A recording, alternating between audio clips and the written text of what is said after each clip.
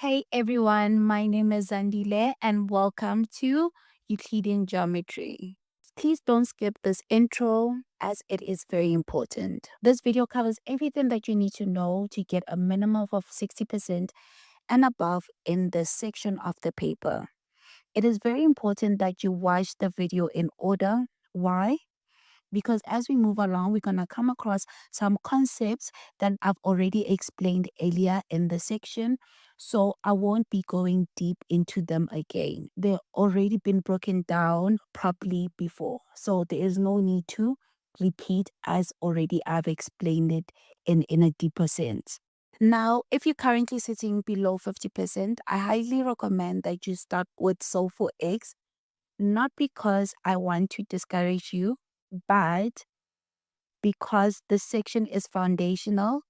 And if you understand Solve for X, trust me, everything is going to be easier. And again, in this video, if we come across anything that is related to Solve for X, I'm not going to go deep into it as I'm going to assume the fact that you already know the knowledge. Hope that makes sense why it's very important to basically start with Solve for X. And again, Solve for X is a foundation of every topic because you're going to come across it in every topic that we're going to do from now on, right? The video breakdown. So the video is going to be divided into 3 sections, and section 1 is going to be the basic, which is also grade 10 revision. Section 2 is going to be riders, which is grade 11 revision. Then section 3 is going to be proportion theorem, which is grade 12. This video is pretty long, so to help you out, I've added timestamps in the description.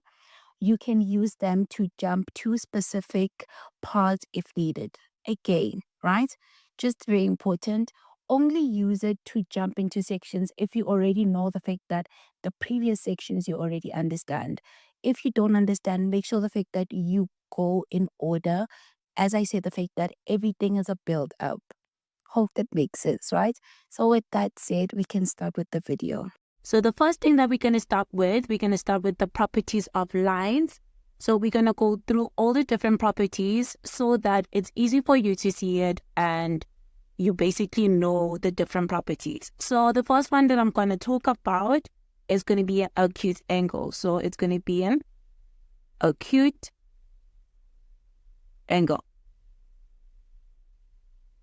So with an acute angle, the reason why I have 2 diagrams is that I want to show you how an acute angle looks from different diagrams. So in our case, an acute angle is an angle that's between what? So it's an angle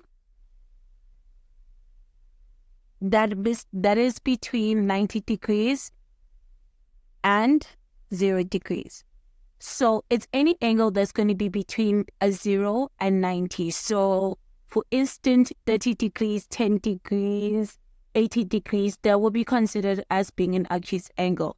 So in our diagram, what is an acute angle? In our case, an acute angle, I'm just going to do it a different color. It's going to be this angle A. This is going to be an acute angle because it's between 0 and 90. And also C is going to be regarded as an acute angle. So from this diagram, it's going to be A and C. So now let's go to this one, right? So let me just label this one. If this is 0 degrees and this is 90 degrees and this is 180. An acute angle can only be what? Can only be E, right? So E is an acute angle and F is an acute angle, right? So also G, right, is going to be considered as an acute angle, and also H is going to be considered an acute angle. Right. So anything that is between 0 and 90 degrees is going to be regarded as being what? As being an acute angle. So with G and H, just pretend the fact that, like, let's say the 0 started from here and this was 90. Do you see the fact that H and G will also be regarded as an acute angle? It's just that it's on the other side. So now let's talk about what? Let's talk about the right angle.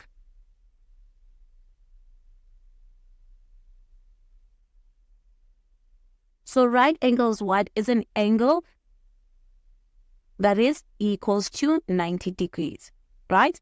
So let's go back to our diagram. is that in our diagram, the first diagram, we can't necessarily, this one is the first one, let me just label them, and this is the second one. So the first diagram, we can't necessarily talk about a 90 degrees because the angles are not situated in a way that a 90 degrees can be possible. But with the second one, a 90 degrees can be what? Can be F and E. So let me just do this. So it's F and E. So this would be considered as being what? A 90 degrees. And also this one would be considered as being a 90 degrees. So that you guys can see it properly, let me just write the angles that I mean. What I mean is that angle E plus angle F is basically going to be equals to 90 degrees, right? And also angle G plus angle H is going to be equals to 90 degrees, right? So just to clarify, let me go back to the acute, is that only angle A is a what? Is an acute angle. Only angle C, not adding them together, is an acute angle. Then what? Only angle E is an acute angle on the second diagram, and only F alone is an acute angle. Then only G alone is an acute angle, and only H is an acute angle. Alone, not adding them up. Just remember that. Then when we talk about right angle, is that the first diagram, we don't have the lines perpendicular to each other. That's why we don't have a right angle. But on the second diagram, we see the fact that F plus E is going to create a 90 degrees, which is a right angle. And H plus G is going to create a 90 degrees, which is a right angle. I hope that makes sense.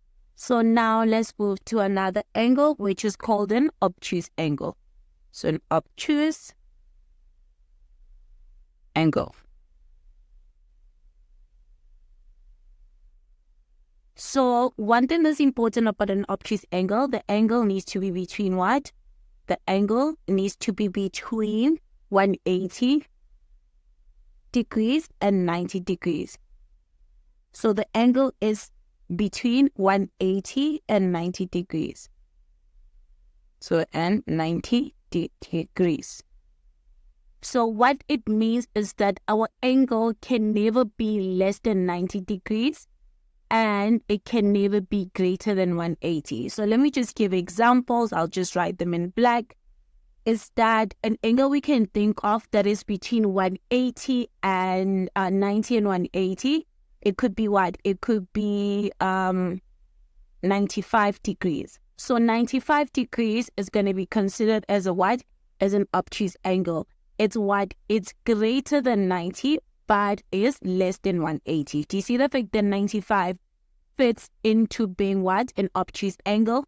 Another one can be 110, right? That is considered as being an obtuse, greater than 90 degrees, but it's less than 180, right?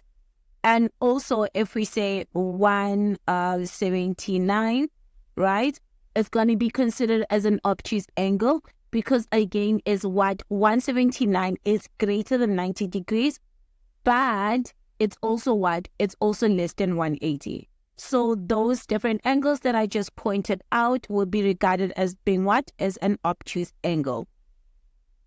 Then now from what? From the diagram, let's see what is an obtuse. So we see the fact that this one, angle B, is going to be regarded as an obtuse, right? And the difference to see how an obtuse is different from like an acute angle, right?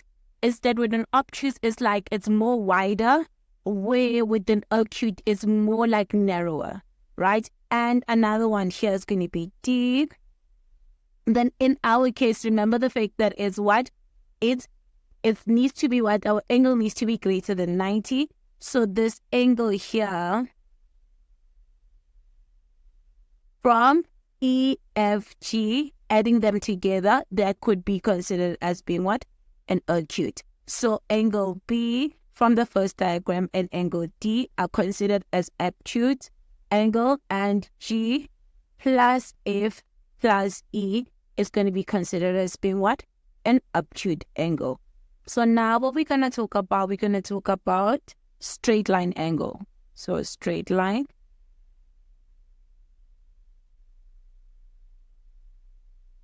angle.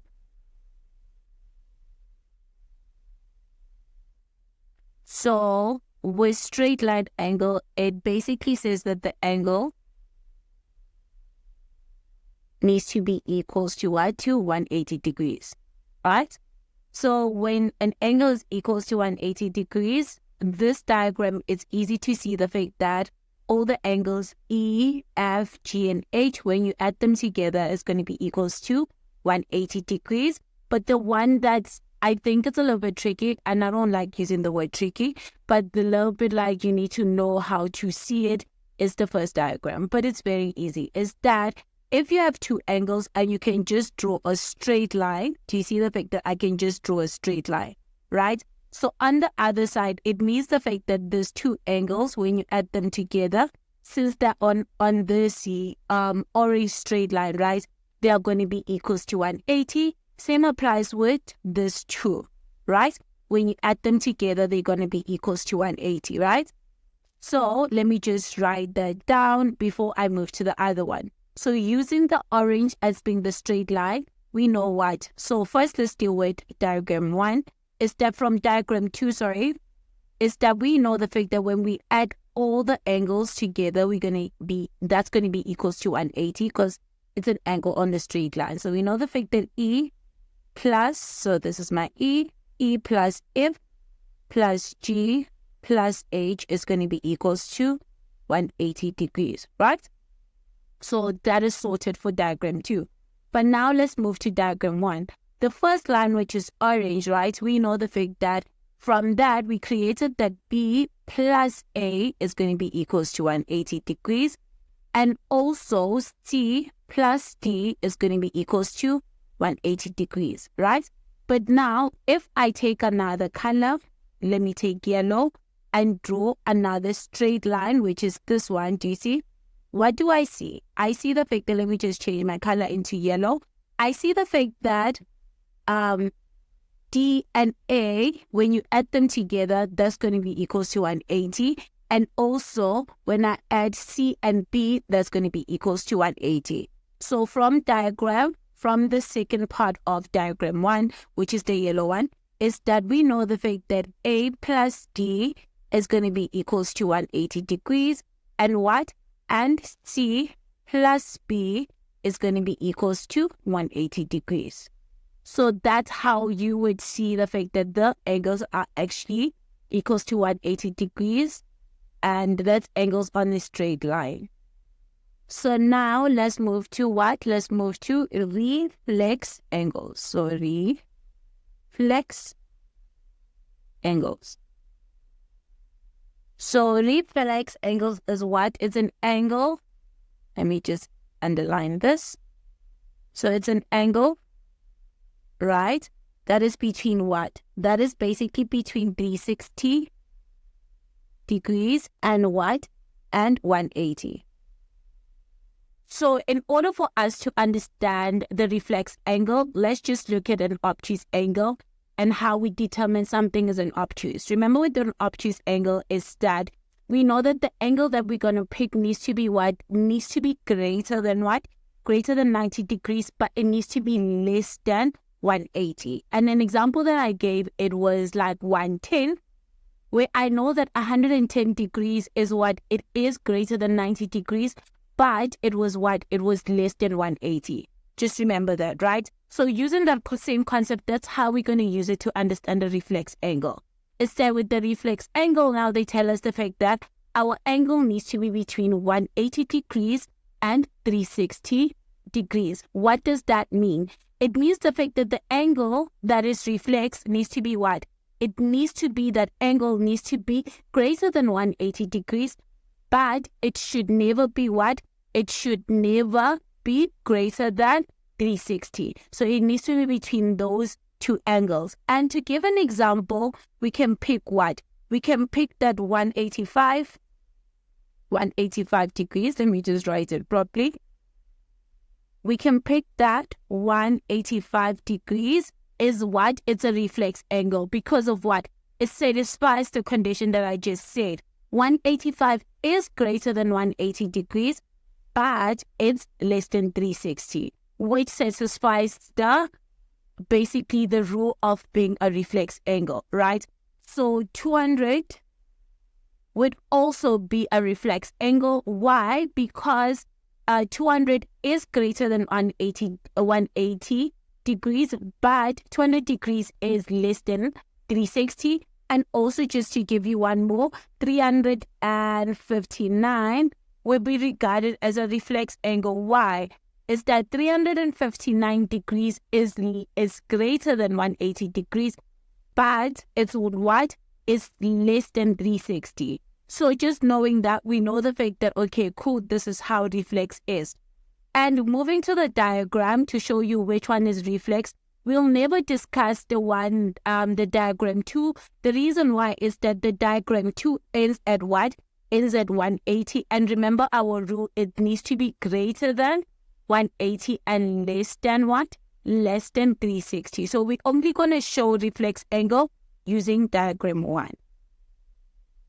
So using diagram 1, we see the fact that if we add angle A, right, which is an acute, then angle B, which is acute angle, angle B is an obtuse, and angle C, which is another acute, is that if we add them together, what we're going to see, we're going to get what? A reflex angle. So our reflex angle is basically angle A plus angle B plus angle C, right? So if I take it the other way, the other side, meaning I just go in the other opposite direction. So meaning if I take angle A and angle D and angle C, that's another reflex angle. It's just in the bottom, and the yellow one is in the bottom and the orange one is in the top part. So we know the fact that also angle A plus angle D plus angle C is going to be regarded as an obtuse, as a reflex angle, not an obtuse, as a reflex angle. I hope that makes sense. So now we're going to talk about another concept called what? An adjacent angle. So adjacent angle. Right? You probably know this adjacent angle from trigonometry. So adjacent angle is just basically if there's a line in between, the angles that are in between that line that are adjacent to each other. So in our case is that angle A is going to be adjacent with angle D, and also just changing the color is that angle A can also be, so angle A can also be adjacent to angle B, right? So angle A is going to be adjacent to angle D, and also with the yellow one, as I said, is angle A can be adjacent with angle B, right? And just changing color so you can see it, angle B can also be adjacent with what? With angle C. And the last one is that we know the fact that angle C can be adjacent with angle D. So if there are two angles and they're divided by a line and they're on a straight line, those can be adjacent with each other. So here, moving here, meaning the fact that angle E is adjacent to angle F, right? And also angle what? Angle F is also adjacent to angle G, right? Then just changing a color is that angle G is adjacent to angle H, right? So let me just write them down. I'm just going to write them in black. Is that we know the fact that A and B. Also, we know the fact that A is adjacent to D, right? So angle A and B are adjacent. Angle A and D are adjacent. Now let's move to B. We know the fact that B is adjacent to what? To C also.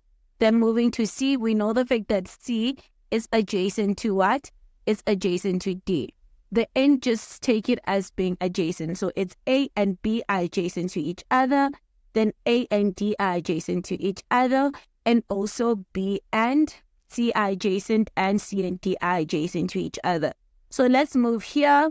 When we're talking about adjacent, this is diagram 2, is that we know that E and F are adjacent to each other, then if is also adjacent to what? Is also adjacent to G. And the last one is that G is adjacent to what?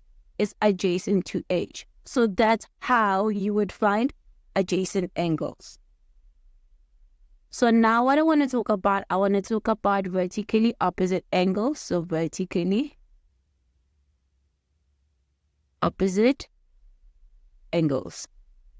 Let me just write in its abbreviation. So this is vertically opposite angles, right? So diagram 2 does not have vertically opposite angles, but diagram 1 does, right? So vertically opposite angle is that if you have a diagram like this, right, where you have two lines that are crossing each other, meaning intersecting at a point, right, then that creates a vertically opposite angle. So what does that mean? It means the fact that angle B is going to be equals to angle D, and what? Let me just change the color. Is that angle C is going to be equals to angle A. So vertically opposite angle, it means the following, is that angle B is going to be equals to angle D, and the last one is angle A is equals to angle C. As I said, the fact that the lines is two lines that intersect, and when they intersect, they create they're going to create vertically opposite angles. If you have something like this, right? So let's say you have two lines. Let me just draw. If you have two lines, and you have one line going this way and the other one going like this direction. Do you see the fact that here in total, it's not two lines? Where with this one, it's two lines that are intersecting, right? Here we have what? Three lines. We have this first line, right? That's going through. Then we have a second line. And we have a dead line. So this cannot create vertically opposite angles. But what can it do? It can do straight line angles. Is that for instance, is that A, if it's A and this is B and this is C and D, is that vertically opposite angles do not exist. Because do you see the fact that we do not have two lines that are intersecting, but we have in total three lines, because the other one is not going straight.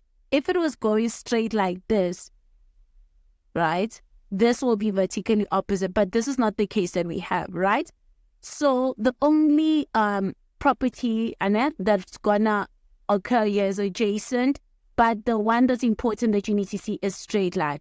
Is that we know the fact that B plus A is equals to 180 degrees and C plus D is equals to 180 degrees. Please do not confuse this diagram as being vertically opposite, because that's not true. It's not two lines that are intersecting. I hope that's clear, right? Only when there's two lines and they're intersecting each other. Here in total is three lines. I hope I made that clear. So this will be what? B is equals to D and A is equals to C. So now we're going to talk about what? We're going to talk about the different terminology for different angles. You know the fact that we talked about right angle. We talked about angles in a straight line. And the last one, which is we haven't talked about, is revolution, right? So fancy names for that something adds up to 180, right? So the first one is supplementary. So this one you probably have seen when you studied.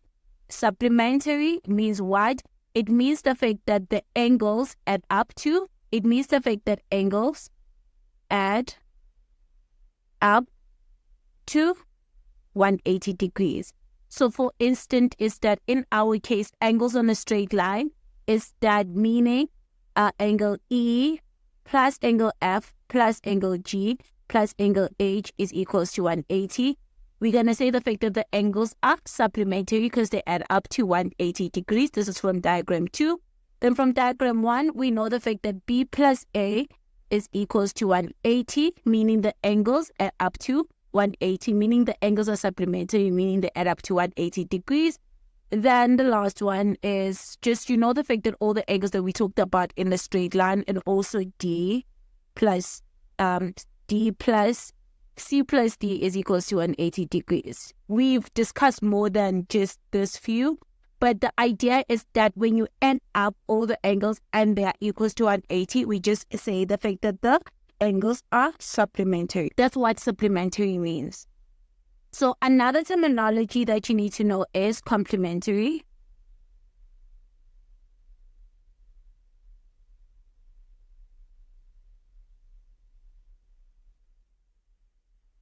Complementary means that when we add up the angles, it needs to be equals to 90 degrees. So angles add up to 90 degrees.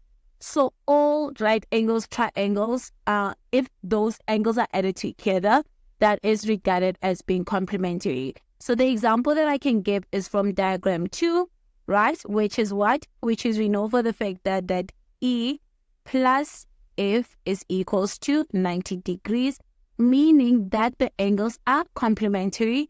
And the last one is G plus H is equals to 90 degrees, meaning the fact that the angles are complementary.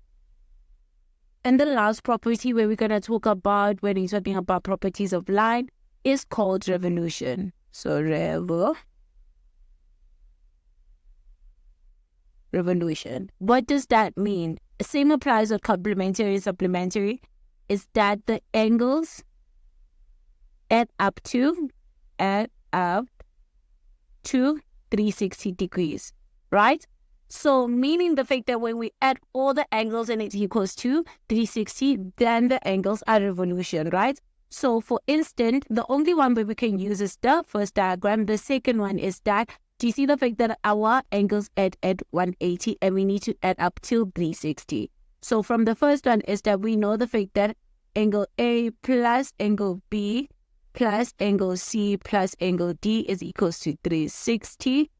Another name that is called when angles add up to 360 is angles on a point. So angles on a point creates what? A revolution, because of they add up to 360. So that is the last concept with properties of line. So now we're going to move to discussing parallel lines. So as you can see, I've drawn a diagram that I'm going to use to explain every concept that I'm going to look at right now. So what we need to determine right now, or what we need to see visible, is that we can see what?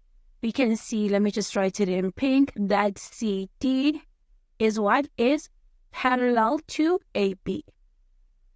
So what again do we see is that the parallel line is the sign, it's only on the CD, it's only on the small portion. But what does it mean? It means the fact that throughout this line, right, parallel lines exist. And here we see the fact that it's only on this portion. Do you see the fact that here it's here and it's only on this portion? But it also means that this portion is also parallel. And at CD, it also means the fact that this portion is parallel. So the minute they say the fact that CD, even if the line was extended, just to show you, even though the line was extended till maybe E, right? Is that if they said CD is parallel, it also means the fact that the whole of what? The whole of CE is also parallel. So it doesn't mean the fact that if they name the small portion as being parallel, then the rest is not. It means that the entire line is actually parallel. So now with that said, let's talk about the different concept or terminology that you need to understand and properties of parallel lines. So the first thing that we're going to talk about is interior angles, right? So if we have two parallel lines, as we see the fact that we have CD is parallel to AB, interior angles, right? So interior angles, right? So what does it mean that is interior angles? Is that within those parallel lines, as we see, let me just highlight it, is that this line, right, is parallel to this line. So the angles that are within the parallel lines, meaning it's this one, and this one, and this one, and this one, are going to be considered they're going to be considered as interior angles. So if we have two parallel lines and the angles that are within that are considered what? Interior angles. So in our case, we know the fact that now our interior angles is going to be A, it's going to be B, it's going to be D, and it's going to be C. So that's what it means to be what? Interior angles. So now let's move to what? To exterior angles and what it means.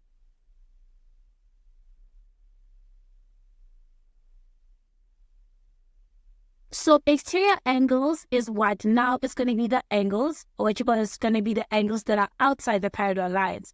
So let me just change my pen here to another color just to show it. Let me do it yellow. That means that E and F is going to be what? It's going to be exterior because it's outside the parallel lines, you see? And H and G are going to be considered what? As exterior, right? So our exterior angles is going to be what? It's going to be H and G. Then it's going to be E and F. So that is the concept of interior and exterior angles when we're dealing with parallel lines. So now what we're going to move to, the three properties of parallel lines, which is also known as phi. Let me change my pen to pink, right? Which is known as phi. Right? So these are the three properties which to see them, you need to use the word phi, right? So you can be able to see it. While doing the properties, I'm going to show it using the diagram that we have, this one, so that you can see how this FUN is created. So now let's look at the three properties. We're going to start with F, which represents what? Which represents the corresponding angles. So I'm going to use a highlighter and show you where F is. So the first F is this one. So you're going to need to highlight your two parallel lines like this, right? And if we take this line going down, do you see the fact that it creates an F? The F is going to be upside down. What does it mean? It means the fact that this angle here, right, is going to be equals to this angle, right? If we're just looking at this side. So if I had to just erase this portion of the F, and we're looking at this side, it means the fact that these two are equals to each other. Now, if I extend the parallel lines like this, what does it mean? It means the fact that this one is equals to this one. So the interior of inside the parallel lines is equals to the one that's outside. And same applies like this. So what do we know from what I just wrote? So if, right, because I looked at all the cases when it's upside down looking up, I'm going to create an if looking down now, is that we have this, we have the following. So the parallel lines are like this with if, right? And this is corresponding. This is corresponding angles. So the angles that are equals to each other is what? We know the fact that angle D is equals to angle H, right? And the reason for that is going to be corresponding angles. And what do we have? We have that angle G is equals to angle C. And that is corresponding angles. So now looking at the same corresponding, remember the fact that, let me just rewrite it again, is that we know the fact that angle D is equals to angle H, right? And then we know the fact that angle C is equals to angle G, right? So now if we had to create an if, so parallel lines again, but we see the fact that we can create a if going like this, going down like this. So what do we see now? We see the fact that angle A is going to be equals to angle E. And on the other side, what do we see? We see the fact that, let me change my color into maybe green. We see the fact that angle B is going to be equals to angle F. So from that, from the yellow corresponding, we see the fact that what? That angle A is going to be equals to angle E. And we see the fact that angle B is equals to angle F. And your reason from all this one, that's one in pink and the one is green, is what is corresponding angles because of the two lines are parallel. Remember, with corresponding angles, you need to create the if where the two lines are parallel, then you have a line in between that can create an if, right? I hope that makes sense when it's regarding corresponding angles. So now let's move to what? So we're done with corresponding. Now we're going to move to what? With co-interior angles.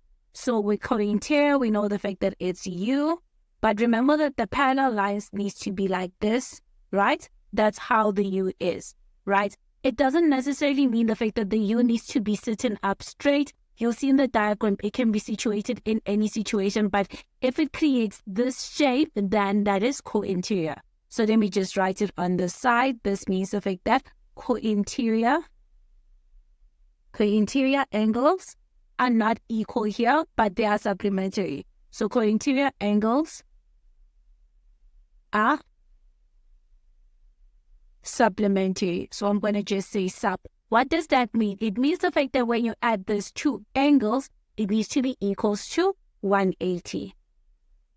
So now let me just show you how co-interior, how you would see it, is that do you see the fact that we have two parallel lines like this, right? And I'm just going to use it with another color, but like with those parallel lines, see the fact that we can form the first U in orange, right?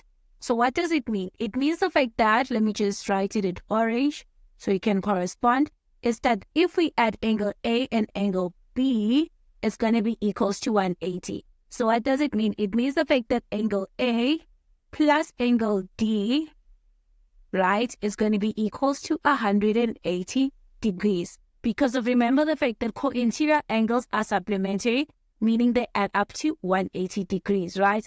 And your reason here, you're just going to say co-interior angles, right? So now, moving on to another part of the parallel lines, I'll do it in green. If we create, do you see the fact that we have another U here?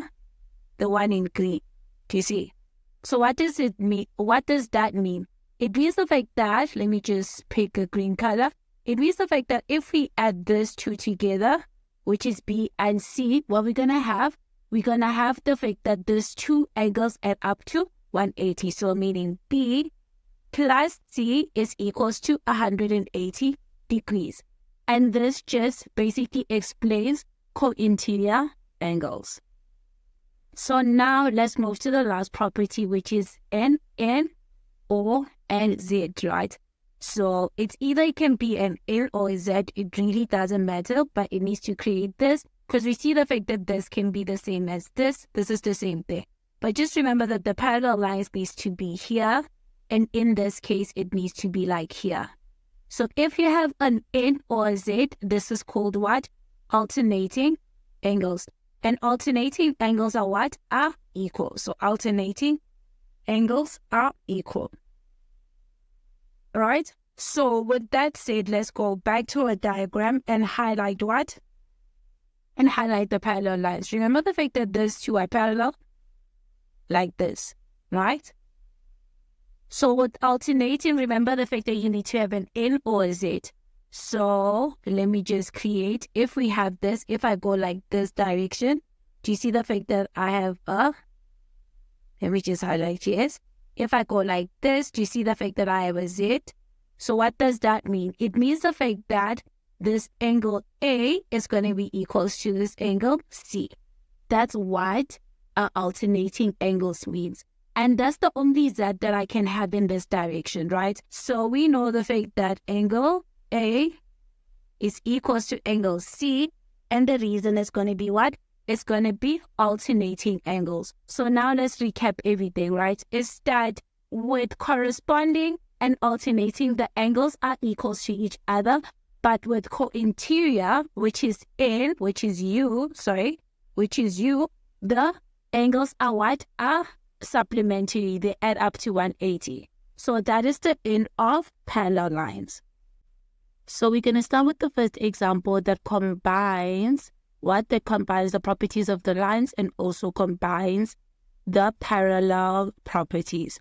So if you look at this question, it's in three parts, right? So the first part, which is I'm just going to highlight it, it says find all the unknowns. That's where we're going to start. We're going to find all the unknowns. What do they mean? The unknowns is the small alphabet. These are considered unknowns, right? All these alphabets are considered unknowns. And how you would find unknowns is that we need to look at what they give and the degrees that they gave us. You see the fact that they gave us 60 degrees and they also gave us what? They gave us 160. So we need to start from there to relate it with our unknowns so that we can complete this whole thing. So what do we see? We see the fact that we know what? From the diagram, right? We see the fact that AB, which is I'm just going to highlight. Let me change my highlighter into being green. We see the fact that AB, right, is parallel to what? Is parallel to CB, right? So what do we see? The first thing that we see is that when I do that, I see the fact that I can produce a Z. Do you see that? So what does that mean? It means the fact that angle X is equals to 60 degrees, right? So you're going to say angle X is equals to 60 degrees, right? And your reason there, because of this is Euclidean, is that you're going to say what? This is alternating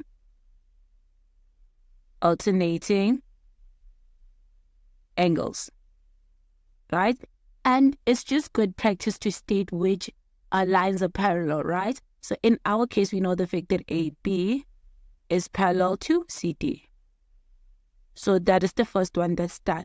Then looking at it, right, is that if we're going to just exhaust all properties of parallel lines, is that we see the fact that we have another Z, which is I'm just going to do with another color, taking these two lines as being this, as being like that. We see the fact that we have another Z, which is like this, right?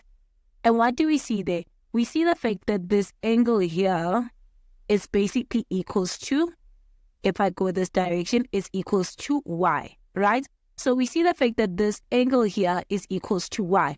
But we can actually find this angle, right? So we need to name it. So we know the fact that angle, so finding this angle, that's what I mean, is that finding this angle, you see the fact that, let me just highlight it. I know the fact that this is a lot of highlighters, but this helps. Is that we see the fact that this is a straight line, right? So if that's a straight line, do you agree the fact that angles in a straight line, which is this one is 180. There's two ones, when you add them together, it's 180. Do you agree the fact that if we say 180 minus 160, we can find this one? So now we're going to find that one. So what I'm going to say, because of there's no alphabet there, I need to name it. So I'm going to say B, going from this direction, BE, which is the one that's the angle, BE, because that's the one that has the angle, you're going to put a cap. Then the angle goes like this, meaning it's F, right? It's going to be equals to what? To 180 minus 160, right? And your reason here is angles on a straight line, right? So therefore, that angle BEF is going to be equals to 180 minus 160, which is going to give you 20 degrees. So we know the fact that this angle here is equals to 20 degrees. So let me just clean it up so I can write it properly. So I'm done cleaning it up because it was going to be a lot. And we know the fact that this is 20 and because of its angles in the straight line. But again, just to see it again, is remember the fact that I created a Z going in the opposite direction like this, right? So we know what? We know that angle Y now is going to be equals to 20 degrees. So therefore, we know the fact that angle Y, right, is equals to 20 degrees. And the reason is alternating because it's a Z. So it's alternating angles. And the reason is still the fact that AB is parallel to CD. I hope that made sense, right? So now, knowing that, let me just erase this because it's just going to be a mess. It's going to be a mess, right? So we know the fact that this is 20. So looking at the two parallel lines, let me just emphasize them again, right? we're going to look at other properties and check, do we have other properties? We only see the fact that we cannot create an if, or we can create an if. Is that if you look at this closely, right, is that you see the fact that the if goes directly like this. Do you see the fact that this creates an if? Because of the two lines are parallel. If you look at it, the pink one is that if it goes down to, if we connect it to EF, it creates an if. What does that mean? It means the fact that this angle here, 20, is equals to angle P again. So we know the fact that angle P is also equals to 20 degrees. And now the reason is what? Because of its if, it's corresponding angles, right? And the reason is that AB is parallel to CD, right? So now let's look again and check the fact that what other property can we use? We see the fact that, again, we can utilize the F situation from this direction. So this one is going to be equals to this one, right? Because still the parallel lines, remember the fact that this portion is still parallel and this portion is still parallel. So now we know the fact that angle R is equals to 160 degrees. And the reason is corresponding angles too, because it's creating an F. Corresponding angles. And you're going to say that AB is parallel to CD, right? So looking at that, let's check whether can we create a U, right? So we can create a U. Let me just delete this, right? So we can create a U. Let me just change my color. Is that we can create a U going like this direction, right? But remember the fact that it's unnecessary because here there's no alphabet. So it's just putting extra information, right? But we can also create a U upside down going like this. Let me just do this. Create it in blue. Going upside down, going like this. But we already found Y. So that really doesn't matter. And if you add 160 plus 20 degrees, which is Y, you're going to get 180. So meaning we're in a good place so far, right? So let's just erase that now. Is that U is not necessary, right? So now we have found Y, we have found R, we have found P. So what's left now is, what we left with is S, right? So with S, what do we see? Let me just go a little bit up, right? With S, what do we see? We see the fact that angle S, right, and angle X plus S is equals to 90 degrees because it's angles in a straight line. Because this is 90, right? This triangle means 90 degrees. So if we find angles in a straight line, that means X plus S is equals to what? Is equals to 90. So let me just change my pen back to blue. Is that we know the fact that angle X plus S, right, is equals to what? To 180 degrees minus 90 degrees, which is what? Is angles in a straight line. Angles on a straight dot line, right? So that's what we know. So therefore, we know the fact that X plus S is equals to 90 degrees. But we already know what X is, so we can substitute what? We can substitute X to find S. So we know that S is going to be equals to what? It's going to be equals to 90, right? It's going to be equals to 90 degrees minus what? Minus X, which is X is 60 degrees. And that's going to give us 90 minus 60 is going to give us what? It's going to give us 30 degrees. So we know the fact that my S is going to be equals to 30 degrees. And that's it. So if we just write everything down, because that's going to help us, let me just change the size of my pen. So if I write this one as being what? Y as being 20 degrees and S as being 30 degrees and R being, let me just erase this, R as being 160 degrees, then what you call this? I want my P to be 20 degrees, right? So this is the first portion of the question. We are done, right? The second portion of the question, it says what? It says, is EF parallel to GC, right? So what they mean is that it is EF, which is, I'm going to just highlight it, this one, parallel to what? To CG, which is this one.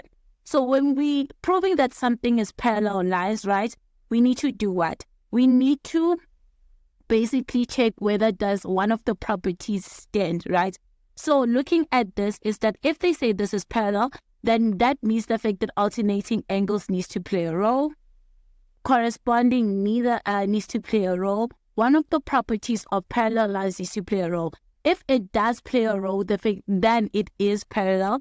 And if it doesn't, that means the fact that the two lines are not parallel. So let's look up close, right? So let's pretend like the ones that they want us to prove that it's parallel. Let's basically check whether does it follow the properties of parallel.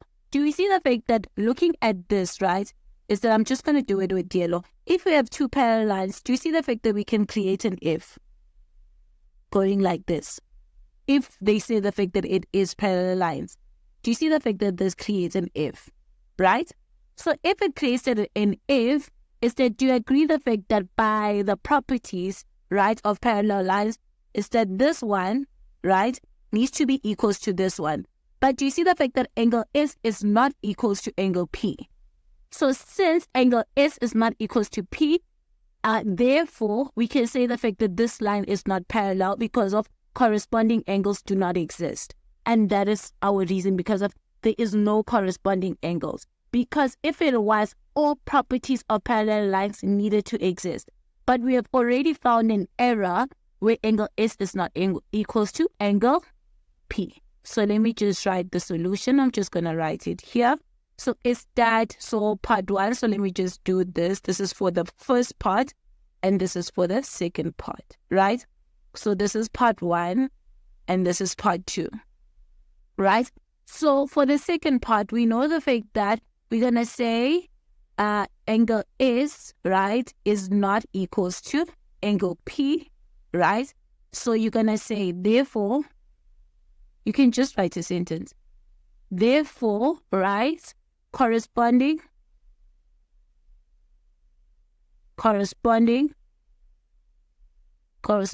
angles do not exist.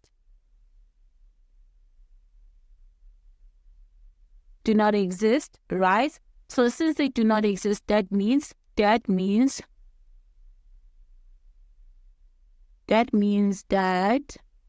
what? EF is not parallel to CG. So that's you being done with answering this question. So now what we're going to talk about, triangles. We're going to talk about the different types of triangles that you basically need to know about. Then we're going to move to congruency, and I'm not going to touch similarity now, and the reason is because of the understanding of similarities makes sense when we do grade 12's work. So I'm going to just fuse it with grade 12 because of it just makes sense there, because of we use it a lot there, right? So let me just change my pen to black. So let's talk about the different types of triangles. So the first three that I think you guys need to truly know is the scalar, is the isosceles, and equilateral, right? So what is a scalar? A scalar is when a triangle, all sides and angles are different, meaning all its angles are different from each other, meaning angle A, it has its own angle, angle C has its own, and angle B has its own. So it has different angles, and also the sides are different, meaning this side is not equals to this side, is not equals to this side. That's what it means. It means the fact that all sides and all angles are different from each other. They're not equals to each other. So now let's move and talk about an isosceles triangle. An isosceles triangle is that two sides are equal in length. Therefore, that means the fact that the angles opposite are also equal. So it's that if you have a triangle where the two sides are equal like this, then their opposite angles are going to be equal. They love this one. Just keep it in your head. They love using it, right? Then we have what's called an equilateral triangle. What does that mean? It means the fact that all sides are equal to each other, therefore all angles are equal to each other. And the reason why we already know that the angles are going to be equals to what? Are going to be equals to 60 degrees, because the sum of triangles. Let me talk about that first, then we're going to come back to equilateral. Why is it equals to 60? And why do we know that it's 60? So one property about a triangle is that the sum of triangles, right? So let me just highlight it. The sum of triangles is equals to what? Is equals to 180 degrees. So basically, when you add up this angle A, as I put it here, and we add up the angle B plus the angle C, it's going to give us what? 180, right? So, and the reason here is going to be sum of angles in a triangle. So that is how we know the fact that this is 60. So let me just emphasize it more so that you can see it visually. And even if when you get to the test and they don't tell us the fact that it's 60, I don't want you guys to memorize this. I just want you to know how we got there, right? It's that we know the fact that the sum of angles is equals to what? Is equals to 180. So we know the fact that angle A plus angle B, right, plus angle C is going to be equals to 160 degrees. But from this thing, what do we know? We know the fact that with equilateral, all angles are equals to each other. So we know the fact that angle A is equals to angle B is equals to angle C. So do you agree the fact that I can replace my B and C by A so that it can be the same variable because they're all equal to each other? So I can say that angle A plus angle A, because I know the fact that A is equals to B, plus again angle A, because I already know that A is equals to C, right? I can say the fact that this is equals to 180. And A plus A plus A, because it's the same variable, is the same as saying 3A is equals to 180 degrees. Divide both sides by 3, therefore angle A is going to be equals to what? To 60 degrees. But the nice thing is that if A is equals to 60, that means that B is equals to 60 degrees. Angle B is equals to 60 degrees because of what? Because of angle A and B are equals to each other. And therefore, I can say that C is equals to 60 degrees because of angle A and angle C are equals to each other. And also angle B is equals to angle C. So that's how we got to angle A, B, and C equals to 60 degrees because of the sum of angles in a triangle, and that angle A, B, and C are all equals to each other. I hope that made sense. So now, what we're gonna, because I already talked about the sum of angles in a triangle, what we're gonna talk about exterior angles of a triangle. So we're gonna talk about exterior angle of a triangle, right? So what does that mean? Is that this exterior angle, which is this one, right, is basically equals to the angle that's outside is equals to the sum of the two, right? So when you add this two up, right, you're basically going to get that. And this is what exterior angles of a triangle. So just remember that. Is that the angle that's outside is equals to the sum of the angle that's inside. So now we're going to move to congruency, right? So before I talk about congruency, you need to basically understand the difference between congruency and similarity, right? So one thing about congruency, it's a sign, is that with congruency, what do we use? We use this 2. And with similarities, we use this 3 lines. So what is the difference between congruency and similarity? Congruency, we're proving that two triangles are identical to each other. When I say identical, it's that the angle from one side is equal to the angle of the other side. The side from one triangle is equal to the side of the other triangle. That is congruency. With similarity, it's we proving the fact that if we had this, let me just go down just so that you can see it. It's that if we had a triangle like this, right? I'm just explaining the concept of similarity, right?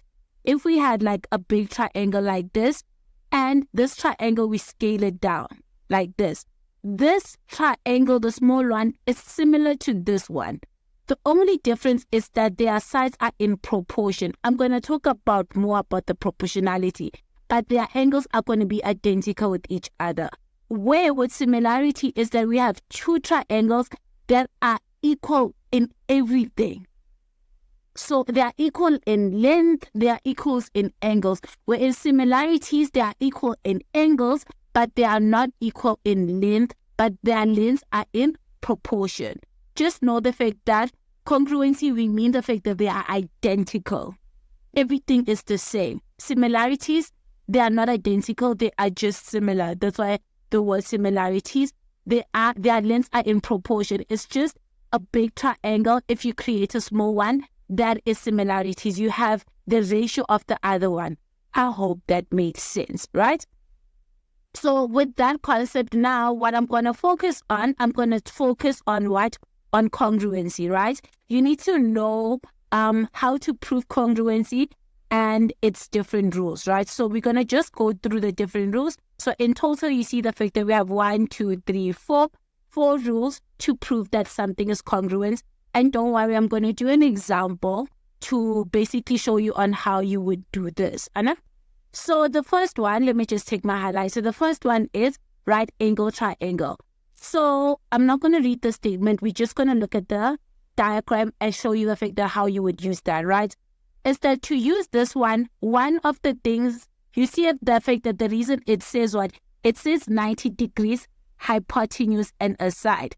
So in your triangle, you need to have these three properties. You need to have proven these three properties. So you see the fact that the hypotenuse is always the one that's opposite to what? That's opposite to the right angle. So do you see the fact that we already have hypotenuse here, right? That is why this one is satisfied. We have proved the fact that both of them are 90 degrees, which satisfies this one, right? Then an extra side, it could be this side, it could be this side. It really doesn't matter. In our case, they use this side, right? And therefore, you can say the fact that the two triangles, right, are congruent. And the reason is 90 degrees because you proved it. Hypotenuse because we proved it. And what? And a side. That is why it's RHS or 90 degrees hypotenuse and a side. I hope that made sense. So to say this is the reason it's going to be, after saying the fact that these two triangles are equal to each other, you're going to say your reason is R what? H is. So this part, the rules, is also the reason when you're done proving, right? So after saying the fact that these two triangles are congruent, you're going to say for this one, because we know the fact that we proved the fact that it's 90 degrees, it has an hypotenuse and an extra side, you're going to say RHS, where R represents the 90 degrees because right angle. Remember when we're doing properties of a line, right angle. Then H represents the hypotenuse and S represents the side, right?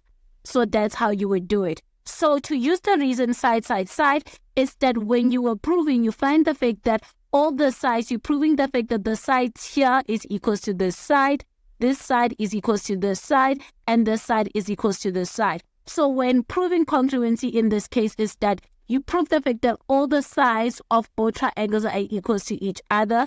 So therefore, the reason that you're going to use here is, and that just represents side, right? So let's say you get to a question, then you prove the fact that maybe you have two sides and an angle, right? So how would you write this? The reason why the angle is in between is that how the diagram is situated means how you're going to write it, right? See, let me just read the statement. It says, if two sides and an included angle. Very important. You see the fact that it says included angle. So let's say while proving is that you prove two sides, and you see the fact that the other angle that you can prove is the one that's in between the two sides. That is what it means to be an included angle.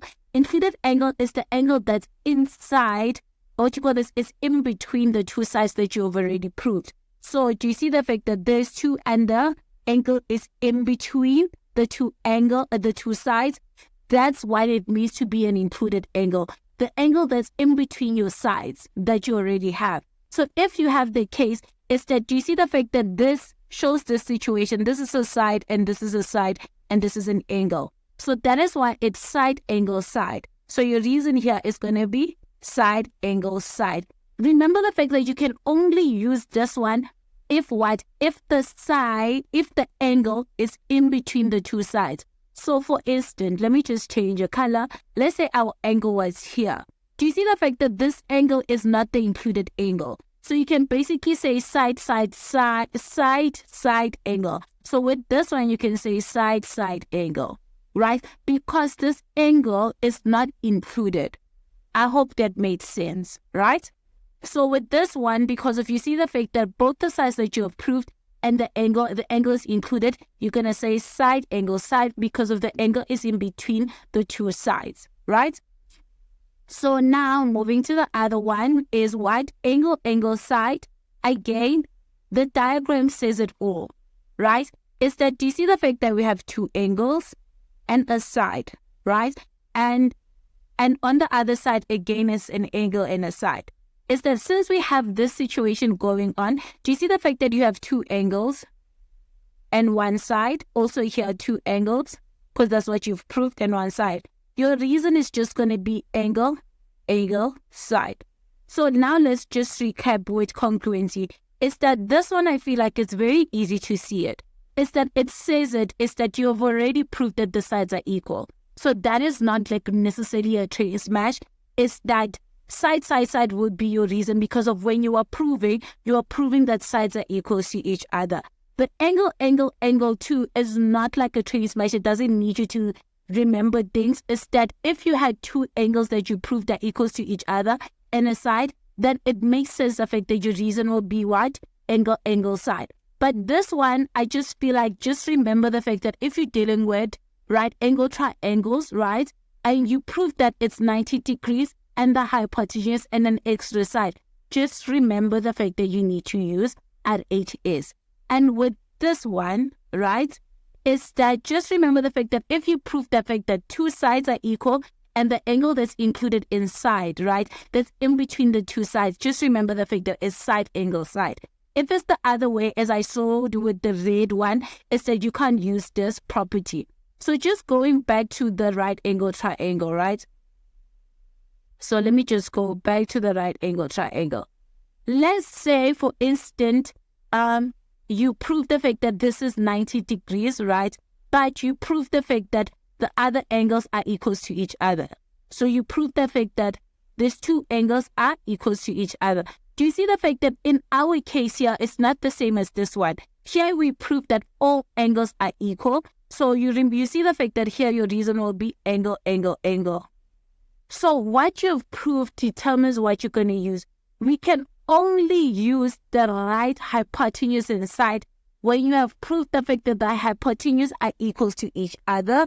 The right angles, which is the 90 degrees, are equals to each other, and an extra side. Just remember the fact that that's the only time you can write that reason. I hope that made sense. So that's the end of triangles. So now let's do an example where I prove that two triangles are congruent. As you can see in the question, it says determine that two triangles are congruent. That is the first part. And the second part, it says use the results to find X, Y, and Z. So let's just look at the diagram and check how we can prove that congruency. How does it exist, right? So in our case is that with proving that something is congruency, you need three statements. Then after having that three statements, then you can say the fact that the two triangles are congruent. So what do we see first? We see the fact that we have a 3 and a 3. That's perfect. So we have one statement. Again, we see the fact that we have 90 degrees here and we have 90 degrees. That's our second statement. Now we need our third statement. So it can go this way. It can go by us finding the unknown of either this one, right? But if we do that, that's us using trigonometry. Or we can find the unknown of y. If we find the unknown of y, we know the fact that it can relate to this one. Because here they give us 35 and here is what is 55. So if this one is 35, that means it's going to match with this one. I feel like that is the easiest way to do it, is to find this value here, right? And that is going to be our third statement. So let's find that value. So we know the fact that the sum of a triangle is what? Is equals to what? Is equals to 180. So we know the fact that in triangle ABC, right? We know the fact that angle A plus, right, angle B plus angle C, right, meaning this one, because I said in triangle ABC, it needs to be equals to 180 degrees, right? What do we have? We already know what angle A, which is 90 degrees, and we have angle B, which is 55 degrees, and we're looking for angle C, and this is equals to 180 degrees. If I take 95 and 55 to the other side, angle C, when let's punch it in the calculator, is going to be 180 minus 90 degrees minus 180 minus 90 degrees and minus 55. What do we get? We get that angle C is equals to 35 degrees. So we know the fact that this one is equals to 35 degrees. And again, this is Euclidean. Remember to put your reasons. So the reason here for angle A, B, and C being equals to 180 is it's sum of angles. That's what I mean. Sum of angles in a triangle. So that's your reason, right? So we know the fact that angle Y, therefore, let me just do this. Therefore, Y is equals to 35 degrees. So we already solved one of the unknowns, which is Y. So we know the fact that this is 35. So now let's go and prove congruency. Is that you're going to say in both triangles. So you're going to say in triangle ABC and triangle what? Triangle DEC, right? So the first statement is what? Is that we know the fact that angle side AB is equals to what? Is equal to side DE. Remember that they equals to 3. And your reason here is that it's given, because it was already given in the diagram. Then the second statement is what? It's that angle A, right, is equals to angle D. Remember they equals to 90 degrees. And the reason is what? It's also given, right? Then the third one is what we just proven. Is that angle, I'm just going to name it, is that angle B going from here, coming here, putting a cap here, and going this direction. So angle BC, right, A, is equals to, we want this one now. So it's going from here, coming here, and going this direction. So angle DCE, that equal, and we can see the fact that we have proven that they both equals to 35. So we can see that it was proven. Because remember, we proved it here up, right? So if that's the case, now we have 1, 2, 3 statement. So now we can conclude that what? The triangle ABC, right, is what? Is congruent to triangle DEC. And what is our reason? Do you see the fact that here we have a side and here we have two angles? So our reason is going to be, since it's two angles, it's going to be angle, angle, then one side, then side. I hope that made sense. So that's how we'll prove congruency. So now we are done proving that this two is congruent. So remember the fact that this is the first part. And let me just highlight it in another color. This is the second portion, which is I'm going to name number 2, right?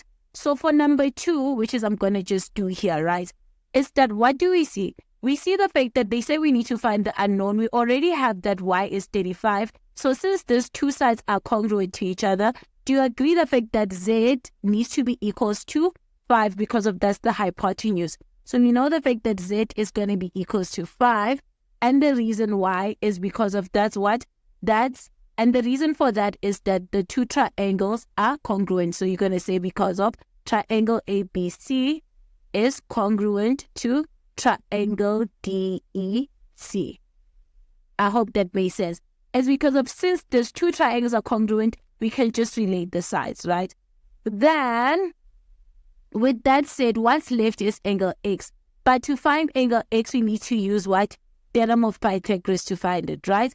So using theorem of Pythagoras, we know the fact that the hypotenuse, which is this one, which is CD, so in triangle, I'm using this triangle now.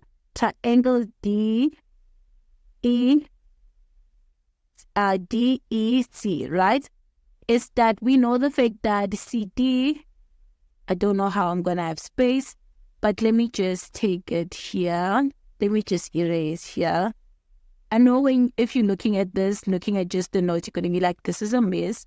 But if you've watched the video, you can understand that I didn't have space. So I'm just going to do number 2 here, right? So what we know, I said the fact that we know the fact that angle Z is going to be equals to what? 2 equals to 5. And the reason is because of congruency. So the triangle ABC is congruent to triangle DEC, right? Then the second portion is what? The second portion is to find x. But x, we need to use Pythagoras to solve for it, right? So we're going to say in triangle, this triangle, right? So it's going to be in triangle DEC, right? So in triangle DEC, what do we see? We see the fact that, so in triangle DEC, we're going to use Pythagoras. So we're going to start with the hypotenuse. The hypotenuse is the one that's opposite to the triangle, the 90 degrees. So we know the fact that we know for a fact that CE, that's what I wanted to say. We know that CE is going to be ECE squared is equals to what? Is equals to the two sides. So it's going to be equals to DC squared plus what? Plus DE squared. Substitute everything. We know the fact that this is 5 squared. CE is 5. Then DE is going to be x squared. Then this one is going to be 3 squared, right? Just solve it. Take the x to the other, take the 3 squared to the other side. So this is going to be 25 minus 9 is equals to x squared. Let me just put an arrow that I'm going to continue in this direction. Therefore, I know the fact that 25 minus 9 is going to give me what? Is going to give me 16. So x squared is going to be equals to 16. Then just put an arrow, meaning I'm continuing. Therefore, x is going to be equals to what? It's going to be equals to positive 4. And the reason why we don't use the negative because of length is always positive. I hope that made sense. So now what I want to talk about, quadrilaterals, right? So it's your parallelogram, your rectangle, your square, your rhombus, and your kite. And the last one is a trapezium, right? So let's discuss each and one of them and look at its properties, because it's very important, because when you get to test, some diagrams might have properties of a parallelogram, rectangle, a rhombus, or any of the quadrilateral that I'm going to discuss. So it's very crucial for you to understand their properties so that it's very easy for you to answer questions. So the first one that I'm going to do is what is a parallelogram, right? So let's look at the summary. It says what? Well, let's just look at the diagram, right? We see the fact that in a parallelogram is that opposite what? Opposite sides are equal. So we see the fact that the opposite sides are equal to each other. Then one more thing is that the opposite sides are parallel to each other, right? So that's what you need to know, is that the opposite sides are equal and are also parallel to each other, right? Then what do we see? We see the fact that in a parallelogram, right, is that the opposite angles are what? Are equals to each other. Do you see that? That opposite angles are actually equals to each other. Then another thing that we see is that the diagonals, they intersect at this point here where I put a point. And what happens is that the opposite diagonals are equals to each other, right? So the opposite diagonals are equals to each other. So that's the properties of what? Of a parallelogram. So a parallelogram and a rectangle, right? What is the difference? The difference is that a parallelogram is slanted and a rectangle is straight, right? So I'm going to say they are different after talking about the properties of a rectangle. So now let's move to the properties of what? Of a rectangle, right? So what do we see? We see the fact that in a rectangle is that opposite sides are what? Are also equal. So we see the fact that these two are equal to each other. And they also parallel. So opposite sides are also parallel to each other, right? Then after that, right, what do we see? We see the fact that the corners of a rectangle is equals to 90 degrees because of it's not slanted, right? It's straight, so it's 90 degrees. Then we see the fact that there is what? There is a intersection, right? So we see the fact that it's diagonal, so this AC, right, is equals to this AD, right? The diagonals are what? Are equals to each other.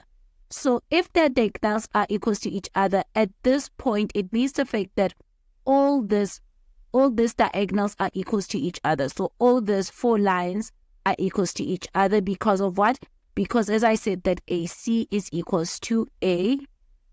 Because there are, no, AC is equals to what?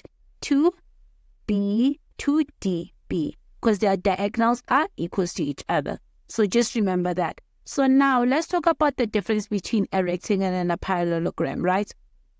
Is that with the rectangle is that we see the fact that the corner is 90 degrees, but with the parallelogram is that their corner is not 90 degrees, right? In a rectangle, all the corners, right, all the angles in the corners are equal to each other, but in a parallelogram, only the opposite angles are equal to each other. Then in a rectangle is that all four of the diagonals are equal to each other, but in a parallelogram, the opposite diagonals are equal to each other, right? And in terms of the difference, that's it, right? So now let's move to what? Let's move to a rhombus. So even here, we're going to see the fact that a rhombus and a square have similarities, right? There's just slight differences. A rhombus is a square that is tilted. That is the difference, right?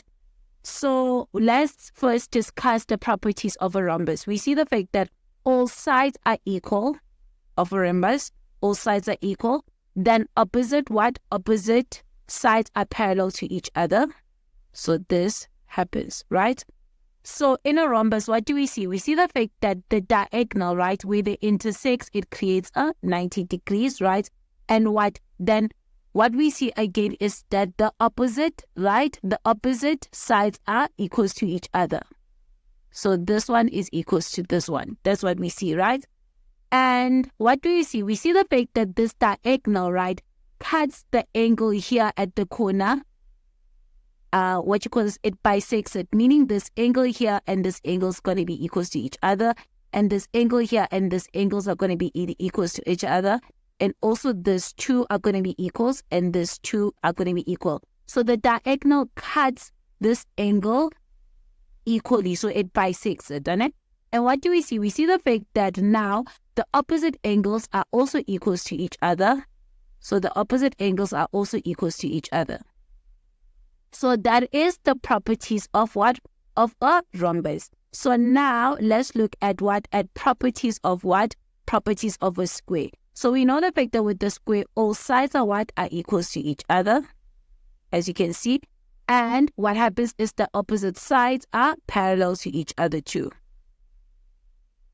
Right? Then what do we see? We see the fact that at diagonal, it cuts it, right? Two diagonals, when they meet, they create a 90 degrees. The intersection creates a 90 degrees. And another thing that we see the fact that the diagonals are all equals to each other. All four diagonals are equals to each other. We also see the fact that the corner, because of it's not tilted, is equals to 90 degrees, right? And also the diagonals are going to cut it. The diagonals are going to cut that corner. The angles are going to be equals to each other, meaning this is going to be 45 and 45, 45 and 45, 45 and 45, 45 and 45. So that's what we see. Let me just look at it. Yes, that's what we see. So now let's talk about the difference, right? The difference between a rhombus and a square is that we see the fact that this one, the corners is 90, where with the rhombus is not equals to 90. We see the fact that in a square, all the diagonals, right, all four pieces of the diagonals, all four lines are equals to each other. but in a rhombus, only the opposite sides are equals to each other, right? Then we see the fact that, yeah, and that's the only difference that they have, right? So now let's move to another quadrilateral, right? So here we're going to talk about a kite, right? So a kite looks like this. So what do we see with the kite? We see the fact that these two are equals to each other. Opposite sides are equals to each other, like this, right? Then we're going to have a diagonal, right? In such a way where they intersect, where the two diagonals intersect, it creates a 90 degrees. And what happens is that this part is going to be equals to this part, but these two are not equals to each other. These two where I put dots, they're not equals to each other. And also in such a way, the fact that the diagonals here at top are going to bisect this angle, meaning these two angles are going to be equals to each other. And also the bottom angles are going to be equals to each other. So this is the properties of what? Of a kite. What I just said is properties of a kite, right? So now what we're going to discuss a trapezium. So with the trapezium, there's only one property that you need to remember, is that the opposite sides are what? Are parallel. That's it. Is that the opposite sides are parallel and only this pair. Do you see the fact that this pair is parallel, this pair is parallel, and this pair is parallel? So now we're going to talk about an isosceles trapezium, where is what is that we see the fact that the two sides are equals to each other. That means that the opposite angles are going to be equals to each other. But the most important thing that you need to remember about a trapezium is what? Is that opposite sides are what? Are parallel to each other. So welcome to the first lesson of grade 11. I hope grade 10 went well. And let's just start with everyone's like me. But I'm just hoping the fact that I can make it as simple as possible. So let's get with it. So is that the first thing that you need to understand that is very crucial is the terminology that's used in circle geometry. And the reason why is that if you don't understand what is what, it makes it very hard to relate the theorems to every portion that we're talking about, right? So the easiest way that I'm going to make it is that we're going to discuss line by line what is what, right? So the first thing that we're going to discuss is going to be what? It's going to be a chord. So I'm going to discuss a chord. So the way to understand a chord, it could be like this, right? Any line that is above, so any line that is above what? The center. So it never passes through the center. And any line that's below it, like this, right, is going to be considered a chord. So just know the fact that, let me just change the color here. Any line that goes like this, right, that is not the center, right, that is above the center or below the center, that is always known as a chord, right? Just understand that. That then the minute, let me just change my pen again. The minute that line, right, goes out. So you see the fact that this line goes down and down and it goes outside and it touches what? It touches, let me just change my color because I don't want black to black. And it touches my circle like this one, right? It's no longer a chord, it's a tangent. So any line that's inside that is not passing through the center is a chord. But the minute it goes outside and it touches the circle like this, it's no longer a chord, but now it's a what? It's a tangent. So that is the difference between a chord and a tangent. Then finally is that this line, which is I'm going to mark with another color, maybe orange, is that this line here, right, that is passing through the center point, right, is known as a diameter. So let's recap, right, is that any line that is going either up or down but never passes through the center is known as a chord. The minute that line goes outside and touches the function outside the circle, is no longer a chord but is now a tangent, right? Then the line that passes the circle from the center is known as a diameter.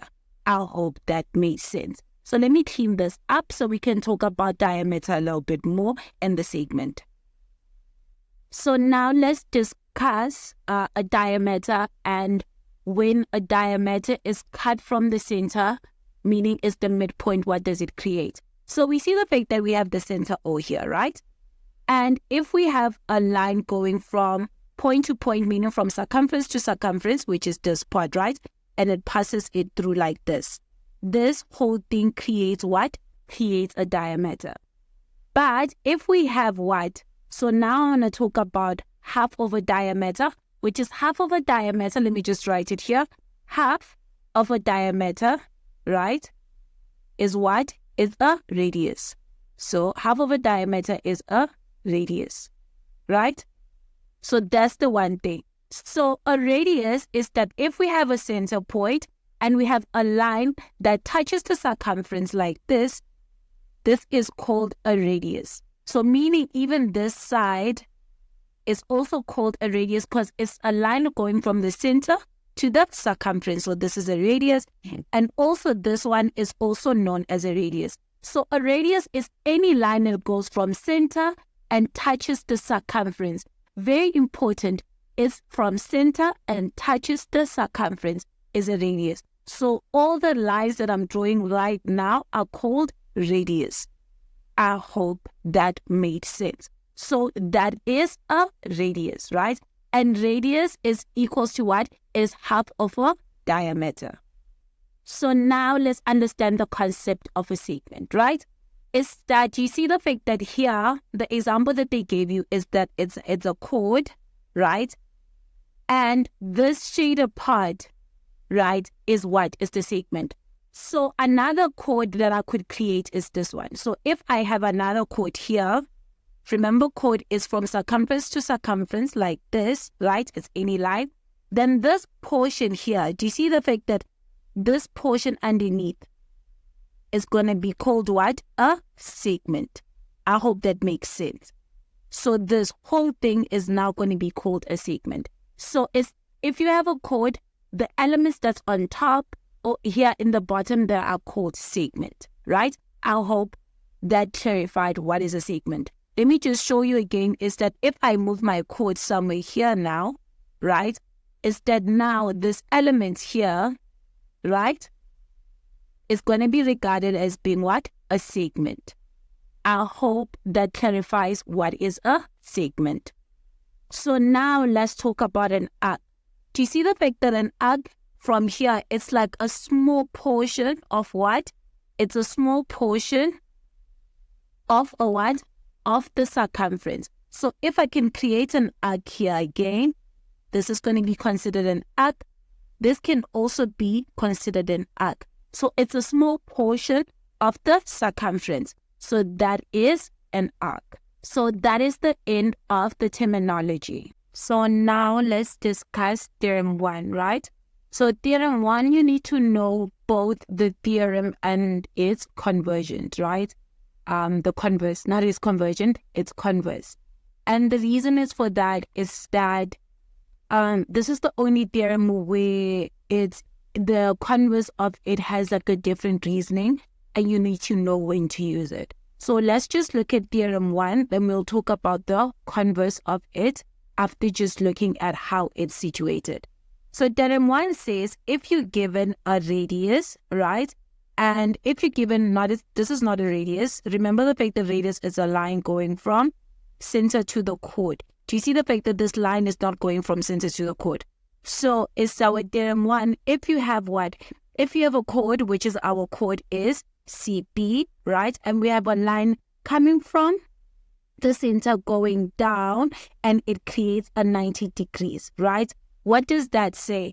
It says the fact that if this happens, the fact that this line AD, right, is perpendicular to CP, then you can conclude what? That CD, right, is going to be equals to what? Is going to be equals to DP. So if you have what? So let's just write it down so that you know. So if you're given the following, so this is what you give it, right? So if you're given the following, if you're given that AD is perpendicular to what? Is perpendicular to CB, then you can conclude this. You can conclude the following, that CD is what? Is equals to DB. And your reason for this conclusion is going to be this reason here. It's that perpendicular from center bisects chord. So this will be the reason, right? The reason that you put here. So that is the theorem, right? So the converse, let's understand what is the concept of a converse. Converse is when you're given the conclusion, right? So let me just highlight it. If you're given the conclusion, right? So your given statement is your conclusion, then now your conclusion becomes your given. So let me just explain this, and I'll just explain it a little bit further. So it's that with the converse, what do we see? We see the fact that in our case, what we given this following. We given that C, D, right, is equals to what? Is equals to D, B. That's what we given, right? So what can we conclude? We can conclude the following. Since CB is a chord, right, and there's a line coming from center and it bisects it, what can we conclude? We can conclude the following, which is what? Which is A, D is perpendicular to what? Is perpendicular to C, B. That's what we can conclude. So we can conclude the fact that this is going to create a 90. So this is the converse. As I said, do you see the fact that now the conclusion became the given statement, right? So the conclusion became the given statement, and the conclusion of the converse became the given for the original. I hope that made sense. So that's how the theorem is. So with this one, if you're going to conclude that this is the case, this will be the reason. So let me just put a star here. This is going to be the reason. Let me put a dot here so that you know the fact that the reason is the dot, right? So this dot here means this is the reason, and this one is going to be the reason. So the reason here, if you are given, very important, if you're given the fact that CD is what? Is equals to DB, right? Then what you conclude is that the AD is perpendicular to CB. That this should be your reason, the fact that, let me just highlight it so you can see it. Reason is going to be that line from center, right, is the midpoint to the perpendicular. So that's going to be the reason if you're given the fact that the two sides are equal. But if you're given the fact that it's perpendicular and you want to conclude what? You want to conclude this one, right? You want to conclude the fact that CD is what? Is equals to DB. Then this will be your reason. And your reason will be what? Perpendicular from center bisects chord. I hope that makes sense when it comes to Theorem 1. So now what we're going to do is we're going to put Theorem 1 into action, right? So we're going to do an example where I put this theorem into action. So it says what? Let's just read the question. It says given that CA, right, is perpendicular to what? Is perpendicular to a BD, right? So what we know, what are we given? We're given the actual theorem, right? We're given the fact that CA is perpendicular to AB, right? And they tell us extra information that DB is equals to 18 units. And what do they say? They say determine the value of X. So this is X right here, right? So what do we know? We know the fact that if, if CA is perpendicular to CD, BD, right? So what can we know? Let me just change my color into being blue. So what do we know? We know the fact that if CA, right, is perpendicular to BD, what do we know? We know the following. We know the fact that BA is going to be equals to AD, right? So these two are going to be equals to each other. And what is going to be your reason? Your reason is going to be this one. Your reason for this one is going to be perpendicular from center, right, bisects chord. And the reason why it's this one, because we're given the perpendicular and we concluded that the two sides are going to be equals to each other. I hope that made sense, right? So this will be the first step. But what do we see? We see the fact that we're given the fact that BD, right, is equals to 8. So this whole portion, right, we given as being 8 units. Do you agree the fact that half of 8 is 4? So that makes sense the fact that this is 4 and this is 4 units, right? So we know the fact that, therefore, we know the fact that BA is going to be equals to AD, which is equals to 4, right? And this is from this, right? It's going to be equals to 4 units. This is not necessarily something that you should write, but the one that's important, this is not compulsory to write this, right? But the one that's important to write is this one, because you are not given this condition. So that is why I wrote it and it gave a reason, right?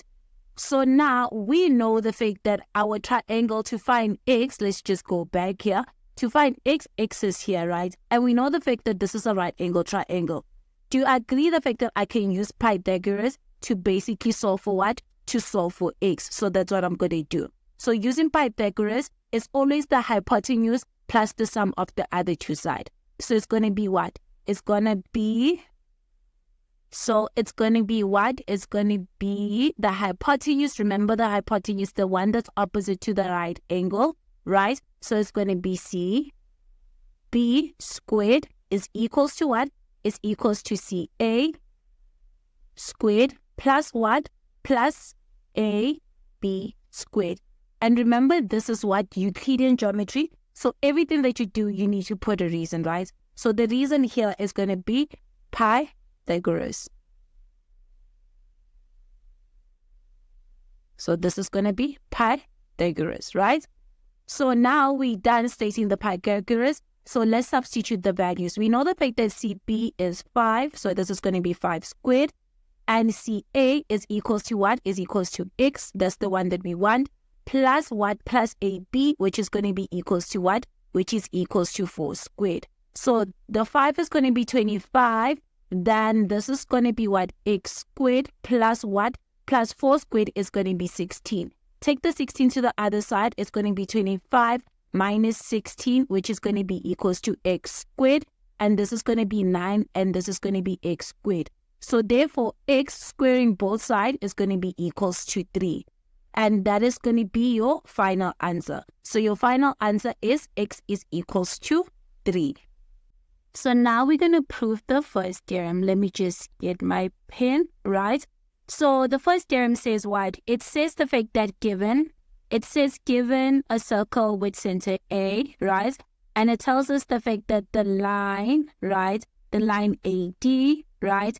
Is perpendicular to the chord CB, right? So that's what we're given. So we're given the situation, meaning this is going to be 90 and also this is going to be 90, because he told us the fact that AD is perpendicular to the chord of CB, right? So now what we require to prove, we require to prove that CD is equals to BD, right? So what we need to do is that we need to join what? We need to draw a line or join A, C, and we also need to join A, B. Then we're going to prove this using what? Using congruency, right? So the first thing is what? Is that we need to state what we just did. So we're going to say draw A, C, and what? And A, B, right? So now since we've drawn this, I'm going to create two triangles, right? To show you which triangles we need to prove the fact that they are congruent. So I want to prove that this triangle is congruent and also this one is congruent. These two triangles are basically equal to each other. That's what I want to do, right? So what I'm going to say in triangle what? Triangle A, C, D, right? And triangle what? Triangle A, B, D, right? So I need 3 statements to prove that this is actually congruent. So the first statement is the easiest one. We see the fact that AD is common. So I can say AD is common. So meaning they both equal to each other in simple term. So I have one statement. The second statement is what? I see the fact that we have what? We have 90 degrees, right? So I can prove the fact that both of them, they equals to 90. So they equals to each other. So I can say C, D, right? A is basically equals to B, D, A. right? And they both equals to 90 degrees. And the reason for that is that they told us the fact that what line AD is perpendicular to the chord CB. So I can say this is given. Because of they told us the fact that they're perpendicular, meaning they equals to 90 degrees, right? So that's that. Then the third statement is what? I know the fact for a fact that when we join AC, right, and AB, we created what? We created radius, right? Because it's a point going from center to the circumference. So I know the fact that AC is equals to AB, right? And the reason for that is what? Is that they both radius, right? So now, since I have three statements, I can conclude that triangle ACD is what? Is congruent to triangle ABD. And my reason is what? Let's check what we give it. I'm going to put a cross there. So let me just change this into a pen. Is that I can see the fact that I said this and this are equal, right? I said this two are equal, and I said this two, the AD is common, right? So do you see the fact that this is hypotenuse, right angle, and extra side? So our reason is going to be RHS. Because of this represents the 90 degrees, this represents the hypotenuse, and this represents the extra side. That's why we used that one, right? So with that said, if these two are congruent, do you agree the fact that now I can conclude that CD is basically equals to BD, right? And our reason is because of congruency. Because of triangle ACD is congruent to triangle ABD. And you are done with your proof. So now let's move to theorem 2, right? So with theorem 2, this theorem is called angular center times the angular circumference, and this added 4 different cases, right? So the first one is always how to see it, angular center times the angle of circumference. The first two is easy to see it. The third one is the one that I'm going to teach you on how to like basically determine that it is that. Then the last one is also easy to see, right? So with the first one, let's just look at it, is that if we have 2 points here, right, and it goes from like this, the two line joins at center, and from those 2 points, so meaning there's 2 points, right, the lines can also join, right? So let me just change. Okay, yes, the lines can also join to the circumference like this. This creates angular center times the angular circumference. Do you see the fact that both they are going from the same point? The two lines first join at the center, and they also join at the circumference. And remember, it's always the angle that's outside. And I'm going to emphasize the outside thing because especially when it comes to number 2, not the angle that's inside, but the angle that's outside. So it's going to be angle at center times the angle at circumference. So if this is x, this is going to be 2x. I hope that made sense. And this will be your reason. Reason is going to be angle at center times the angle at circumference, right? So now let's move to this one. Is that, do you see the fact that it looks like this? And one important thing is that the points, all 3 of them are on the circumference. Only one is at the center. So if it creates something like this, this is not a cyclic quad because of this point is not on the circumference. That's one. But if it creates like this where 3 points, right, are on the circumference and one is on and the other 2 points are joining at the center, this creates angular center times the angular circumference. Very crucial. The one that has 2 of the circumference is the one that's outside. Not the one that's inside, but the one that's outside. So this is going to create angular center times the angular circumference. So now let's move on to this one. Because this one I feel like is the one that tricks a lot of people. And this one, number 3, is similar to what? Is always similar to the angles in the same segment, right? The same method I'm going to use here is going to be the same one I used there. But the difference with this one and angles in the same segment, which is I'm going to talk more when we get there, is that here, the 4 points, right, are the 3 points, right? So first is that the 3 points are on the circumference, but the 4th one is in the center. So this can't be angles in the same segment, but it's going to be angular center times the angular circumference, right? Just remember that. But angles in the same segment is that all 4 points need to be on the circumference. So just wanted to emphasize that. So the first thing that you need to do is the following, is that you're going to find your 2 points, which is this, the one that I just labeled, right? Then you can first go to the center. So if both those lines can go to center without being disturbed, we know the fact that we have 2 lines going to the center, then those 2 points, right, need to go to the circumference. If it can create a circumference, meaning creating something like a butterfly, then we can say that angular center twice the angular circumference. So meaning if this is x and this is going to be 2x. I hope that made sense, right? Then we're going to move to the last one. This one has 2 reasonings, as you can see, is that you can either use angular center twice the angular circumference, or you can say angles in a semicircle. So it's the same concept, right? It's that, remember the fact that it always says angle center twice the angular circumference. If this is a diameter like the way it is, let me just change color again. If this is a diameter the way it is, right? So you agree the fact that this is going to create 90 degrees. Because remember the fact that we always say angle at center, always the outside one. And angle at circumference, at center here, right, is what? It's 180 degrees, right? Therefore, angular circumference is half of this, so it's going to be 90. So do you see the fact that angular center twice the angular circumference is still the same thing? It's just that now we have a diameter. So if you have a diameter and it creates a triangle, then that angle that is opposite to it is going to be 90 degrees.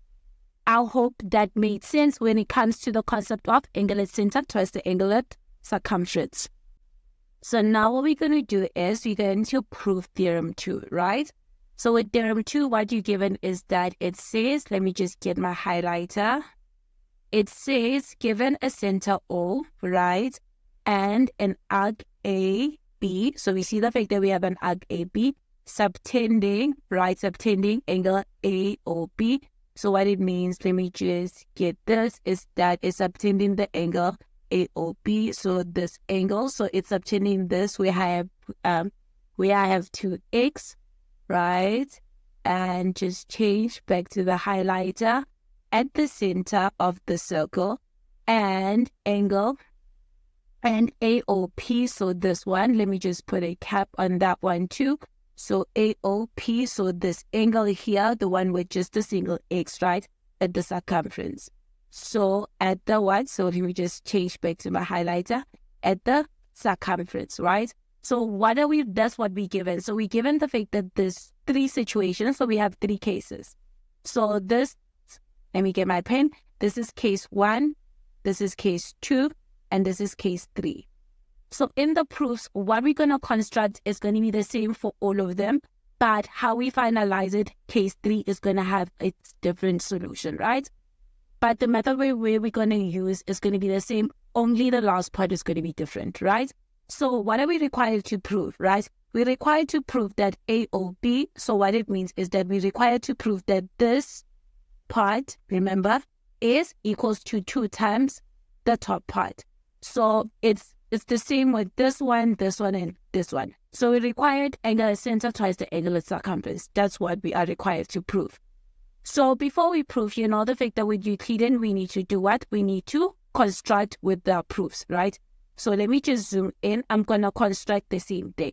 So I'm going to write the construction on the side of the proof, but now what we're going to deal with is the construction. So the first thing that you're going to do is that you're going to join, right? You're going to join P and Q. So you're going to join, not P and Q, you're going to join P and O like this. Let me just change the color so that you guys can see it. So you're going to join P and O like this in such a way the fact that it extends to Q, right? So you're going to do the same thing to the other diagram. Again, remember, join P and O in such a way that it extends to Q. And even here, we're going to join P and O, so like this, in such a way that it extends to Q. So that's the first thing, right? Then the second thing is that this angle, so let me just zoom it in so you can see what I'm doing. So what I'm going to do now is this angle here. Do you see the fact that the angle A, right? So this angle A, O, Q, I'm going to name it as being 1. So this portion is going to be 1. And the angle B, O, Q is going to be 2, right? So let me just erase this X here that I see that I just put. So this one is going to be 1 and this one is going to be 2, right? And you're going to do the same thing here. So remember, it's what? It's A, O. It's always A, O, Q, right? So it's going to be what? Here we're going to say A, right here, O, Q. This one is going to be your 1. And here, B, O, Q is going to be your 2. So remember, it's A, O, right, Q. Then the other one is B, O, Q. And the reason why I'm emphasizing this is because of with the diagram on how these two are, the 1 and 2 is different. So let's start. So the first one, remember, you need to say what? A, O, Q is going to be 1. Well, your 1 is going to be here, right? Then B, do you see where B is? B, O, Q is this whole thing. That's going to be 2. So this is going to be what? The small portion is going to be O1 and the big portion is going to be what? O2, right? So we have created in all the diagram O1 and O2, O1 here, O1 and O2, and also here we have created O1 and O2. And that's why I'm saying the fact that when we reach the proof, the third one is the final part is different compared to the rest of them. So now let's start with the proof. So now when we start with the proof, what we're going to do is that we always say the construction that we did, right? So what did he do? So we basically draw, right? So we're going to say draw PQ. That's what we do. We connected P and O, sorry, that's what I wanted to say. We connected what? So it's this side. We connected P and O, right? So that's what we did. So we connected, let me just go back to my pen. So we connected P and O, right? Such that we extended what? We extended it. So we extended PO to such way, we extended it to what? We extended it to Q. And that's what we did. So in all three diagrams, and obviously when you get to the test, they're not going to give you all three. It's that you just need to know what to do in all three because they might give you either one of them and you need to know how to prove it, right? So with that, we know the fact that we connected P and O such that we extended it to have Q. So that's what we know. Then the second thing, what we did is that we named our O1 and O2, right? So we're going to let, after that set, after drawing PQ, PO, and extended it to Q, right? We let what? We let A, right? A, O, Q to be equals to what? To O1, to angle O1, right? And we also what? We also let what? We also let B, O, Q to be equals to what? To be equals to O2. So that's the two things. And if you see, that is the same throughout the three diagrams. So the first two statements on how construction is never changes, right? And remember, what is our goal? Our goal is to find what? Angle at center twice the angular circumference. So that's our goal, right? So with that said, now we're going to deal with what? We're going to deal, whatever the next statement that I'm going to say is a reference to all three diagrams, right? So I'm just going to look at this one, then I'm going to move to the next one so I can see you, so you can see what we're talking about, right? So the first thing is that we know what? We know the fact that angle O1, right, which is this one. This O1 is this one, right? We know the fact that it's going to be equals to what? It's going to be equals to this angle plus this angle, right? And that is what? Exterior angles of a triangle. So we know the fact that angle O1, right, is going to be equals to what? It's going to be equals to, we're going to need to find this angle and this angle. So it's basically angle, it's going to be OA, right? OAP, right? Plus what? Plus OP, right? OPA, right? So that's what we know. We know the fact that these two together, they're going to be equals. The exterior, this one outside, let me just emphasize it. It makes more sense when you emphasize things. Let me not erase, so highlight. So let me just, yeah, it's done. So we see the fact that this triangle, from this triangle, right? We have exterior. So this one creates an exterior O1. I hope that makes sense, right? Is that angle O1 is equals to this 2, and your reason is going to be what? Exterior angles of a triangle. So that's the first part. So let me just erase that because we need our diagram clean. I just want you guys to see that. Let me erase that. Okay. So let me just fix that for myself. Yes. So this is one, right? So same applies with what? Do you agree the fact that if this is the case, right? What can we do? We can see the fact that again that this 2, right? This 2 I'll put like, let me just put my x's, is equals to O2. So we also know that O2 is basically equals to what? To OB, right? OBP plus what? Plus OP, right? Here at top, the cross at top, OB, OPB. And again, it's the same reason, exterior angles of a triangle. So we sorted. But look at the nice thing, is that since we connected what? PO, do you agree the fact that this portion and this portion are equals to each other, and that's radius, right?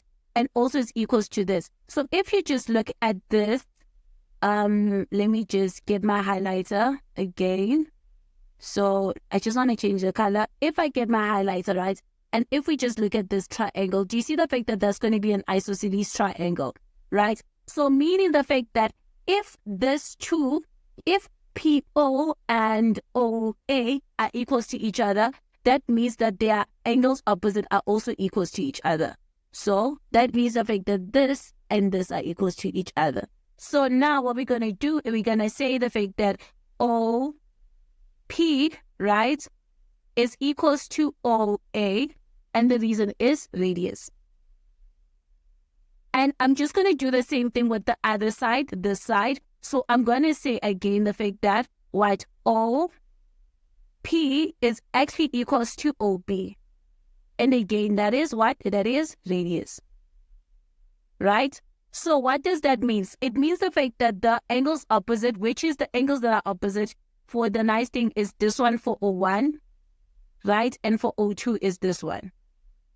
So that means the fact that for O1, it means the fact that these two are equal, right? So what can I conclude? I can conclude the fact that OA, right, OAP is basically equals to OPA.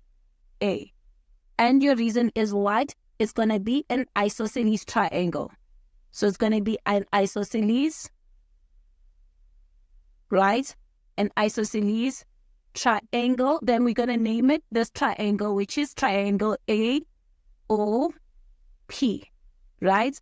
And also I can do this one. I can say the same thing. Remember that this also creates an isosceles, right?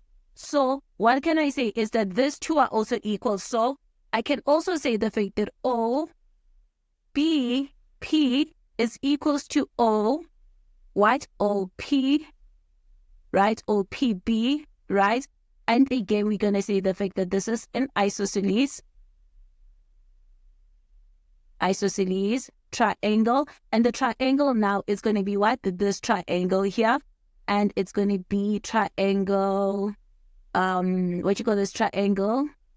What do I want to say? Triangle BOP. And now, before I move on, let's check the fact that it's going to be the same. Do you see the fact that it's going to be the same even with this one, right? Is that A1 is going to be equals to this 2. Do you see? It's going to be equals to this 2. Then, so not O1 is going to be equals to this 2. And O2 is going to be equals to this 2. And again, do you see the fact that it's going to create an isosceles here? Do you see the effect that the isosceles is going to look like this in this case? Because of the radius are the same, so meaning these two, again, they're going to be equals to each other, right? So now let's move with this one again. Is that again, remember the fact that what? A1, which is this one, right, is going to be equals to what? It needs to be equals to, again, let me just zoom it in. So with this one, right, because I just wanted to zoom it in, is that if we look at it, right, is that remember that I keep on saying A1, and I'm really sorry about that, but I want to say the fact that O1 is the exterior, right, it's going to be equals to this one. Do you see? The sum of the top one and the bottom one. I just want you guys to see it. I don't want you guys to just like climb this. So this and this together. Do you see? This and this together, right? Are the exterior of what? Of O1. Then let me just delete that again so that you can see the second one. And let me just, before I delete it, let me just emphasize how the radius would work. Do you see the fact that OA is a radius and also OA is a radius and OP is a radius? Do you see the fact that then these two are going to be also equals to each other, which is an isosceles, right? So let me just delete my highlight again so that we can go somewhere, right? So you've seen how this diagram, this still works, right? This whole thing that I just said still works. Then the second diagram, right, is this portion, is this two. Do you see the fact that OAB, right? Do you see that OAB? So meaning the fact that O2 is going to be equals to what now? O2 is going to be equals to this two. Do you see that? So if it's equals to this two, do you agree the fact that this two are also what? Radius, meaning they're equal. So these two are going to be also equals to each other. So I just wanted you guys to see visually on all diagrams that this, whatever I just wrote, actually works, right? So let me just erase that and go back to the proof. Since now we know the fact that what I just said work with all triangles. So let me just fix this one now.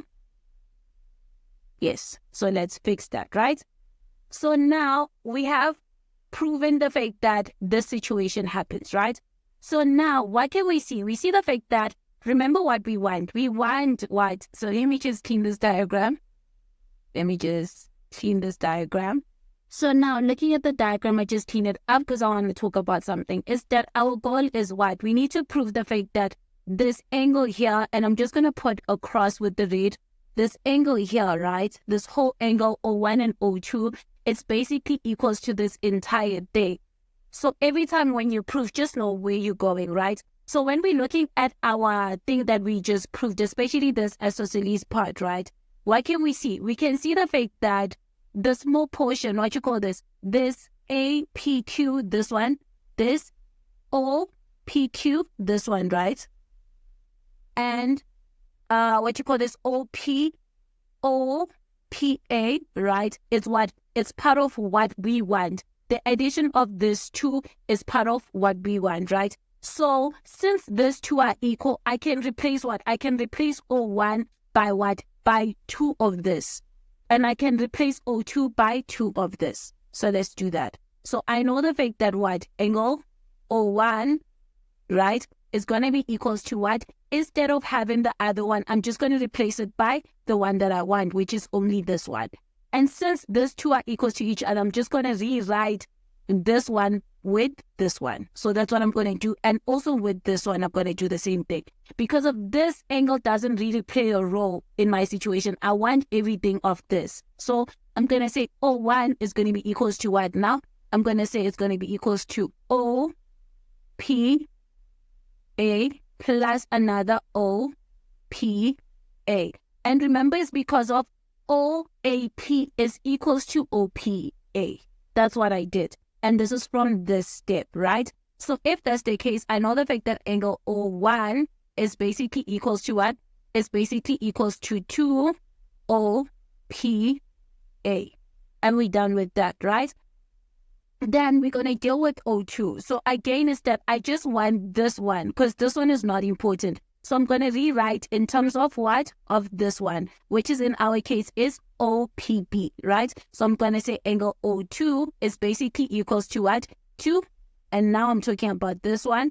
I'm going to replace OBP by OPB, right? So OBP, I'm going to replace it with what? With OPB, right? It sounds similar. But I'm going to say the fact that OPB here plus another what? Another O, right? OB, not OB, OPB. That's what I wanted to say. So O, so I'm going to replace it again by OPB. So what did I do here? So from here, I replace OBP, right, by what? By OPB. And why? Is because we've proved the fact that they're equals to each other in this step. I hope that made sense. So that means the fact that angle O, right, O2 is basically equals to what? To 2 OPB. I hope that made sense, right? So now let's just go down. With that said, if we have this case, do you agree the fact that O1 and O2 are basically what? The angle that we want. O1 and O2 is basically equals to OBP, right? So what do we know? We know the fact that angle OBP, so let me just go down. So I know the fact that angle OA, right? So let me just AO, and AOB, which is this big angle here. Let me just do it. This one, this is what I mean, right? It's basically equals to angle O1, right? Plus angle O2, right? But remember the fact that we know the fact that angle O1 and O2, we wrote it in terms of the 2 thing. So we know the fact that angle 1 and angle 2, we're going to rewrite it with using this. So we know the fact that angle O1 is equals to what? It's basically equals to, so basically angle AOB, right, is going to be equals to what? It's going to be equals to 2. Let's go up again and check what it is. So O1, right? So my O1 is equals to what? To OPA, right? So it's going to be 2 of OPA. So it's going to be 2 of OPA. And let's go back to the diagram. Is OPA. So it's this one. It's 2 of them because these 2 are equals to each other, right? And O2, remember, is equals to what? It's actually equals to OPB. So it's going to be 2 of O, going from this direction, this one, I'm talking about OPB, right? So this is the same as we can take out what? We can take out 2 as a common factor. So angle AO, right, this B, which is the big one, is basically now equals to what? It's going to be equals to 2, open bracket, OPA plus OPB, right? But what do we know? We know that what? This angle that they want. We know the fact that angle APB, right? So angle APB is this one, this, again, I'm just going to emphasize it. This one, right? It's basically equals to what? This 2. So it's basically equals to what? So APB is basically equals to OPA, right? Plus OPB. And that's good because of now I can replace this whole thing by what? By APB. So I know the fact that now AOB is basically equals to what? To 2 of what? Of APB. And look at this. This is exactly what we wanted. Do you see the fact that it's exactly what we wanted? So we have proven the fact that these 2 are equals to each other. So let me write it properly. So it's OAB is equals to 2 times of APB, right? So what I just proved here, the one that I did here, this final step from here, right? Actually from here is for diagram. This is for diagram 1 and 2 only. So diagram 1 and 2. So that is what I did. So now we need to do the same for diagram 3.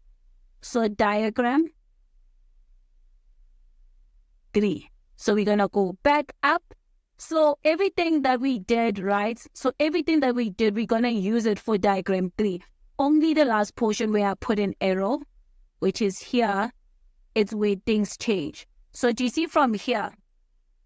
So what I mean is that from, actually it's not even from here, is, let me just erase it and just show you from where. So it's from, do you see from this point here? Let me just label it as being diagram 1. From this point where I label diagram 1 and 2. So this, from everything that I wrote below this, right, is for diagram 1 and 2. Then for diagram 3, this part, from this part till the end, it changes, right? So for diagram 3, and you'll see why it changes for diagram 3. So for diagram 3, what it is that we know the fact that this angle, do you see the fact that the angle A, right? So the angle AOB, right?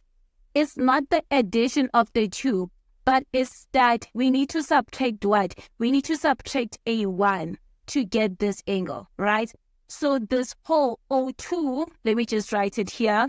I think I'm going to write it in a different color, but let me just write it here in the diagram. We see the fact that O2 is the big one where I put an arrow. Remember when I talked about it, right? It's that O2, right? Angle O2, it's a combination of what? It's a combination of what we want, which is A, O, B, right? And this is for only the diagram. And plus what? Plus angle O1. So that is why now to find this one, we need to make it the subject, meaning we're going to take it to the other side, meaning it's basically equals to O2 minus angle O1. So this is not the addition, but it's the subtraction. So this is basically equals to angle what? Of angle O2 minus angle O1. Then the same substitution for O2 and O1. So we know the fact that angle OB, OA, AOB, right? This angle that we're talking about, then just substitute the same thing that you substituted. So we know the fact that O2 is equals to this one, right? The one with the B. So we know the fact that is equals to 2 O P B, right? And minus, again, 2 of what? 2 of O P, again, A, right? Then again, take 2 as the subject. So it's going to be angle OB. It's basically going to be equals to what? To 2 open bracket O P B, right? Minus again O P A, right? And now what do we see? So now remember the fact that we already found this portion and we broke it down. So now we need to complete it, meaning we need to find this one, right? So what do we see? We see the fact that to find that one is what? It's basically O what? Let's go back to what we have, right? Is O, starting from here, right? O B what? O P B. So this entire angle, so let me just highlight it with this. So it's this entire angle, right? So to get this portion, we need to subtract it by this. And this is the same as AOP. Do you see the fact that now, let me just do it in clean here. So let me just, I'm going to write it here on top. We know what? We know the fact that the angle O, right? OP, right? OPB, right? Is made out of what? It's made out of the two components, which is what? Which is what we want, which is B, right? P, A, right? Plus what? Plus A, P, right? A, P, O. I hope you guys can see that, right? So if that's the case, let me just change this pen. I do not like how light it is. So if that's the case, do you agree the fact that the thing that we want is this one, right? We can make that the subject, which is the same as having what? As having angle OPB, right? Minus what? Minus A, P, O. And that's basically going to be equals to what? Be equals to B, P, A. What do we see? We have exactly that. This and this are exactly the same thing, right? So now I can replace this by BPA. So now I can say the fact that angle AB is basically equals to 2 of what? Of BPA. And look again, what do we have is the completion of the proof, right? If we take out the brackets, which is if I exchange the A and B. So this is the same as saying having AOB is basically equals to 2 times APB. I hope that made sense. So now let's do theorem 3. Let's just discuss it. So theorem 3 is what? Is subtended angles in the same segment of a circle. So how I'm going to explain it as I explained it in theorem 2, angles at center times the angle circumference, the diagram, right? Is that the same method that I used there is going to be the same here. But here the goal is what? Let me just get my pen. Here the goal is what? Is that if you have 2 points like this, I think let me change the color of my points. So if you have 2 points here, like this, and what happens is that from the 2 points, you can create what? You can create angles. Those angles in the same segment. So this is the same segment, right? Do you see this is basically an arc, and this arc, if they're on that arc or this segment, right, is that these angles here are going to be equals to each other. But to know is that you have to create, you have to take 2 points. Then if from that point you can connect to one angle like this, right? Then from that 2 points you can connect to another one like this, right? And you can also connect to this other one like this. Then what can we conclude? We can conclude that angle A is equals to angle B and angle C. And what is going to be your reason? Your reason is going to be angles in the same segment. I hope that made sense, right? So now doing the same thing, but now using this as being what? The segment or your arc. Is that if you go down like this, right? Do you see the fact that from these 2 points, again from this 2 point, we can create D, and we can also create what? We can create E. So what does that mean? That means the fact that D and E are equals to each other, and the reason is the same as angles in the same segment. What is very crucial is that all your points needs to be on the circumference. You cannot say angles in the same segment where the points are not in the circumference. So if it's floating inside, you cannot use that proof. But you cannot use the theorem, But if they're on the circumference, then you can use this theorem saying the fact that angle in the same segment. And again, one thing that I wanted to say is that this 3, right, are not equals to this 2. Only the yellow ones are equals to each other, and only the green ones are equals to each other. So that's what? That's angles in the same segment. So now, under angles in the same segment, we're going to talk about what? We're going to talk about equal arc subtends equal angles. In simple terms is that if we have 2 chords, I know that the heading is something else, but if you have 2 chords, right, then if in that chord you can create a triangle like this, do you see the fact that this chord creates the triangle and it creates a triangle again like that? If you have 2 chords and they're equals to each other, as you can see here, right, what can you conclude? You can conclude the fact that their angles are equal. So the top angles here are going to be equal. And what is going to be your reason is going to be what? Reason is going to be equal arc, right, subtend equal angle. Or your other reason can be what? Equal chords, right? Equal chords subtends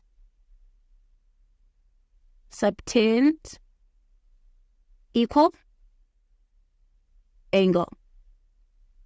So this could be another reason that you can use, right? So it can be in this form or it can be in this form. So do you see the fact that now the points are not in the circumference? So if you have equal chords like this and you have 2 triangles like this, right?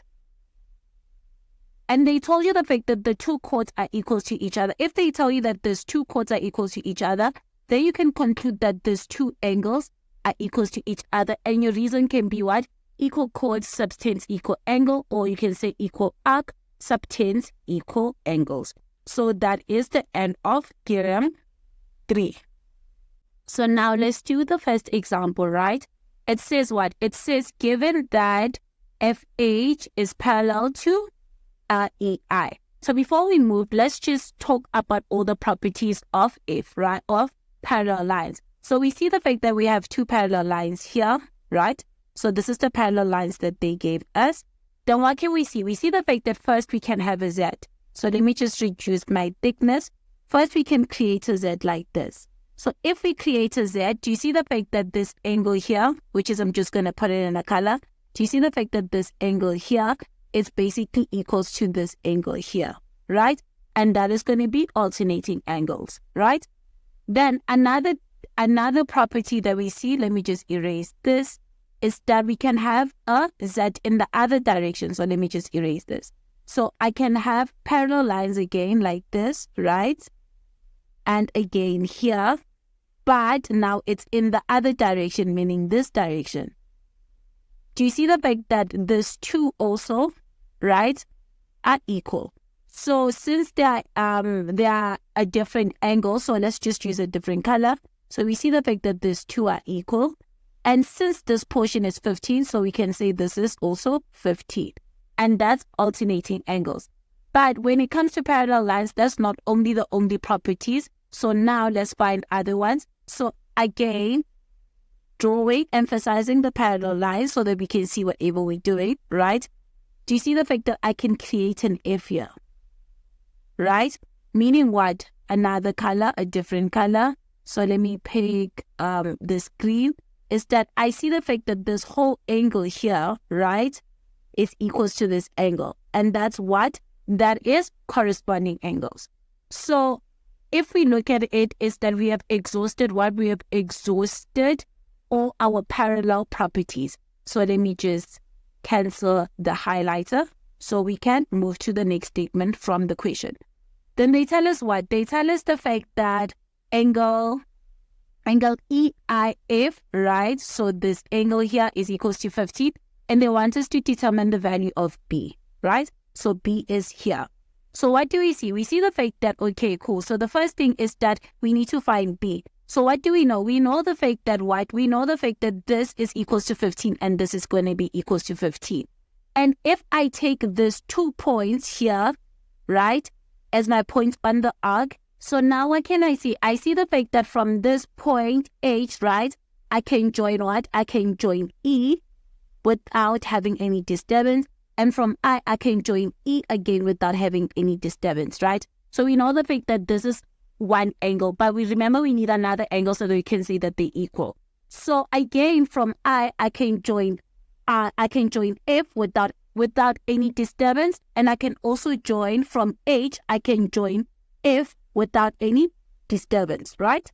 So now what do I see? I know the fact that if I can join and they come from the same 2 points, then do you agree the fact that this is also 15 degrees? So let me just change my color.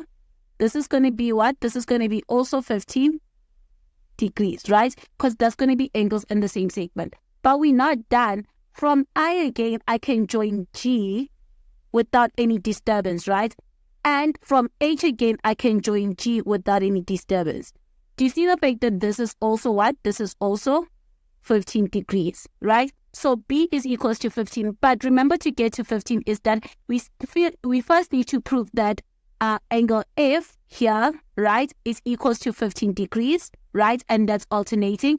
Then we can prove the fact that these two are equals to each other, that B is equals to 15 because it's angles in the same segment. So let's do that. So what do we know? We know the fact that angle F, right, is equals to what? So angle F is going to be equals to what? It's going to be equals to 15 degrees. And what's the reason? It's going to be alternating angles. Remember, we already said it when we were looking at alternating. So it's going to be alternating angles. And the reason why it's alternating angles is because of what? It's because of FH, right, is parallel to EI. That's why it's alternating angles. But what do we know? We know the fact that now angle B is going to be equals to 15 degrees. And what is our reason? Is angles in the same. So this is going to be, let me just angles. So this is angles in same segment. And we're done. So therefore, we know that angle B is equals to 15 degrees. So now let's do the proof for Theorem 3, right? So in Theorem 3, let's look at the information that we're given. So let me just go and get my highlighter. They give us the fact that circle with the center O, right? And they tell us that point P, Q are on the circumference of the circle. And they tell us the fact that the arc what? The arc AB subtends what? It subtends the angle A. So it's angle APB and also the angle AQB, right? In the same segment of the circle. Then let's see what they want us to prove. They want us to prove us the following. So let me just highlight or just emphasize what they want us to prove. So my pen, let me just change my color into being blue. So what they want us to prove this following. So they want us to prove APQ, which is this one, and also what? AQB, which is this one. So they want us to prove this too, right? So now to do that, the first thing that you need to do is we need to construct. Let me just go back to my blue pen.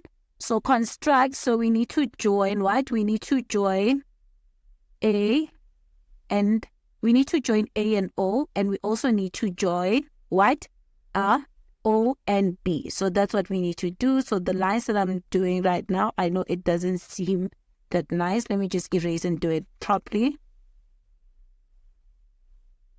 So we need to join the following. So it's going to be this two and this two, right? So that's what we need to join. So we're going to use angle at center times the angular circumference to prove this, right? So every time you do a construction, you need to state it. So draw what? Draw OA and OB, right? So since we're drawing OA and OB, what can we do? We know what? We know the fact that this, and I'm just going to do it with highlighter. Let me go back with my highlighter. Is that what do we know? We know the fact that if there's 2 points here, we can go to center, right? And we can also go here. Do you see that? We can also go here like this, right? So we know what? We know the fact that angle, this one. So now we know the fact that this angle here, right, is equals to 2 times of this one. So if this is x, this is going to be 2x. So what do we know? We know the fact that A or B is equals to 2 times of what? 2 times of A Q, right? AQB, right? And the reason is angle at center equals to 2 times angle at circum. So that's what we know, right? And again, if we do the same thing, let me just get my highlighter by change the color, right? If this our 2 reference point and we go like this here to the center, and again we go here like this, we see the fact that again that this is going to be what? This is going to be what? This is going to be 2x and this is going to be x. I did a mistake. This is going to be 2x and this is going to be x. So meaning this one is also going to be x, right? So what do we know? We know the fact that again that A O B is going to be equals to 2 times of this angle, which is A P B. And what's our reason again? Is angle at center, right, is equals to 2 times angle at circumference, right? So what do we see? We see the fact that AOB is equals to both of them, right? So we see the fact that this 2, so we see the fact that this 2 are equals to each other. So now we can conclude that 2AQB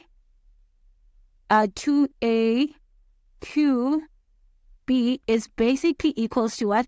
Is equals to 2AQB.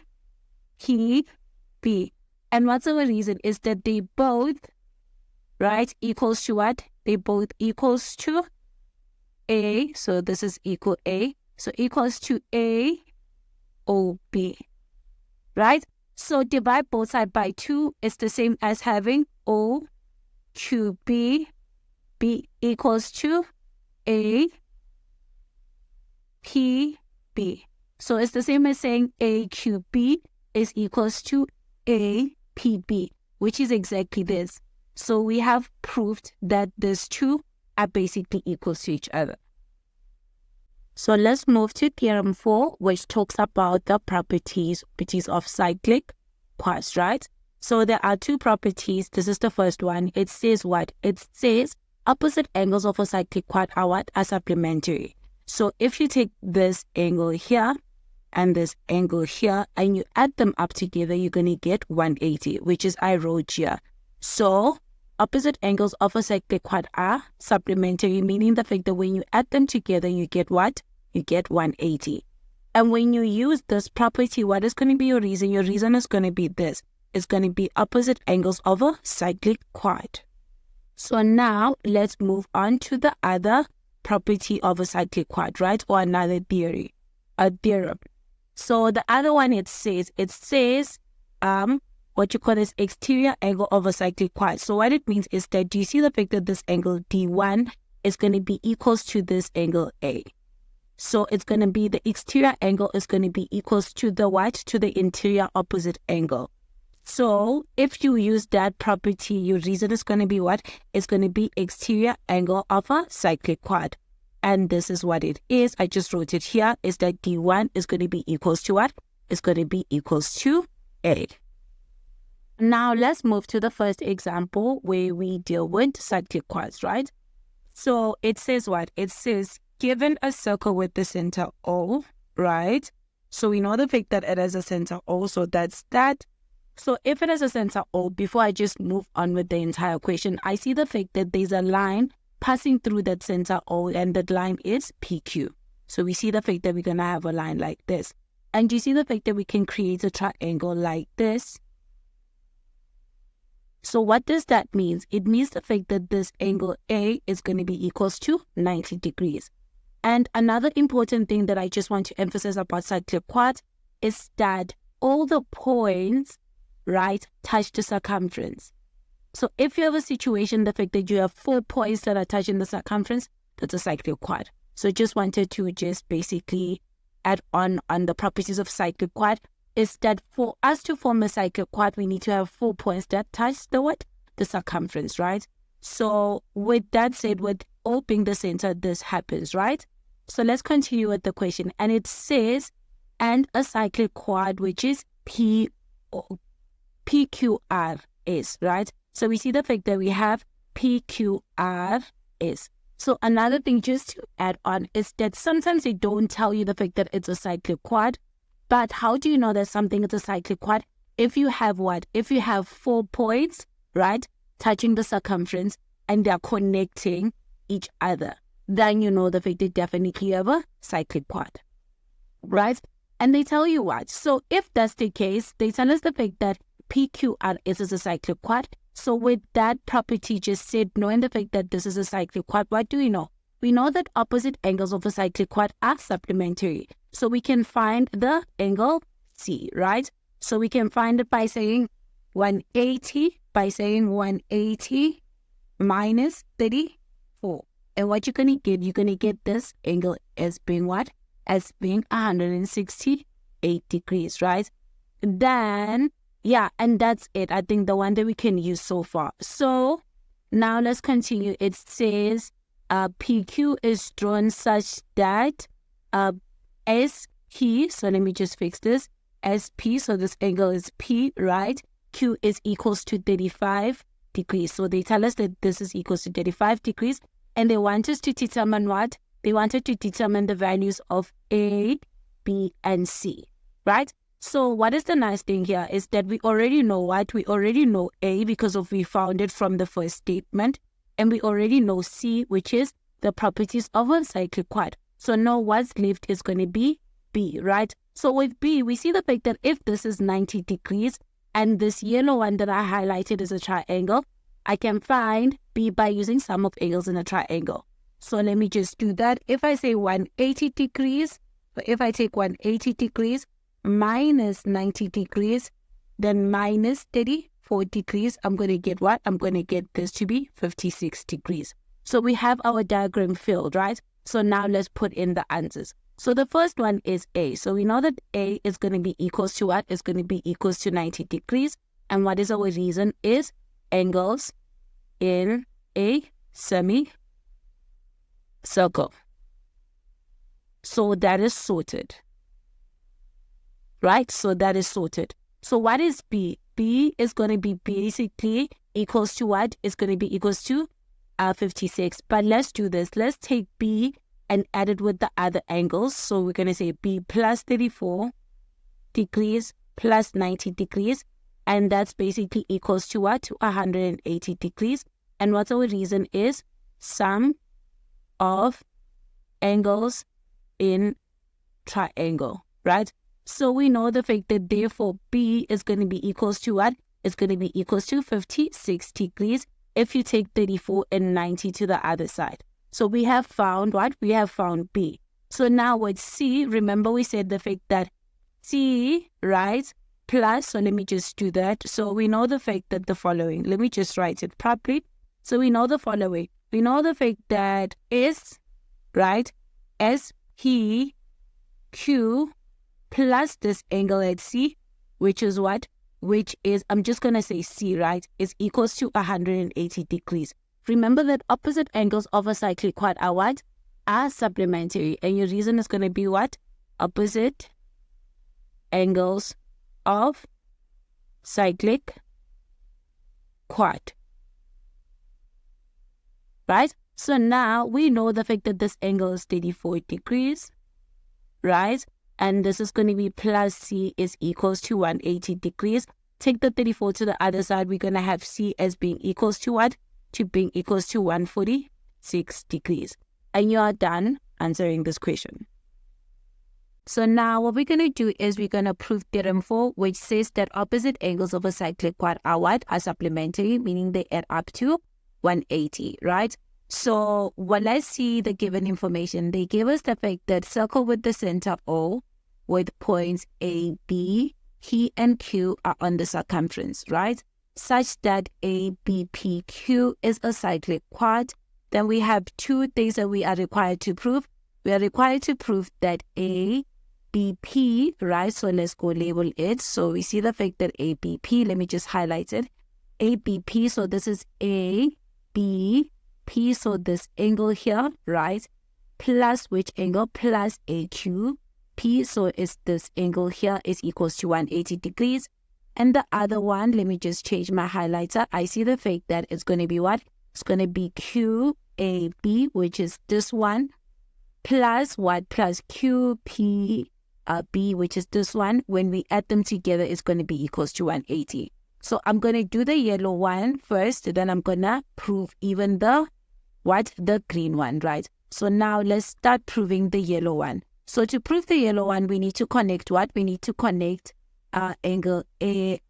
We need to connect A and O. So we're going to do that. So we're going to join them together. And we're going to join O and P like this again.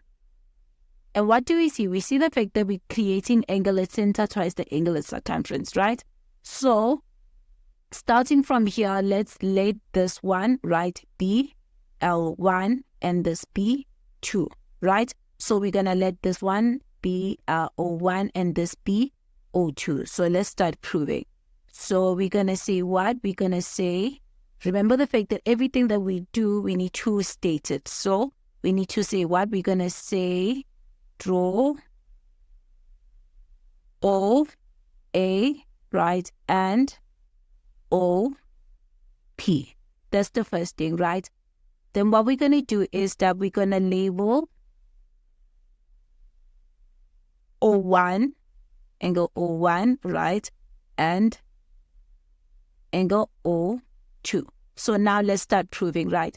So what do I see? I see the fact that angle, right, angle O1 is equals to what? Is equals to this angle here, which is what? Angle A, B, P, right? Is equals to 2 times of that. And what's our reason is angle at center right, equals 2 times angle at circum.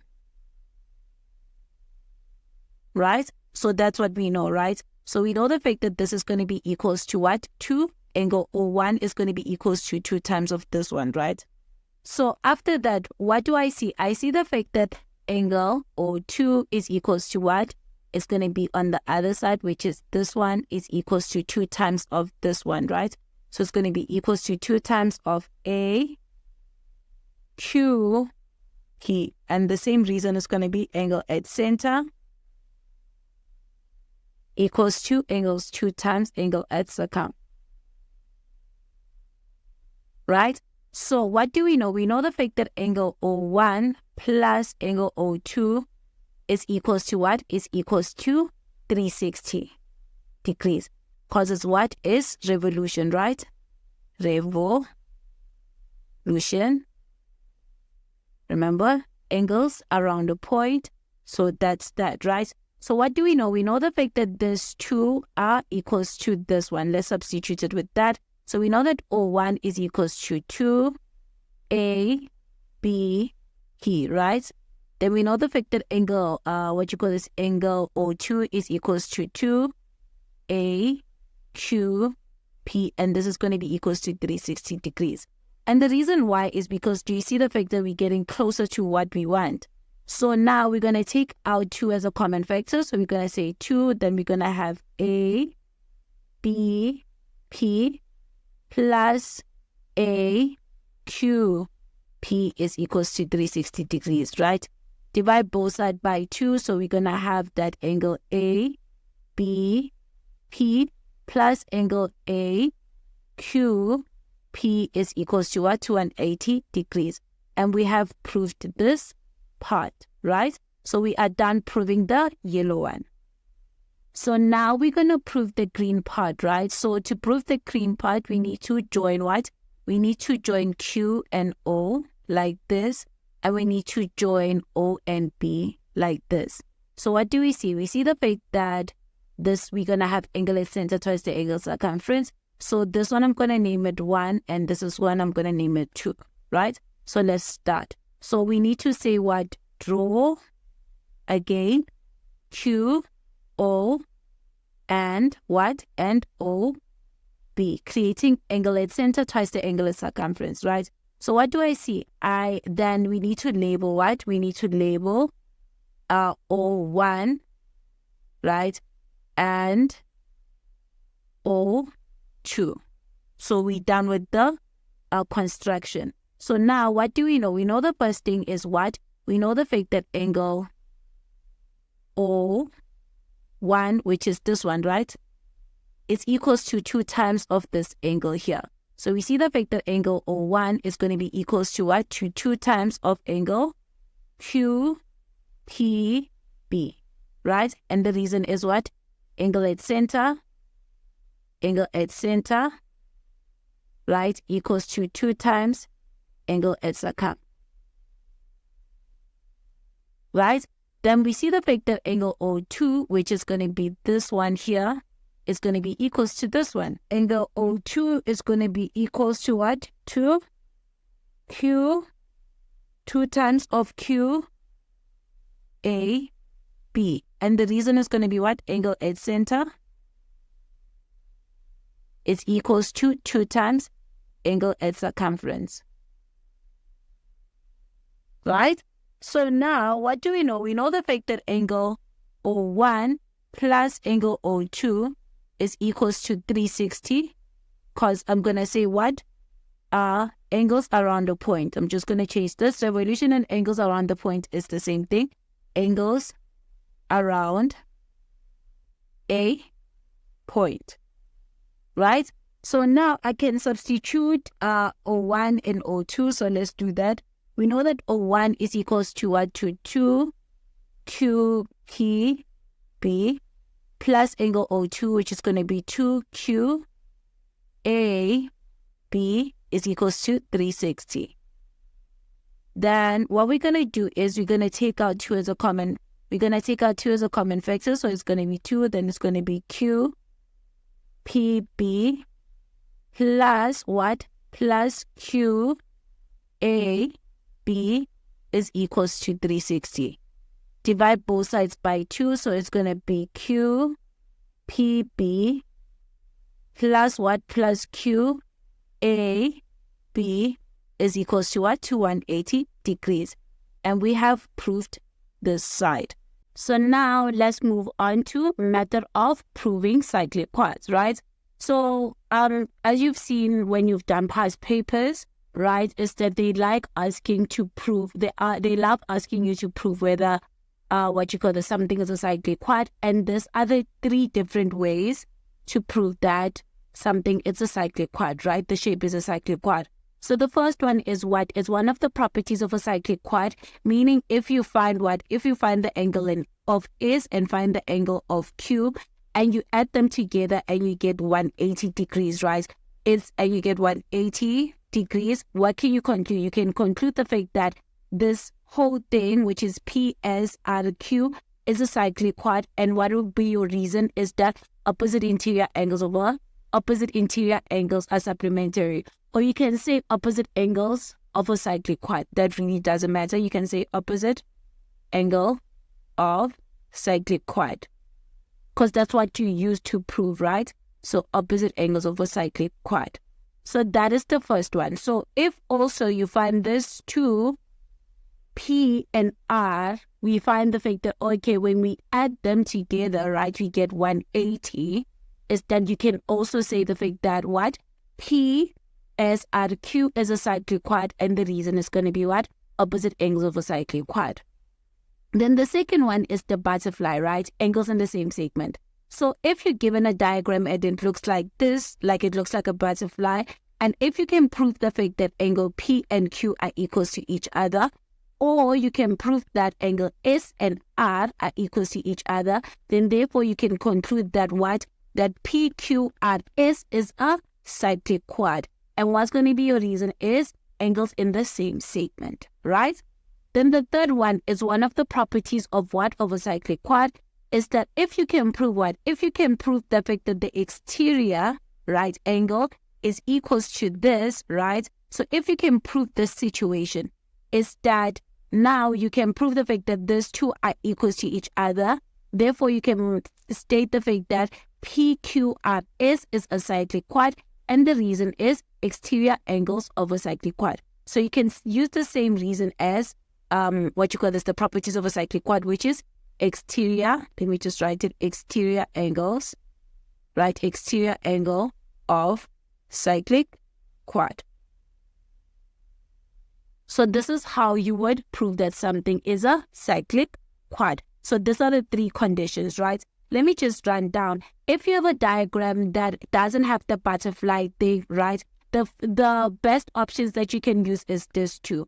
But if you have a diagram that shows the butterfly, the best option is using angles in the same segment. So now let's do an example where we need to prove that something is a cyclic quad, right? So it says prove that ABDE is a cyclic quad. So we need to highlight the cyclic quad that we need to prove. So this is the cyclic quad here. So after highlighting it, we need to go through our 3 conditions and check which one would be the easiest one to basically prove that this is a cyclic quad. Remember, we have 3 of them, right? So let me just go up so we can see them. We have what? We have interior opposite angles are supplementary, right? We have the butterfly one where it's angles in the same segment. And we have exterior angles of what? Of a cyclic quad. So I feel like our best option would be 1 or 2, right? That would be one of our best options, looking at the diagram that we give it. So what we need to do is either we need to prove that interior opposite angles are supplementary, or we need to prove that exterior angles of a cyclic quad. So what do we see? We see the fact that looking at the diagram, we have a diameter because of DC goes through what? Let me just change my color. So we see the fact that DC passes through the center like this. So what does that mean? If we can create a triangle, then we have angles in a semicircle. So this happens. So we know the fact that this angle is equals to 90 degrees. So let's write that, right? So we know the fact that angle, let's name it angle D, right? BC is equals to 90 degrees. And what's our reason? Angles in a semicircle. So now what do we see? We see the fact that if this is 90 and they gave us that E is equals to 90. Do you see the fact that now we have exterior angles of a cyclic quad? So now we know what? We know the fact that this angle DBC is equals to what? Angle E, right? And they both equals to 90 degrees. So therefore we can conclude what? We can conclude that A, B, D, E is a cyclic quad. And remember, you need to have your reason. And our reason is what? Exterior angle of cyclic quad. And you're done with this question. So now let's talk about theorem 5. We're going to talk about all the theorems that have to do with tangent, right? So the first one that we're going to discuss is tan perpendicular to radius. So you know what is a radius? This is a radius. It's any line that comes from the center and it touches the circumference, right? So the point where the radius touches the circumference, right, is that if you have a tangent like this, then this is going to create what? Tan perpendicular to radius. So this is going to create a 90 degrees, as you can see in the diagram. And if you use this theorem, what's going to be your reason? Your reason is going to be tan perpendicular to radius. So with that said, let's move to another property or another theorem that is related to tangent. So this one is what? Two tangents drawn from the same point outside the circle. So if you have 2 points, right? So if you have 2 tangents, so you have a tangent here at point A, and you have another tangent here at point B, and you see the fact that they meet at a point here, which is P. What's going to happen? It means the fact that AP, this side, right, this line, is basically going to be equals to the line BP, right? And if we have 2 tangents that are meeting at the same point, that means that their lines are going to be equals to each other. And if that happens, that's what I said, it's AP is going to be equals to BP. And what's going to be your reason? Your reason is going to be tangent from the same point are equal. So this is going to be your reason for this. So now, taking account with the first theorems, the first 2 theorems that we just talked about, we're going to do this example, right? It says what? It says find the value of the unknown length. So remember what I said, if they say unknown length, unknown angle, it's always going to be what? The one with the small alphabet. That's the unknown that they're talking about, right? So here, what do we see? We see the fact that we have 2 tangent, one at point G. Let me just change my color so that you can see it. One at point G and the other one at point I, right? And what do we see? We see that both those tangents touch what? Touch at H, right? Or they intersect at H, or they touch each other at H. So what can we conclude from that? We can conclude the fact that GH, right, is equals to what? To IH. So that's what we can conclude. So if that's the case, what do we know? We know the fact that this is going to be also 8 centimeters because of its tangent from the same point. This is going to be our reason, right? And what do we see? We see the fact that since we have what? We have J, and J is the center. We see center by this red dot, right? Since J is the center, what do we know? We know the fact that JG is going to be what? Is going to be a radius. Therefore, this is going to be what? This is going to be 90 degrees because we know the fact that GH is a tangent. And same applies. We see the fact that JI is a radius because of it's a line coming from the center to the circumference. So this is going to create another 90 degrees, right? So we know the fact that we have 2 right angle triangles. And what is nice about this is that now we can form a right angle triangle like this. Do you see the fact that we can use theorem of Pythagoras to solve for D, right? So before we solve for D, we need to state why we say this is 8, right? Then since we are given the fact that this is 5, we don't need to state it, right? And again, is that since we need to use theorem of Pythagoras, we need to state why we're saying this is equals to 90 degrees. So now the first thing that we need to do is that we need to state why we're saying GH is equals to 8. So as I said, we know the following. Let me change my pen because this is an example. So it's that we know the fact that GH is equals to what? Is equals to IH. And what is our reason is that we have tangent, right, from same point. So we have the tangent from the same point.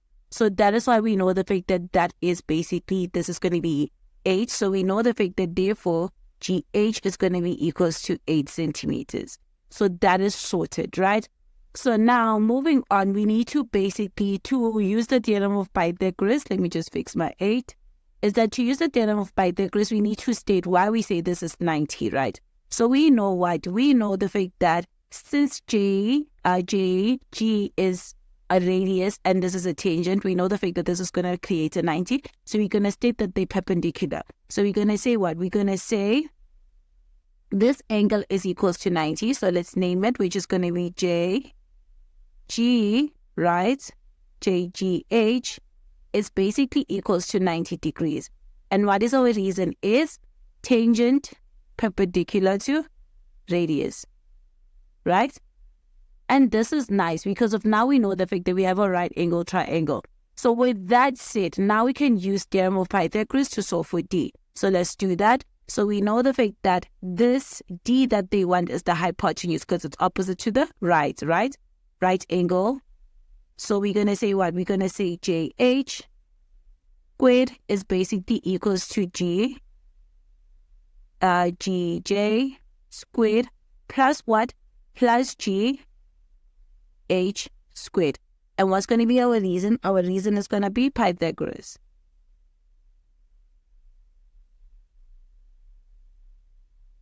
So it's going to be Pythagoras, right? So now with that sorted, let's substitute the variables that we have. So we know the fact that JH squared is D, is the unknown variable that we want. So it's going to be D squared is equals to what? Is equals to GJ squared. That's really hard to say. So this is going to be 5 squared plus what? Plus 8 squared. So 5 squared is 25. So this is going to be D squared is equals to 25. Then 8 squared. So we're going to have 8 squared being equals to 64. So this is going to be plus 64, right? So therefore D is going to be D squared is going to be equals to 25 plus 64, which is going to give you 89. So square root both sides. So you're going to have the square root of 89, which is you're going to have D as being equals to what? In decimal, is going to be equals to 9,4. So that is going to be your length, 9,4 centimeters. So that's going to be the length of your D. So what we're going to do here, we're going to prove one of the theorems for theorem 5, which is I call it theorem 5, but it's all the theorems that have to do with tangent. And the first proof that we're going to deal with is the one where it's tangents from the same point, right? So let's look at the given information. It says circle with the center O and tangent A, P and P and A, P and BP, right? So they tell you the fact that AP and BP are tangent. Then they tell you the fact that where A and B are respectful, meaning the points where the tangents are formed is here at A and B, right? And what are you required to prove? You are required to prove that AP is equals to BP. So we are required to prove this. So that's what we're required to prove. So you know what proves, the first thing that you need to do is to construct. Then from your construction, you can proceed with your proof. So the construction from this proof is very simple. You just need to join OA. So you're going to join it like this. And you're going to have to join OB like this, right? Then you're going to join what? You're going to join OP like this. So what you're going to do here is that to prove that this situation happens that AP is equals to BP, we need to do what? We're going to use congruency, right? To prove that these two sides are equal to each other. So what do we see from our construction? We see the fact that OA creates a 90 degrees and also OB creates a what? A 90 degrees, right? So that is nice because from that we're going to have our three conditions, right? So, and again, we know the fact that OA and OB are going to be equals to each other. And the reason for that is because of they are what? They are radius. So this lines that I just created here, I'm going to put dots, is what we require to prove. It's not really a statement that they are equal. It's our goal where we need to go, right? So with proving, you need to state what you just did. And what did we do? We drew, right? So we're going to say draw O, A, comma, O, B, and O, P. So that's what we did, right? So from that, we have created this situation. So with that said, we're going to use what? Congruency to prove that these two triangles are equal. So you're going to say in triangle. So the top triangle is going to be A, O, P, and triangle B, O, P, right? Remember, to prove congruency, you need three statements. So the first statement, that is what, which is the easiest one, is that we know the fact that O, P is common. So that's nice. So we have this, the first statement that OP is common. Then number two is what? We see the fact that what? We see the fact that OA is equals to OB and that they are both radius. So our reason is going to be radius. So we know that OA is basically equals to OB. And our reason is what? It's going to be radius. Right? Then our third statement is the 90-degree situation. We see the fact that this angle here and this angle here are both equals to what? To 90 degrees. So we need to state those angles. So we see the fact that from here, that angle is what? Is OA, right? OA, P, right? Is going to be equals to OB, right?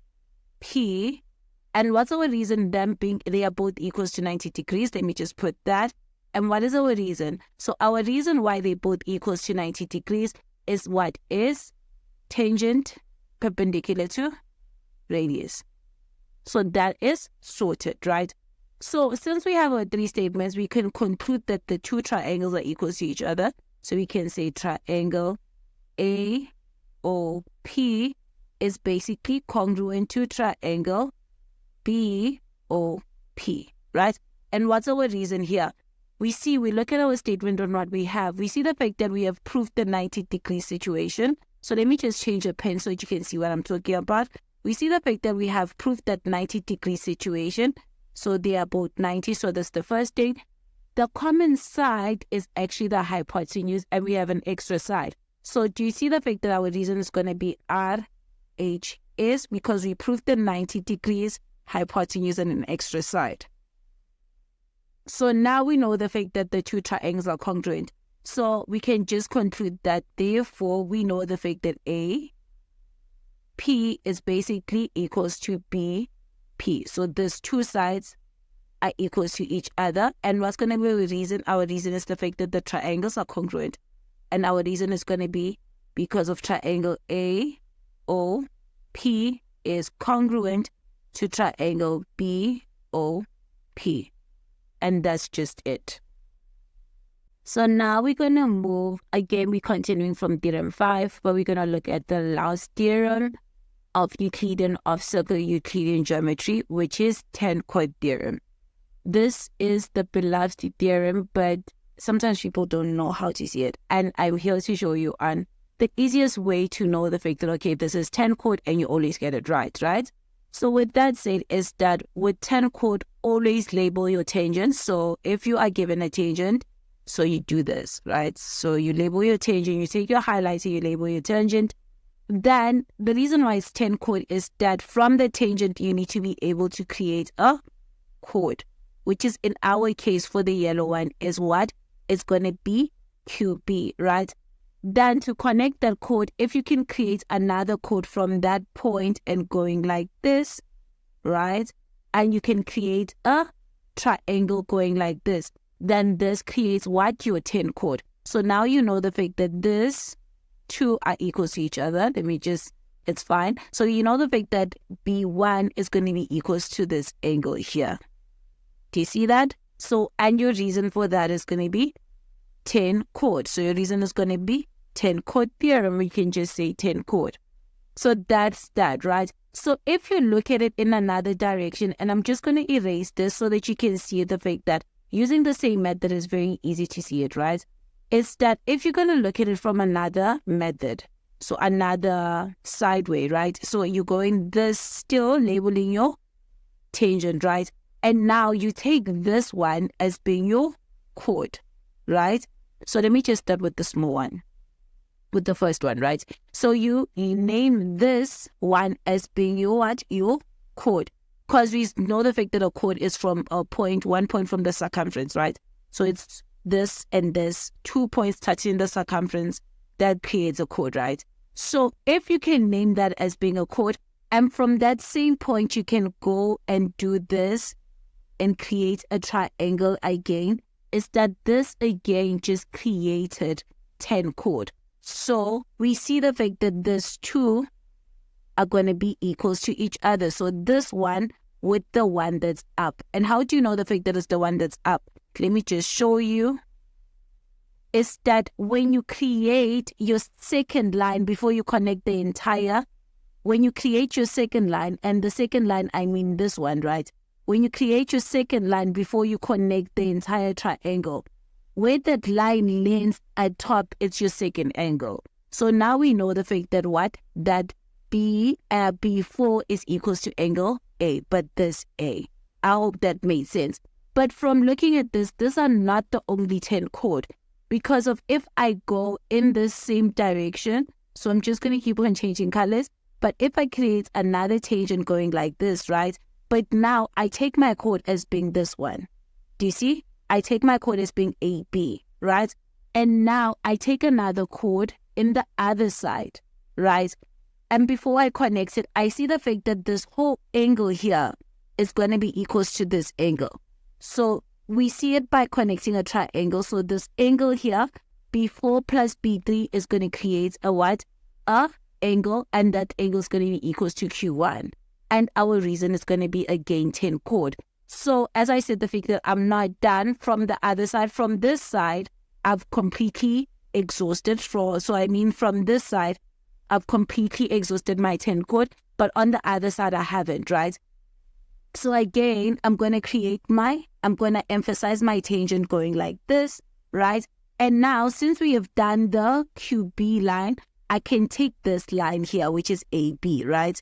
And my AB here, this angle here, right, is going to be equals to what? Is now going to be equals to this one. Let me just highlight this one. It's going to be equals to this one. So meaning my AB, my B2 and B3 is going to be equals to P1. And you see the fact that I can complete the triangle. So if B2 and B1 is equal, this creates the triangle, then I can conclude that P1 is basically equals to B2 and B1. And again, my reason is going to be Tan-Chord. So that's how you would see Tan-Chord and how it operates. So I hope that made sense. So now let's look at an example where it talks about Tan-Chord.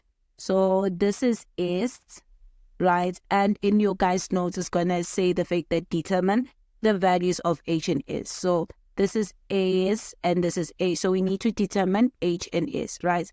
So what do we see? We're going to use the properties of Tan-Chord, right? So this is going to be what? We're going to need to emphasize our OQ, our tangent, right? So our OP, which is the entire tangent. And from that, we can do what? We can connect it with the chord. I'm going to start from the other side.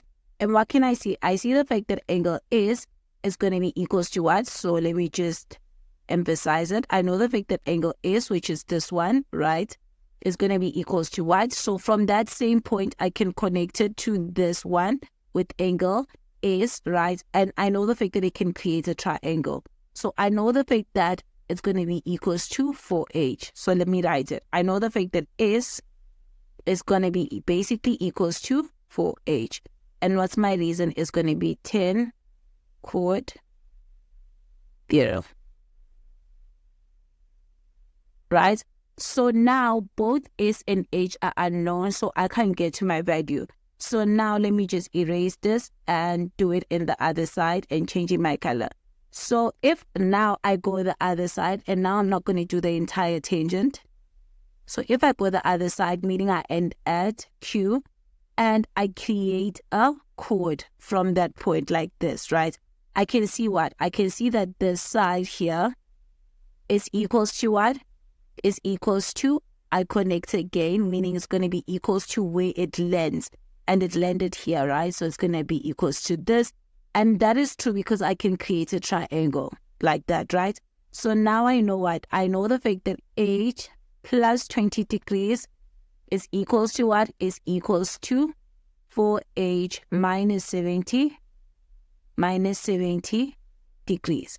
And what's going to be my reason? My reason is going to be Tan-Chord Theorem. So it's correct if you write it with this dash or not. It really doesn't matter. So now I see from the second part, I can actually solve for my H, right? So let's do that. So I'm going to take all the one with the numbers on one side, the one without the one with H on the other side. So I see what? I see I can take 70 on the other side and this H to this side. So I'm going to say 70. I'm going to say 20. Since my 70 is negative, it's going to be plus 70 degrees. And this is going to be 4H and this is going to be minus H, right? So you're going to say 20 plus 70, which is going to give you 90. So you're going to have 90 degrees is equals to what? You're going to say 4 minus 1, which is going to give you what? Is going to give you 3H. So divide both sides by 3. So you know the fact that your H is going to be equals to what? It's going to be 90 divided by 3, which is going to be 30. So you know the fact that your H is going to be 30 degrees. So we have found that our H is 30 degrees. And now we can solve S. So we know the fact that S is equals to 4H. And our H is what? Our H is 30. So S is going to be equals to 4 multiplied by 30. So degrees. So therefore we know that S is going to be equals to 120 degrees. So that's your value of H and S. So now let's prove the last theorem, which is theorem 5, which is the what? The Tan-Chord Theorem, right? So in the information that they gave us the following. They gave us that circle with the center O, and they tell us the fact that the tangent is R touching the circle at B, right? And they tell us that chord AB subtends the angle what? P1 and Q1. Then they say the fact that we need to prove the following. So let me just take my pen. We need to prove the following. We need to prove that angle ABR. So ABR, which is A is here, B is here, and R. So this angle here, right, is equals to what? It's equals to angle APB. So it's equals to this angle here. So that's the first one that they want us to prove, and I'm just going to put a blue dot there. And the second one is what? Is A, which is ABS, which is this one. So it's going to be ABS. So it's going to be this one here, right? It's equals to what? It's equals to angle AQ. It's equals to angle AQB. So it's equals to this one. So that's the two things that they want us to prove. So as you know, with proving, we need to do what? We need to do a construction, right? So our first construction is that we're going to create a diameter that goes from B and connects to the center, right? And goes up and creates what? And creates point T. So like this, right?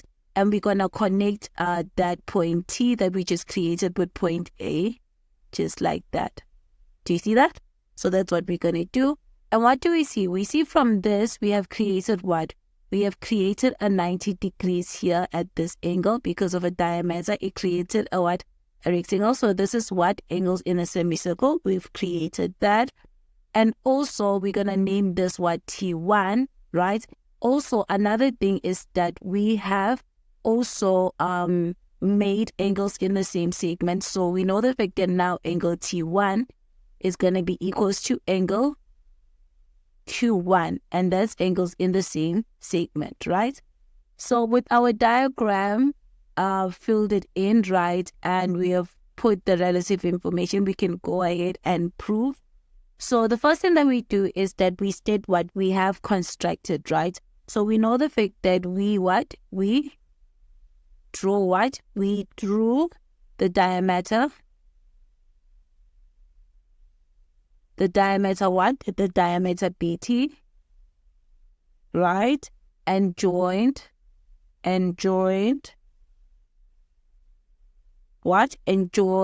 T to A. So that's what we have done, right? So now how we're going to prove this is that we're going to start with what? We're going to start with the green one, because the green one is going to lead us to what? To the blue one. So let's start. So we're going to start with this one, the green one. And just to make it clear, let me just write it in green so that we're very clear the fact that we're proving that this angle Q1 first is equals to this angle here, right?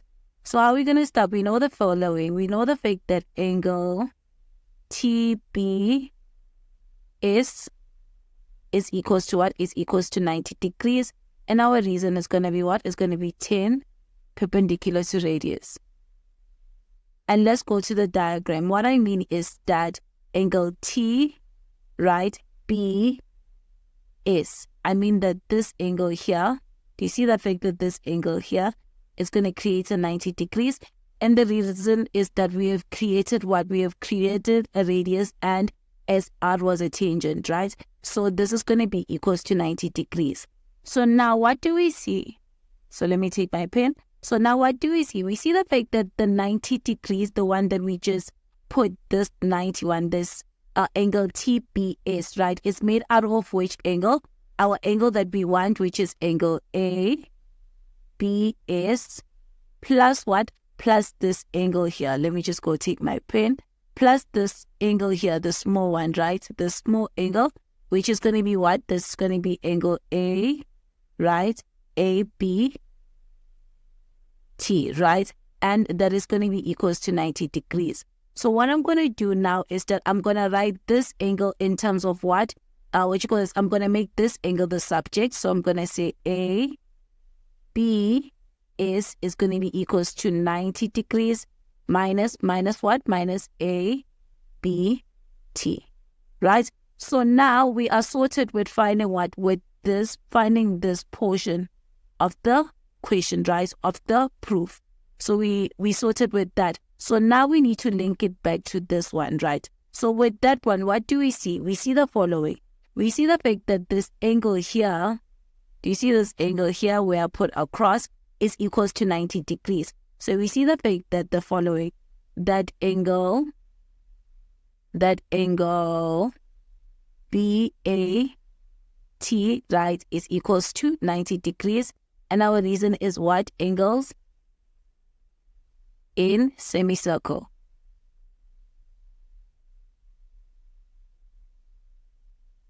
Right? So we see the fact that angles in semicircle.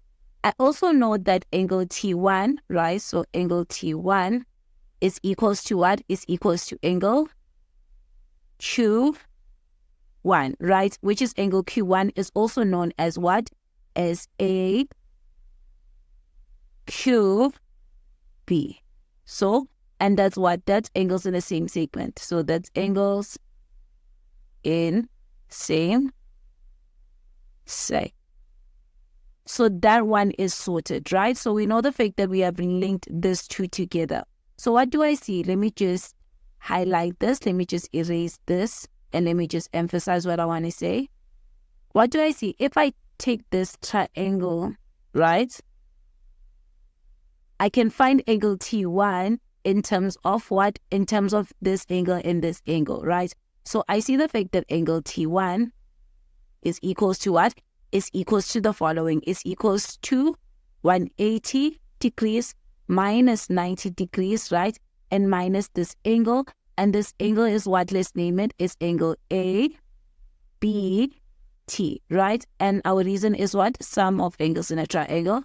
Sum of angles in triangle. So with that said, I know the fact that angle T1 is equals to what? Is equals to 90 degrees, right? Minus A, B, T. So now what do we see? We see the fact that this, right, and what, and this are basically equals to each other. So now I know the fact that A, B is equals to what? To angle T1. But remember, what did I say about angle T1? I said angle T1 is equals to what? Is equals to this, which is what we want from the equation. Do you see? Which is what we want. So we also know the fact that now we can conclude that what? That A, B is equals to what? Is equals to A, Q, B. So in that case, we are sorted, right? So now we are done proving the green one. So now let's prove what? Let's prove the blue angles, right? So now from the blue one, from proving the blue one, what information do we know? So we know the fact that angle A, Q, right, B, plus what? Plus angle A, right, P, B is equals to 180 degrees, right? So this angle, which is perfect because of that's what I want, right, is equals to 180. And my reason is what? Is opposite angles over cyclic quad. So it's opposite angles of cyclic quad, right? So it's going to be opposite angles over cyclic quad. So I also know what? I also know the fact that the following. Remember the fact that I want this angle here. And I'm just going to change into blue so I can emphasize it. I want this angle here, right? So what do I know about that angle? I know the fact that this angle A, right, AB is plus what? Plus the angle that I want, which is angle A, right, AB R is equals to what? Is equals to 180 degrees. And our reason is angles in a straight line. So that's sorted. So now I see the fact that both of them are equals to 180, so I can equate them together. So I see the following. I see the fact that A, Q, right, B, plus A, P, B is equals to what? Is equals to A, B is plus what? Plus what? Plus A, right? A, B, R, right?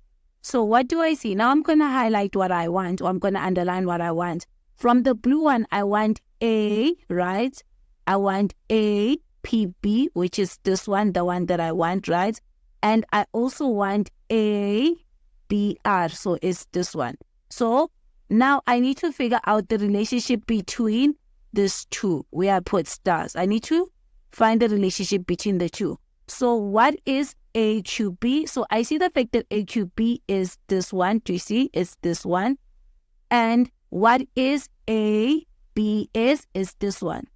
So we see the fact that they're equals to each other, right? So if they're equals to each other, I do agree the fact that they're going to cancel out. So therefore, I know the fact that what? I know the fact that A, P, B is basically equals to A, B, R.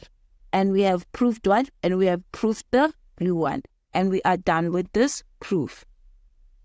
Welcome to grade 11 questions from past papers overview, right? So in this chapter, I'm going to show you on how to answer riders. So the first two questions, which is question 8.1 and 9.2 are going to be examples because I want to show you the best way to approach riders so that you can get as much marks, right? So then the rest of the questions are going to be viewed as exercises, right? So you're going to first do them on your own, then you're going to come back and watch the video to see the solution. Below this video, I have what? I have a document with diagrams. The reason why I splitted the diagrams from the question is that the best way to answer riders is not to look at the question. So I made it easy for you guys. Then the second document is the questions. So those questions you're going to take as exercise, which is going to be what? It's going to be the remaining questions. So now let's start, right? It says what? It says in the diagram, O is the center. So with O being the center, how we answer this is that we think about all the properties that O has, right?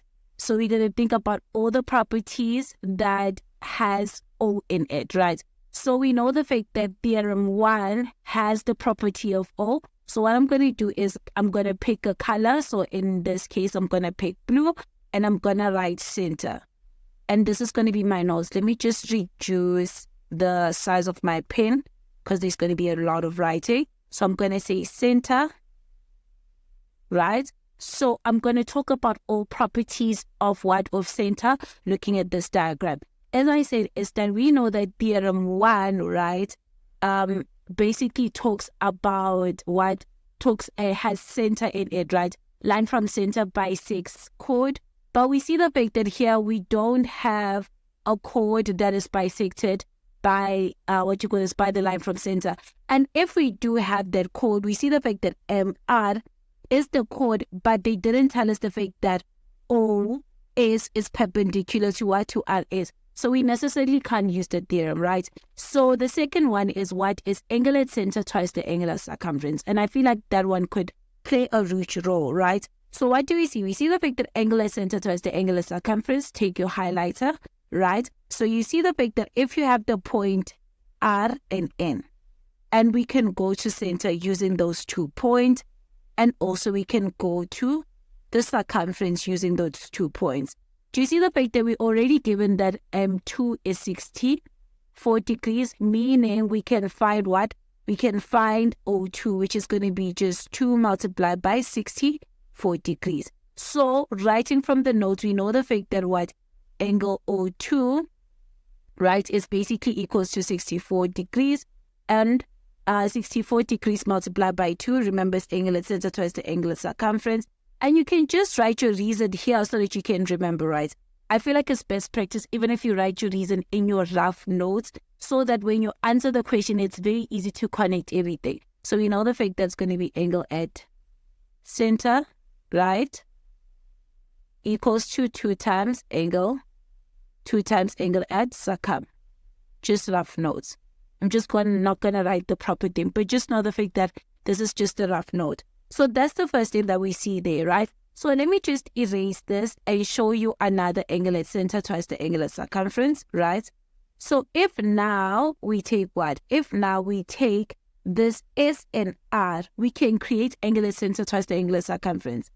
Is that if we say O, we can both connect with R, and S can both connect at O1, and it also can connect at M, right? You see that? Can connect at M. So we see the fact that it's creating that butterfly, which is beautiful because now I know what? I know again that angle at center twice the angular circumference plays a role here. So now we see the fact that angle O1 is basically going to be equals to what? It's going to be equals to angle M1. And our reason, I'm just going to put these lines indicating the fact that this is just the same reason, right?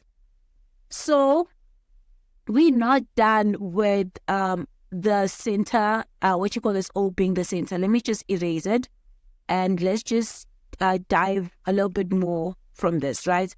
Is that what do we see? Let me just clean this diagram properly. What do we see? We see the fact that if that's the case, we see something. We see the fact that Sn is a diameter. So we see the fact that Sn is a diameter. And just a quick note is that when you're doing this in the exam, obviously you're not going to have an opportunity to erase things. So I feel like best practice is that to have a lot of color pens so that when you highlight something, it's different from the other one, unlike the way I'm doing it, right?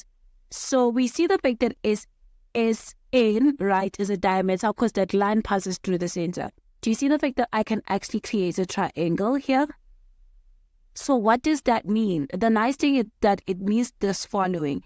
It means the fact that angle M1 plus angle M2 are equals to 90 degrees. Right? And just you can say the fact that angles, you can say semicircle. You will know what that means. Semicircle.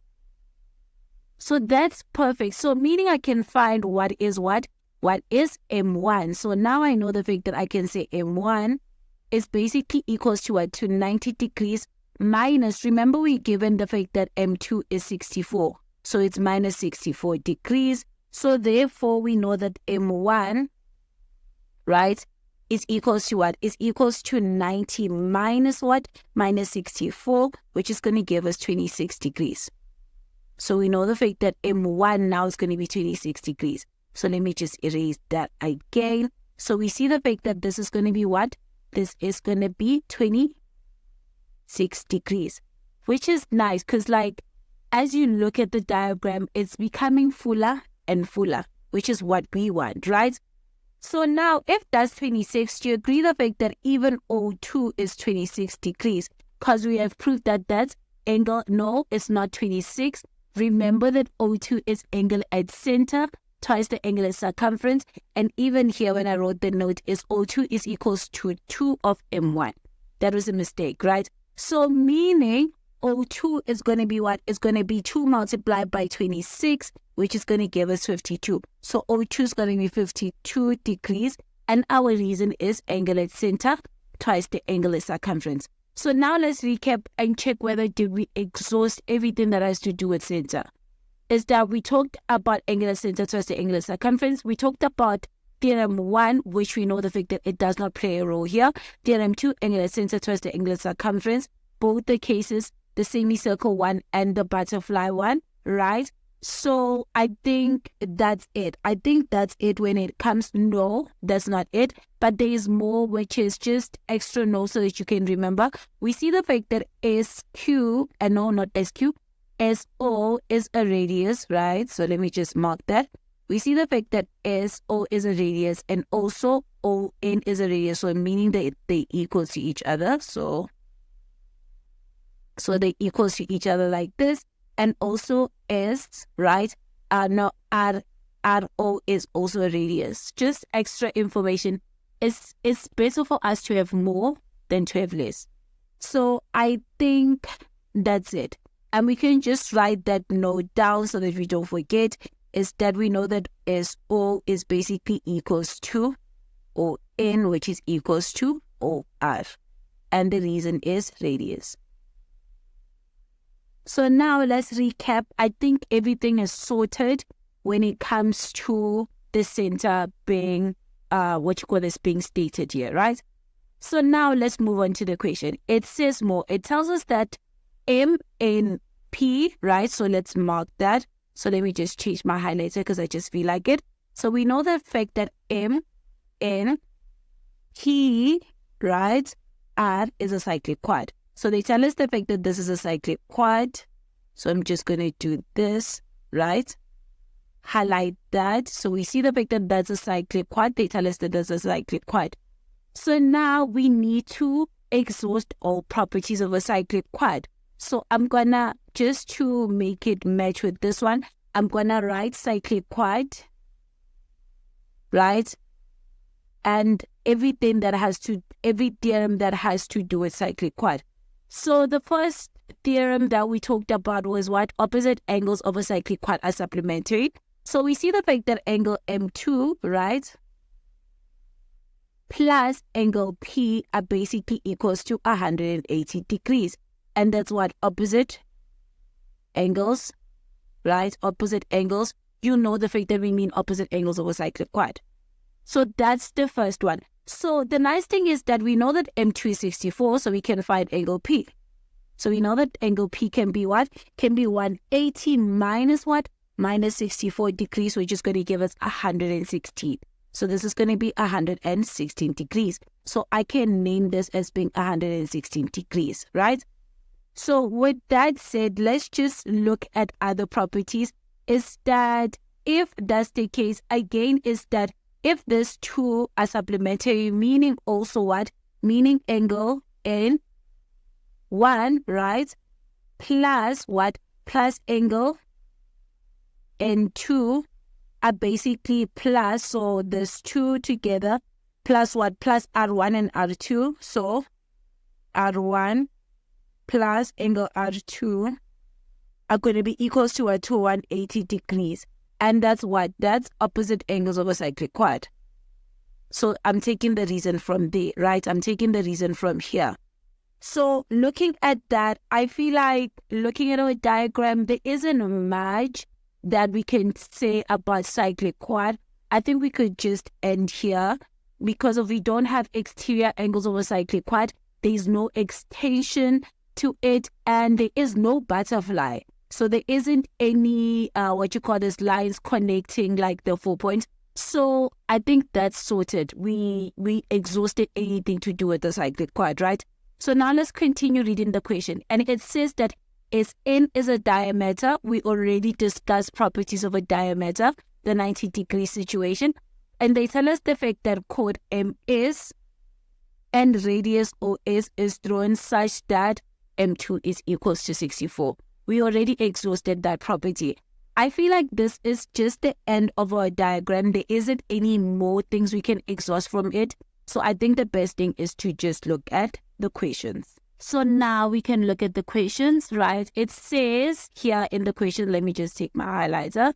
It says, determine giving reasons the size of the following angles. So the first one is what? They say to us, let me just pick my red pen. Not my red pen, I just took a highlighter. So let me pick my red pen.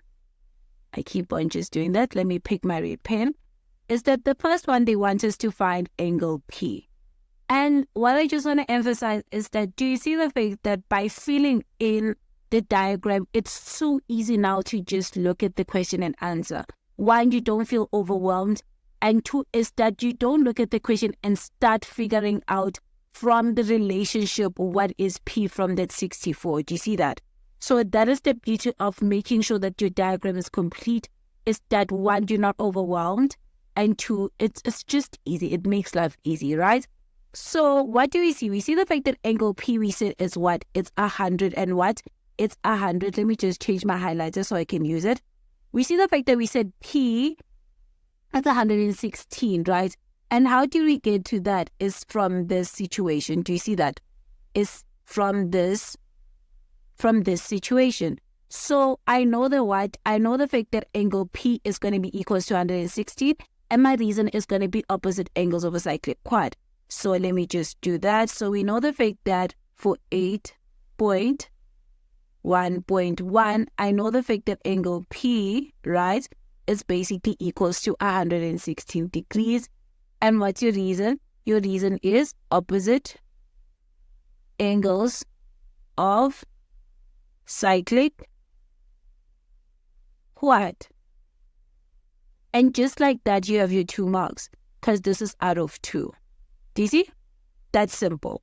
Then 8.1.2, it wants us to find angle M, M1. So where is angle M1? M1 is here we see in the diagram that is 26.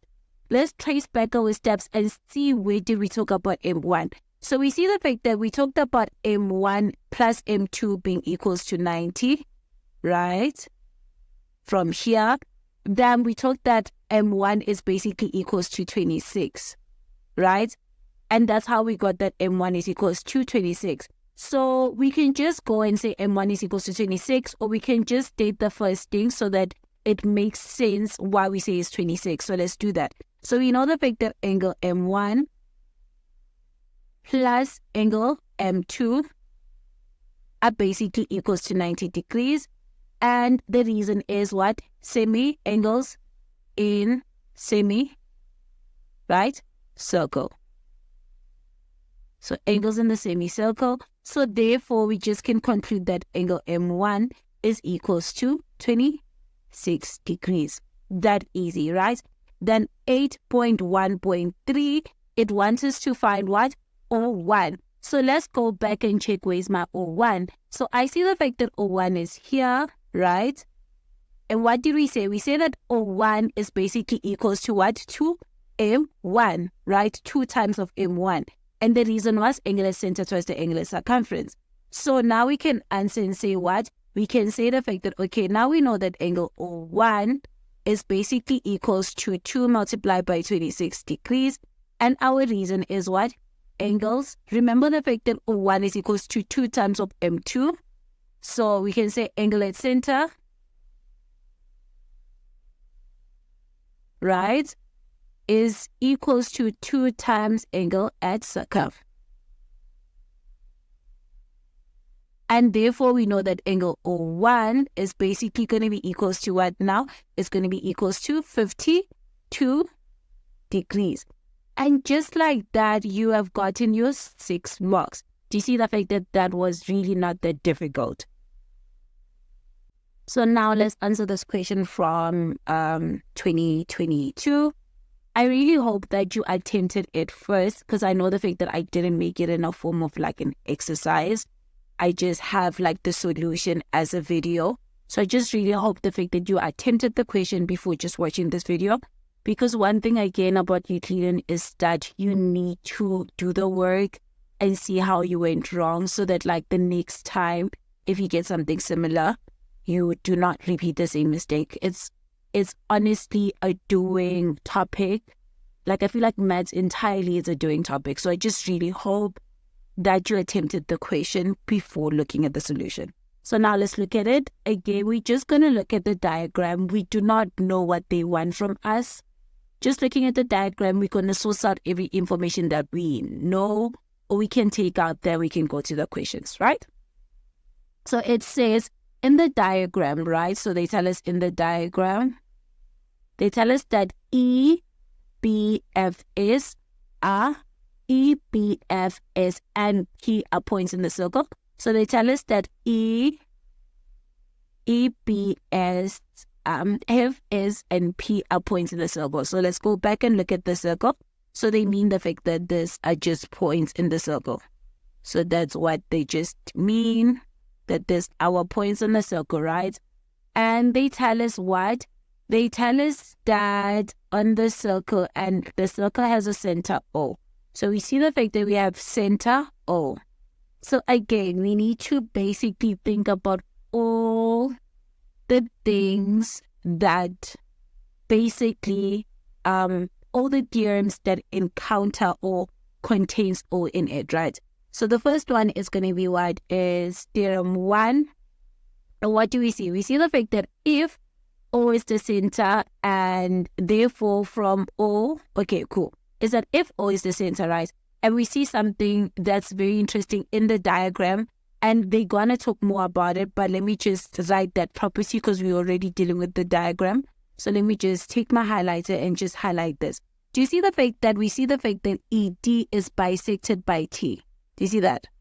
That ED here is bisected by T. So we see the fact that if ED is bisected by T and OT is a line from center going to the chord, do you agree the fact that this is going to create a 90 degrees? So a 90 degrees is created. So let's write that down. We see the following. We see the fact that OT, right, this is perpendicular to what?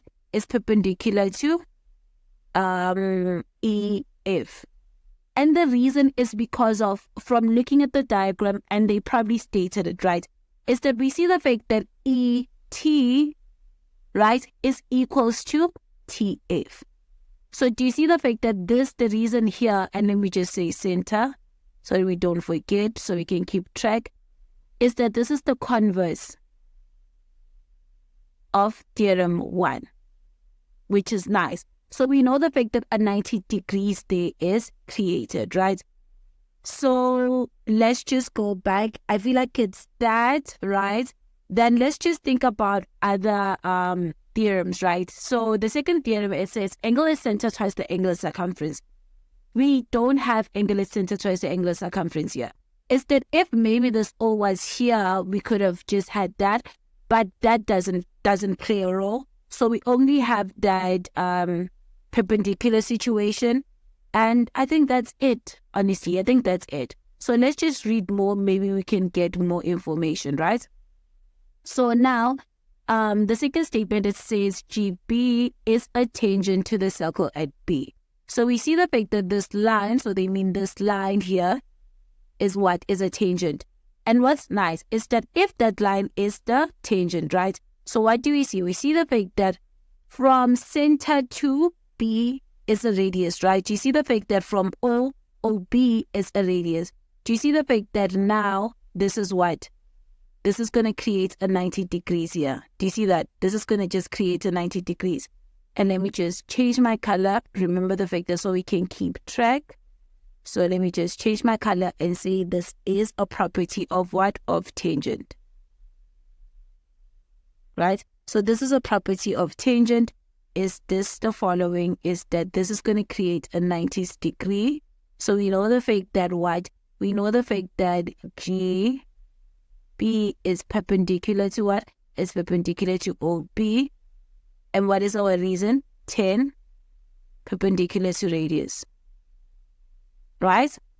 And let's just look at it more and see the fact that is there other things that we can talk about the tangent. There isn't any Tan-Chord situation. As I said, there's going to be a Tan-Chord if maybe this O was here and it was connected to S, but that's not happening.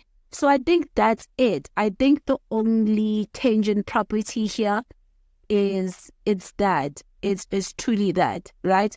So I think we have exhausted anything to do with what? To do with tangent so far, right? So now let me just erase this and just go further down and basically read the statement. It tells us that FE is produced to meet tangent at G, and it tells us that OT, right? So they tell us that FE, so FE is this line, this chord line, right? It's extended to produce G. That's all that they tell us. And they tell us that OT, right, is drawn in such a way that T is the midpoint at ET. That's why we have that ET is equals to TF. And that is why I could use Theorem 1, because I saw without them saying the fact that this is actually going to create a converse of what? Converse of Theorem 1, right?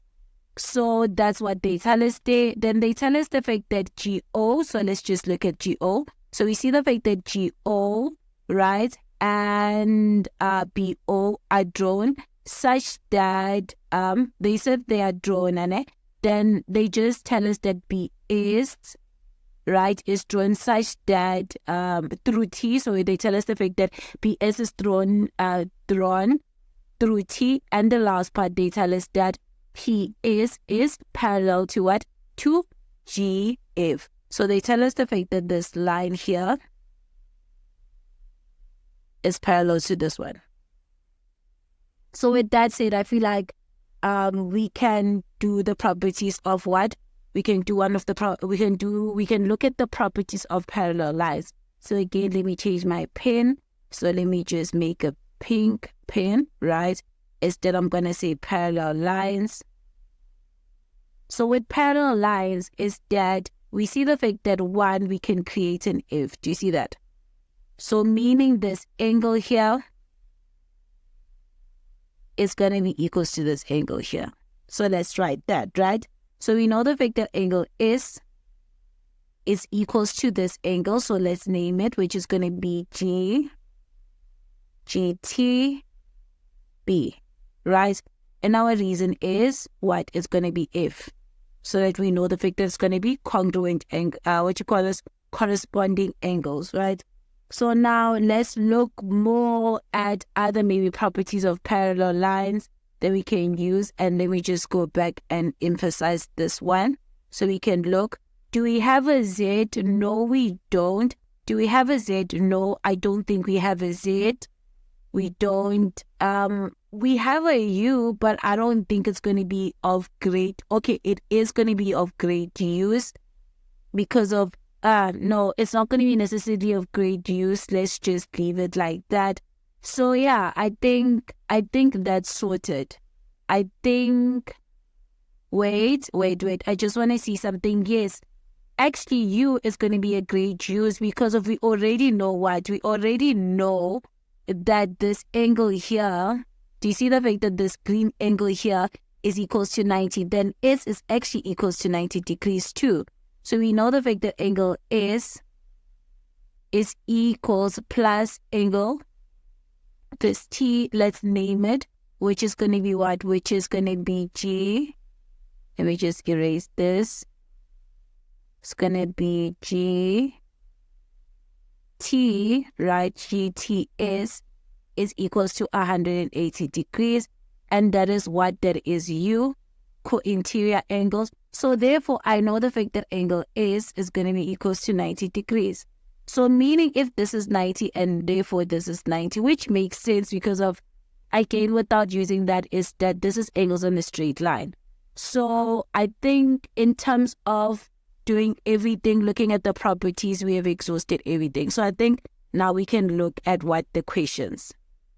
So now let's answer the questions. It says what? It says we need to do what? We need to prove giving reasons the following. So 9.2.1, it says we need to prove that. Let me just go and highlight the triangle that they're talking about. So let me just make it thin. It's that they want us to prove that O, where is O? O is here. Then T is here.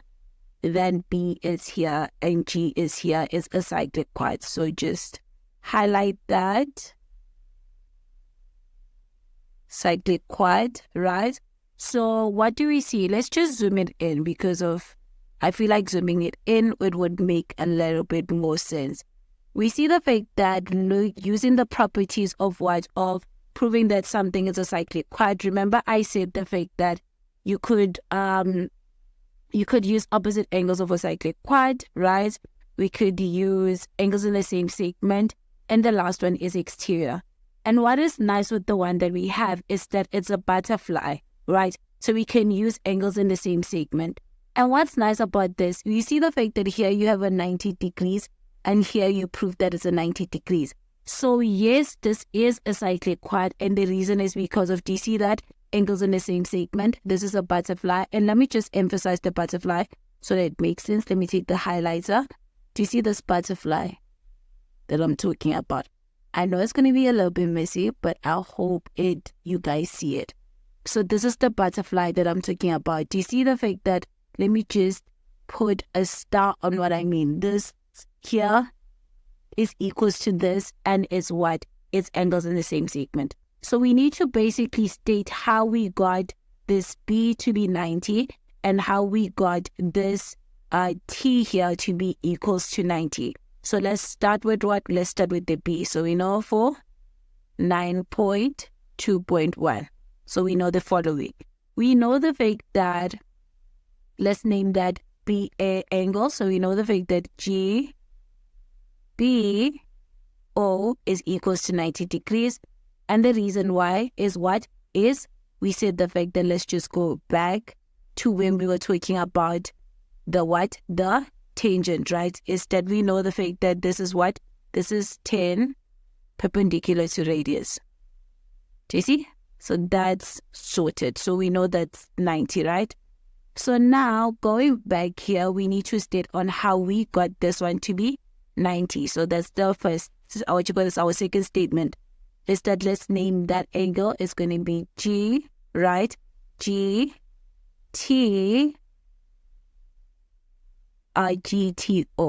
is going to be equals to 90 degrees. And the reason again is what? Is actually the converse of theorem 1. So what is going to be our reason? Our reason is when we given that the chord is bisected, and now we need to prove that it's 90 degrees, which is the reason is the converse of theorem 1, which says what? Which says line from center, right? Let me just move this so we can have space. Line from center, right, to midpoint perpendicular. So let me just do this, perpendicular. So now we know that these two are what? Are both equals to 90 degrees. Let's go back to the diagram. So now we can state that they equals to each other. So therefore we can state that GBO is equals to GTO, right? Because of they both equals to 90 degrees. So let's conclude that this is a cyclic quad. So therefore we can say OTBG is a cyclic quad right? And what's our reason? Our reason is angles in same segment. Are you basically done answering the first part of the question? So let's go down. So now what is the second part? Let me just erase this cyclic quad, or let's actually not erase it, right? So after proving that something is a cyclic quad, just put information that's related to that, right? So what is the information that we can put? We see the fact that a butterfly can be formed is that there's two. Let me just do it with another color so that it doesn't affect our diagram. So let me pick maybe this green color. Do we use green? Yes, we did. This pink color. So we see the fact that those two are going to be equal to each other, right? Those two can be equal to each other, right? Because that's angles in the same segment. So that's a butterfly that can be created. And again, another butterfly that can be created is this two here. Do you see this purple, this dark purple, and this one? Right? And let me just change the color of that one. Right? Do you see the fact that this can be, it can form what? It can form a butterfly, right? And the reason is because we already proved that this is a cyclic quad. So the next question, it says what? It says we need to prove what? We need to prove that angle S, which is angle S is here, right? Let me put a star, is equals to angle O, which is this one, right? So it's equals to GOB, which is this one that I put a star, right? So now, what do we see? We see the fact that both angle S and O, their relationship is with what is with angle T, right? So we need to state the relationship of both of them. So let me just say 9. Let me just go down and say 9.2.2. So to prove that they're equals to each other, this 2 that I put stars is that their relationship is with T, right? So what do I know? I know for a fact that angle is, right, is equals to this angle T, and that's corresponding. And let me just go back. Do you see the fact that I said if, meaning it was corresponding angles? So I know that angle F, S is equals to angle G, GT, not GF. So let me just erase that. So it's going to be GTB, right? And the reason was what? Corresponding angles. Let's state the parallel lines. The parallel lines were what? Was GT. Let me just say G. Let me write the one that he gave us is PS is parallel to GF. So that is sorted, right? On relating T to S. So now let's relate what? Let's relate T to O, right? So now we know the fact that this angle that they want here in the equation, right? This angle, which is G, the one that I put as star, GOB, is also equals to angle GTB, right? And what's our reason there? It's angles in the same segment, and it's because we've already proved that the yellow diagram is a cyclic quad. So it's going to be angles in same seg, right? So since they both equals to this angle T, we can say the fact that angle S, therefore, angle S is equals to angle what? Angle GOB. So now that proves the fact that they are both, they are actually equals to each other. So that is the end of this question. So now let's move to the question for 2021, right? As I said, I really hope that you attempt the question first before you watch the video, because it's just good practice, right? So it says what? It says in the diagram, right? And they tell us that P, Q, and S is a cyclic quad. So if we're given that P, Q, and S is a cyclic quad, we need to think about all properties of a cyclic quad. So now let's look at it. We see the fact that P, Q, and S is this one, is this diagram, is what? It's a cyclic quad, right? So from that, the nice thing is that we can do what? We can get what? we can get is 1 because we know that opposite angles of a cyclic quad are what? Are supplementary. So if I say 180 minus 93, I can get this one to be what? To be equals to 87 degrees. And I'm just going to write cyclic quad here so we can write notes for it. So I'm going to say cyclic quad, right? Then we know the fact that angle is 1 is going to be equals to 87 degrees. And you can say opposite. You know the fact that it's opposite angles, right? Of a cyclic quad. So that is sorted. So that's not only that, right? Is that we see the fact that also if we add up what?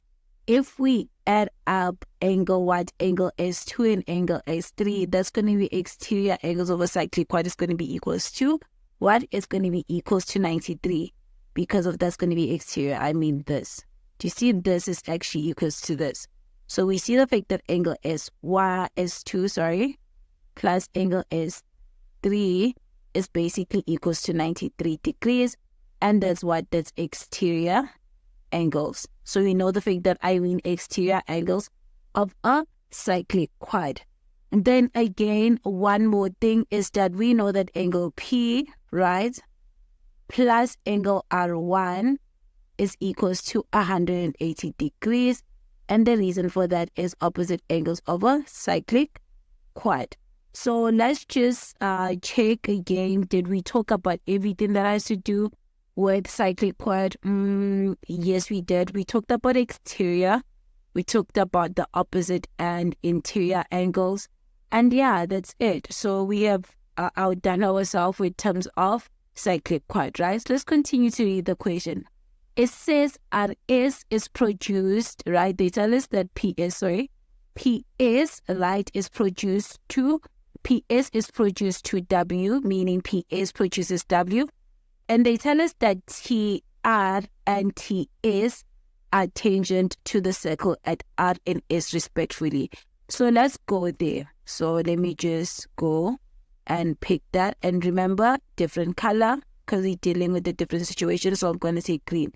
They tell us that at these 2 points, right, the tangent RS, and let me just highlight it with green. The tangent RT and ST are what? Are both tangents. And what do we see? We see the fact that they both connect at what? They both connect at T. So what is nice about this is that, remember, tangent from the same point, this is going to be equals to each other. So meaning resulting on this 2 being also equals to each other. That R2 and S2 being equals to each other. So now I'm going to say tangent, right? And I'm going to state whatever I just said.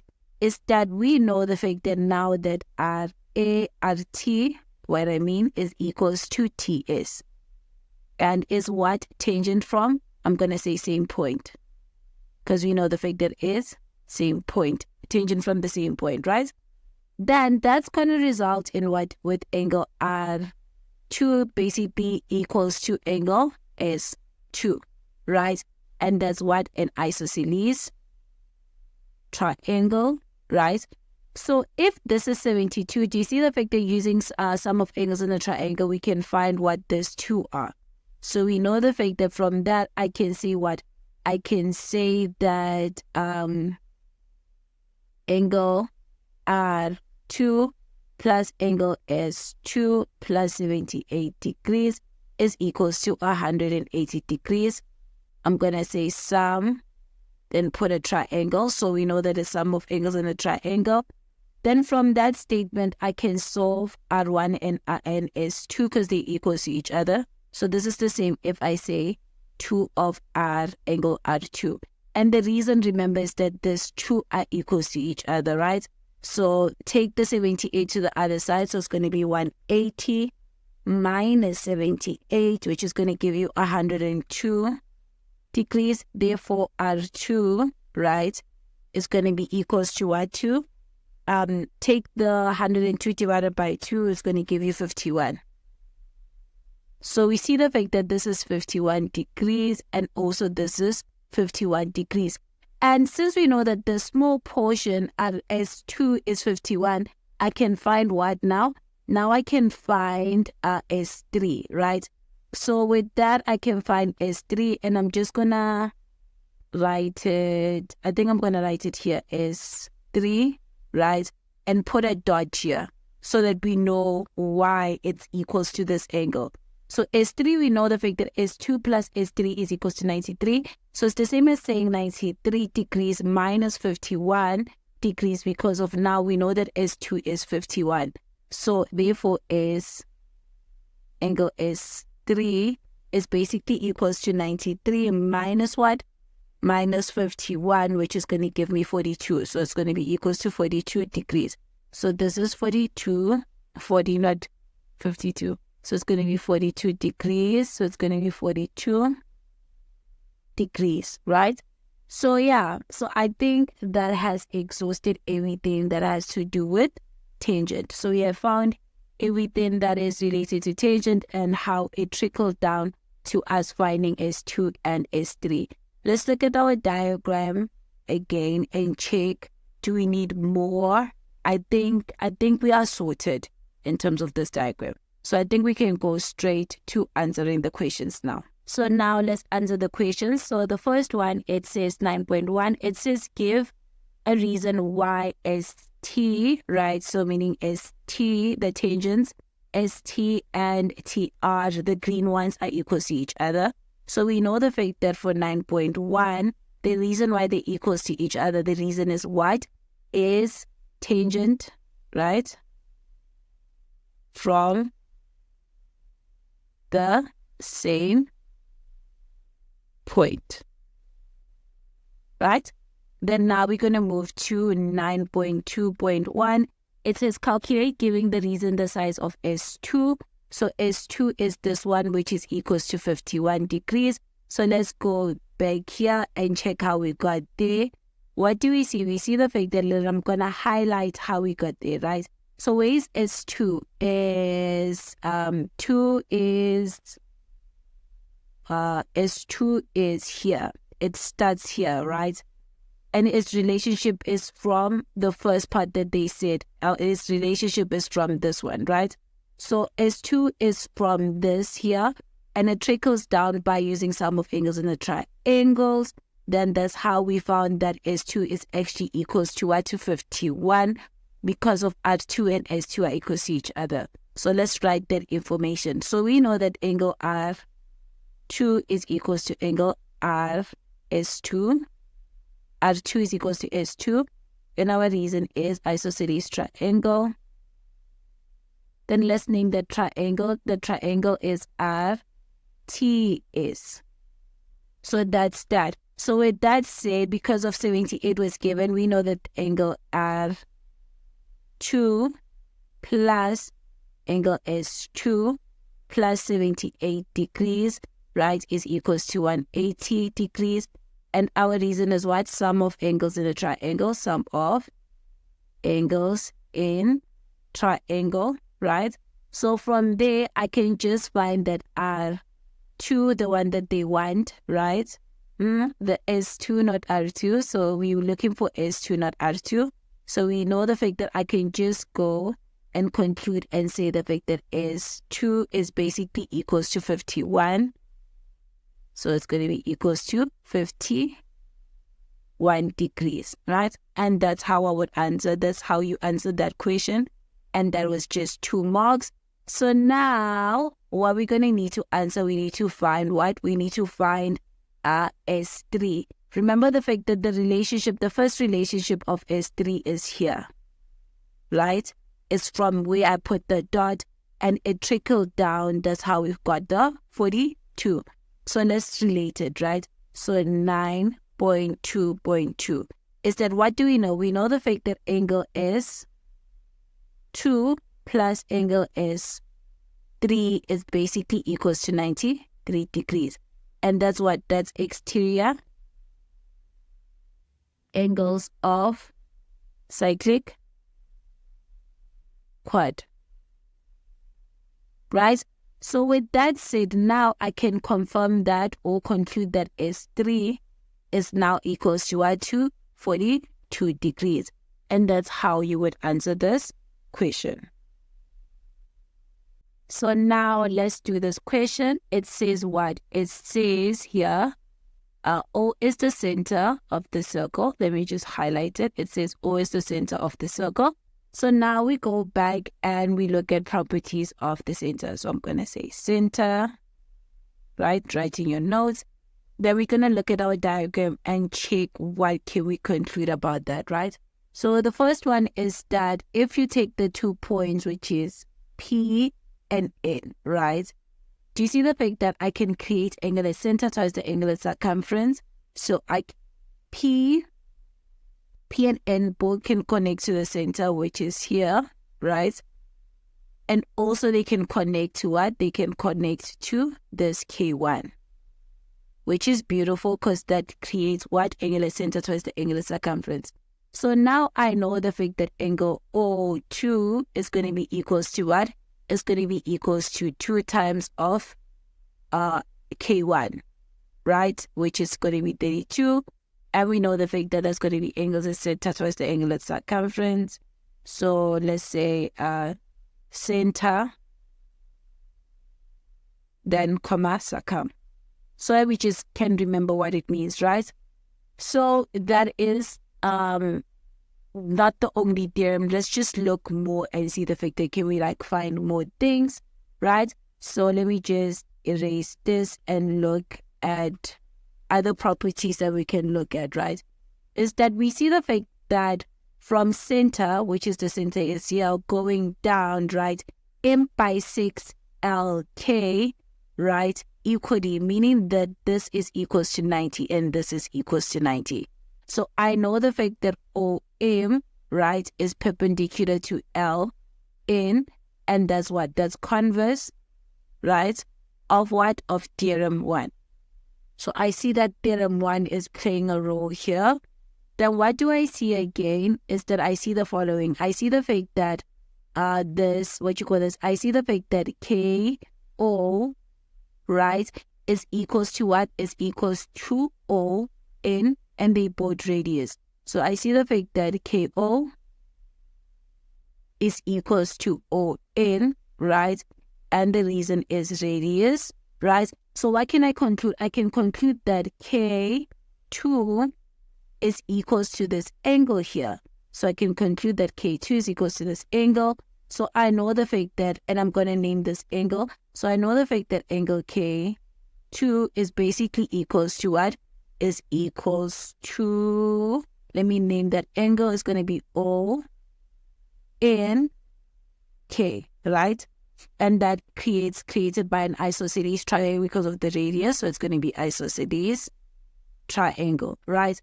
So if that's the case, I'm still, let me just check whether we are done or not. I think we're done because of if this line OK was connected till here, we could have said that this N is 90, but it is not. Remember, that's not a 90 because of K, M is not a diameter. Don't make that mistake. It's not equals to 90. So in terms of all properties that has to do with the center, I think we are sorted. So let me just clean this up. And now let's continue reading the question. Let me just change my highlighter because I'm going to change my pen. It says that KOM bisects chord LN, which is that's what I wrote, is that KOL, right? And we know the fact that the line is coming from center. It's going to bisect, which is going to create the converse of theorem 1, right? And they tell us the fact that what? They tell us that M and O is equals to 26. And they tell us that K and P are points in the circle. And then a point in the circle with NKP is equals to 32 and OP is drawn. So let's just look at what we have and relate it back to finding the values, right? So what do we know? We know that this is what? This is going to be equals to what? This is going to be equals to 2 times 32. So we're going to say 2 multiplied by 32. Let's fill in the diagram. So this is going to be equals to 64 degrees, right?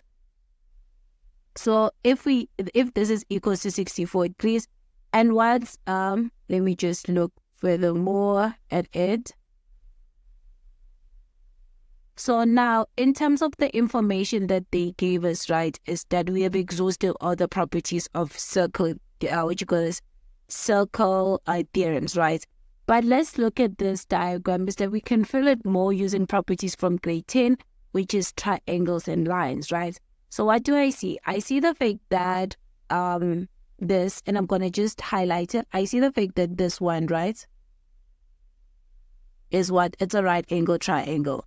So do you agree the fact that I can what? I can find what? I can find O3 by using sum of angles in a triangle. And let me just change my pen so we can use that. So I'm going to say triangles here. Triangles, right? So with triangles, I know the fact that angle O3, right, is going to be equals to what? To 180 degrees minus what? Minus 26 minus 90. And I'm just going to say it isn't sum triangle. So it's going to be sum of angles in a triangle. So let's find that and put it back in the triangle in that spot. So it's going to be what? It's going to be 180 minus 26 minus 90, which is I'm going to get what? 64. So I know that this is going to be equals to 64 degrees, right? So let me clean this up here. So I know the fact that this is going to be 64 degrees, right? So again, is that we see the fact that this line, I'm just going to change my color, is that we see the fact that KON is a straight line, right? And we have what? We have O2 and O3. So it's going to be very simple for us to find what? To find O1, right? So I'm going to just change that and make it a deeper yellow. Yes. So it's that I know I'm going to say straight line, right? So from straight line, I know the fact that angle O1 is going to be equals to 180 degrees minus 64 degrees minus 64 degrees again, right? And that's angles in a straight line. So if I find that, if I say 180 minus 64 minus another 64, I'm going to get 52. So I see the fact that this is going to be 52 degrees, right? So this is going to be equals to 52 degrees. So do you see the fact that now adding these two angles together, right, it creates a triangle. And let me just erase this and show you the isosceles triangle that I was talking about here when we were looking at the center. Now, do you agree the fact that I can find what? I can find K2 and this angle with the end, right? So now, I'm just going to say triangle, right? Going back to my triangles again. Is that what do we know now? We know the fact that if it's 52 plus 64, right, it's going to be 116. So I know the fact that angle K2 plus what? Plus angle ON. I'm taking it from here, which is I'm stating this angle K, right? Plus basically angle O1 and O2. So angle O1 plus angle O2 is equals to 180 degrees. And that's sum, right? I'm going to say sum, right? So if that's the case, then I can find this too. I can replace this angle here by K2, because remember that they equal to each other. So I know the fact that I'm going to have 2 K2s, right? Plus what? Plus 52 degrees plus 64 degrees, right? Which is going to be equals to 180 degrees. So when I say 2K2, right, is equals to 180 minus 52 minus 64 is going to give you what? It's going to give you 64 degrees. Then divide that by 2, you're going to get that angle. K2 is equals to what? Is equals to 32 degrees. So this is going to be equals to 32 degrees, and this one is going to be 32 degrees, right? So I think in terms of looking at it, I think we have exhausted. Actually, we can just go one further step we didn't exhaust anything. If we're looking actually at triangles, we can find P, and that's us finding every possible angle in this diagram, right? So let me just remove this highlighter, and now let me highlight how we can find P. Do you see the fact that if I do sum of angles in a triangle, using this triangle, I can find P? So now I know that P, angle P, right? Because do you see the fact that all angles are sorted out, only P is the one that's missing. So I know the fact that now angle P plus angle K1, right? Plus angle K2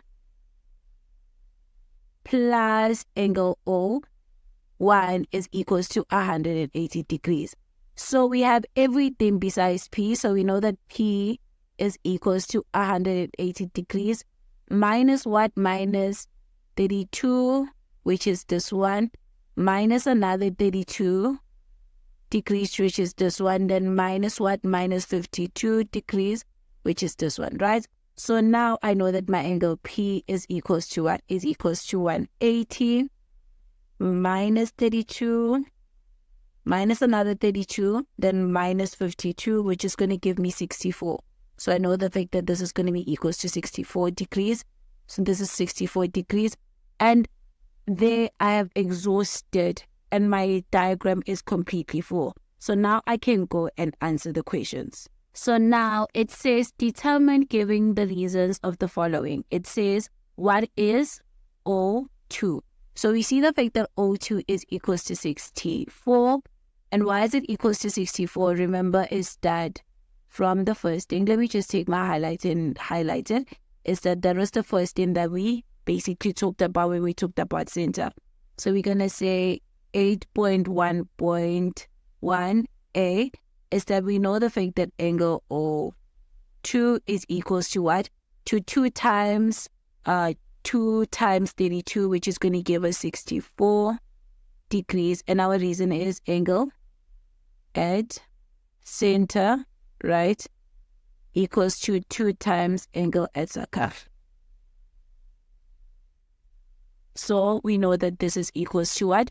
To 64. And that's just 2 marks. Then the second one, they say we need to find what? O1, and O1 is 4 marks, which makes sense because of it was like a kind of like a journey to get why O1, and O1 is here. Do you see the fact that O1 is this one? This is how O1 is, and O1 is equals to 52. But to get there, we needed to do a lot of things. So let's trace our steps. Is that we needed to find O3. Then after finding O3, right, is that then now we could find O1. So now let's find O3. Then after O3, using angles in the straight line, we can find O1. So what we're going to do is to find O1 is that we need to find O3, remember? Then from O3, we use angles in a straight line to find O1. So let's do that, right? So let's just do that. So we're going to say B, right? So we're going to find O3. So we see what? Before we find O3, we need to state why we're saying M2 is equals to 90 degrees. And the reason why M2 is 90 degrees is because of this statement, remember? So let's say that. So we're going to say angle M2 is equals to 90 degrees. And the reason is what? The reason is the converse. And our reason is the converse of theorem 1, which says line from center, midpoint perpendicular. So that is the reason, right?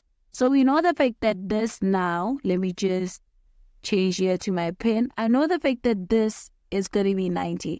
So now, since we have 26 here, we can use sum of angles in a triangle to find O3. So we know the fact that O3 now is going to be equals to what? We can just conclude it and say it's equals to 64 degrees. And the reason can be sum of angles in triangle. And that's us basically stating this. And from that, it's very simple because we can just go straight and say the fact that therefore we know that angle that 1 is going to be equals to 52 degrees.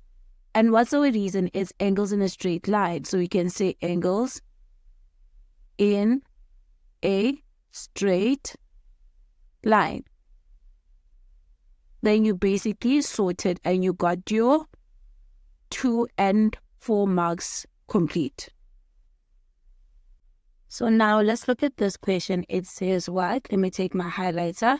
It says in the diagram, right, to tell us that PQR is a cyclic quad. So we need to talk about all the properties of a cyclic quad. But first, let's label the cyclic quad. So we know that PQ, right, R is a cyclic quad. So let's highlight that. So it's going to be this connecting to this, then connecting to this, going down like this, then connecting it like this. So what do we see? We first see the fact that, let me just take my pen. Okay, cool. I use a blue for cyclic quad. So what we're going to do, I'm going to write cyclic quad so we can put all the properties of a cyclic quad, right? So what do we see now? We see the fact that angle S2 here is equals to what? Is equals to angle Q1 and Q2.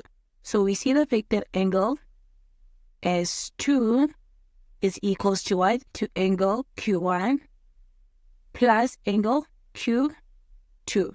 And the reason is what? It's opposite, it's exterior, not opposite, exterior angles of a cyclic quad. So I'm just going to put interior.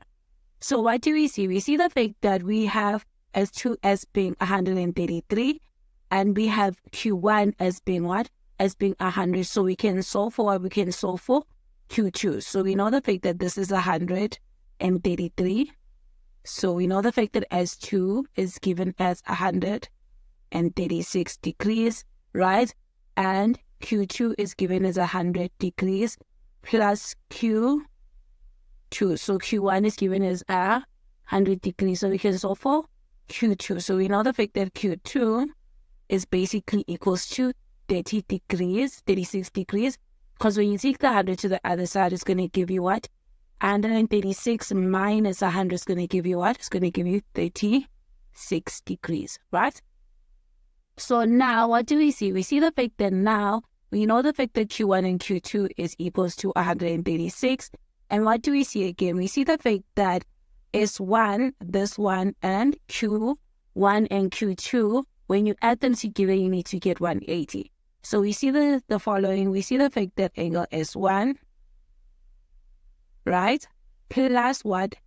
Plus angle Q1 plus Q2. You need to get what? You need to get 180 degrees because of opposite angles of a cyclic quad are supplementary, right? So now with that said, since we know the fact that Q1 and Q2 is 136, we see the fact that angle S1 plus 136 degrees, right, equals to 180 degrees. So I can solve for what? I can solve for S1. So if I say 180 minus 100 and what? 136, I'm going to get what? 44. So I see the fact that angle S1 is equals to what? Is equals to 44 degrees. So here is going to be 44 degrees, right? So let's look again. We see the fact that we know the fact that angle P and angle what? Angle R are also supplementary opposite angles of a cyclic quad. So we see that angle P plus angle R is equals to 180 degrees. And again is opposite angles of a cyclic quad. So let's look at our cyclic quad and check did we miss anything. I don't think we missed anything. So every property regarding a cyclic quad is sorted. So let's continue and read the statement. It says what? It says chord RS is produced, but it says chord RS, right, is produced to T. So what they're saying the fact that this chord here, I'm just going to put an X, right? This chord RS extends till T. Then furthermore, they tell us the fact that they tell us that K is a point on RS. So it's just that K is a point on RS. So K is just here. That's what they mean. And they tell us that W is a point on the circle such that ORKW is a parallelogram. So now let me just erase this cyclic quad, right? And now let's look at the parallelogram. So let me just do this. We erase that and look at a parallelogram. So we see the fact that the parallelogram that they're talking about is this one.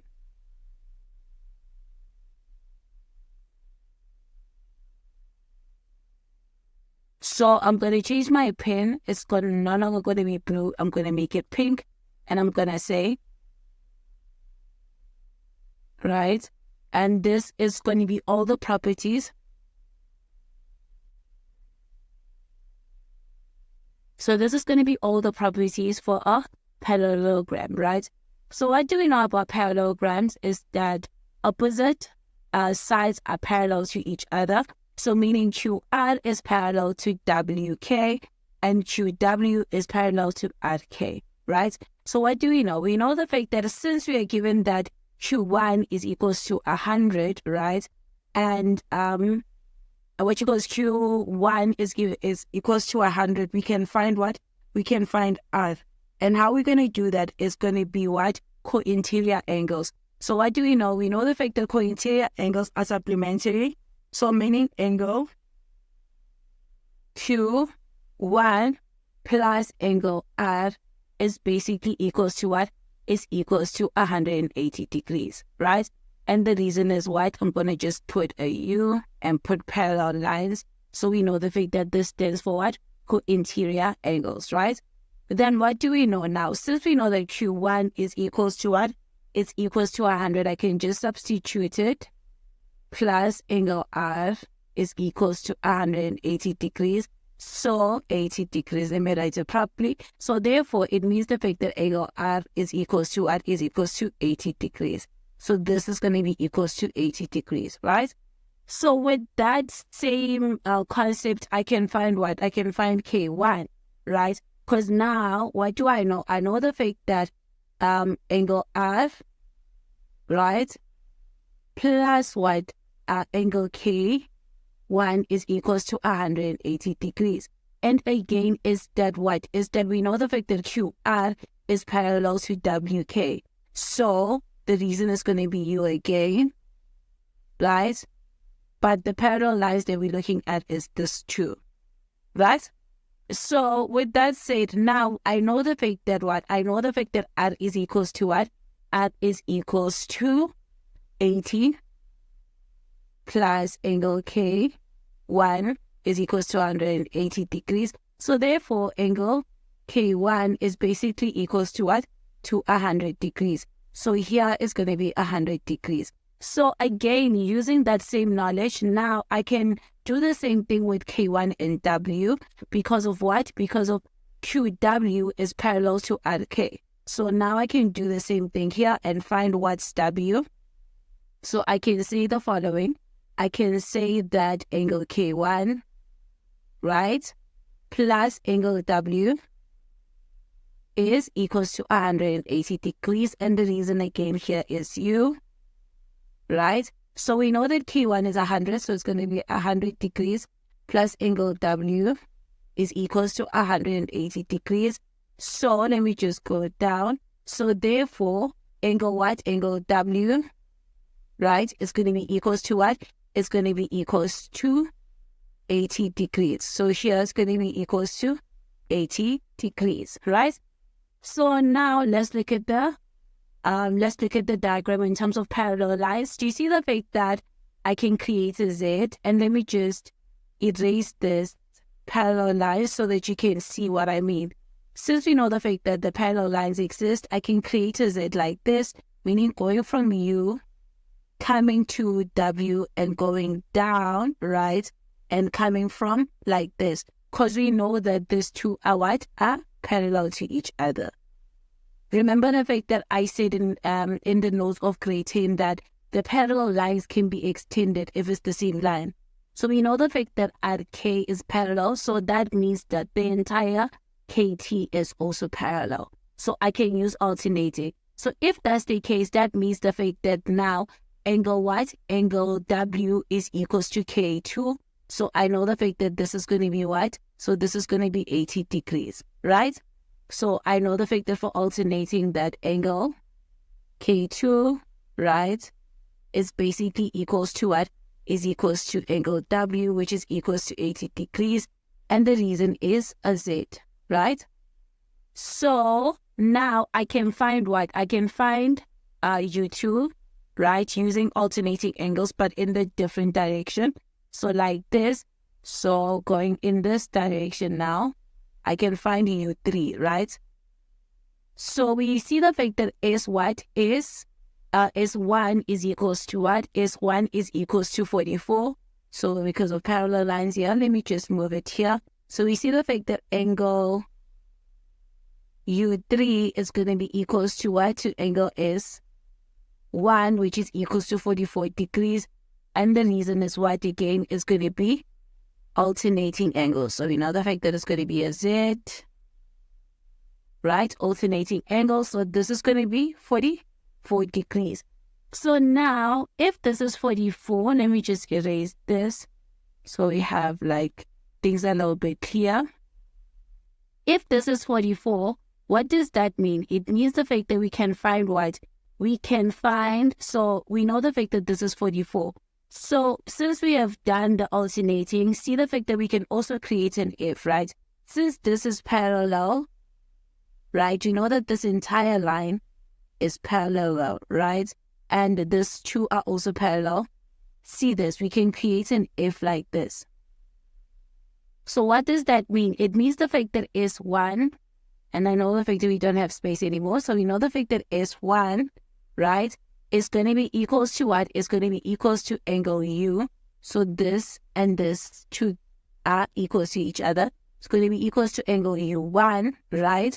Which is going to be what? Which is going to be an if, because there's going to be corresponding angles. So I'm going to say that's going to be what? That's going to be, therefore, angle U1 is going to be equals to what? It's going to be equals to 44 degrees.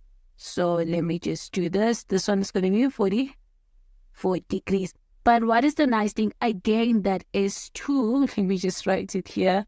So I'm going to put that here. So now we see the fact that if this happens, is that another corresponding angle is that if what you call this angle S2 is also equals to what? To this angle. But since it doesn't have a number, but let's just write it, right? So this is going to be 136 degrees, right? That angle. So let's just name it. So it's going to be P U W is going to be equals to 136 degrees. And the reason is going to be if. So let's check the information in terms of parallelogram and parallel lines. I feel like we have exhausted anything that has to do that. And I feel like our diagram is completely filled in. So I think let's just continue and read the question and see that they add extra things. And they tell us that PS and QW intersected U. That's not really important. Then they tell us that PST is equals to 136. We already utilized that. And angle Q1 is equals to 100. So I think now it's time to go right and answer the questions. So now let's answer the questions. Let me just zoom in the questions a little bit. So the question says, determine with reason the size of, the first one is angle R. So let me just go here and change my pen so that, yeah. So angle R. So I'm going to put dots, like let me just do it in red. So just change color into red. I'm going to put stars or a dot on where we are solving. So we see the fact that angle R is equals to what? Is equals to 80 degrees. So we're going to go back and check where did we talk about angle R. So angle R was within the parallelogram, and we see the fact that we said angle R is equals to 80. And what was the reason? It was because of angle Q1 plus angle R is equals to 180, and the reason was co-interior angles. So that is why R is equals to what? Is equals to 80. So let's write that. So 8.1.1, we see the fact that angle Q1, right, plus angle R is equals to 180 degrees. And what's our reason is co-interior angles, right? And we need to state the parallel lines. So what parallel lines did we use? We used the parallel lines Q, W, right, is actually parallel to what? To R, K. So now that means that angle R is going to be equals to just 80 degrees. So we are sorted with that one. So now they want us to find angle what? They want us to find, let me just change my pen. They want us to find angle P for the second one. So we're looking for this one, right? So with that one, for angle P is what? Angle P, remember we said the fact that, let me just go back to the diagram. Remember the relationship with P and R. What did we see here in the cyclic? We said angle P plus angle R is equals to what? Is equals to 180 degrees because of opposite angles of a cyclic quad. So meaning angle P is actually equals to what? Since R is 80, meaning angle P is equals to what? Let me just write it. Meaning P here is going to be equals to 100 degrees because of it's going to be what? It's going to be 180 minus 80, which is this R. So you're going to get P as being equals to what? To 100. So let's write that. So the relationship is that for 8.1.2 is that we know the fact that angle P, right, plus angle R is equals to 180 degrees. And what's the reason here? Our reason is opposite angles of a cyclic quad. So opposite angles of a cyclic quad, right? So after saying that, we know the fact that angle R is already 100, we can just substitute. So we know the fact that angle P plus 80 degrees is equals to 180. Therefore, angle P is basically equals to 100 degrees, right? So we are sorted with that one. So let's go a little bit up and answer the following. So the other angle that they want for 8.1.3 is what? It's P from PQ, QW. So they're basically looking for this angle. That's the angle that they want. They want us to find what? To find a Q2. So let's check the relationship of Q2. Remember we said that Q2 is equals to 36, but let's go up. The reason why we said that, we said angle S1 is equals to angle Q1 plus Q2, and that's exterior angles of a cyclic quad. So that's how we got our Q2 to be equals to what? To be equals to 36. So let's write that. So we know the following, the relationship. So the relationship is that for 8.1.3, so this is the relationship. So our relationship is that angle S2 is equals to angle Q1. Then I'm just going to replace my Q2 with this thing so that we can just answer it directly. Q2 and this one are exactly the same, right? So we're going to say plus what? Plus PQW, right? So, and what's our reason? Our reason is exterior angles of, let me just move it off, cyclic quad. Let me just move it again, cyclic quad. Right, so let me just move it here. So we know the fact that it's exterior angles of a cyclic quad. So if that's the case, I know what? I know the fact that Q2 is 136. I'm not going to substitute. I'm just going to go straight and answer the question. So meaning, therefore, PQW, my W is really bad. PQW is equals to 36 degrees. So then we are done with this question. So let's go a little bit up. Then now they want what? They want us to find U2. So we need to find U2.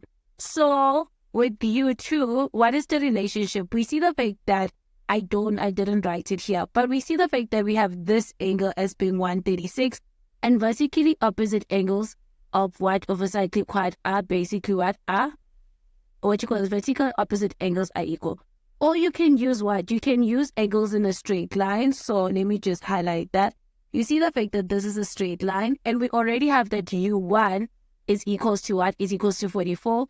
So I can just use that knowledge of angles in a straight line to find this, because 180 minus 44, I'm going to get 136. So I'm going to use that to find what? To find U2. But before I find U2, I need to determine how I got 44 for U1, right? So we already know the fact that this angle, so did we state, let's check whether did we state the fact that S1 is equals to what? Is equals to 44. I don't think we stated that. So we can find what? We can find the angle S1, remember? So the angle S1 is being 44, and that's going to be what? That's going to be angles in a straight line. So, or we can use the fact that S1 is equals to 44 from our diagram. And the reason is opposite angles of a cyclic quad, right? So let's just use that one. So for 8.4, to get to U2, we need to start from S1, connect S1 with what? With U1, then U1 with U2. So that's what we're going to do. So 8.1.4, right? So let's relate that. So we know the fact that what? Angle S1, right? Plus angle Q1 plus angle Q2, right, is equals to 180 degrees.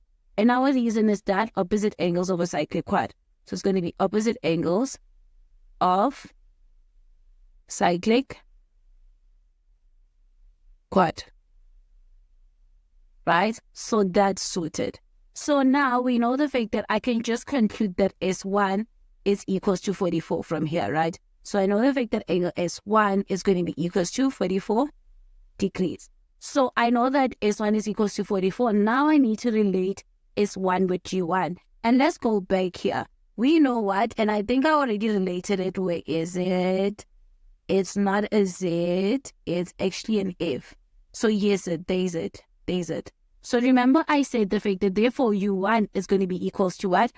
It's going to be equals to 44 because of that corresponding angle. So let's say that. So we know the fact that angle, right, angle U1 is equals to angle S1. And the reason is what? Is corresponding angles. And what is the parallel lines? The parallel lines are actually QW is parallel to what? To RS, right? So that's why we said the fact that these two are equals to each other. Therefore, that means the fact that angle U1 is basically equals to 44 degrees. But now we know the fact that U1 is 44 degrees. So now what can I use? I can use that U1 to find U2, which is what I'm going to do. So I'm going to say, therefore, angle U2 is basically equals to what? Is equals to, so let me just do this so that it can be a little bit simpler. Let me just add them together. So I'm going to say angle U1, right, plus angle U2 is equals to 180 degrees. And the reason is what? Angles in a straight line. So now I can conclude that angle U2, right, because we already have U1, it's going to be 180 minus 44, which is going to give you 136 degrees. That is the end of this question. So now let's do this question. It says in the diagram, right? So it tells us in the diagram, O is the center, right? So we see the fact that O is the center. Let's think about all the properties that are related to what? That are related to O. So what do we see? We see the fact that X is here. And you see the fact that there is 3 points that are at the circumference and 2 points that are connecting to O, meaning angle at center times the angle at circumference is going to play a role. But instead, remember, I always say it's the angle that's outside, not the angle that's inside. But it's very easy to find this one because you're just going to say 360 degrees, right, minus X, right? And that's going to be the angle that's outside. So O2 is going to be equals to what? So I'm going to say center, right? So I know the fact that angle O2 is going to be equals to what? To 360 degrees minus X. And our reason is revolution, right? Revolution. Remember the fact that a revolution means the fact that the angles add up to 360, right? So that's what it is. So with that said, now I can find angle at center times the angle at circumference. So remember the fact that this is basically the angle at center. So meaning at circumference is going to be half the angle at what? At the circumference. So this is going to be half of 360 minus x.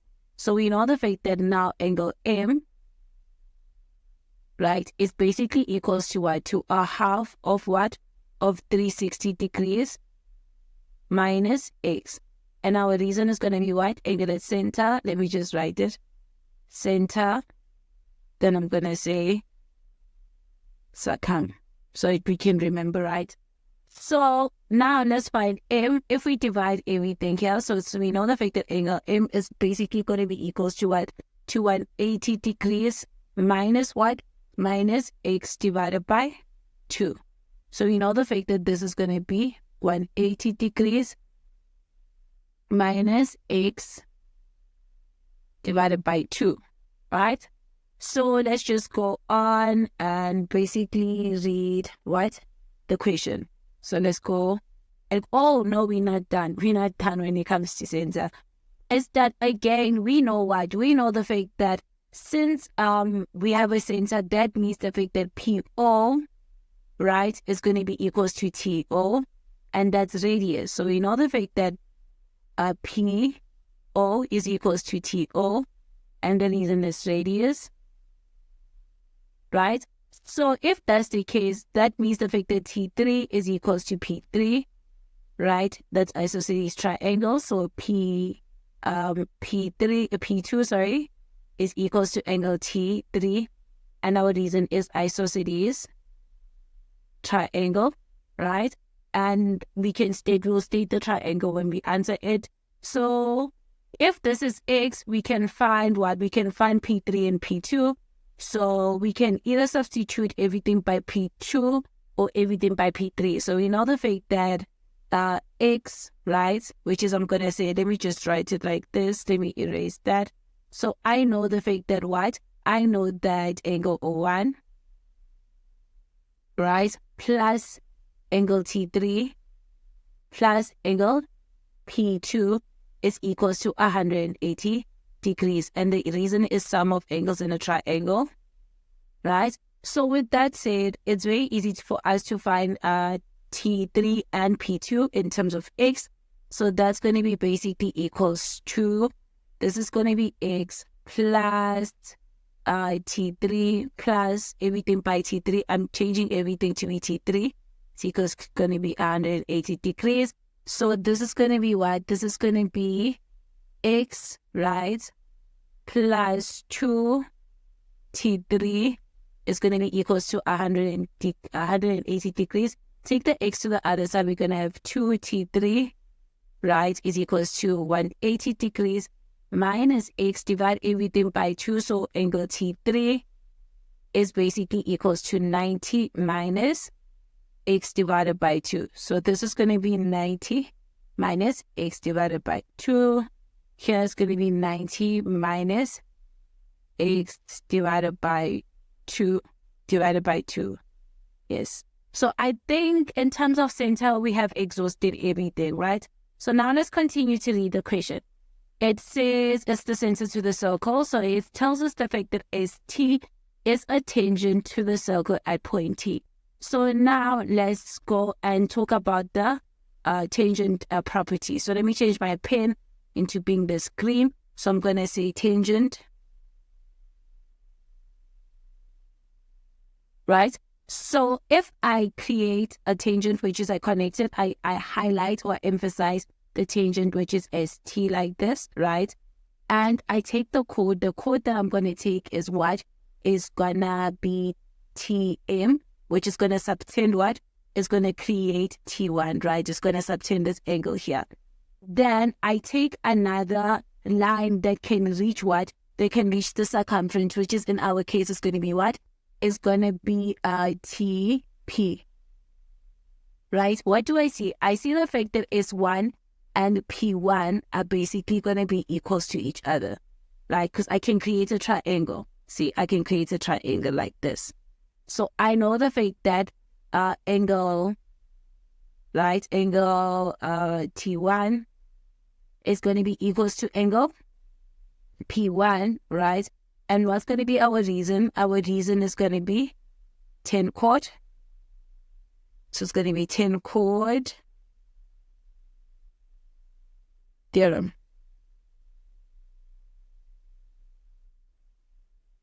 So now I think we can just stop there with the Tan-Chord because that's the one that I see. Then let's just move on and read the statement. It says M and P are points on the circle such that Tm is equals to what? It's equals to MT. So let me just erase this. So what they mean the fact that, let me just change my pen to just another color, which is I'm going to make it blue. They mean the fact that these two are equals to each other. If there's two, let me just say triangle, right? I mean the blue one from the information that they gave us.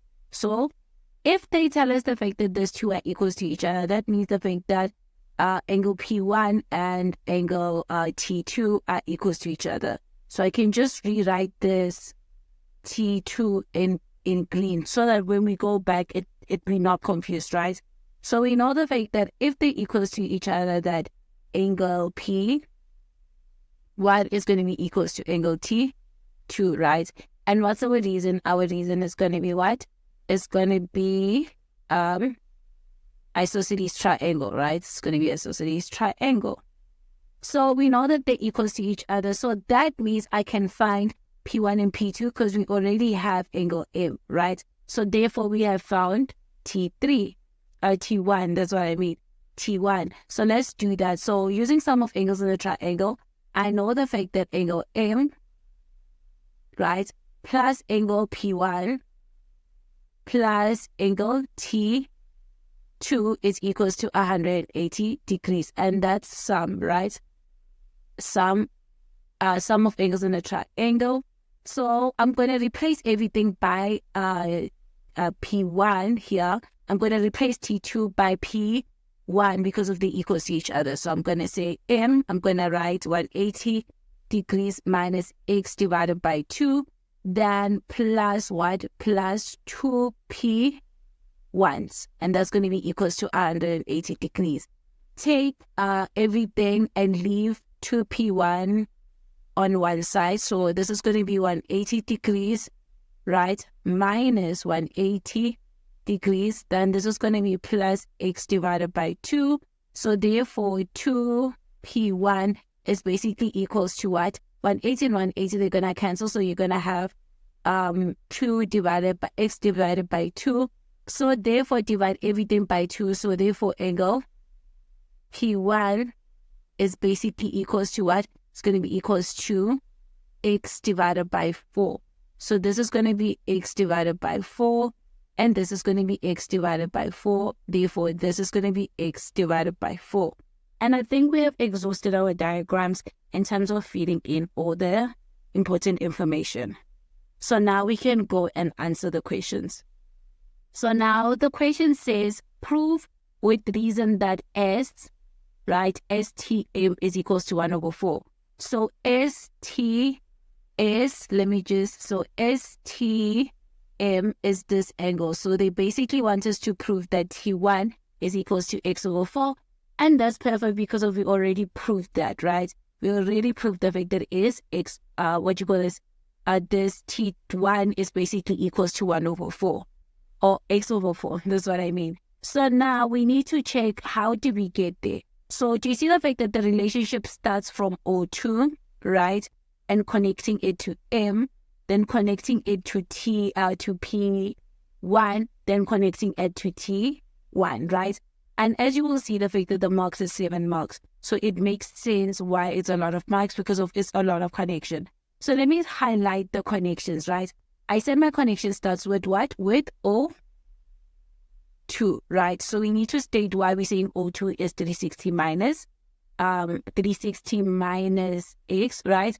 Then we're going to have to do a relationship between M2 and O2, which is this one, right? And the reason is angular center twice the angular circumference. Then from there, our relationship is going to be what? Our relationship is going to be, so now we know the fact that m is 180 minus x over 2. So now our relationship is going to be what? It's going to be this one, the isosceles situation. Then from the isosceles, it's going to be sum of angles in the triangle. Then we're going to connect it what? We're going to connect that, therefore, P1 is equals to x over 4. Then we're going to go to this relationship, right? So let's write it down. So we know the following. We know the fact that angle O2, right, is going to be equals to 360 degrees minus x, and our reason is revolution, right? So now knowing that, what can I say? I can say therefore that angle M, right, is going to be equals to what? Angle M is going to be equals to, let's just write the answer, which is 180 degrees minus x divided by 2. And what's our reason? Angle at center, right, equals to 2 times angle at circum. So that's what we know, right? That the relationship goes back to the isosceles. So we know the fact that angle P1, right, is going to be equals to angle T2. And our reason is what? Isosceles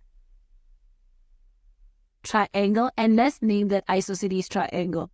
That isosceles triangle is MPT. So we sorted with that one, right? So now we're going to use sum of angles in the triangle to find P1. So we can just go straight and state that, because we already solved it here, right? They're not going to match you for working out. So we know the fact that angle P1 is basically going to be equals to what? It's going to be equals to x divided by 4. And our reason is sum of angles in a triangle, right? Then the relationship between P1 and T1, which is what they want. So I'm going to replace T1 by this, right? So I'm going to say angle P1 is basically equals to what? To angle STM, because of, as I said, the fact that this is the same as angle T1, right? So that's the relationship. And the reason is what? Is Tan-Chord. So therefore, we know the fact that STM is equals to what? Is equals to x divided by 4. And we are done solving that question. So now let's look at the question. It says PON is a diameter of the circle with the center O. So we know the fact that PON is a diameter. And do you see the fact that I can create a triangle, right? Like this. And remember that your triangle touches the circumference. So with that said, that means what? That means I can say the fact that M2 is equals to 90. So let's say center slash diameter, right? So what do we know? We know the fact that angle M2 is equals to 90 degrees. And my reason is going to be circle, right? So let's just look at the diameter and what you call the center situation and see what extra information can we put. We know the fact that Theorem 1 does not play a role here because we don't have a chord and we don't have a line going from center and bisecting the chord, so that one is out. Angle at center tries the angle at circumference. Angle at center, so let's just try this one. We'll never know. R and N, right? We see the fact that R and N do go to the center, but it does not go to the circumference. Do you see the fact that R does not go to the circumference? So that is out too. So if those two are out, we only have angles in the semicircle. What more do we have? We have the fact that OR, right, and ON are equal to each other, and that's radius, and also OP, right? So we know this following. We know the fact that OR is equals to ON, which is equals to OP. And our reason is radius. So if those are equals to each other, do you agree the fact that now angle R is equals to what? 2 is equals to angle N1 plus angle N2. And our reason is isosceles triangle, right? So we know that these two are going to be equals to each other. Let's look furthermore. I think, yeah, that's it. There isn't nothing much that we can talk about this. That's it so far, right? So now let's go back and read the statement. It tells us that TM is a tangent to the circle at M and at M, right? So we know the fact that TM, let me just take a highlighted TM here, is a tangent, right? So I can create a chord, which is my chord is MN, right? And another chord, which is what? Which is P, which you call this PN, right? So what does that mean? It means the fact that this angle M1, right, is equals to angle P. So dealing with tangent, let me change my pen. So I mean that these two are equals to each other. So meaning this is going to be 66 degrees. So we know the fact that angle, so I'm going to say tangent, right? So I know the fact that angle M1 is equals to what? Is equals to angle P. And my reason is equals to what? To Tan-Chord. I'm just going to say Tan-Chord, right? But we know that it's Tan-Chord Theorem. So therefore, we know the fact that angle P is basically equals to 66 degrees, right? Since this is 90 degrees and this is 66 degrees, right? So let me just take out this Tan-Chord. See something is that if I create a triangle here, like this, right? I can find what? I can find N1, right? I can find N1, and N1 is going to be a sum of angles in a triangle. So I can say angle M2 plus angle P plus angle N1 is equals to 180 degrees, sum of angles in a triangle, right? So now let me substitute my P and M1. So I know the fact that this is going to be 90 degrees plus 66 degrees plus N1 is equals to 180 degrees. So if I say 180 minus what? Minus 90 minus 66, I'm going to get 24. So therefore my angle N1 is equals to 24 degrees. So this is going to be equals to 24 degrees, right? And that's angle of, sum of angles in a triangle. And yeah, so I think that's sorted when it comes to what? To tangent and finding other angles. So now let me just see what other angles can we find from there. So now let's continue reading the statement because we already exhausted everything that had to do with our tangent, right? So let me continue reading the statement. It says a point on the circle, right? So this just continues a point on the circle. So it says R is another point such that OR is parallel to PM. So we know the fact that OR is here, right? Is parallel to what? To PM. So PM is here. What do we see? We see the fact that we can create what? We can create corresponding angles, right? So let me just change my pen into being orange. So I see the fact that if M2 is 90, so even this angle is going to be equals to 90. So these two are both equals to 90. So I can see the fact that parallel lines, right? So I know the fact that this angle here is going to be equals to 90, right? So if this angle is equals to 90, meaning I can find what? I can find this angle O2, right? And from O2, I can find O1. Do you see that? So let's do that. So I don't know how we're going to name this angle here because it's not given an alphabet. So I think since this alphabet is not named, we just can write the fact that it's 90. But if I erase this side, do you see the fact that I have an if on even on this direction here? So meaning I can find what?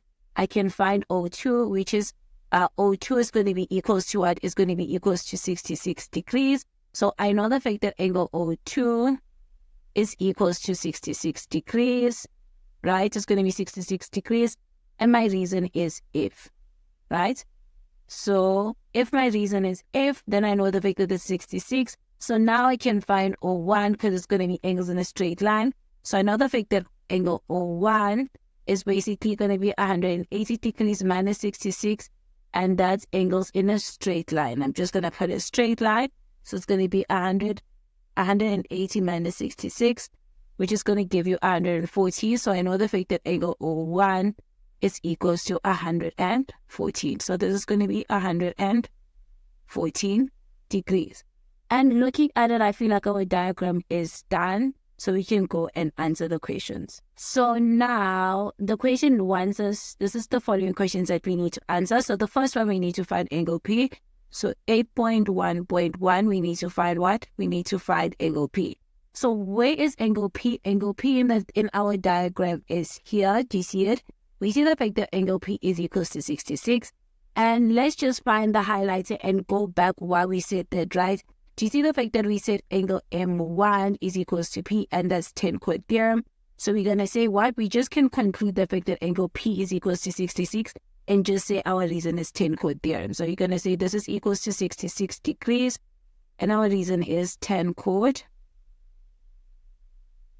Theorem. Right? So 8.1.2, we need to find what? We need to find M2. So let's check M2 is where? M2 is here, right? So we see the fact that M2 is 90 degrees, right? So we see the fact that angle M2 is equals to 90 degrees. And where is the relationship of M2? It's here. Remember, angles in a semicircle. So our reason here is going to be angles in a semicircle. Right? So now we need to look for N1. So let me just check where is N1. N1, they want N1, right? So N1 is this one, right? So do you see, remember the fact that N1 is related to what? Let me just really highlight it. It's here is 24, and it was what? It was sum of angles in a triangle. So 8.1.3, I could just write that N1, right? Or let's just write the relationship. So is that, instead of just going straight, but we know how we got there. So we could just write the final answer, or we can just write the entire relationship. So the relationship is that angle M, right? M2 plus angle P plus angle N1 is equals to 180 degrees. And the reason is sum of angles in triangle. So let's just conclude that angle N1 is basically equals to 24 degrees. So that's how we got N1, right? So let's just go down. So now another one, they see the fact that they want O2. So O2 is here. Remember the fact that the relationship with O2, let me highlight it. The relationship with O2 was 66 because of it was equals to P, right? So the relationship, so 8.1.4, let me just write the complete thing, is that we know the fact that angle P is equals to angle O2, right? And the reason is corresponding angles. And state the parallel lines is that PM is parallel to what? To QR, right? So now we know the fact that angle O2 is basically equals to what? To 66 degrees, right? So now they want N2, right? So with N2, we didn't necessarily write the degrees here in our notes. But what do we see? We see the fact that we had a relationship between N2 and N1, the relationship between N2 and R1 and R2. And again, I said the fact that it's an isosceles triangle. So do you agree I can find R1 plus R2? But since we know what's R1, therefore I can know what's R2, right? What's N2. So what I wanted to say is that remember the relationship between the radius, that OR is equals to ON, right? So we're going to use that as sum of angles in a triangle to find what? to find N1 plus N2. Since we know what's N1, therefore it's going to be easy for us to find N2. So let's do that. So let's say 8.1.5 is that we know that OR is equals to what? Is equals to ON. And the reason is radius, right? So what do we know? We know the fact that therefore angle R is going to be equals to angle N1 plus angle N2. And our reason is isosceles triangle. And we're going to name that triangle. The triangle is ORN, right? So with that said, now, I know the fact that they're equal to each other. So I can use what? I can use sum of angles in a triangle because we already know what's O2, right? So I know the fact that angle O2 is equals to what? Is equals to, I'm just going to replace this 2 by what? By R. So it's going to be O2 plus 2R, angle R, and that's going to be equals to 180 degrees. And I'm going to say sum of angles in triangle. So remember the fact that I replaced N1 plus N2 by R, right? So I already know the fact that O2 is 66, so it's going to be 66 degrees plus 2 angle R is equals to what? Is equals to 180 degrees. So I know the fact that 180 degrees minus 66 is basically equals to 140, 144, right? 114, so 114. So as 2 R2s is equals to 114 degrees. So therefore divide both sides by what? By 2. So angle R, right, is basically going to be equals to 57. But I know the fact that, let me just move here for this question, is that I'm going to put a line. But I know the following, right? So let me just zoom it so that we can just look at it properly. Is that I know the following, right? I know the fact that angle R is equals to what? To angle N1 plus angle N2. Substitute N1 and substitute N1 and R to get N2. So I know the fact that's going to be what? It's going to be, here it's going to be 57 degrees, right? Is equals to N1 is 24 degrees plus N2. So therefore, N2 is going to be 57 minus 24, which is going to give us 33. So we know the fact that angle N2 is going to be equals to what? To 33 degrees. So that's your answer for angle N2. So now let's do this question. It says, in the diagram, a smaller circle, right? A, B, T, S. So we see the fact that we have a smaller circle and it's A, B, right? T, S. So what do we see from there? We see the fact that if I just highlight this diagram like this, and all 4 points are on the circumference, do you see the fact that I can create a butterfly? So let me just say smaller circle. So I'm going to say smaller circle and write notes for smaller circle. So I'm going to say smaller circle. Right? What do we see? We see the fact that angle A, right, is equals to angle B1, which is equals to X, right? And our reason is angles segment. I'm just going to say segment. So we know the fact that it's angles in the same segment, right? And again, we see the fact that from that, we see the fact that this angle here, so we know the fact that these two are equals to each other, right? We see the fact that T2 also is equals to S1, a butterfly. So we see the fact that angle S1 is equals to what? Is equals to angle T2, right? And our reason is, again, I'm going to say segment. So we know the fact that it's angles in the same segment. So let's just look at the diagram. The only thing that I can talk about is angles in the same segment. There isn't anything else, right?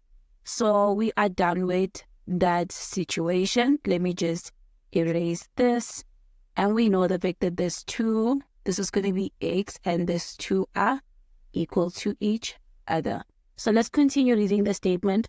And it says a bigger circle B, D, R are given, right? So we see the fact that from the bigger circle, we see the fact that B, D, R, T is given, right? So we see the fact that again in the bigger circle, that all the points that they gave us touches the circumference. So I don't know whether I said it in the small circle that A, B, right, T is. The reason why I could use angles in the same segment because of all the 4 points touch the small circle. So now with B, T, right, at D, is that we see the fact that all the 4 points touches the big circle, right? So if that's the case, do you agree the fact that it created a cyclic quad? So the following is true. So now I can basically say the fact that angle R1 is equals to angle B2, and that's exterior angles of a cyclic quad. So I'm going to change my pen, right? And I'm just going to write it here. I'm going to say bigger circle. So I see the fact that angle R1 is equals to angle B2. And what's our reason? And that's equals to y. So this is y. And what's our reason is exterior angles of a cyclic quad. So it's exterior angles of cyclic quad. I don't know why I wrote it in full, but since you're there. So now let's look at it again. That we know the fact that if I take angle B2, right, plus angle R2, that's going to be equals to 180 degrees. That's what? That's opposite angles, right, of cyclic. I'm just going to write that. Then I also know the fact that if I take angle T3 plus angle T4, right? So if I take angle T3 and T4 plus what? Plus angle D1 plus angle D2, that's going to be also equals to 180 degrees. Opposite angles, opposite cyclic. I'm just going to say that. So it's opposite angles of cyclic quad, right? So let's look again is that I think in terms of the bigger circle, all the properties are done. So I think I've exhausted everything, right? So let's just read more information here. So it tells us that BT is a common chord, right? So they tell us the fact that BT, where is BT? So we see the fact that BT is a common chord. Then they tell us the fact that straight line is TD. So as TD is just a straight line, right? And they tell us the fact that and ATR, so it's ATR, so ATR are just straight line drawn. Then they tell us that chord AS and D are approaches to meet at C. So the fact that the chord AS produces C, right? So chord AS produces to C, and also chord what? Chord R or DR produces C. That's what they tell us. And they tell us that a point outside the two circle, so that's that point C. Then they tell us that BS and BD are drawn such that angle A is equals to X and angle R1 is equals to Y. So that's that. I feel like in terms of filling, in terms of the information that they gave us, we are done filling the diagram, but we are not completely done. We're done with the information that they gave us, right? But if we just look at the diagrams, we see the fact that we seem to have some triangles playing a role, right? So let's check whether we can write other angles in terms of X and Y, right? So with that said, let's do the following. We see the fact that the first triangle that I'm going to look at is this one that I'm highlighting here. Do you see? And the nice thing about this triangle is that since we are already given what? We are already given that angle A is X and angle R1 is what? Is Y. We can find angle A, angle C, right? So I'm just going to change my color and say triangles.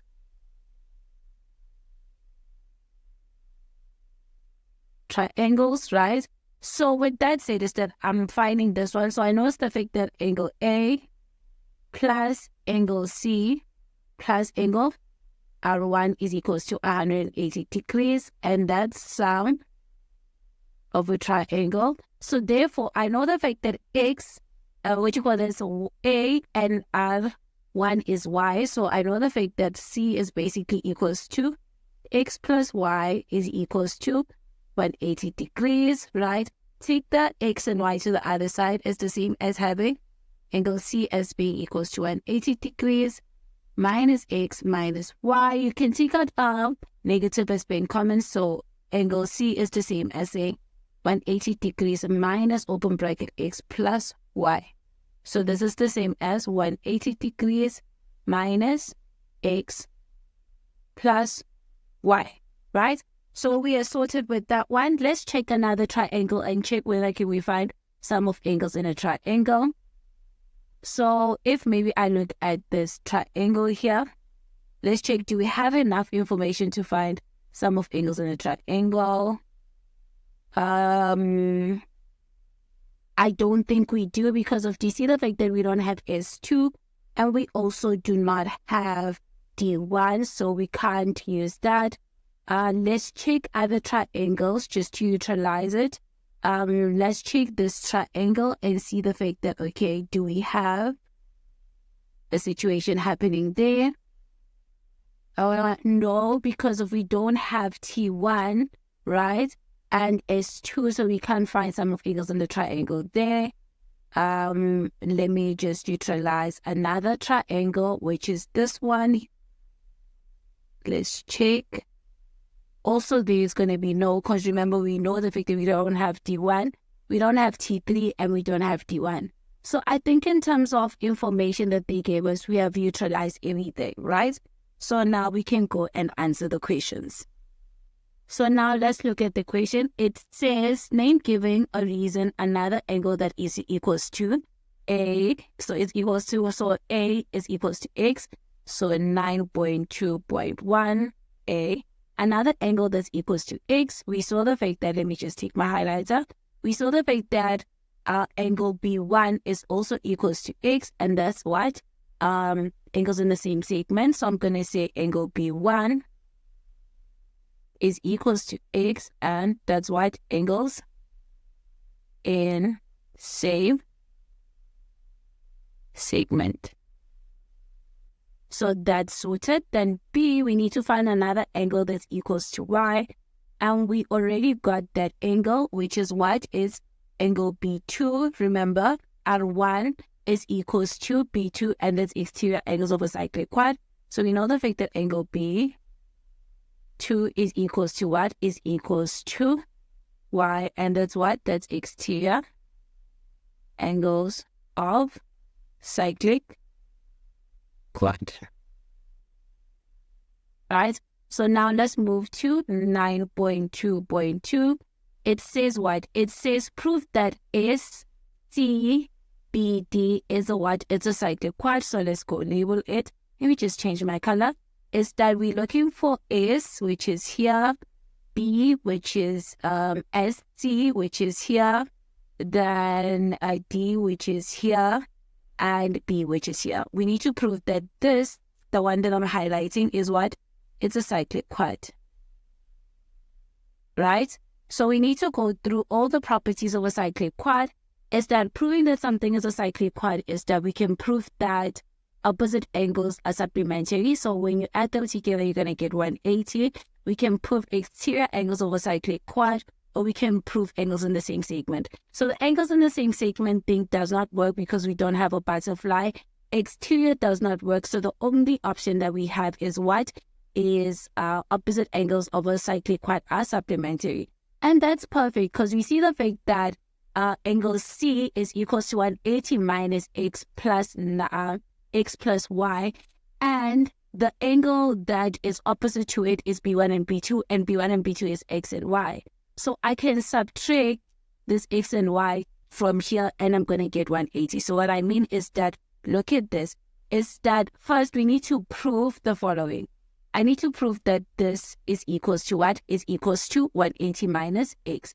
And how did I get there? Remember, is that sum of angles in a triangle is that we know the following, right? So I can conclude that this happens. So if I can prove that this is 180 minus x plus y, and the opposite is x plus y, then it's perfect, because of when I add them together, I'm just going to get 180. So let me just demonstrate it, right? So we know the following. We know the fact that angle A plus angle C plus angle R1, right, is equals to 180 degrees. And that's what? Sum of angles, right, in triangle. So that's the first part. So with that said, right, what can I conclude? Not conclude, I'm going to substitute my x and y. I know the fact that angle C, that's the one I'm looking for, is basically equals to what? It's x plus y, right, which is equals to 180 degrees. Let me just conclude that angle C is going to be equals to what? To 180 degrees minus what? X plus y, right? So if I know that's the case, if I'm going to prove that these two are supplementary, if I add them together, if I add angle C plus angle B, right, angle B, B1 plus angle B2, I need to get what? I need to get 180. So I already have my C, and my C is what? Is 180 degrees, right? And minus what? Minus x plus y. Then my B1 plus B2 is the same as what? As x plus y. So do you see the fact that the x plus y are going to cancel out? They're going to be equals to 0. So this is the same as what? Angle C plus angle B1 plus angle B2 is basically equals to 180 degrees. So that's nice. So since these two, when you add them together, they equals to 180 degrees, I can therefore conclude what? Conclude that SCDB is a cyclic quad, right? And what is going to be my reason? My reason, I'm just going to write it here, is that opposite angles of a cyclic quad. So opposite angles of cyclic quad, right? So just like that, you got your 3 marks. So now let's move on to the last question. It tells us what? It tells us that 9.2.3, it tells us that it is further given. So let me just take my highlighter and write it. So it tells us the fact that it is further given that B2 is D2 is equals to 30 degrees. So let's go back in our diagram and write the information that they just gave us. So it's further given, which is I'm going to write in black, that D2 is equals to 30 degrees, right? And they tell us the fact that AST, so let's find AST. So A as, right, AST. So this entire angle here, meaning S1 and S2 is basically equals to what? To 100 degrees, right? So they tell us what? Prove that ST. So we need to prove that ST is not a diameter. So let me just emphasize what we need to prove is not a diameter. And I'm going to just do it in yellow. We need to prove that SD is not the diameter, right? So from here, we see the fact that we are given that S1 and S2 is equals to 100, right? Do you agree the fact that I can find what? I can find, let me just go here. I can find my S3, right? And after finding my S3, is that since I can find my S3, I can find my C, right? And since we proved the fact that SBCD is a cyclic quad, I can find this angle. And if this angle is not equals to 90 degrees, then we have proved the fact that SD is not what? It's not a diameter. So let's do what I just said right now. So the following, right, is that since we're given those angles, we know what? Let me find my S3 here. So I'm going to find angle S3. It's going to be angles in a straight line. So finding my S3 is just going to be angles in a straight line. So I know the following. Let me take my pen. So I know the fact that angle is 1 plus angle is 2, right? Which is, I know that it's 100 plus angle is 3 is equals to 180 degrees. And that is what I'm solving now is, let me just write it, is 9.2.3. So it's 9.2.3, right? So I know the fact that this is going to be equals to 180 degrees. And that's what our reason is, angles in straight line, right? So now we were given the fact that this is 100. So this is basically 100 degrees plus angle is 3 is equals to what? Is equals to 180 degrees, meaning angle is 3 is equals to what? Is basically equals to 80 degrees. So this is going to be equals to 80 degrees, right? So if S3 is equals to 80 degrees, and we are given that D2 is equals to 30 degrees, we can find C, right? So we can find C. So we know the fact that angle is 3 plus angle D2 plus angle C is equals to 180 degrees. And what's our reason? Sum of angles in triangle, right? And we already have S3, so it's going to be 80 degrees. We already have D2, which is plus 30 degrees, right? Then this is going to be angle C, which is equals to 180 degrees. So let's find that. We're going to say what? 80 plus, we're going to say 180 minus 80 minus 30. And we're going to get 70. So we know that angle C is equals to what? To 70 degrees. So this one is going to be equals to 70 degrees, right? So we are relating it back to B1 and B2 because of what B1 and B2. I mean, let me just take my highlighter and show you. Is that if this is a diameter, if I create a triangle like this, the yellow one, is that B1 and B2, when you add them together, needs to be equals to 90. If it's not a diameter, right? So now let's relate it back to that. We know the fact that angle what? We know the fact that BACD is a cyclic quad, right? So opposite angles of a cyclic quad are the supplementary. So I can find B1 and B2, right?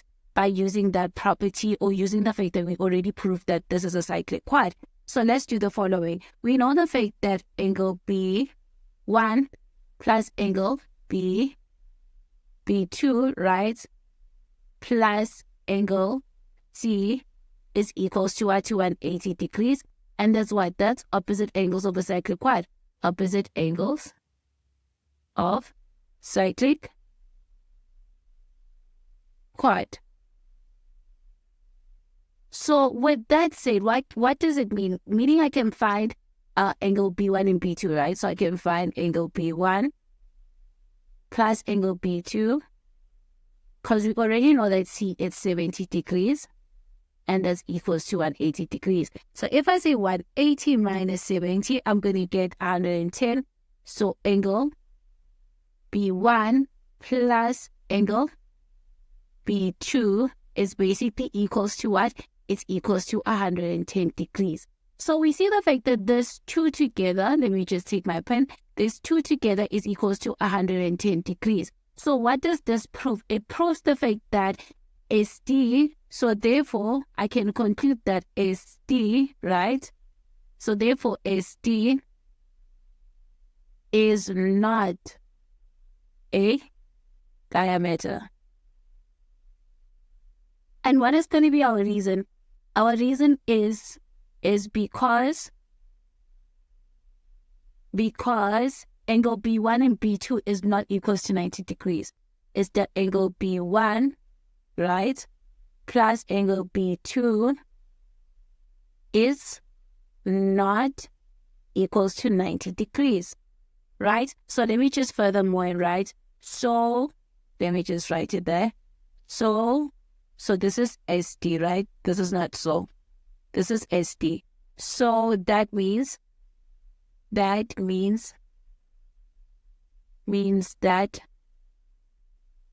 angles in a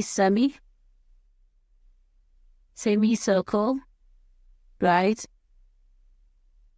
do not exist. Do not exist. So that answers the last question that we need to prove, that SD is not a diameter. So welcome to the first lesson for grade 12. I hope that grade 11 and grade 10 went well and you feel a little bit confident about Euclidean so far. So right now what we're going to do is, as I said when we were doing grade 10, is that there's some things that I purposefully left out, and the reason is that they make more sense when you get to metric, and I just wanted the idea to be still fresh. And that concept is proportionality of triangles, right? So it's 3 statements that I'm going to talk about, or 3 properties that I'm going to talk about.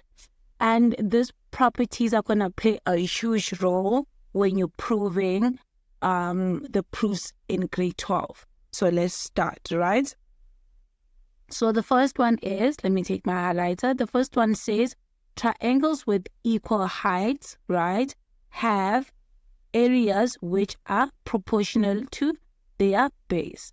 So let's just get into what I just said and explain it properly, right?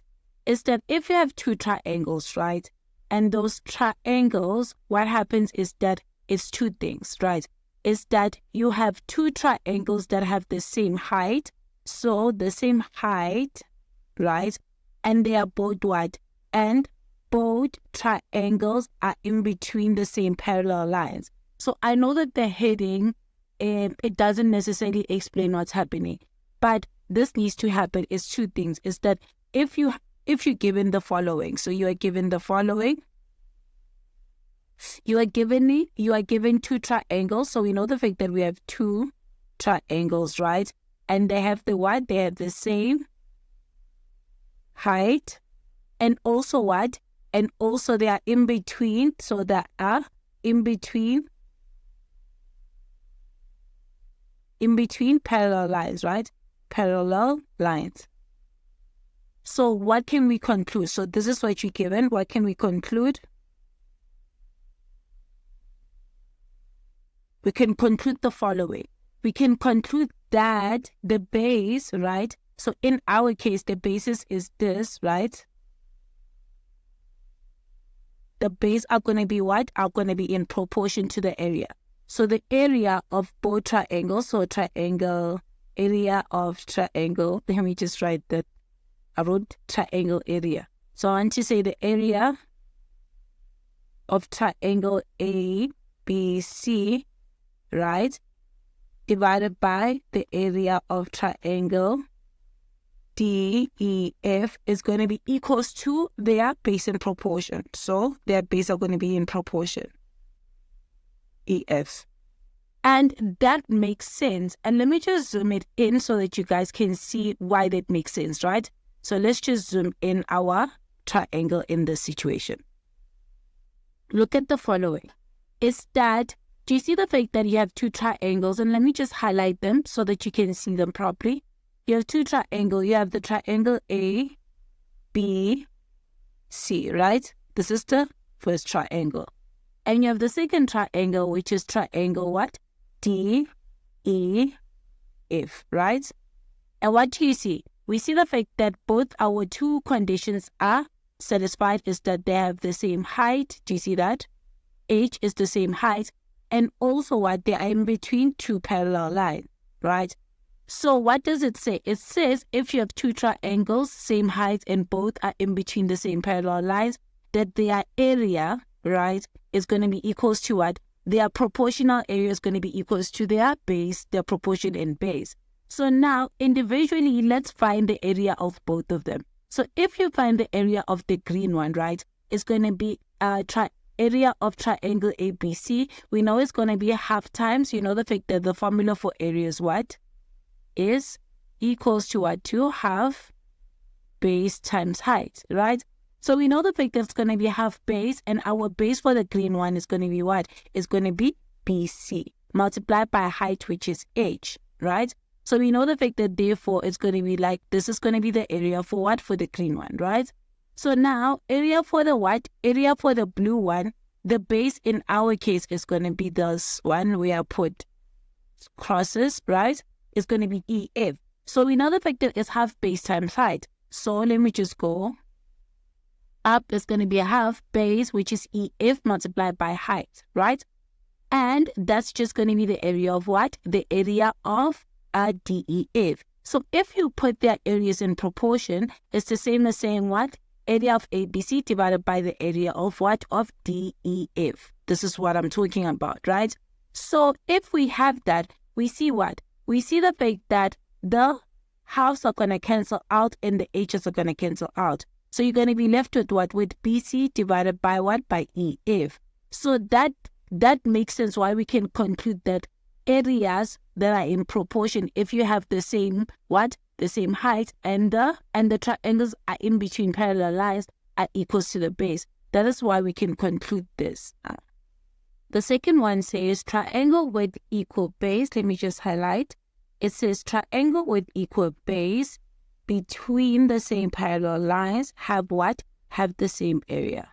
So again, I'm just going to write the statement. What do you need so that this condition can be satisfied, right?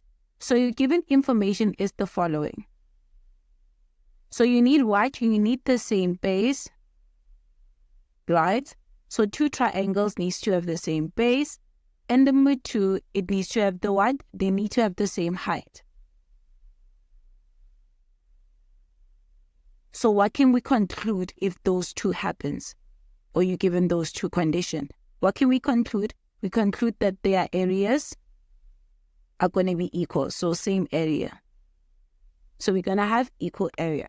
So remember here, it's what? It's same base, then same height, then conclusion same area. And just to refresh with the one that we did before, here what did we need? We needed what? Here we needed the following. So the given information here was the following. Is that we needed same height, right? And number two is what? Same height. And number two, it was what? Between parallel lines. Even this one is between parallel lines, right? But here is what is same base and same height, and in between parallel lines is three of them. Then here, what do we conclude? We concluded the following, that their area, right? Their area in ratio is equals to their base. So base 1 and base 2. So for area 1 and area 2. So just remember what you are given and what it concludes, right? So here that one is that they need to be parallel in between parallel lines. So that's what happens. And this makes sense. Let's just look at if we had to manually solve it, right? The second one, the fact that if it has the same base and same height and in between parallel lines, that this condition happens. See, we have two triangles and I'm just going to emphasize them right now, right? So we have two triangles. We have what? We have W, X, Y. Do you see the fact that this is the first triangle, right? And with this triangle, let's find its what? Let's find its area. Remember that area of a triangle, right, is equals to what? Is equals to half base times height. So if we're looking for the area of this what? This yellow triangle, the same base is H. Do you see if I had to draw the height here, the height is going to be the same thing as this one. So that is why it shares the same what? The same height. So now let's look for the area. It's going to be half base here is going to be X, Y, right, multiplied by H. So that's going to be the area for the yellow one. So now let's look for the area of the green one. So this one, which is Z, X, Y, right? So the one that I'm highlighting. Do you see the fact that here our height is what? Our height is still going to be H, right? Because if I had to draw the height for the green one, it's going to be like this from here. Do you see? And it's going to be 90 degrees there. So here our height is going to be what? It's going to be still H. then our base is still going to be xy. Do you see that?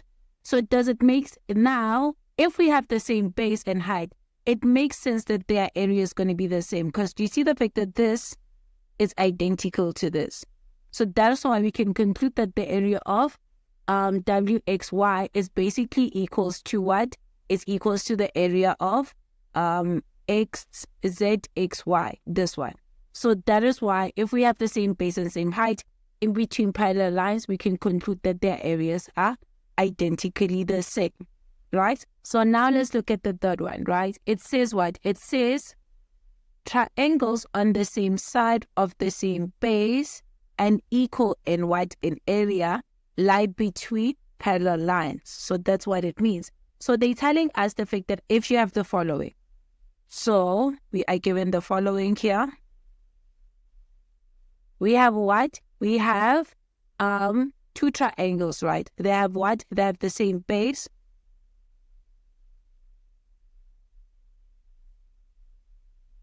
Number two is that their areas, right, are equal, right? So now what can we conclude? We can conclude the following, that their height, right, is going to be equal, and also there is a parallel line. So there are parallel lines in between. So if you notice something, is that number 3 is the converse of number 2. So this is just the converse, right, of 2. And let me just explain that, right? Remember in 2, let me just go up. Remember in 2 what you're given. You're given that the height, the base is the same and the height, and we concluded that area, right? So now what happened is that with number 3 is that this height, this area part is part of what you're given, and you concluded the height. Do you see that? You concluded that the height are equal and therefore parallel lines, which is what? Which is exactly what this is. Let me just do this. I hope that you can see both of them. Do you see the fact that here, your conclusion of number 2 became your given statement, right? Then your height, which is what? Then your height and parallel lines became your conclusion. And here in number 2, it was your given statement.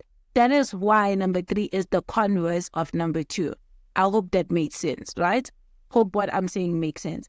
Now, let's just look at it and see the fact that what they're saying is it truly true, right? Is that if you look at two triangles, and I'm going to highlight it. The first one is what? Is the triangle PQR, right? So this one. Right? So here we don't know that they're in between the same parallel lines. So we cannot assume that the height of the green triangle, and let me just do the other one, which is going to be what? Which is going to be SQR, right?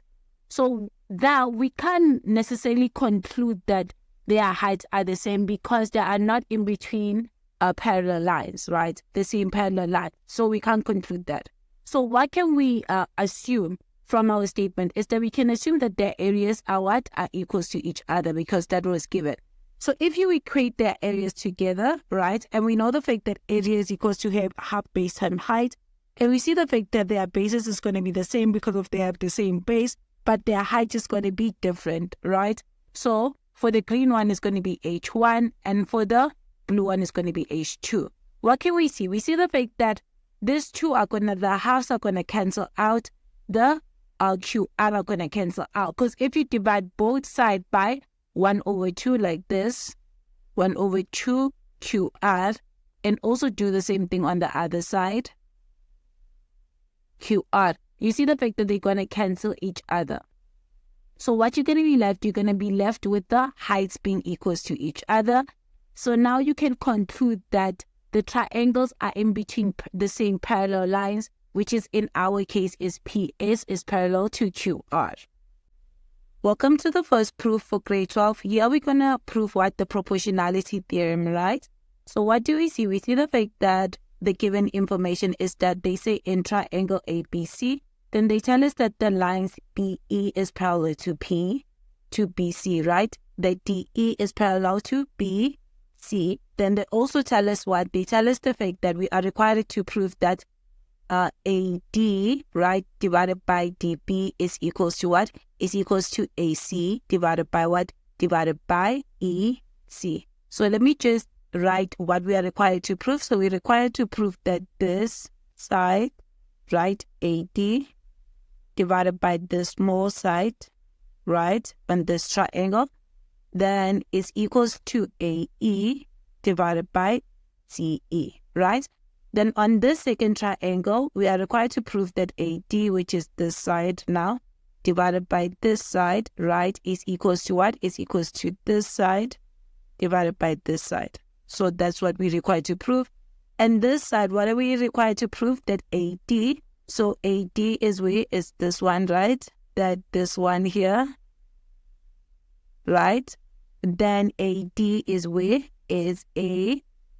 And DB is this one, so it's going to be this one, this whole thing here. Then we're required to prove that AC, which is going to be this one, right? With what? With this complete EC, which is this one. So that's what we are required to prove in all the situations, right? So that's our goal. So with all proofs, the first thing that we need to do is construction. So do you see that blue and red line that I've written already, right? It's two ways. It's either in the exam, they might give you those lines already drawn there. Obviously, they're not going to be in color the way I did it. The reason why I did it in color is so that you can see when I do the height, which heights relates to which triangle, right? So that's the first thing. And another thing that I wanted to say is that we need to focus when proving, we need to focus on the following triangles. The triangle that's going to be the common one, that's going to be always in the numerator, is going to be this triangle ADE, right? This triangle is always going to be on the what? On the numerator. Then the triangles that are going to be in the denominator, so it's going to be triangle BDE and triangle CED. Those two are always going to be what? In the denominator. The reason why this one is going to be always in the numerator because of it has what? It's going to have both what? Both H1 and you'll see and H2. So that is why it's always going to be on the numerator. I hope that makes sense, right? So now let's start and do the construction. So the first construction, as I said, is that we need what? We need A, right? We need BDE. So here I'm going to label BDE. So it's this one, right? So I'm going to highlight it like this, right? Then I'm going to do the same thing on the second diagram. So it's going to be BDE. So like that too. Then I'm going to do the same thing on the dead triangle or on the dead diagram, which is going to be B, right? D, E. So it's going to be like this. So now using what? Using the red pen, right? I'm going to highlight the height of BDE. So on the first diagram, I see the fact that I'm going to start my height from where? From E being the vertex. And I'm just going to go down like this, creating a 90 degrees. And this is going to be called H1, right? Then on what? On the second diagram, my vertex is going to be here at E, going down like this, creating a 90 degrees and being H1. And here on my third diagram, my H is going to go from E, coming like this, right? Creating a 90 degrees and creating H1. So that's going to be my first height, right? So now taking another pen, another highlight I mean. Now I'm going to what? I'm going to sketch out or label out what you call the CED. So it's CED. So this triangle. So same thing, C on the second diagram, CE like this on this diagram. Then here is going to be what? Again, C, A, D. So it's going to be like this now.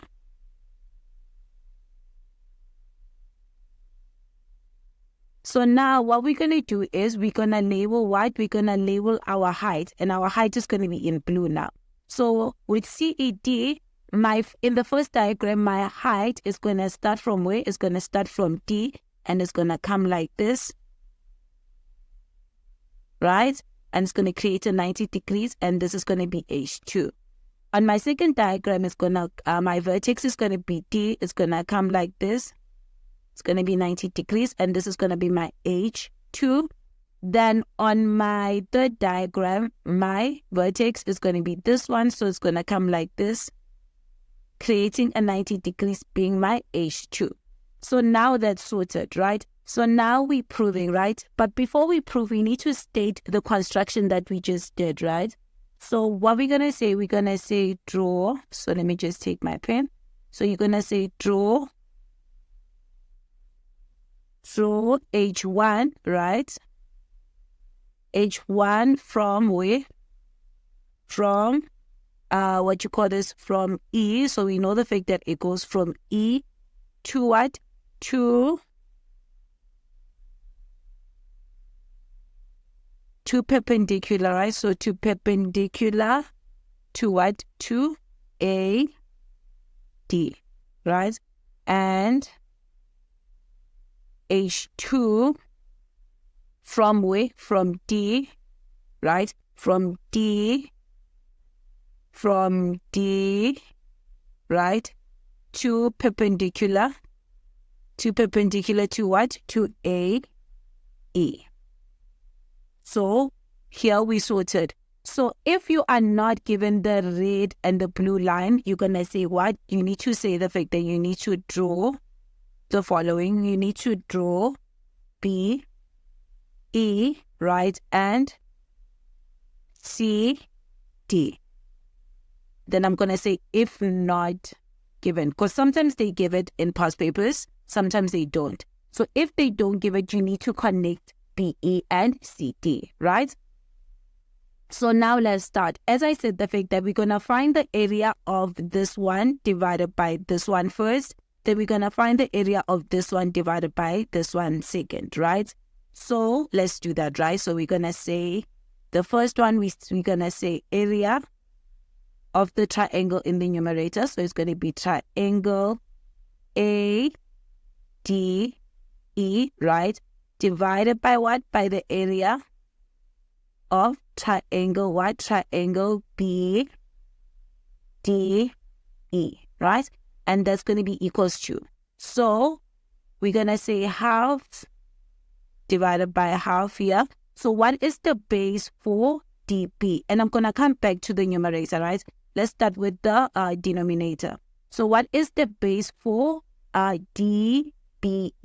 So we see the fact that where is DBE. So let me just take my highlighter and I'm just going to change it into being blue, right? So we see the fact that BDE is on this side. So this is going to be its base. This is going to be its base, right? Do you see the fact that DB, which matches with this, is going to be its base? So it's going to be half what? Half base, which is going to be DB, multiplied by what? Its height is the red one, which is going to be multiplied by H1, right? So now to know the base of the one in the numerator, we need to check on which side the height is. We're dealing with what? With this height. Do you see the fact that we're dealing with this height? So meaning the base for that is going to be this, which is A, D, right? And our height is going to be H1. So it's going to be this one, do you see? So we see the fact that so far we're having one side of what we want, right? So on this one, it's still going to be the same thing. Do you see the fact that DB is what we want? Then where H1, the height is here. Do you see, which is DB?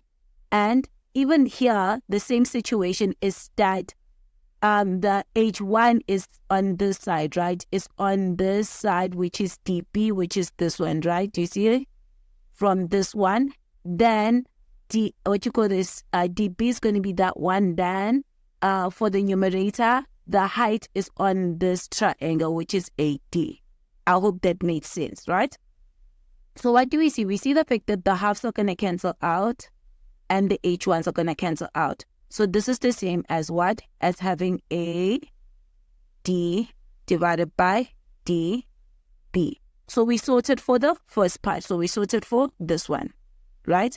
We sorted. So now let's deal with this one. So for this one, we're going to find the area of this triangle again. So triangle ADE, right? Divided by what? Divided by this one now. So it's going to be area of triangle what? CED, right? And that's going to be equals to a half. Then I'm not going to do the numerator first. So it's going to be a half. So for a triangle CED, what is the height for that? In this first triangle, the base is going to be this one. And its height, remember the fact that its height is what? Is H2, right? So we know the fact that the height is going to be H2 and its base is going to be CE, which is this one. Do you see that? Then now we need to determine the base, right? The base for the triangle in the numerator. We see the fact that the height is where? It's on this side, right? Which is AE. So it's going to be AE. Then the height is going to be H2. So same applies here. Do you see? Same labeling. Same applies with this one. It's going to be what? It's going to be CE, which is the entire thing. Then AE, which is the small portion, right? So that's what we see. So we see the fact that the halves are going to cancel out and the H2s are going to cancel out. So you left with what? You left with AE divided by what? Divided by CE, right? So now we see the fact that if we left with this 2, right, we have our ratios, right? But our ratio, the problem is that we haven't concluded that they equals to each other, and we need to basically go there and see the fact that how are they now equals to each other. The nice thing is that we know the fact that the numerators, right? So we know the following. We know that the numerators are going to be equals to each other because they come from the same triangle, right? So we know the fact that the numerator we sorted is that they both going to be equals to each other because of they come from the same what? Same triangle, right? So now our problem is matching up what? Our denominators, right? So our denominators, that's what is our problem. We need to match them up, right? So how we going to match them up is that if we go back to our diagram, right? Let me just first clean it up. Is that if we look at our diagram, right? Do you see the fact that the triangle, the one that I've like highlighted, the green and the yellow one, they're in between two parallel lines. And I'm just going to emphasize the parallel lines. Is that they're in between two parallel lines, the blue lines, right? Do you see that? They're in between two parallel lines. Do you see that? So they are both in between parallel lines. And again, is that we see the fact that them being in between two parallel lines, they share what? They share the same base, right? So let me go take my pen. They both share the same base. Do you see the fact that they share the same base, which is DE here, and also here is DE. They share the same base, and also here they share the same base, which is DE. Which is what? That is what the second condition, right, from proportionality triangles. So we see the fact that it's two triangles that share the same base and are in between two parallel lines. So what can we conclude? We can conclude the fact that what? Their areas are equal. So let's write that, right? So we know the following. Let me take my pen. So we know the following. We know that BAD, right, triangle, right, the area. So we know that but we know the following. But we know that area, right, of triangle BDE, right, is equal to what? To the area of triangle what? Of triangle CED. And I said it's the second property, right, of what? It's the second property of proportionality triangles, the first notes that we did. And our reason here is going to be what? It's going to be equal base, right, and height. So it's going to be equal base and height. So we sorted, right? So we know the following. We know the fact that, let me just answer this. So therefore, we can conclude that area of triangle ADE, right, divided by area of triangle BDE is equals to what? It's equals to the area of triangle what? Triangle ADE divided by what? By the area of triangle what? Triangle CED, right? So that is going to be equals to what? It's going to be equals to AD divided by DB, which is exactly this. And this is going to be equals to AE divided by EC. And you are done with this proof. So now we're going to talk about this special case of what? Of proportionality theorem, which is called the midpoint theorem. So the midpoint theorem is something that you probably have learned in grade 10, but we all know the fact that half of you probably forgot this theorem, right? It's very simple. You don't need to know a proof for it. You just need to know how it looks, and that's it, right? So how the midpoint theorem operates is that you will have a triangle, right? So as you can see, the fact that we have the triangle ADE, right? Let me just take my highlighter and highlight it. So we have this triangle, right? And after having the triangle is that on each side, which is, on AD, if we have a midpoint, which is in our case, the point is what? Is B. And on AC, on AE, that's what I mean, we have like a midpoint, right? Which is C. And we connect that point. Do you see what happens is that at point B cuts the entire AD into two equal parts. As you can see, there's these two lines here.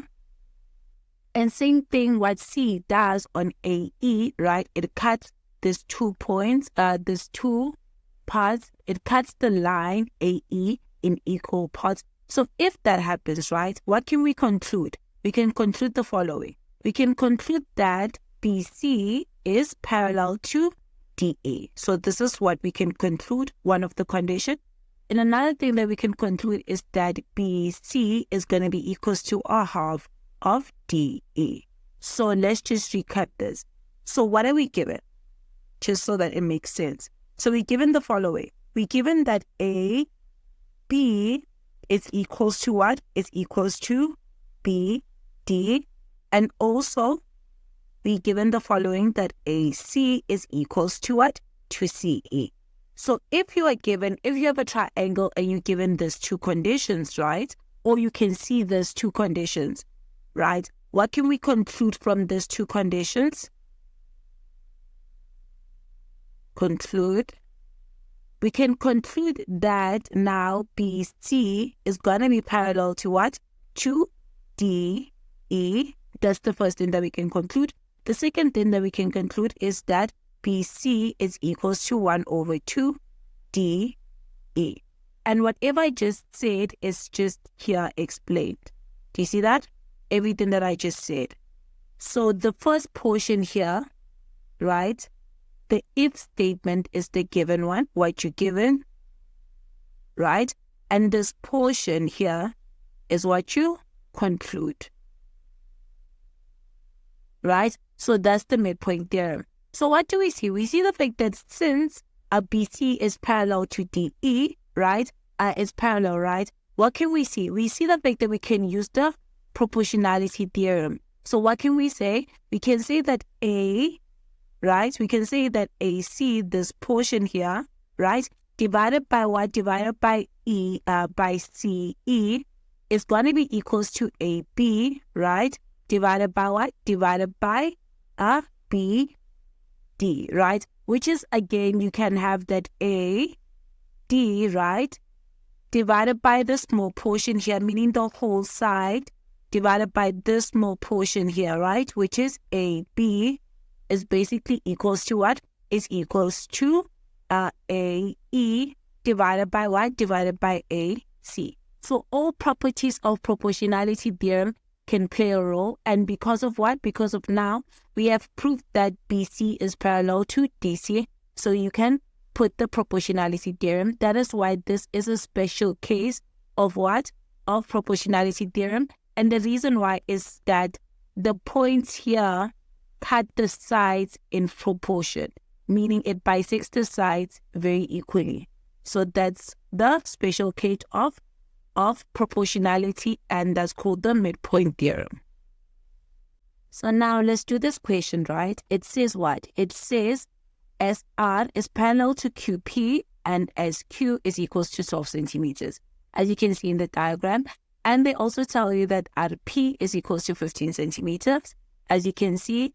Then they furthermore tell you the fact that if TR is equals to X divided by 3 and TP is equals to X, right? And also that TS is equals to Y, never mind this 2, that TS is equals to what? To Y, right? Then they say to you, please determine what? You need to determine X and Y, and you need to give reasons when determining it, right? So now what we see the fact that we have the TR, right, is equals to X over 3, and we have the fact that RP is equals to 15, right? And what do we see? We see the fact that the entire part here is equals to what? Is equals to X. So do you see the fact that we can find what? We can find RP in terms of X, and that's nice because we can equate it to 15 to solve for X, right? So that's how we're going to find our X. So what do we know? We know the fact that I can solve my RP in terms of X. How can I do that? I know the fact that TP, right, is made out of what? Is made out of TR plus RP. So that's nice, right? But we know what? We know the fact that TP is equals to X and TR is equals to X divided by 3, right? Then this is going to be plus RP, right? So take the X divided by 3 to the other side. It's going to be X minus X divided by 3. It's going to be equals to RP, right? So when you say 1 minus, avoiding the X, when you punch it in the calculator, you're going to say 1 minus 1 over 3, right? So 1 over 3. You're going to get what? You're going to get 2X divided by 3. And that's going to be equals to RP, right? So now we know that this portion is going to be 2X divided by 3. But what's the nice thing? We know the fact that RP is equals to 15. So I can replace this by 15. So I'm going to say 2X divided by 3 is equals to 15, right? So now I can solve for what? I can solve for X. So when I cross multiply, I'm going to have 2X multiplied by 1, because this is the same as divided by 1, right? So I'm cross multiplying. So I'm going to have 2X multiplied by 1, which is going to be 2X, is equals to what? To 3 multiplied by 15, which is going to be 45. So this is going to be 45. Divide both sides by 2. So it's going to be X is equals to what? To the 45 divided by 2, which is going to give me what? Which is going to give me 22, right? Divided by what? Divided by 5. So that's going to be your X. So what do we know? We know the fact that now TP is going to be equals to what? To 20. Now I know the fact that TP, which is equals to X, is going to be equals to 22,5, right? So now we need to solve for Y, this one, right? So what do we see from our diagram, the information that we have gathered? I can replace everything that has what? That is X. I know the fact that this is what? This is 22 divided by 3. To find TR, to find this position, I can say what? I can say 22,5 divided by 3. So let's do that. So it's going to be 22 divided by 5 divided by 3. It's going to give me what? It's going to give me 7,5. So I know the fact that this portion here is going to be equals to 7,5, right? So now I know that this is 7,5, this is 15, right? And this is 12. So looking at our diagram, what can we use? I know the fact that to get Y, I can use this, right? divided by this, right? Then I can use this one, this side, do you see that?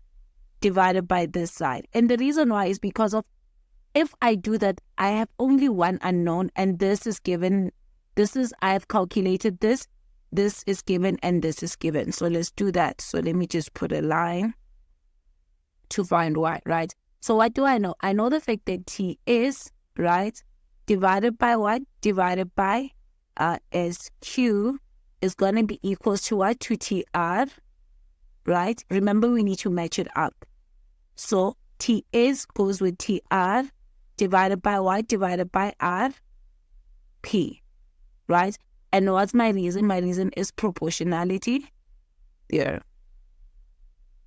So that's your reason, right? So now I can substitute. I know the fact that T is the one that we want, which is y. This is going to be divided by what? By 12. And that's going to be equals to what? To 7,5, right? Divided by what? Divided by 15. Then we're going to cross multiply, right? So it's going to be 15y is equals to 12 multiplied by 7.5, which is going to be 90. So this is going to be 90. Then divide both sides by 15. So it's going to be 90 divided by 15. So you're going to get 6. So I know that y is going to be equals to 6 centimeters. So this is going to be centimeters. So that's your final answer, how to find x and y. So now let's discuss equiangular triangles are similar, right? So what we're going to discuss here, we're going to discuss equiangular, as you can see in the heading. But the first thing that we're going to discuss is going to be similar triangles, right? And the reason why I'm going to discuss similar triangle is that you need to know on how to prove that two triangles are similar.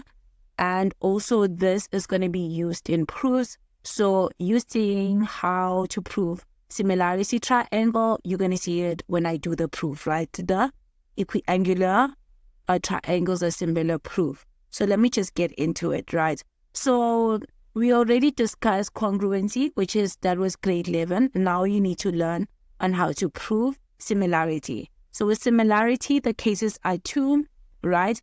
It's the angle, right? Meaning you're proving that the angles are equals to each other from the two triangles. So as you would know with congruency is that you need 3 statements to prove that something is congruent. Even here, you're going to need 3 statements to prove that something is what? Is similar, right? So the first one is angle, as you can see it here. So it's going to be angle, right? So meaning you're going to prove that, as you see in the diagram, that angle A is equals to angle D. Do you see that? Then the second statement is that angle B is equals to angle E. And the third statement is that angle C is equals to angle F, right? And since you have 3 statements, then you can conclude that triangle ABC is similar, right? We represented by 3 lines to triangle DEF. And your reason here is going to be what? It's going to be angle. So you have proved that 2 triangles are similar. So the next condition is what? It's side. Very important, very crucial. When we say side, we're not proving that the sides are equals to each other, but the sides in proportion are equals to each other. As you can see here, it says that MN, right, divided by y divided by RS, right, is equals to what? Is equals to ML, right, divided by RT, right, is equals to what? Is equals to ML, right, divided by ST. So if you can prove that all those 3 sides are in proportion, right, then you can say therefore the 2 triangles are in proportion. And if you used the proportionality thing, then your reason is gonna be side. So now let's do the last proof for grade 12, right? So let's read the information that we're given and also read what we are required to do. So they say in triangle ABC and triangle what? DEF. Then they tell us the fact that the angle what? Angle A is equals to angle D, angle B is equals to angle E, and angle C is equals to angle F. So let's just fill in that information. We see the fact that angle A, this angle here, is equals to this angle, right? And angle B is equals to what? Let's just put a cross there so we can differentiate them.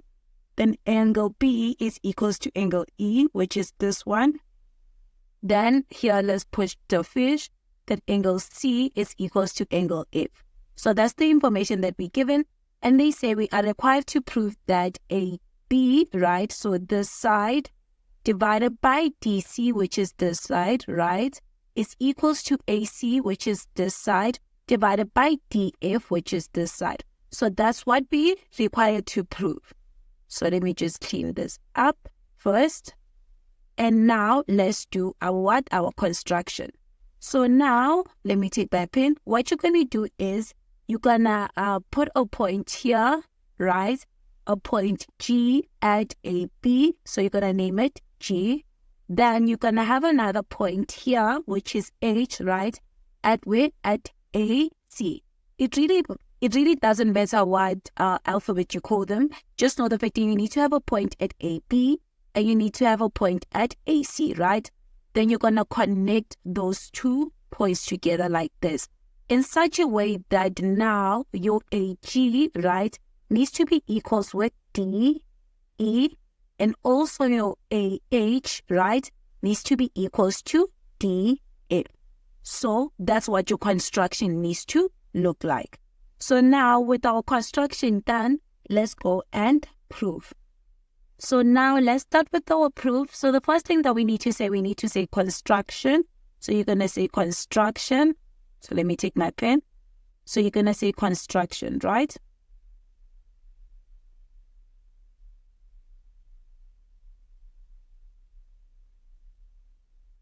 So after saying construction, just put just underline it. Then you're going to say what? You're going to say mark G, right, on AB, which is what we did, right? So that AG is equals to DE, which is that's exactly what we did, right? And the second one we need to mark. So you're going to say and mark what? Mark H on what? On AC, so that AH, right, is equals to what? Is equals to DF. So what we're going to do is that we're going to use this triangle that we just created, which is triangle AGH, right? And prove congruency with this triangle DEF, right? So we're going to say in triangle AGH, right? And triangle DEF, right? So we're proving congruency, so we need 3 statements. So the first one is what? We know the fact that we know the fact that AG is equals to DE. And what is our reason? Our reason is construction. So this is by construction because we created that, right? So we're going to say by construction. So the second statement is what? Is AH is equals to DF.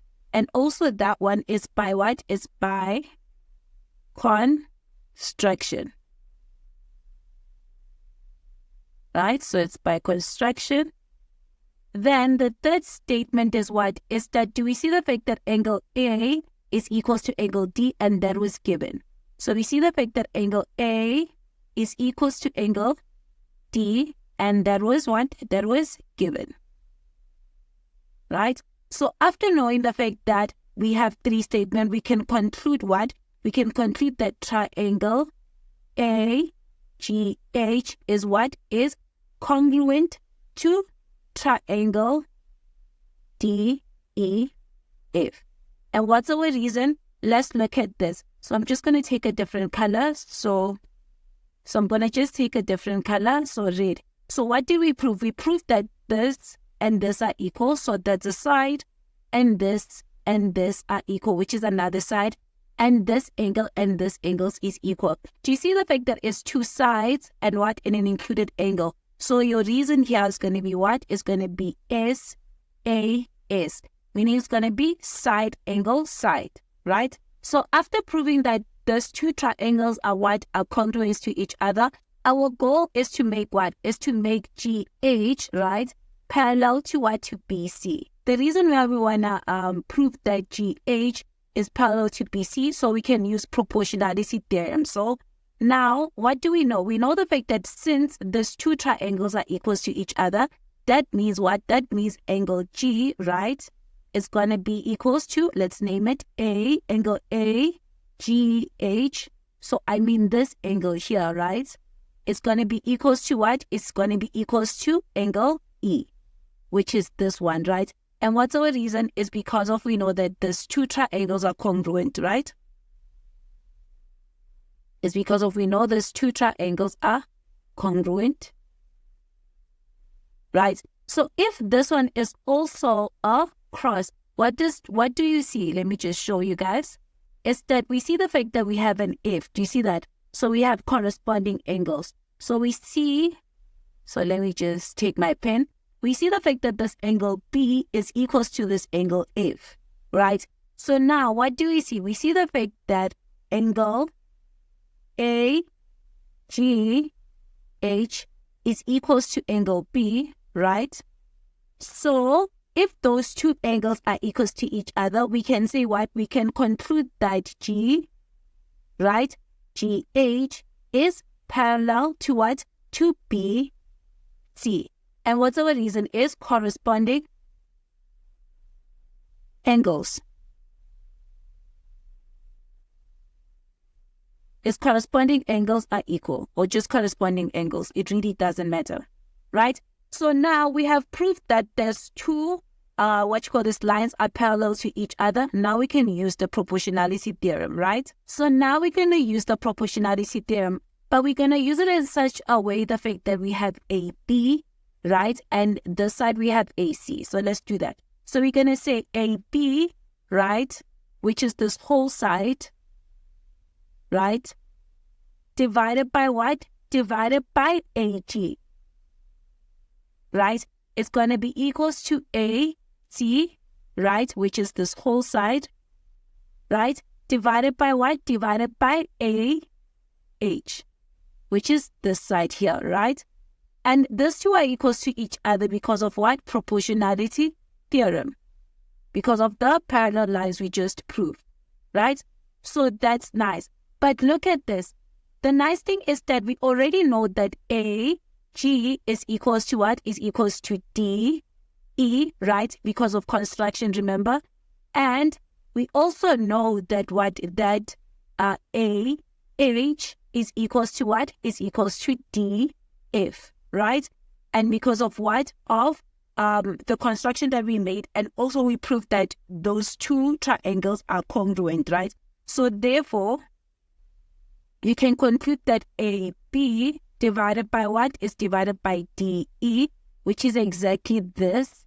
Then you can say that's equals to AC divided by what? Divided by DF, which is exactly this. Then you are done proving this theorem. Welcome to the grade 12 questions from past papers overview, right?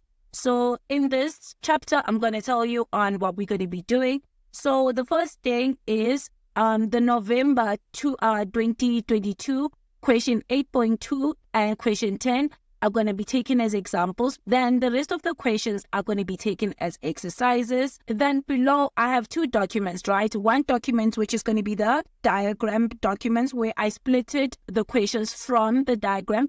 And the second document is going to be the document when it has the diagram and the questions. What we're going to do right now is that we're going to look at the first question that is regarding grade 12's work.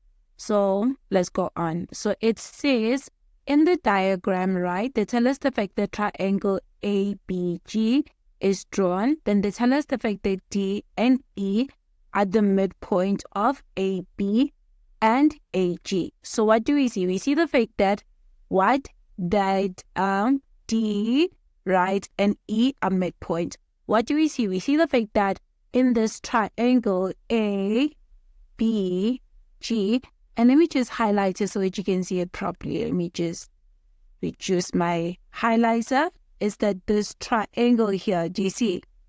This triangle, what's going to happen is that the midpoint theorem is going to play a role. Since we see the fact that AD, right, is equals to DB, and also what? Also, AE, right, is equals to EG. So here the midpoint theorem is going to play a role. So what do we know about midpoint theorem is that since these two sides are equal and these two sides are equal, then we can conclude that DE, right, is parallel to what? Is parallel to BG. So these two are going to be parallel to each other. So let me just say midpoint,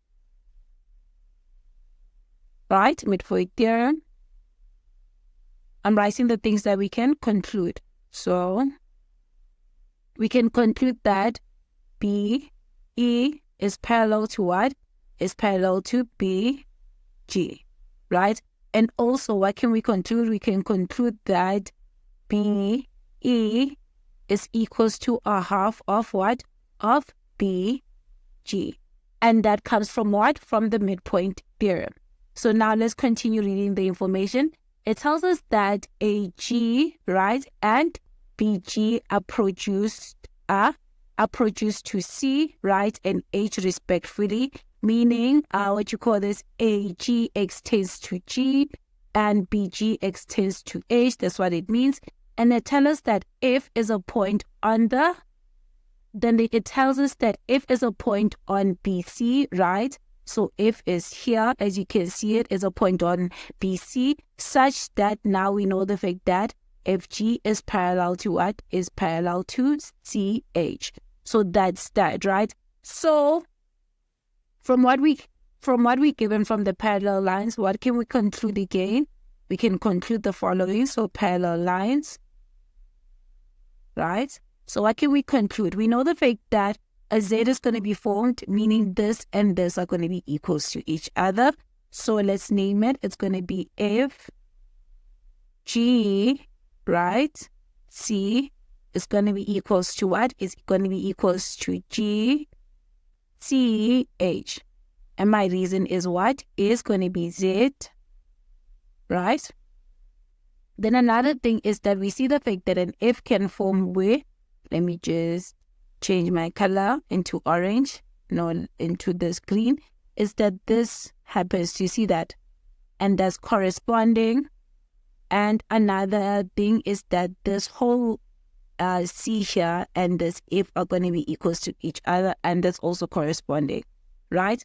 So let me just write them down. Is that we know the fact that angle H, C, F, right, is going to be equals to what? It's going to be equals to G, F, B, right? And my reason is going to be F. Then the other one is what? Is angle H, because it's alone here. And also this angle here, which is what? Which is going to be equals to angle B, G, F. And my reason is F. And I think in terms of labeling the diagram, we are done here. So we can go and answer the questions. So now let's answer the question. The first one, which is 8.2.1. It says, give reason why BE is parallel to what? Is parallel to BH, which is this one, right? So BH is the entire line. Let me just extend it, and I'm just going to show it in another color. BH is the entire line, right? But what do we know? We know the fact that we said BE is parallel to BG, right? Which is the same if we said, let me just change my pen, which is the same if we said BE is parallel to what? To BH, what they want, right? So what is the reason? Our reason is midpoint theorem. As I said, the reason is midpoint theorem, right? That is why these two are parallel to each other. So 8.2.2, it says, if it is further given that FC divided by what? By BF is equals to 1 over 4. So let's go to FC. Let me clean my diagram first. So if it's furthermore, let me just clean my diagram. I know I cleaned the entire thing. But is that if it's furthermore given that they said what? That FC, where is FC? So we know the fact that FC, so FC is here. So this is F and this is C. It is given that FC is 1:2. FC divided by BC, which is this one, right? It's 1:4. And I'm going to put stars because I'm representing ratios, right? So I'm going to put a star because it's a ratio that they gave us. And they tell us the fact that BE is equals to what? Is equals to 3x minus 1. So we know the fact that this one is 3x minus 1, right? And also what do we know? We know the fact that GH, right, which is this point here, is equals to what? Is equals to x plus 1. Then they want us to calculate x, right? So they want us to calculate x. So with looking at a diagram and every information that they gave us, what can we use? We need to use both the triangles. So I'm going to highlight both triangles. This midpoint triangle, we need to use it, right? Because it contains what? It contains our 3x minus 1. And also, we need to use this other triangle. This one. And we can use this one because of we see parallel lines, meaning what? Proportionality theorem is going to play a role, right? So what do we know? We know the fact that from this triangle here, so let me just take my pen. So we know from the green triangle, we can find this part, right? And this part we can find it because of the link is this one. And they already gave us DE. So I can find BG by using what? By using the midpoint triangle, which is the yellow one. Then from there, I can use proportionality theorem in the green one to basically solve for x. And the reason why is because of they gave us this ratio. This 1:4, right? So let's do that. So the first thing that we have to do, we need to find BG, right, in terms of x. So what do we know? We know the fact that DE is equals to 1/2 BG, right? And my reason is midpoint theorem.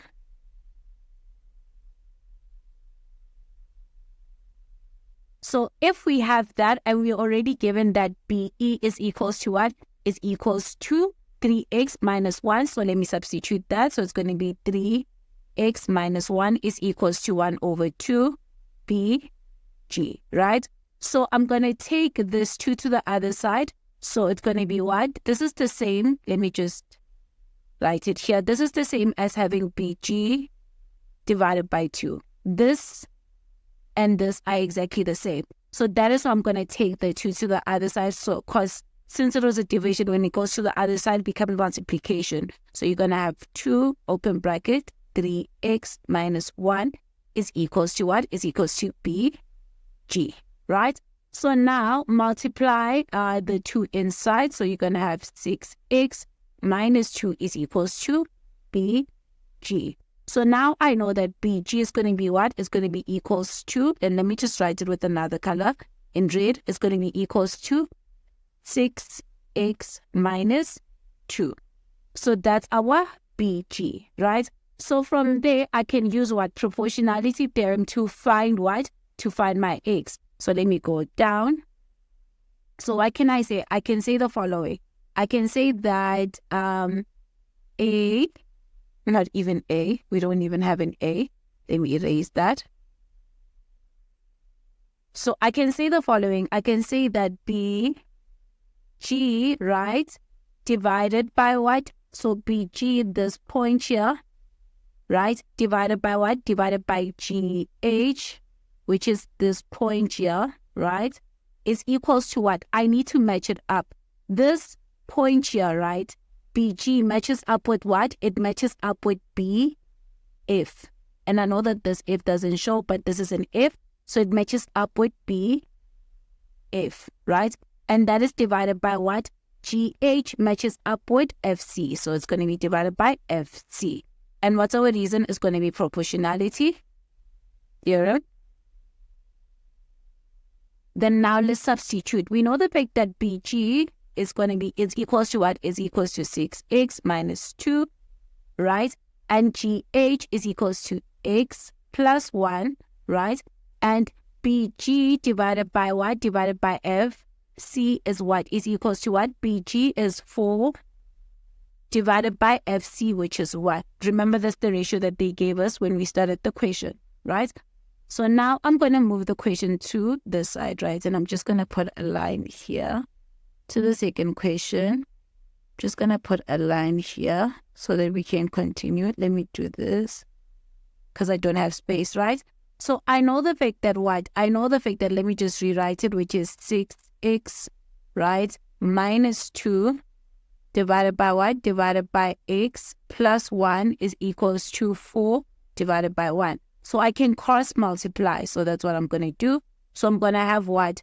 6x minus 2 multiplied by 1. The entire thing multiplied by 1 is going to give you 6x minus 2. Then 4 multiplied by what? By x plus 1, right? Then here we're going to have 6x minus 2 is equals to what? To 4x plus 4, right? Take everything that has x to one side. So I'm going to have 6x minus 4x is equals to what? To 4 plus what? Plus 2. So here I'm going to have what? I'm going to have 6 minus what? 6 minus 4, which is going to give me 2. X is equals to what? 4 plus 2, which is going to give me 6. So here is going to be 6. Therefore, divide both sides by 2. X is going to be equals to what? It's going to be equals to 3. So your answer here is x is equals to 3. And we're done with this question. So now let's move to the next question. It says what? It says in the diagram, it tells us that PQRS is a cyclic quad. So what do we need to label? We need to go to the diagram and label the cyclic quad and write all the properties of a cyclic quad. So where is it? It says P, right? Q, R, S is a cyclic quad. So let's highlight that and talk about that, right? So we're going to highlight Q like this. And we're going to talk about you. And I'm going to take my pen and let's just make it green. And I'm going to write cyclic quad here. Right? So knowing the fact that it's a cyclic quad, what do we know? First thing first is that we see the fact that this angle here, S1, is going to be equals to this entire angle. And that's exterior angles of a cyclic quad. So we know the fact that angle S1 is going to be equals to angle Q1 plus angle Q2. And what's our reason? It's going to be exterior. We know the fact that's going to be exterior angles of a cyclic quad. Then what do we see again? We see the fact that now I can say what? I can say the fact that angle S2, right? Plus angle S3, which is this 2, right? Is plus, so these two grouped together, plus what? Plus angle Q1 plus angle Q2 is equals to 180 degrees. And that's what? Opposite angles of a cyclic quad, right? So another thing is that we see the fact that angle P2 is basically angle P2 plus what? Plus angle R1, meaning this 2, P2 and this 2 added together, angle R1, right? Plus angle R2 is equals to what? Is equals to 180 degrees. And our reason is opposite angles of a cyclic quad, right? So let me look at everything. I feel like in terms of cyclic quad, we have everything, right? So let's move on and read the question. So it tells us that KP is a tangent to the circle PCD, right? So where is, and I'm going to change my pen, where is KP is this one, right? They said the fact that it's what? It's a tangent. So we see the fact that if I take a chord, which is what? Which is PS, like this, and take another chord in our case, which is PQ, like this, what we're going to see, we see the fact that if we connect this, right, what do we see? We see the fact that angle P1 is equals to angle Q1.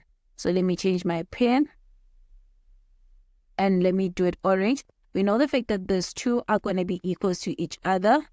And what's my reason? My reason is going to be what? It's going to be tan-chord. So tangent,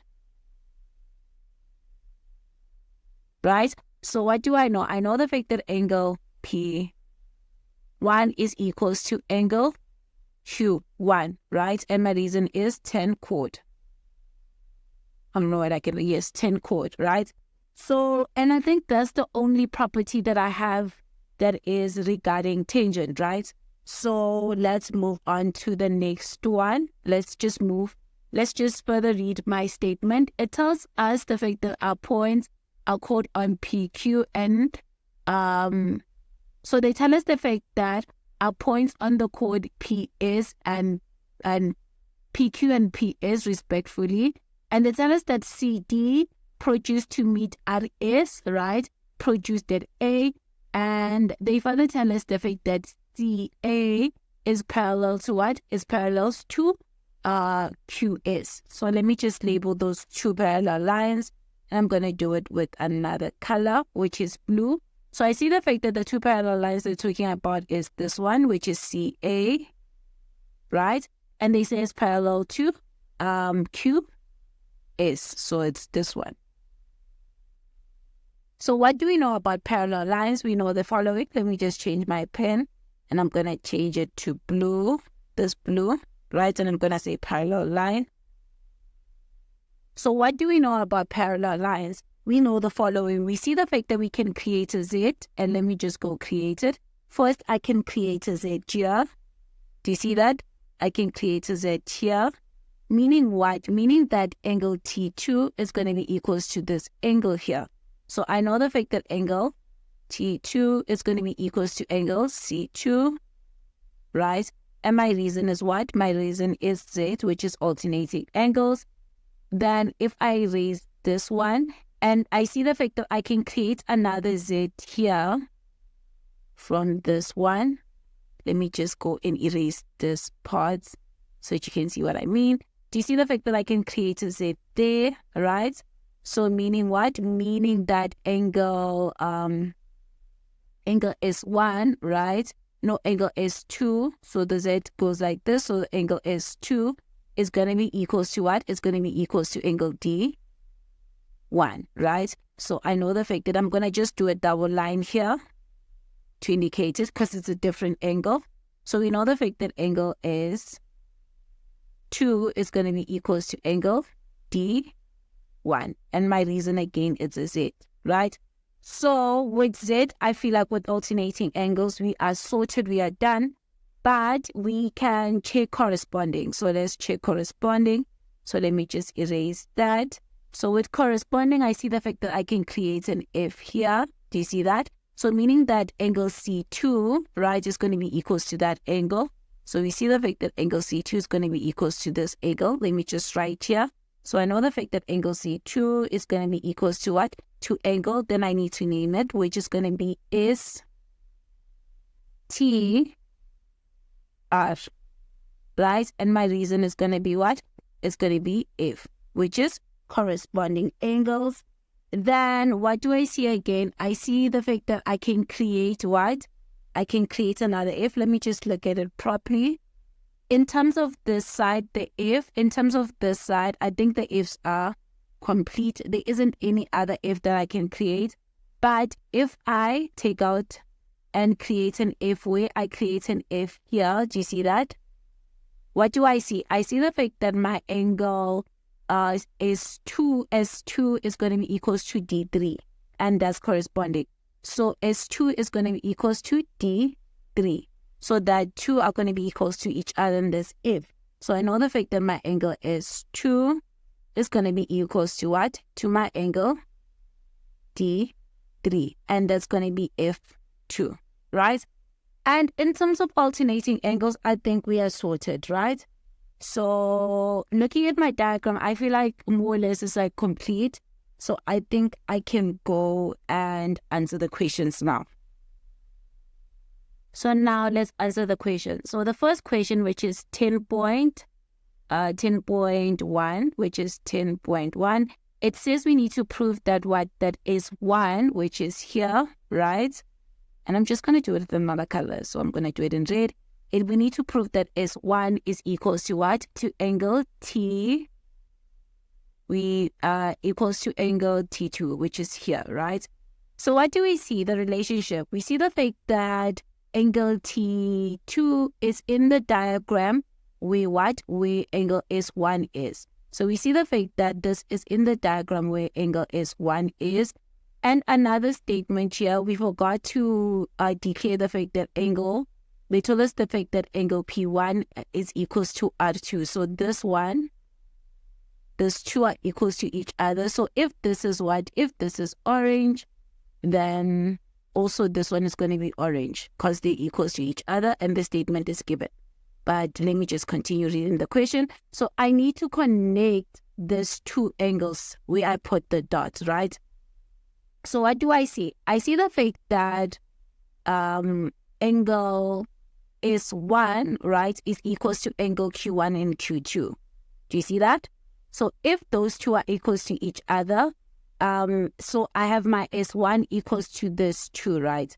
So, and again, I see the fact that, I see the fact that my angle P1, right, is equals to what? Is equals to angle Q1.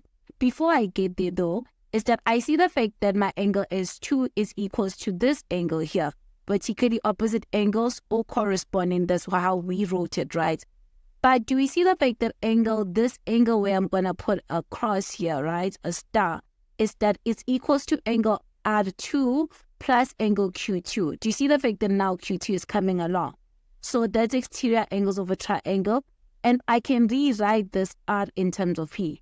Let me just stop blabbing and actually do it, right? So to prove that they're equals to each other, what do I see? I know the fact that angle S1 is equals to angle Q1 plus angle Q2, right? So angle Q1 and Q2. So far, right? So angle Q1 and Q2, and let me just write my reason. It's going to be exterior angles of a cyclic quad, exterior angles of cyclic quad, right? So far, I want to make a link with this angle, right? So what do I know? I know the fact that angle T2 is equals to angle what? This angle which is STR,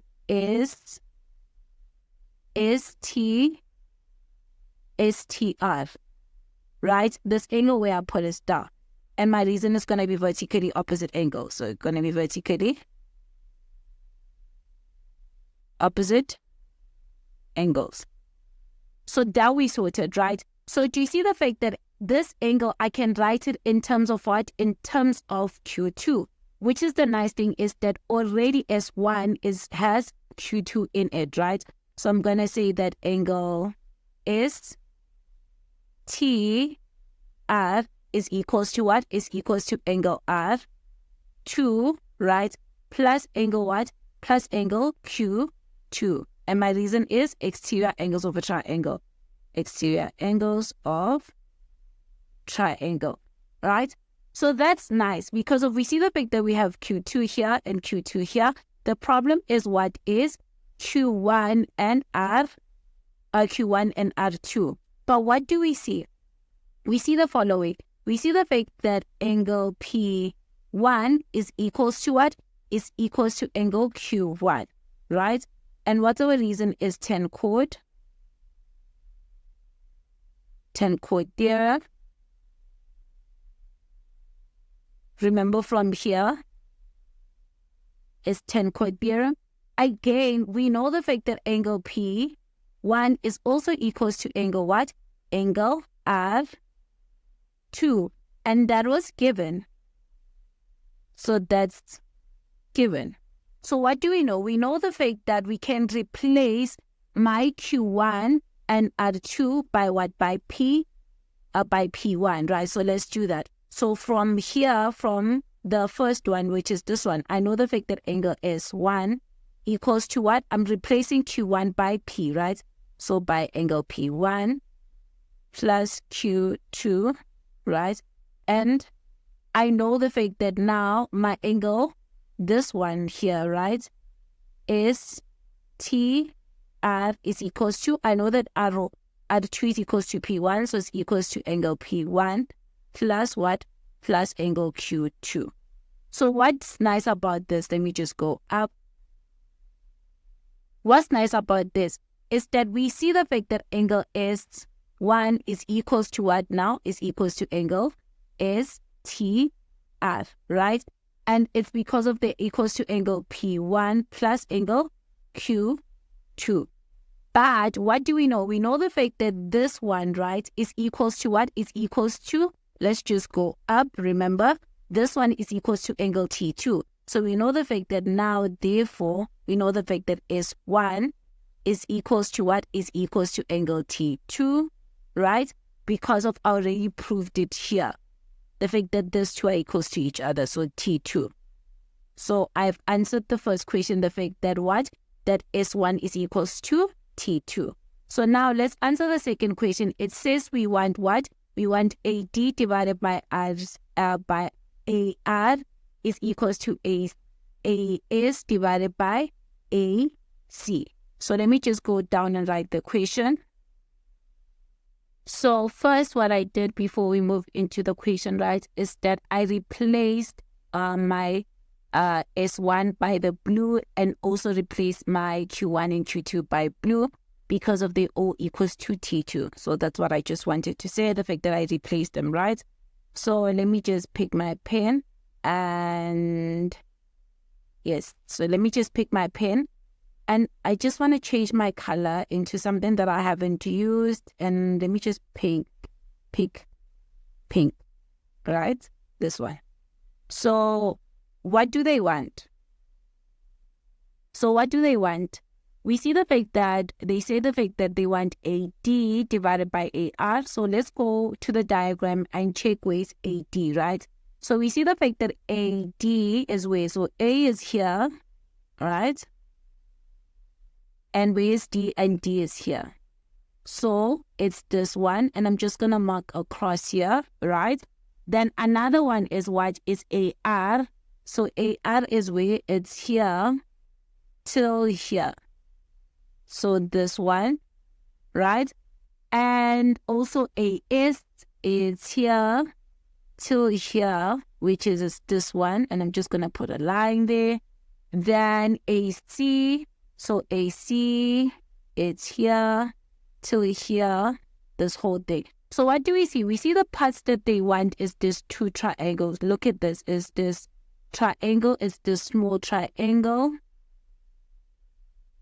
right? And also the big triangle. Do you see that? It's the small and the big triangle.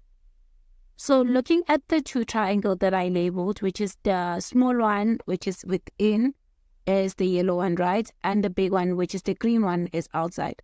We just verifying the fact that all the sides that are stated here are definitely there, right? So we see the fact that AD, right? AD is on where? AD is on the small triangle, right? And AR is where? Is on the big triangle. Then we see the fact that AS, right, is on the small triangle and AC is on the big triangle. So we see the fact that both the triangles basically are perfect for the situation. So now what we need to do is that we need to prove using similarities, right? So that we can prove this. If we can use similarities and prove that the yellow triangle, right, is similar to the green triangle, then we can just say these two are equals to each other. And the reason is because of they're similar. So let's do that, right? Is that what do we see? So we need to say in triangle. And when we name it, right, is that the angles that we're going to say they're going to be equals to each other, right, needs to be how we name the triangle. So if I start with A, we see the fact that A is going to be common here, right? So first we see the fact that A is going to be common in our situation. And let me just take it up. let me just take a pen. So we see the fact that A is going to be common. If I'm going to say AD, right? If I'm going to say AD is that I need an angle that's going to be corresponding with D for the big triangle. But what do I see? I see the fact that in my triangle that A is common, right? Then angle S1 is going to be equals to what? It's going to be equals to angle C2, right? And because of they both equals to Q1, right? Remember, after proving that these two are equals to each other, right? Then meaning if since I ended with S, right, is that I need to end with C. So that's how I need to name them. Because of these two angles are equals to each other. And with similarity, order matters. Order definitely matters. So my next triangle, how I'm going to name it, is going to be and triangle what? It's going to be triangle A, right? Then it's going to be A what? It's going to be A since we said D. So D corresponds with R. So it's going to be R. Then it's going to be C. So that's how we named the second triangle. So now let's write our three statements. So the first one is the easiest one, is that A is common, right? So that's your first statement. The second statement is what? As I said, is that I said the fact that angle S1, right, is equals to angle C2. And the reason why they equals to each other is because of what? Is that they both equals to angle T2, not Q1, sorry. They both equals to angle T2. So let's write that, right? We know the fact that angle S1 is equals to what? Is equals to angle T2. And our reason is that we proved it in the first question, right?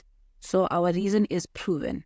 Then what do we know? We know the fact that angle what? Angle T2, right, is equals to what? Is equals to angle C2. And our reason is alternating angles. And we know the fact that what? That angle is Q is parallel to what? Is parallel to CA, right?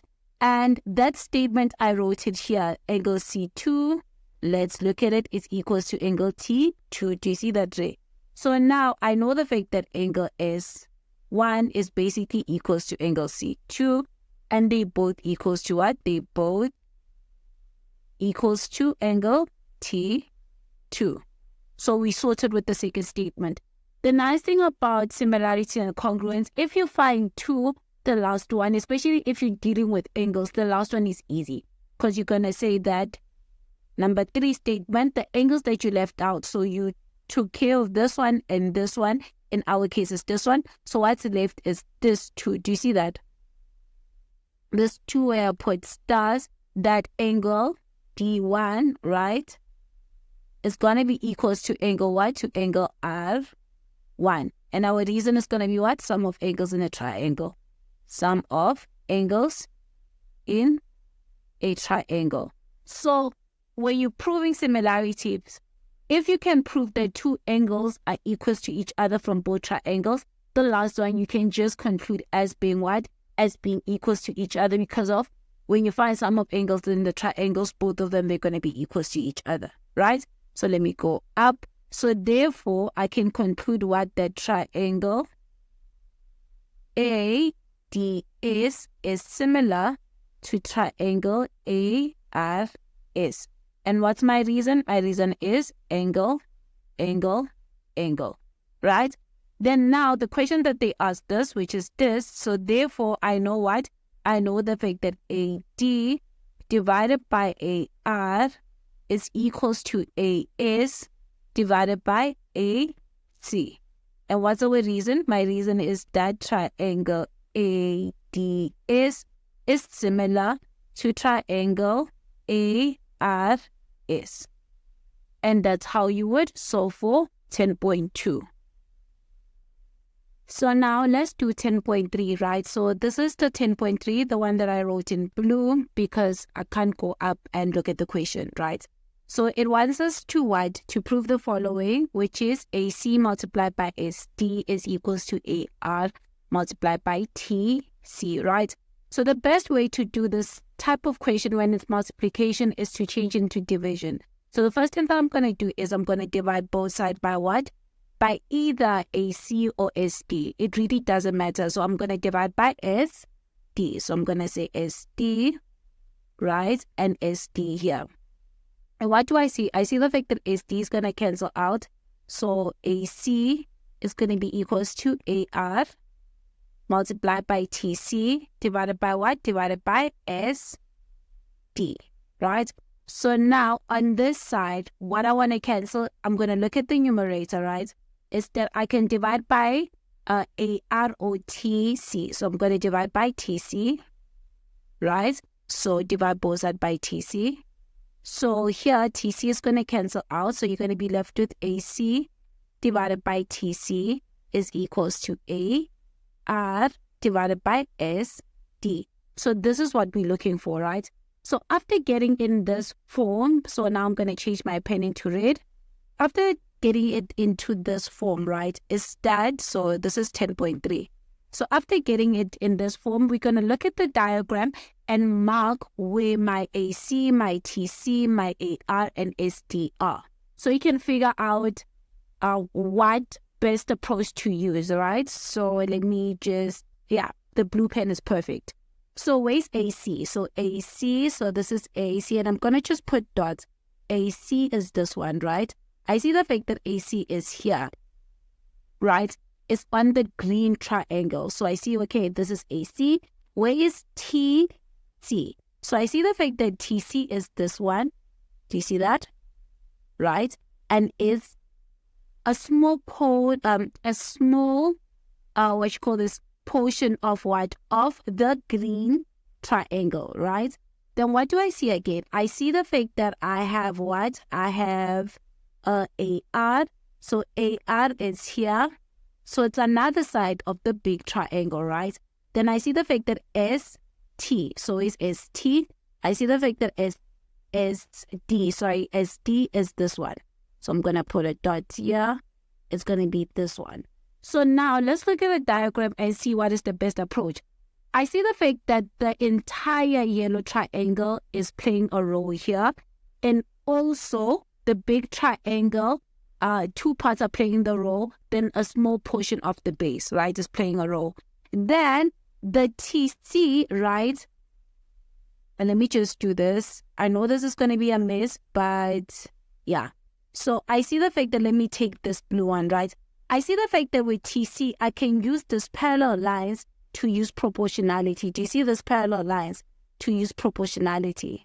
So that's what I'm going to use, right? So we're going to start with the proportionality theorem, right? What do we see? We see the fact that the small portion, right, is CT, the one that we want, the small portion, which is a little bit portion of the big triangle, right? So what do we see? We see the fact that if I connect what you call the CT, and let me just write it here. So if I say CT, right, and do you see the fact that from the blue triangle, I don't know whether you guys can see it or not. So now I just made it a little bit clear, right? So what I mean is this small portion, and let me just take my pen. I mean that I'm going to take the CT, right? CT, and divide it by what? Do you see the fact that in my diagram, I have CT here, and I have AR. So I need to have CT and AR so I can like reduce the components that they want, right? So I need to use both the components that I named here. So I see the fact that from my blue triangle, I can use I can use AR, that's the first thing, and I can use CT. So let's see what can match with AR and CT. I see the fact that CT, right, matches up with what? With AS. So I'm going to say CT divided by AS, right? It's going to be equals to what? Then I see the fact that this side, right, AR matches up with what? Matches up with a CR. So this side, on this side, right, when I say equals to, I need to make sure the fact that the next one that I use, which is I see the fact that, as I said, the fact that AR matches up with what? I'm just going to put this, and they're not equals to each other. They just match up, right? Let me say match, right? Match with what? With a CR, right? So if they match together and this side, right, I started with CT. So meaning this side, this one is going to be on the numerator is going to be the one that's on the same side with CT, which is going to be CR is divided by what? Is divided by the other side, which is AR. I hope that makes sense. And this is going to be what? Proportionality theorem. And the reason why we use proportionality theorem, as I said, the fact that we had parallel lines, right? So we see this. So what I'm going to do here so that everything makes sense, I'm going to mark the ones that we just took out from the question, right? We see the fact that we have CT, which is this one, right? And also AR, right? So the question in our question, we have what? We have CT and CR, right? So that is going to be sorted in terms of this, right? So now what I'm going to do is that I'm going to use the triangles. So let me just clean up the diagram and bring back the triangles that we used, the fact that they are what? They are similar to each other. So now first, before we use the similarity triangle, we need to match up the angles that are equal to each other, right? So what do I see? I see the fact that A is equals to A. Remember, A is common. So let me change my pen here. Remember the fact that A is common. I need to change my pen. Remember that we said A is common. So from here, I'm just going to put a dot for A is common, right? And the reason why I'm doing this is that when I do the ratio thing, I can align it properly with this respectful side so that I don't make any mistake. Then I see the fact that the second statement I said is 1, right? So I'm going to put a cross here is equals to what? I said it's equals to angle is 1, right? Do you see the fact that this one, angle is 1 is equals to C2. So we see the fact that this match, right? Then the last one is what? We see the fact that angle D1, which is I'm going to put this, right, is equals to what? Is equals to angle R1, right? So now we can use what? The ratio thing to basically do the second part of this question, right? So now what is the two missing parts is what is my SD that I didn't write from the first part from the proportionality theorem. And also another missing part that's from the original question is what is what is AC, right? So I know the fact that SD, right, and AC are the missing components. So we see the fact that I can incorporate it from where? From my similarity triangle, right? So what do?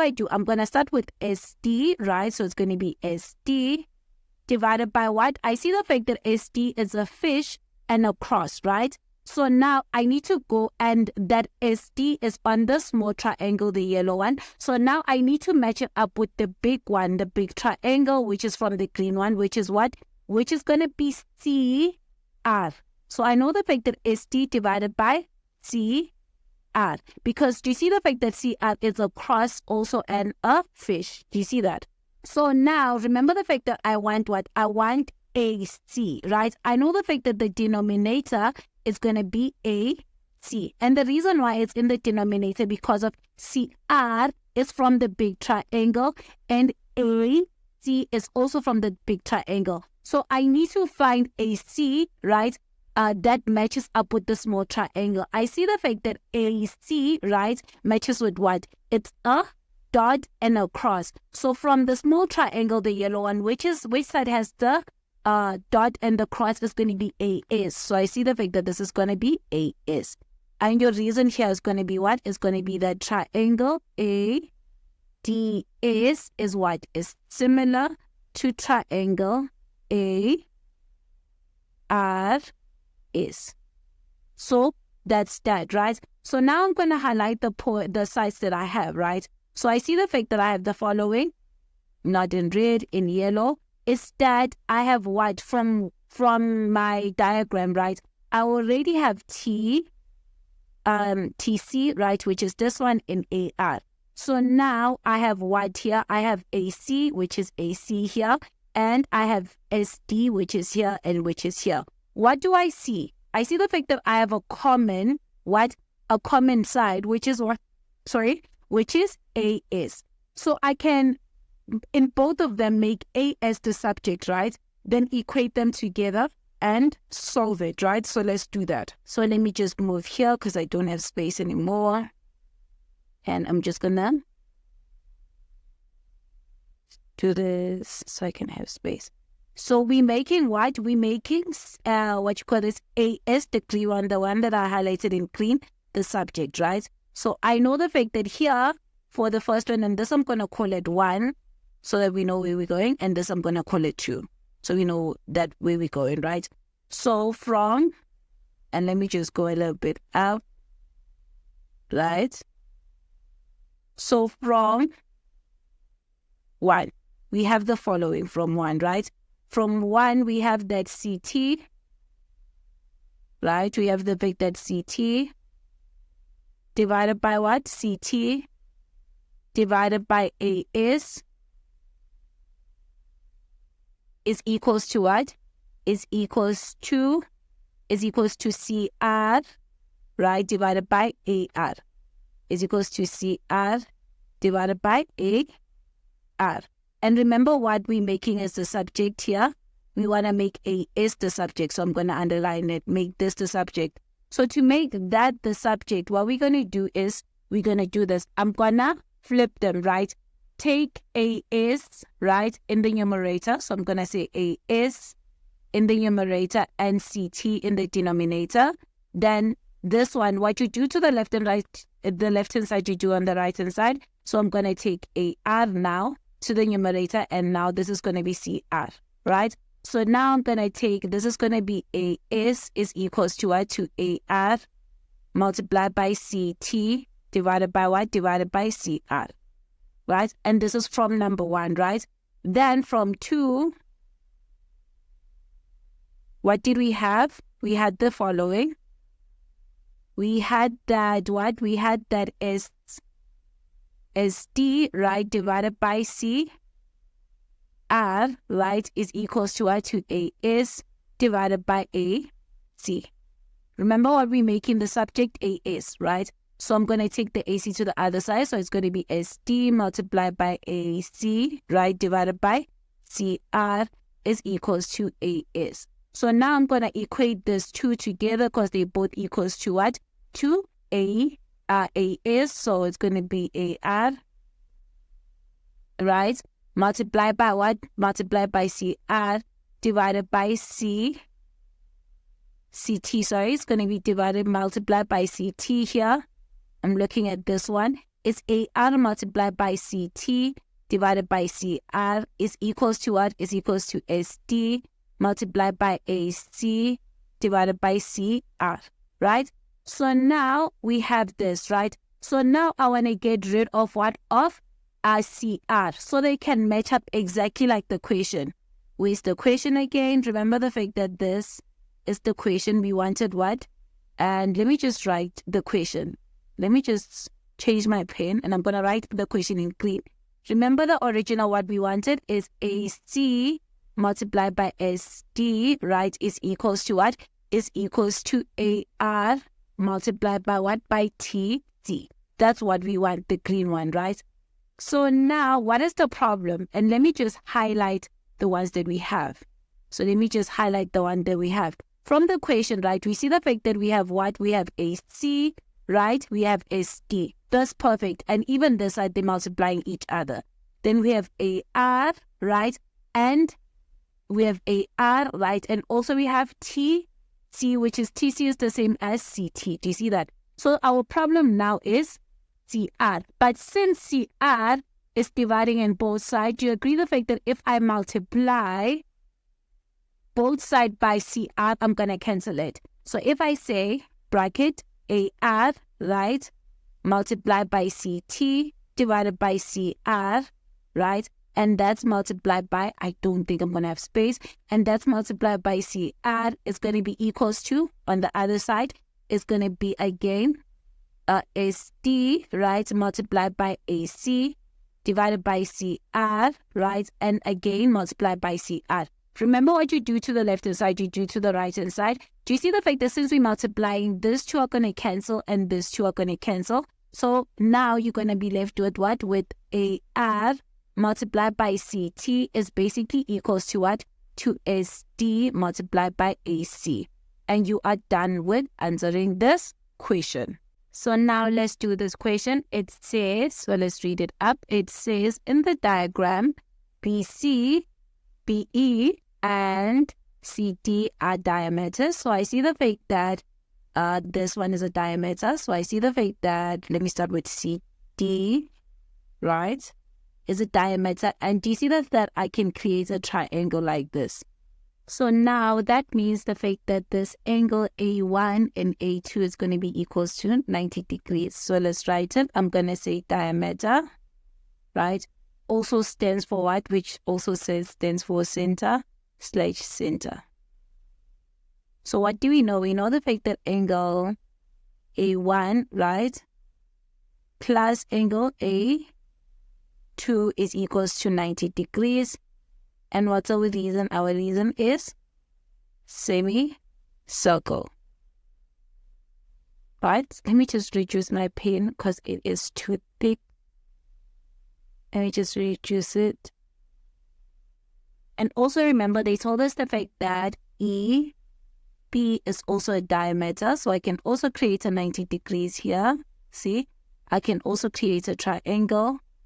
Which means what? Which means that this 2 here is equals to 90 degrees. Angle what? Angle A2, right? Plus angle A3 now is going to be equals to 90 degrees. And again, our reason is semicircle.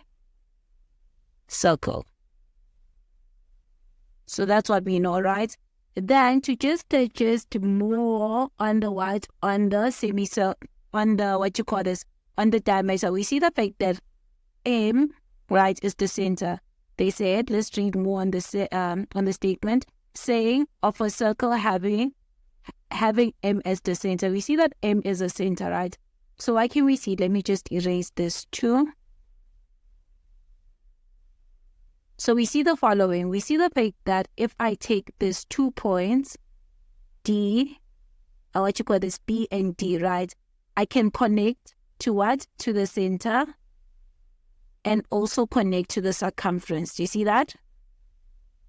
So do you see the fact that now I can say what? I can say that angle M3 is equals to what? To 2 times angle of A3.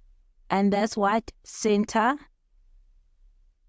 equals 2 times circum. Right? So even I can do it in the opposite direction, which is I'm going to do this side.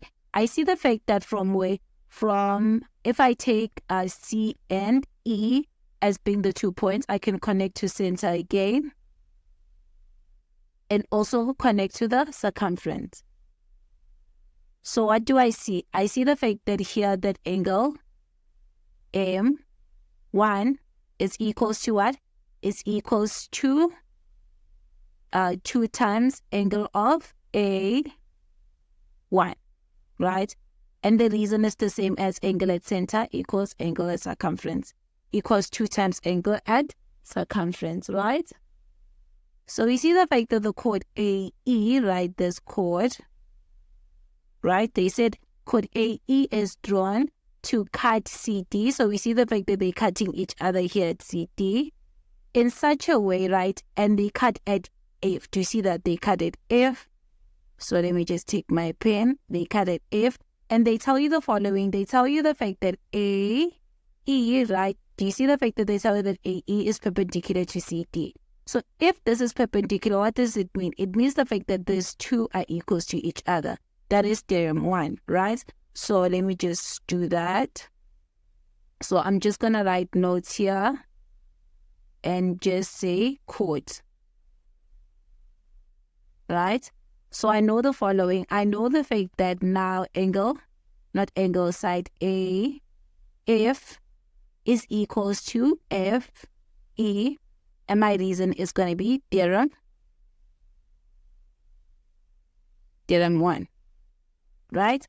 So that's what we know. And I know that this is going to be 90, this is going to be 90, and this is going to be 90. So that's sorted, right? Because they told us that the lines are perpendicular to each other.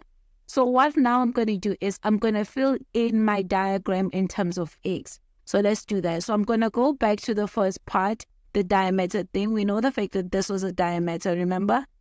CD was a diameter and it created a triangle, right? And I know what? I know the fact that this is X and this is what? And this is, so let me just change my pen so I can match up to red. And this is X and this is 90. So it's easy for me to find angle D in terms of what? In terms of X. So let's do that. So let me just change into orange. Let me just change it to purple, right? And I'm going to say triangles.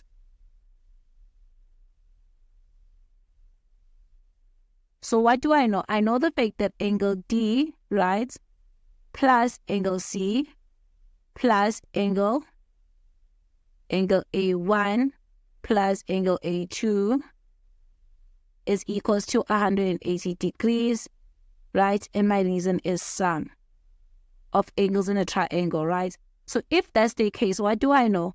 I can substitute the ones that I have. I'm looking for D. So angle D plus what? Angle C is X plus angle A1 and A2 is equals to 90 degrees. So therefore it's going to be 180 degrees, right? So I know the fact that angle D, right, is going to be equals to what? It's going to be equals to 180 minus 90, which is going to be 90 degrees minus X. So I know that this portion is going to be 90 degrees minus X, right? So I can do the same thing with the other triangle. Remember this one. I can also do the same thing here, right? And I can find what? I can find... So now looking at the green triangle, right? Can we find angle E or angle B? No, we can't, because of angle E is unknown and also angle B is unknown. The only angle that we have is this angle B3 and B2 because it's equals to 90. So I can't find E and B there. So let me just cancel that and look at other triangles whether we can find the other angles, right? So I see the fact that from this triangle, and let me just erase the entire yellow one so I can focus on the one that I want to focus, is that, do you see from this triangle here, I can find A1, right? And the reason why I can find A1 is because of I have a 90 degrees here and I have A1. So do you see the fact that angle A1 is going to be exactly equals to angle D, right? Because I know the following. I know the fact that angle A1 plus angle C plus angle, let's name this one with the 90, which is going to be A, if C is equals to 180 degrees, and my reason is sum, right? So now I'm looking for A1. So A1 is going to be equal, it's going to be plus what? Angle C, remember, is X plus what? Then it's going to be plus 90 degrees. It's equals to 180 degrees. So therefore, angle A1 is going to be equals to what? To 90 degrees minus X, which is the same as this one. So this is going to be 90 degrees minus X, right? So that's going to be sorted. Let me just erase this. Then now, what do we know? We see the fact that we have a relationship between what? Between angle A1 and what? And M1. Do you see that? A1 and M1. So I can rewrite what? I can rewrite M1 in terms of A. Since this is what? This is angle M1 is equals to 2 times of A1. I know the fact that it's going to be 90 multiplied by 2, which is going to be 180 degrees, right? Minus what? Minus 2x, right? So that's going to be equals to M1. So now let me just look at the diagram and see, do we have everything? Then vertically opposite angles, meaning this is going to be M3 is going to be also 180 degrees, right? Minus 2x, right? So let's just look more at the diagram and see the fact that I can find what? Now, since this M1 is equals to 180 degrees minus 2x, and I have a 90 degrees here, do you see from this triangle, I can find angle E. From this triangle, I can find angle E, right? So let's do that. So let's find angle E there. So I know the following. I know the fact that angle E, right, plus angle M1 plus what? Plus, let's name this one here, which is going to be E if M, right, is equals to 180 degrees, and the reason is sum. Right? So now we know the fact that angle E, right, plus angle M1, which is going to be 180 degrees, minus 2x, right, then plus 90 degrees is equals to 180 degrees, right? Take the 180 and 90 to the other side. So we're going to have what? We're going to have angle E is equals to what? To 180 degrees minus 180 degrees, right? Plus 2x minus 90 degrees. So this and this are going to cancel out. So angle E is basically equals to 2x minus 90 degrees. So this is going to be 2x minus 90 degrees. So meaning also angle B is going to be equals to 2x, right? So this 2, oh no, they don't match up. I was just stating a fact there. So this 2 are not equals to each other. Let me just erase that. So this is going to be 2x minus 90 degrees, right? So now let's look at our diagram and check the fact that, okay, does it match up? Okay, everything is sorted so far. So that means if this is M3 is equals to 180 minus 2x, do you agree the fact that also angle A3, right, is going to be equals to half of 180 minus 2x, which is going to be 90 degrees minus x, right? So I have this one sorted. So now what do I see? I see the fact that I have, I have A1 as being 90 minus x.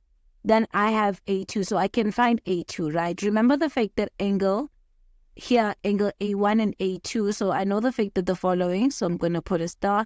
I know the fact that a dot angle A1 plus angle A2, right, is equals to what? Is equals to 90 degrees, right? So I already know what's A1, so I can find A2. So I know the fact that if I substitute 90 degrees minus x plus A2 is equals to 90 degrees, right? I do not have space anymore. So now take the 90 to the other side. 90 and 90 are going to cancel out. The x is going to be positive. So we see the fact that angle A2 is basically equals to x. So we see that this one is equals to x, right? So now if this one is equals to x, do you agree the fact that now I can find angle B? And the reason why is that look at this triangle now. This one. We have every angle besides what? Besides B. So I can find B from there, right? So B, and I'm just going to write the final answer, is going to be what? It's going to be 180, right? So angle B, so I'm going to say angle B is basically equals to what?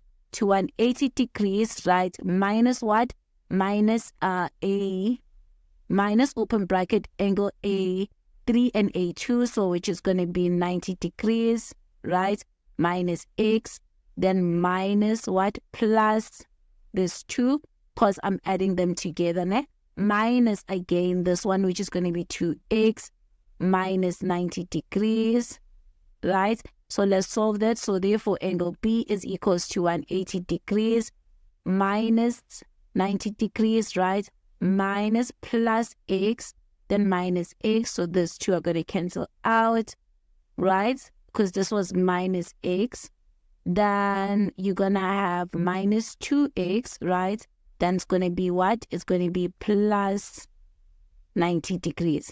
So the 90s are going to cancel out. I know the fact that this is a mess. So therefore, we see the fact that angle B is basically going to be equals to, you left with 180 and negative 2x. So you're going to be equals to 180 degrees minus 2x. So this portion here is going to be 180 degrees minus 2x.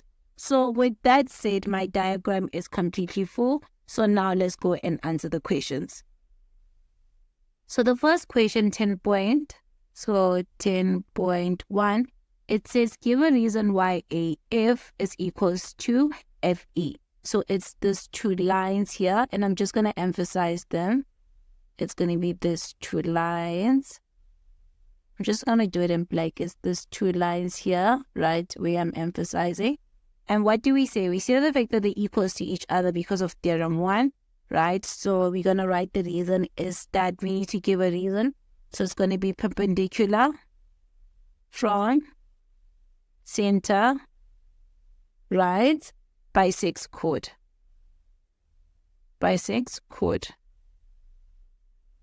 So bisects chord. So that's the reason why. Then let's go to 10.2. It says to us, it says determine giving reasons the size of M to M1, right? Which is M1 is this one. So we need to go back in our diagram and see the relationship where M1 comes from, right? We see the fact that angle M1 is equals to 2 of A1, right? Then what do we see? What relationship do we have with A1 and X? So let's go back to the triangles. Is that what do we know? Oh, the triangles is the purple one, remember? Is that we know the fact that angle A1 plus angle C plus is equals to 180 degrees, right? And we know the fact that angle A1 is going to be equals to what? 290 degrees minus X. Therefore, this one concludes. So let's go there. So we know the following. So we're going to start here. So let me take my pen. So we're going to start here, right? So we know the following. We know the fact that angle A1, right, plus angle AC, angle C, plus AF, C is equals to 180 degrees. And the reason is sum of angles in triangle, right? So we know that. So from that, I'm going to substitute the ones that we have, which is I'm looking for angle A1, right? So angle A1 is going to be what? C is X. Then this one is going to be 90 degrees. And that's going to be equals to 180 degrees.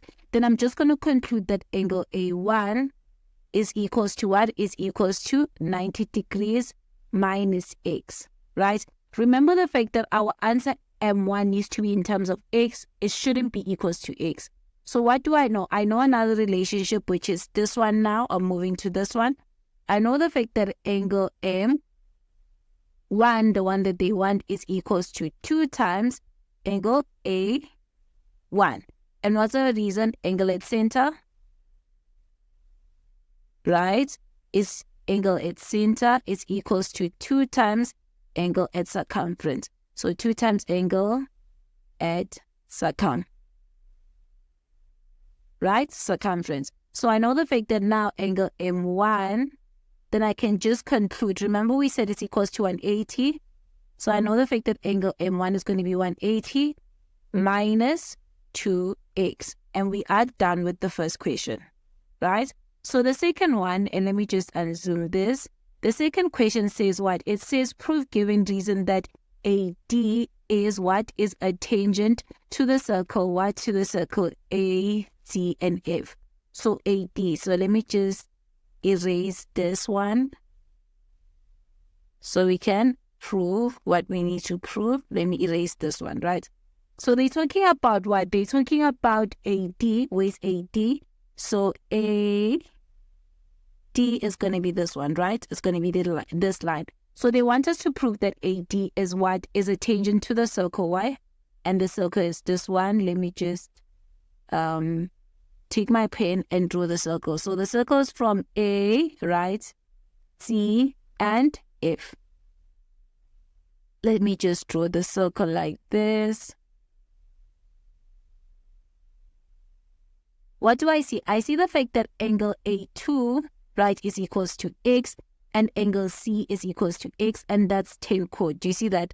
Because there's going to be a line coming like this, and another line coming like this, and this is Tan-Chord, and they both equals to what? To X. So we see the fact that AD is a tangent, right? So now we need to connect it back to this one being what? Being equals to X, A2 being equals to X, right? So what is the relationship between A2? So let's go back to the diagram. What do we know? We know the fact that angle, remember we need angle A2 and angle A1 to basically sort out this one, right? So what is the relationship? We know the fact that angle A1 and A2 is equals to 90 degrees, right? And we already know that that angle A1 is 90 minus x from sum of angles in the triangle. So I can find A2, which is going to be equals to x, right? So let's do that. So we know the following. So this is going to be 10.3, right? We know the following. We know the fact that angle A1 plus angle A2 is equals to 90 degrees. And our reason is what? Angles in semicircle. So that is sorted. So I can just conclude that angle A2, right, the one that we want, is basically equals to x, right? Because we have solved it here. So after concluding that is equals to x, what do I see? I see the fact that now angle A2, right, is going to be equals to what? It's going to be equals to angle C, and they both equals to x. So now I can conclude what? I can conclude the line that they want, which is AD, is a tangent, right? And my reason is what? Tan-Chord Theorem. Converse of, let me just say converse. So this is going to be converse of Tan-Chord Theorem. And that's how you would find 10.3, right? So now let's go up for 10.4. So let me just erase this circle. So now let's go to 10.4. They give us some extra information. They say given that CF, so we CF, so this is CF. They tell us this is 6, right? They tell us that CF is equals to 6. And they also tell us that AB is equals to 24. So this bottom part is equals to 24. And they say calculate giving reasons the length of what? The length of AE. So it's AE. So AE, let's find it. So we see the fact that A, right, E is the one that they want. So it's going to be this one. And I'm just going to highlight it. The yellow one is going to be this one. Let me just cancel this green one, so we're not confused. The AE, that's the one that we want, right? So what do we see? We see the fact that we have what? We have that if E is equals to F, what you call this AF, right? And another thing that I didn't say, look at this, when we were talking about, and let me just change into my pen, right? Is that, do you see the fact that what you call this EF, right? It's going to be equals to what? It's going to be equals to MB. And they are both radius. Do you see? Line coming from center going to what? Going to the circumference, right? So that's nice because if we see the fact that what you call this midpoint theorem is going to play a role, right? So this is going to play a role, right? And the nice thing is that we're looking for what? We're looking for AC. And what is our problem? Our problem is that we can use what? Theorem of Pythagoras. But the problem is that we don't have what? We don't have the side AE, which is what we want. And we also don't have the side BC. But what can we see? We see the fact that if I can find this side, and I'm going to do it in blue. If I can find this one, right, which has 6 only. If I can find FM, right, I can find the radius, which is, I know the fact that CM is going to be the radius. I know the fact that B, what you call this, M is the radius, and also E is the radius. So I'm going to have the side of BE, right? So it's going to be easy for me to solve what? AE. So I hope that made sense. Let me just do the question so you can see it. So 10.4. What do I know first? I know the fact that the following is that we know the fact that FE, right, is equals to what? Is equals to FA. And that's already proven, right? We proved it at the top. So what do we know? Now I need to do both sides that they are equal to each other. So now I know the fact that ME is equals to what? Is equals to EB, right? And my reason is that their radius So if this 2 happens, right, and it's a triangle, what can I conclude now? I can conclude that if M is going to be parallel to what? It's going to be parallel to AB. And my reason is going to be what? It's going to be midpoint theorem.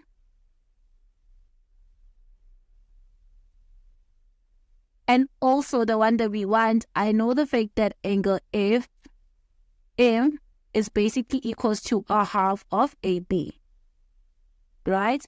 And the reason again is going to be midpoint theorem. Right? So if that's the case, so I know the fact that these 2 are going to be parallel. Let me take my pen. This 2 are going to be parallel.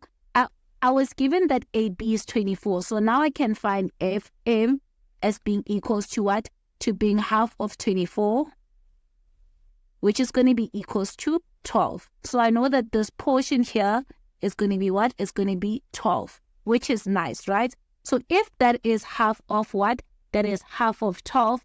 Look at this, right? Is that now I know that my radius, I know the following. I know the fact that CM, right, is going to be equals to what? 2 CM is equals to 6 plus 12, right? So therefore, CM is going to be equals to 18. So CM is going to be equals to 18. So what do I know the relationship between CM and the what? And this 2, right? This 2. What do I know? I know the fact that CM, right, is equals to what? Is equals to M. E is equals to what? Is equals to M. B. And my reason is that they all radius. Right? So it makes sense that what? That now B. E is going to be equals to what? To 2 times of what? 2 multiplied by 18, which is 2 of CM, right? Because this is going to be 18, the radius, and this is going to be 18 too, the radius, right?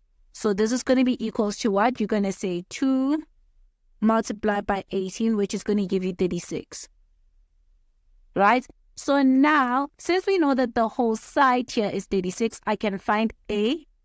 So now I know the fact that what? The hypotenuse in our case in the green triangle, because it's a right angle triangle, is going to be what? It's going to be a BE, right? So we know the fact that BE squared is equals to what? It's going to be equals to AB squared plus what? Plus AE squared. And our reason here is going to be Pythagoras. Before we do that, let me clean it up. Before we do that, we need to state why A2 and A3 are 90 degrees, because of when solving, we haven't talked about that, right? So now from there, we know the fact that this is 36, right? So what can I do is that I need to state that angle A2 plus angle what? Plus angle A3 is equals to 90 degrees, right? And our reason is angles in a semicircle. Sorry, it's going to be, let me erase that. It's going to be angles in a semicircle. So it's going to be angles in semicircle. So now I can use Pythagoras, right? So I know the fact that now what? I know the fact that the hypotenuse, as I said, is going to be BE squared is equals to what? Is equals to AB squared, right? Plus AE squared. Remember, AE is the one that we want. This is what we want. And that's what our reason is going to be. Pythagoras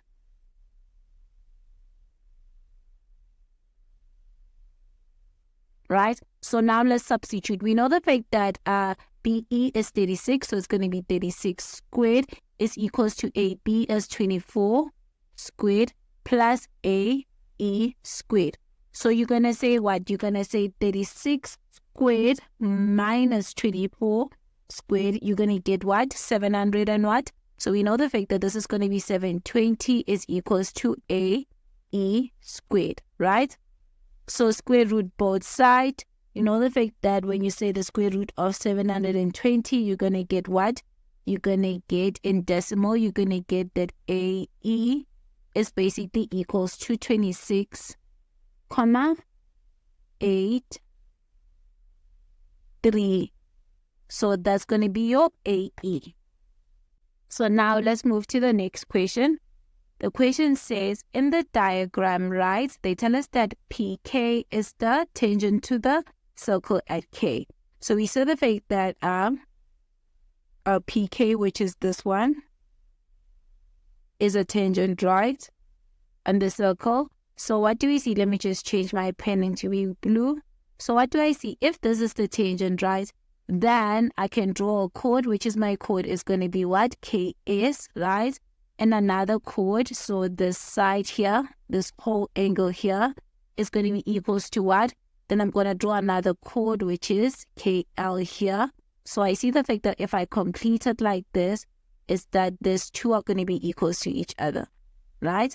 So I know the fact that for tangent, the following is going to happen is that angle K1 plus angle K2 are going to be equals to what? To angle L1 plus angle L2. And my reason is going to be Tan-Chord. So this is going to be Tan-Chord, right? So that's going to be sorted. And in terms of our tangent, this is the only one that we have. So let me just erase this. And we continue reading the statement, right? So when we continue reading, it says chord LS, right, is produced to P. So we see the fact that L, where is LS? So LS extends to P. And they say N and M are points on KP and SP respectively. Then they say such that MN is parallel to SK. So let's do parallel lines. So we see the fact that they're saying the fact that these two are parallel to each other. So we're going to discuss everything that has to do with parallel lines. So we're going to start with what? We're going to start with if, right? So we see the fact that if I create an if like this, what's going to happen is that, so let me just move to green, is that parallel lines, right? What do we see? We see the fact that angle M3, right? So this two are equal to each other, is that angle M3, right, plus angle M2 is equals to what? To S1. And my reason is if, right? Corresponding angles. So I see the fact that if I create an if on the other side like this, I have another if. So what do I see now? I see the fact that now angle S2 is equals to angle, so this 2, and I'm just going to change the color for that. It's going to be this one. So I'm going to say this angle here is equals to this angle here, and I'm just going to put a dot here so that I know the fact that it goes with parallel lines. So I know that angle S2 is equals to angle M1, and my reason is another if, right? So this is going to be if. Then in terms of if, let's check whether is it complete. Do you see the fact that this side, again, I can have an if like this? Do you see that? So what do I see? I see the fact that, and this one is in blue, is that angle K1 plus K2 is equals to angle N. Do you see that? I'm just going to put a dot where I'm going to write it in green. So I know the fact that they are related. So I know the fact that angle K1, right, plus angle K2, right, is equals to angle N1. And my reason again here, N1 is E, and my reason here is if, right? So in terms of if, I think I'm sorted. I am sorted because I can't go the other direction. Can I? I think I can.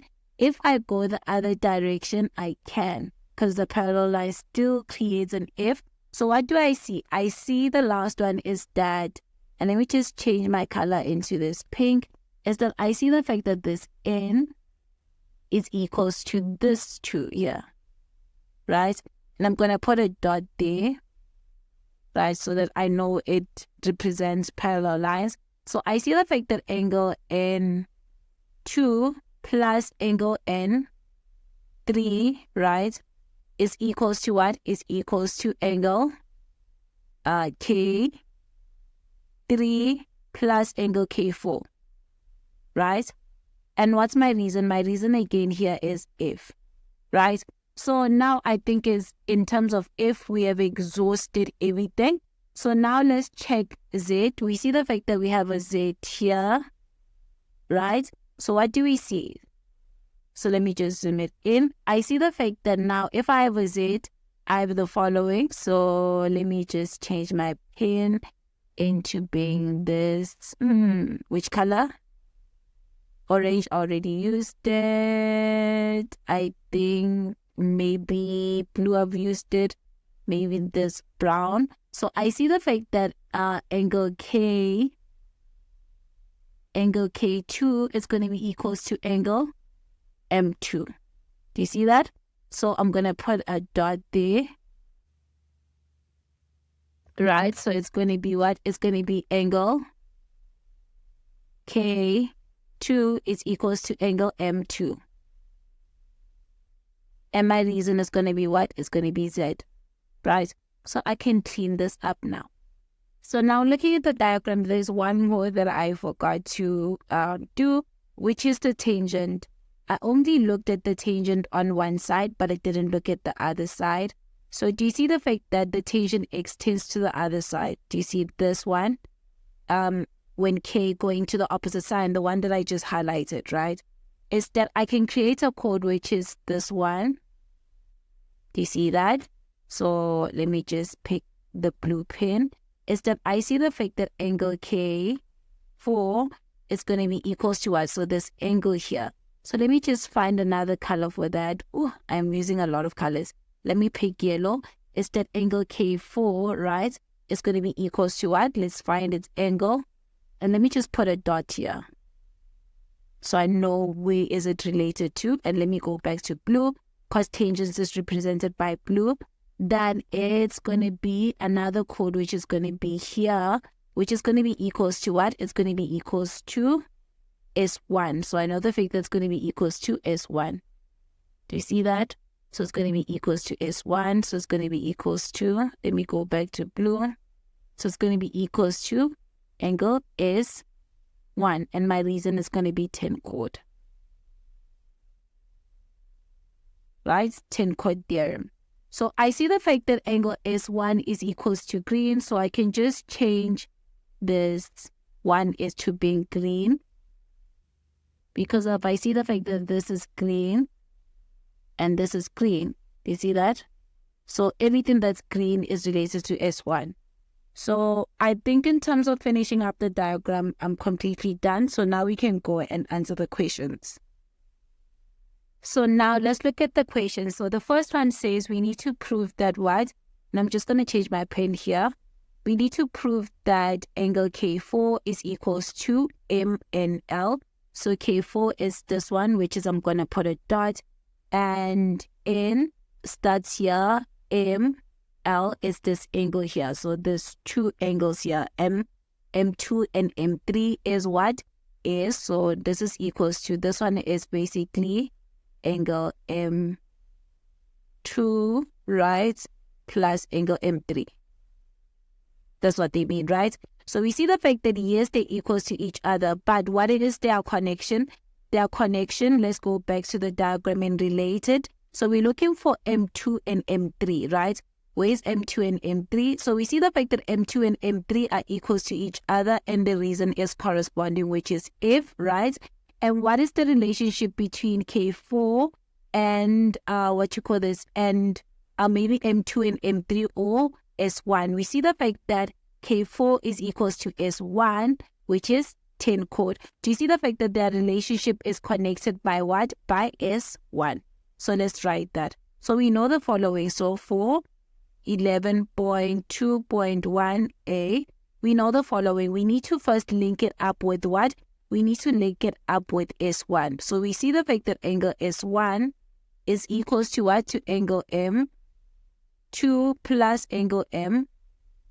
M3, right? And what's our reason there? It's going to be corresponding angles, right? And we need to put the parallel lines. We know the fact that K is, right, is parallel to what? Is parallel to NM. That's what we know, right? So we have connected this one to S. So now let's connect S to K4. So we know the fact that angle S1 is equals to angle K4, right? And what's our reason is going to be Tan-Chord Theorem.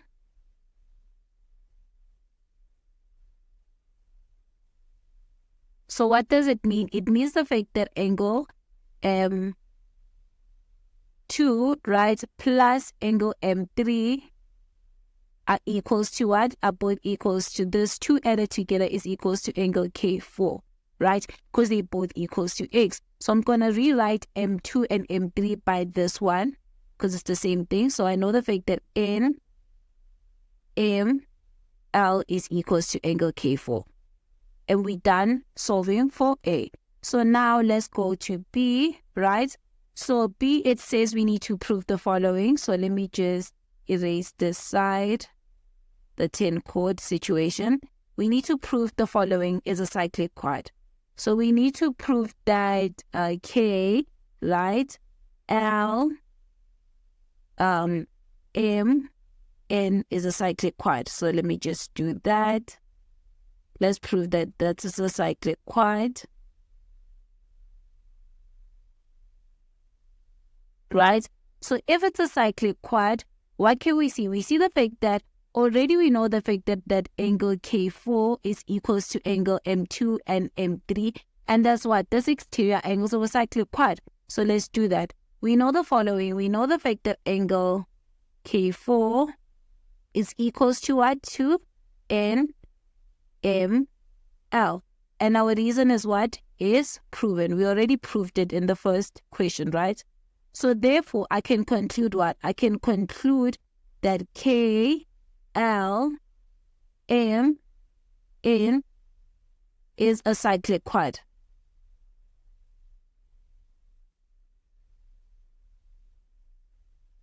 Right? And what's our reason? Our reason is going to be what? Our reason is going to be what? Exterior angles of a cyclic quad. So exterior angles of cyclic quad. So now, since we know that that is a cyclic quad, do you see the fact that now these two are going to be equals to each other? M2 is going to be equals to L1, and that's what? Angles in the same segment. And we see the fact that M2 is brown, right? So meaning even this one's going to be brown, right? So another one is going to be what? It's going to be N3, right? And what? And let me just change the color for that one. Make it red. As that we see the fact that M3 and N3 and M3 are going to be equals to each other. And also that is angle in the same segment, right? So now let's continue with the question. It says what? It says we need to prove that triangle LKN is similar to triangle KSN. So let's do that. So we're looking for what? We're looking for two triangles. Remember, we're proving for 11.2. We're proving the following. We're proving that triangle. So I'm just going to say in triangle LKN and triangle K is F, right? So here we're going to just fill in the triangles that they're talking about so we can prove similarity. So let me do that. Let me just clean it up. So those two triangles, the first one is what? The first one is going to be L, right? LK, which is going to be this side connector. LK, let me just reduce my pen. LKN, which is going to be this one here. And the other triangle, which is going to be the green one, is going to be K, which is K is here, right? K S, which is going to be down here, KSM. So it's going to be this triangle. So we're proving that the yellow triangle is similar to the green triangle, right? So looking at it, what do we see? We see the following. We see the fact that angle N3 is equals to angle M, which equals angle N3, right, is equals to M3. And that's what angles are the same segment. So we have one statement, right? Then what do we see? We see the fact that, let's look at more of it and see what we can do. We see the fact that angle M2, right? We see the fact that angle K2 is equals to angle L1, right? So that's a second statement. But that has like a common relationship, and their common relationship, we see the fact that it's M2, right? So we see that. Then we have what? Then the last one we're going to say sum of angles in the triangle. The reason is because of we solved that two angles in both triangles are equal, right? So statement 1, as I said, we see the fact that angle N3, right, is equals to angle M3. And our reason is what? Angles in same sec. So angles in the same segment, right? Then statement 2, as I said, we see the fact that angle K2 and angle L1, they equals to each other, né? But their relationship is what? What is with equals to M2. So now what do we see? We see the fact that now let's find the relationship between K2 and L1. So let's look at our diagram and see where those two are related, right? So we see that, the fact that angle M2, right? So for the second one, we see the fact that angle M2 is equals to what? To angle L1, right? And what's our relationship? Again, is angles in same segment there. Same segment, right? So now we see the fact that this 2 is sorted. This one is sorted, right? So I need to link up how K2 is equals to what? To L2. So now let's see how those two are equals to each other. So what do we know? Remember from alternating, we know the fact that K2 is equals to M2. Do you see from here? So we see the fact that angle M2 is equals to angle K2, right? And that was alternating angles, right? And because of what? Because of K is parallel to what? Is parallel to NM. Right, so now we can say that angle L1 is equals to angle what? To angle K2. It's equals to angle K2 because they both equals to what? They both equals to what? They both equals to M2. So that's sorted, right? So the third statement, we're going to look at the triangle, is that what's left is that we left with angle S2, right? So we left with angle S2 here. Let me just take my pen. We left with angle S2 here, right? And angle S2 is going to be equals to what? It's going to be equals to this angle. So it's going to be equals to angle NKL. So it's going to be equals to angle N, right? KL. So that's the remaining angles. And our reason here is going to be sum of angles in a triangle. Sum of angles in triangle. So now we can conclude that they're similar. So therefore, I know that triangle LKN is what? Is similar to triangle KSM, right? And my reason is going to be what? Going to be angle, angle, angle. And we sorted with that. So now let's do question 11.2.3, which is this one, right? So it's this one. So it says the following. It says if LK is equals to 12 units, so we're going to go to the diagram and look for LK. We see that LK is here by the yellow triangle, which is going to be 12 units. And it tells us what? It tells us that 3KN is equals to 4K, 4SN. This one, very tricky, right? Is that this how it's written? you need to basically rearrange this form so that it's going to be in ratio, so you can know which one links up with 3 and which one links up with 4. So let me just do it here. So we see the fact that they gave us 3K N is equals to 4 is M, right? The mistake that you might do is that by Kn, you might go and put 3, and that's totally wrong. So we need to rewrite it, meaning I'm going to take the Sm and take it this side. So I'm going to say Sm divided by Sm here, right? So you're going to have what? You're going to have 3 Sm, right? So you're going to have 3K N divided by Sm. And that's going to be equals to what? That's going to be equals to what? To 4. Take the 3 to the other side. And then I'm just going to continue it here, right? So we see the fact that take the 3 to the other side. So this is exactly as Kn divided by Sm is equals to what? Is equals to 4 over 3, right? So what do I see? This is what I wanted. So what do I see? I see the fact that Kn in terms of ratio, right, is equals to 4. So the Kn gets the 4, so I'm going to say 4 dot. Remember, because we're dealing with ratio, it does not mean that the unit that Kn is equals to 4 is in ratio form. Then Sm is equals to 3. So this is going to be 3 dot. So that's what this means. And I'll just leave it there, right? So we see the fact that they told us that. Then when we continue the question, they say determine the length of Ks. So I'm going to highlight what they want, which is in our case is Ks, which is I'm going to just take a red color, and this is going to be Ks. This is what they want. Do you see that?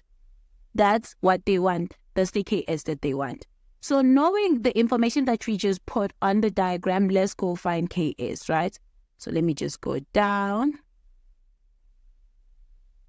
right? So remember, we're looking for Ks, and this is 11.3. Let me just go up again and check what we're looking for. It's 11.2.3. So it's 11 point, let me just scratch it, 11.2.3. So now let's look at our diagram and see where is the information. We see the fact that our information is where? Our information is both, the information that they gave us is both on the yellow triangle, the one that we use for similarities, and also the green triangle, right? The one that we used for similarities. Then another thing is that our unknown is on the green one. So how to prove this is that we're going to use the fact that the two triangles are similar, what we used at the previous question. We're going to use the fact that since both the triangles are similar, we can find their ratios, right? And we can solve for Ks. So since Ks is the unknown that we want and is on what? Is on the green triangle, right? So we're going to say Ks. Then from the green triangle, and let me just change my pen, change into pen. And from my green triangle, we see what is given. We are given that Sm is equals to 3 dot. So we know the fact that Sm is given. So we're going to say S divided by Sm. So this is from the small triangles, which is the green one, right? So now what we need to do is that we need to relate Ks and Sm to the big triangle, right? So, and how do we relate it? We look at the angles, right? So we see the fact that on Ks, what angles do we have? We see the fact that Ks has what? Has the K2, which is the brown one. Do you see that?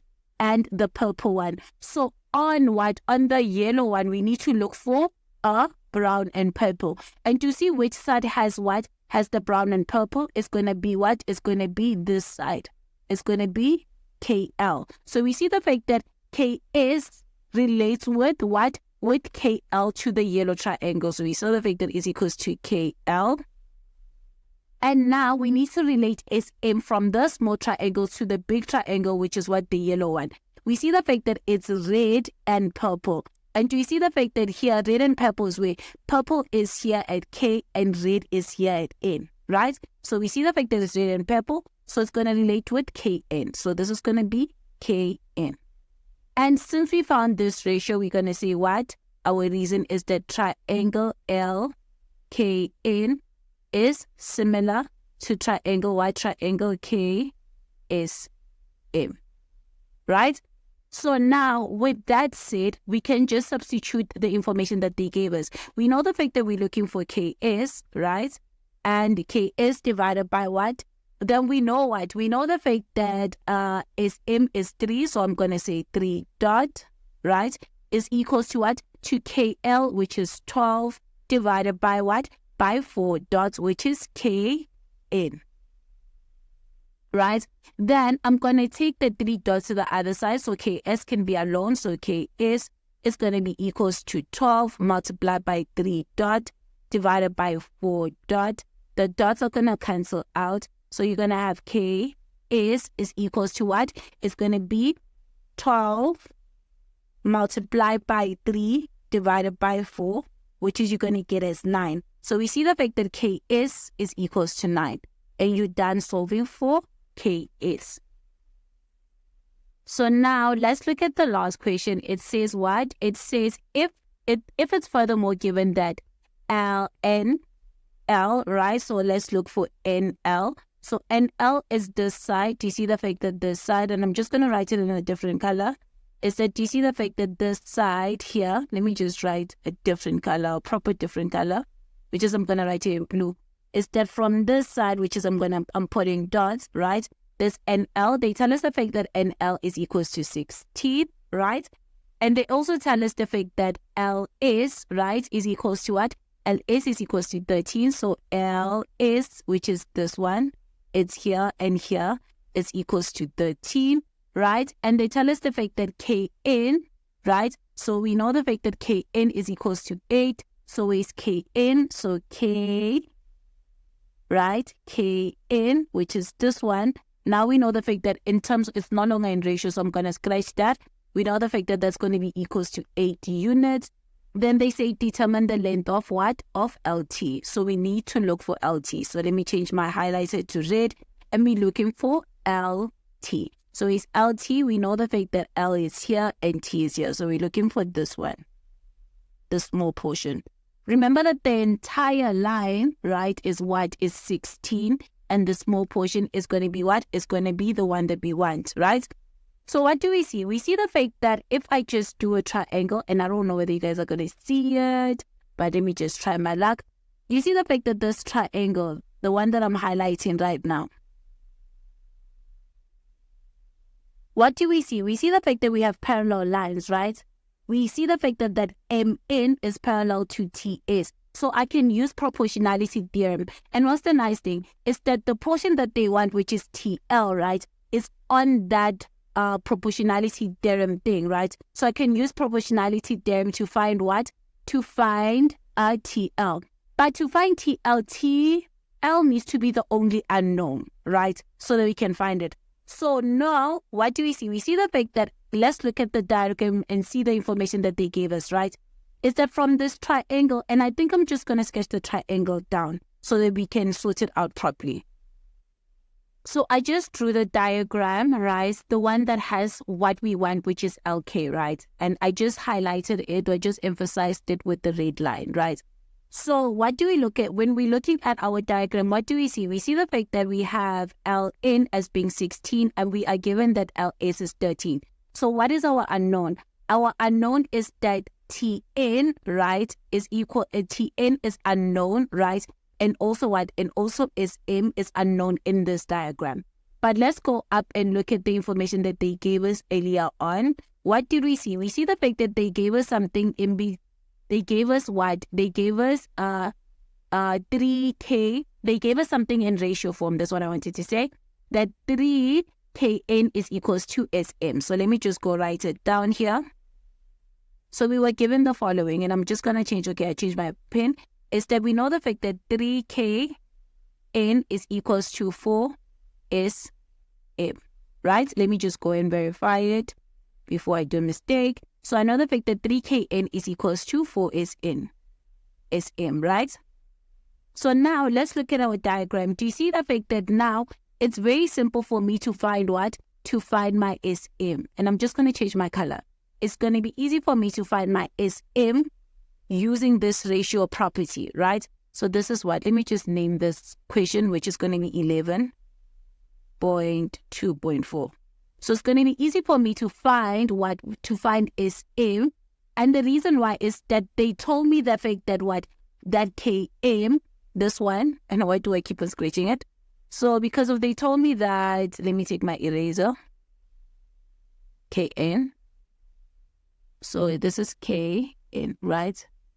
Is that they told me that Kn is equals to 8. Remember, it's equals to 8. So I can substitute Kn as being 8 and so forth is m. So let's do that first. So we know the following.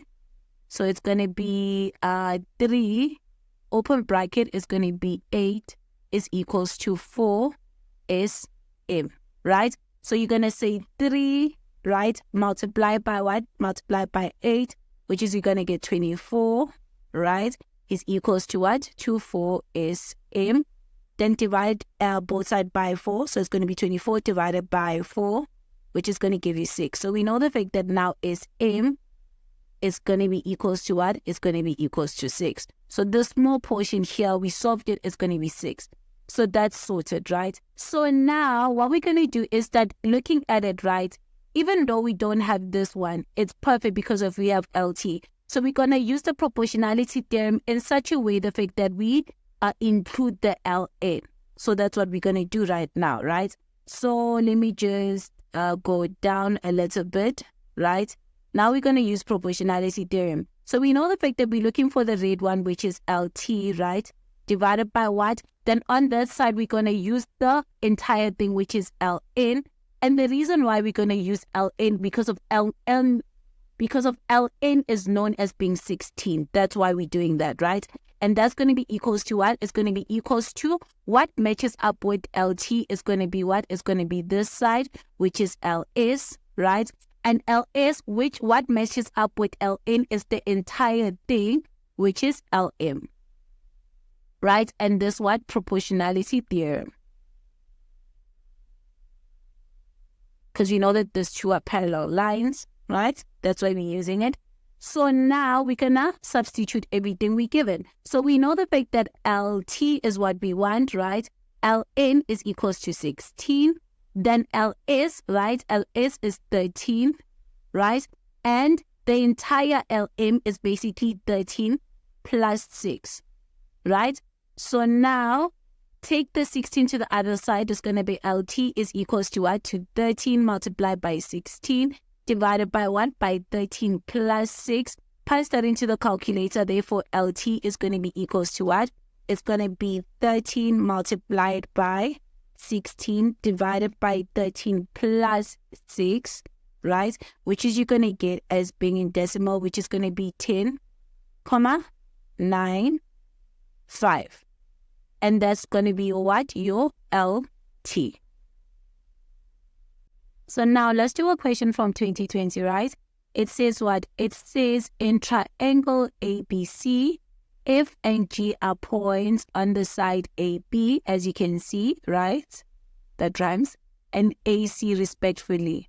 Then D is a point on GC such that D1 is equals to B, right? So what do we see? We see the fact that everything that they just said, they labeled, right? So looking at the diagram, honestly speaking, there isn't much, right? There isn't much to do. It's just a triangle, and they just told us the fact that D1 is equals to B, and that's it. So I think we should go straight to the questions and see what the questions ask us to do. So the first question says what it says. So this is 8.2.1. It says if FC is a tangent. So let's go back to our diagram and highlight what? AF. So they tell us that if AF is a tangent, right? If AF is a tangent to the circle passing through the following points. So the 2 points that it's the points that it's passing through is point F, right? Is point G, then is point D. So the tangent is passing, the circle is passing through this following point, right? They want us what? Then they said we must prove the following, and let me just underline it. We need to prove that FG is parallel to what? To BC, right? So we need to give reason and prove that what? That this line here is parallel to this line, right? So that's what we need to do. So what do we see? So 8.2.1, right? So what do we see? We see if this is what? If this is a tangent, if AF is a tangent, right? We can draw a chord coming like this. Do you see that? and we can draw another chord coming like this. And what do we see? We see the fact that this angle F1 is equals to this angle here, right? So we see the fact that angle F1 is equals to angle D1. But what is nice, remember they told us the fact that angle D1 is equals to angle B. So we know the fact that D1 is equals to angle B. And if angle B and angle F1, they equals to each other, do you see the fact that, let me just do it in another color, we have an F. Do you see that? We have an F. So meaning those two are equals to each other, and therefore by corresponding angles, these two are parallel to each other. So now let me just write everything that I just said. We see the fact that angle F1, right, is going to be equals to angle D1. And my reason is Tan-Chord Theorem.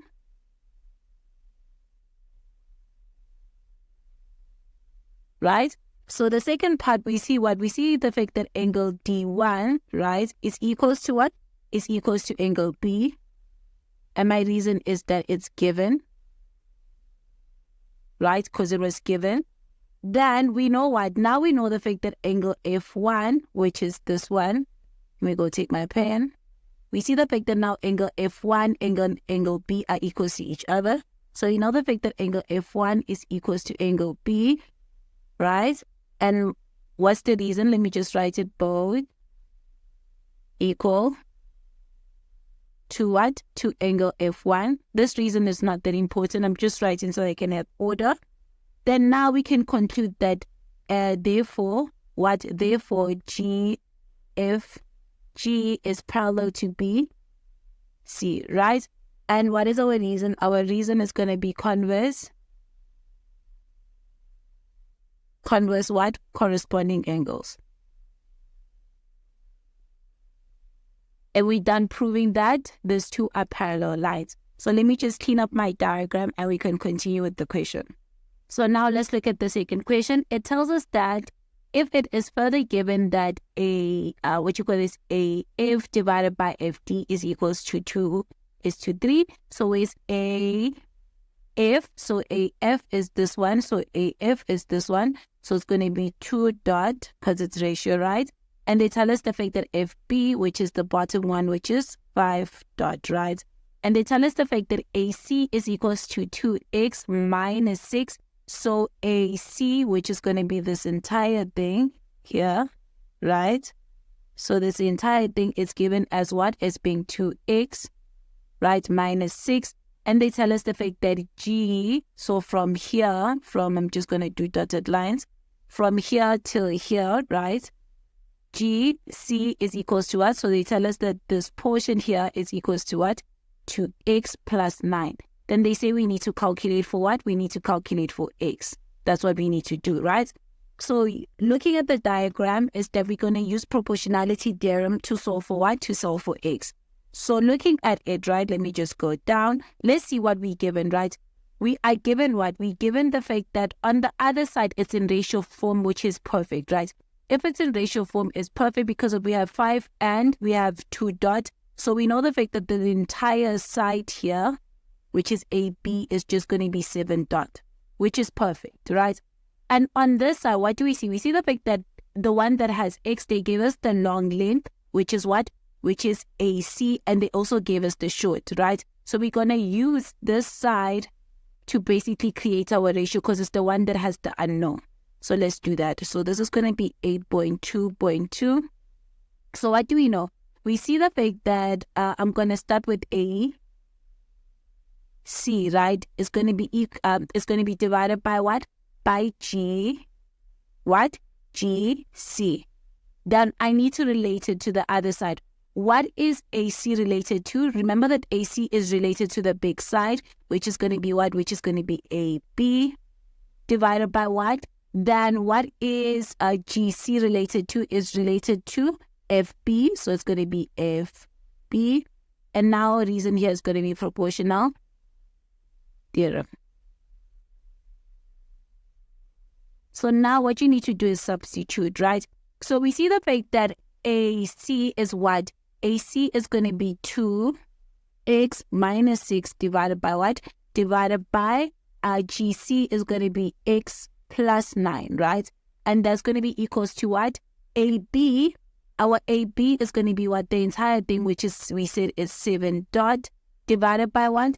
Divided by FB, which is going to be 5 dot. The dots are going to cancel out, so let's go down, right? So when we go down, let me just move it here. When we go down, what do we see? We see the fact that we're going to have 2x minus 6 divided by x plus 9 is equals to 7 divided by 5. Then we're going to cross multiply, right? So when we cross multiply, we're going to have 5 open bracket 2x minus 6 is equals to 7 open bracket x plus 9, right? Then what we're going to have now, we're going to distribute the 5. So we're going to have 10x, right? Then you're going to have 5 multiplied by 6, negative 6, which is going to give you negative 30 here. And this side is going to be 7x. Then it's going to be 7 multiplied by 9, which is going to get what? You're going to get as being plus 63. Take the ones with the numbers to one side and the one with the x to the other side. So I'm going to have 10x minus 7x is equals to what? 263 plus 30. So it's going to be 10 minus 7, which is you're going to get as being 3. X is equals to what? 63, right? Plus 30, you're going to get as being what? As being 93. So therefore, divide both sides by 3. So it's going to be 93 divided by 3, which is you're going to get as 31. So we know the fact that x is going to be equals to 31. So this is your answer. Your x is going to be equals to 31. So now let's start with question 9.2 from the 2020, November 2020, right? It tells us that chord Q, so it tells us that chord Qn by 6 the angle MNP. So what does this mean? When they say the fact that the chord, right, by 6 means the fact that it cuts something equally, right? So where is the angle? The angle that they're talking about, and I'm just going to highlight it, is going to be M, right, NP. So they're talking about this angle here, right? So we see the fact that they're telling us the fact that the chord Qn, this line here, cuts this angle there equally. So we know the fact that what? We know the fact that, let me just write notes. So I'm going to say chord, right? So I know the fact that what? That angle N1, right, is equals to angle N2, right? So these two are equals to each other. And I'm just going to say what? Given, because it was given. I'm just writing it down. So that's the first statement that we have, right? And they tell us the fact that and intersects chord what? MP. So the chord NQ intersects NP at S, which is this point. So we are done with the first part of the statement. Let me just erase this here. Right. So let's continue reading. They tell us the fact that the tangent at P meets N MP, right, and produced at C such that QN is parallel to PR. So let's deal with the what? Let's deal with the tangent situation. Then we'll go to the parallel lines, right? So we see the fact that we have what? We have this tangent, which is PR, right? And we see the fact that we can produce what? We can produce what? We can produce a chord, which is this one, which is NP, right? And we can produce another what? We can produce another chord, which is what? In our case, we can say what? We can say this one. We can start with this one, which is MP, right? And what do we see? We see we can create a triangle. So what do we see? We see the fact that, let me change my color. I'm going to do it in this color. We see the fact that these two are going to be equals to each other. So this is X. And what's our reason? Our reason is Tan-Chord. So I'm going to say tangent, right? So we know the fact that angle P1, right, is equals to what? Is equals to angle M2. And my reason is what? Is Tan-Chord. Right? So again, let me just erase these two chords, right? So using the same chord, which is NP, right? Do you see the fact that I can produce another chord, which is this one, which is QP? And I can create what? I can create a triangle like this. So what does that mean? It means the fact that even this 2, even Q2 is equals to X. So I see the fact that angle P1 is also equals to angle Q2, and my reason is Tan-Chord. Do you see that? So in terms of Tan-Chord, let me look at it again. So in terms of Tan-Chord, I think we sorted, right? So let me just erase this, right? So now I'm going to look at parallel lines. So we know the fact that the two parallel lines is this 2, which is RP. I'm going to emphasize it, right? And also what? And also NQ, right? So now I'm going to start with what? I'm going to start with Z. So I see this. So what do I see? I see the fact that I'm just going to do it in pink. Yeah, let me just do it in pink, right? So I'm going to say parallel lines. So what do I see? I see the fact that these 2 are equal to each other, right? So this and this are equal to each other. So meaning this is X, right? So I see the fact that that's alternating angles. So I see the fact that angle N2, right, is equals to what? Is equals to angle P1. And that's alternating. So I'm going to put a Z for alternating, right? So I know the fact that if this is X, and also this one is going to be X because of the bisecting thing, right? So in terms of alternating, I think that is the only alternating that we have, right? So what else do we see? We see the fact that we have an if. So we see the fact that we have an if. So if I do this, do you see? What do I see? I see the fact that this angle R, right, is equals to X and is equals to this angle N1. So I see the fact that angle N1, right, is equals to what? It's equals to angle R, right? And what's my reason? My reason is corresponding, so it's an if, right? So that is sorted, right? Again, I see the fact that I have another if, right? And this if comes from this direction. Do you see that? So what do I see? I see the fact that this angle here, right, is equals to this angle, right? And I'm just going to write my notes. Oh, I don't have space. So I see the fact that angle, let's name it, is going to be MS, right? MSN is equals to what? Is equals to angle P2 plus angle P1, right? And that's F2, right? So in terms of alternating angles, I think I am sorted, right? So now what do we see? We see the fact that our point, what? And I'm just going to highlight it with another color. And let me just do green. I see my point, that point M, right? Point N and point Q and P are on the circumference, right? So I can create a cyclic quad. That creates a cyclic quad. Do you see that? I have a cyclic quad like this. Do you see that? So meaning angles in the same segment are going to play a role. So what do we see? So I'm going to say cyclic quad here. So I'm going to say cyclic quad. And I'm going to write the following.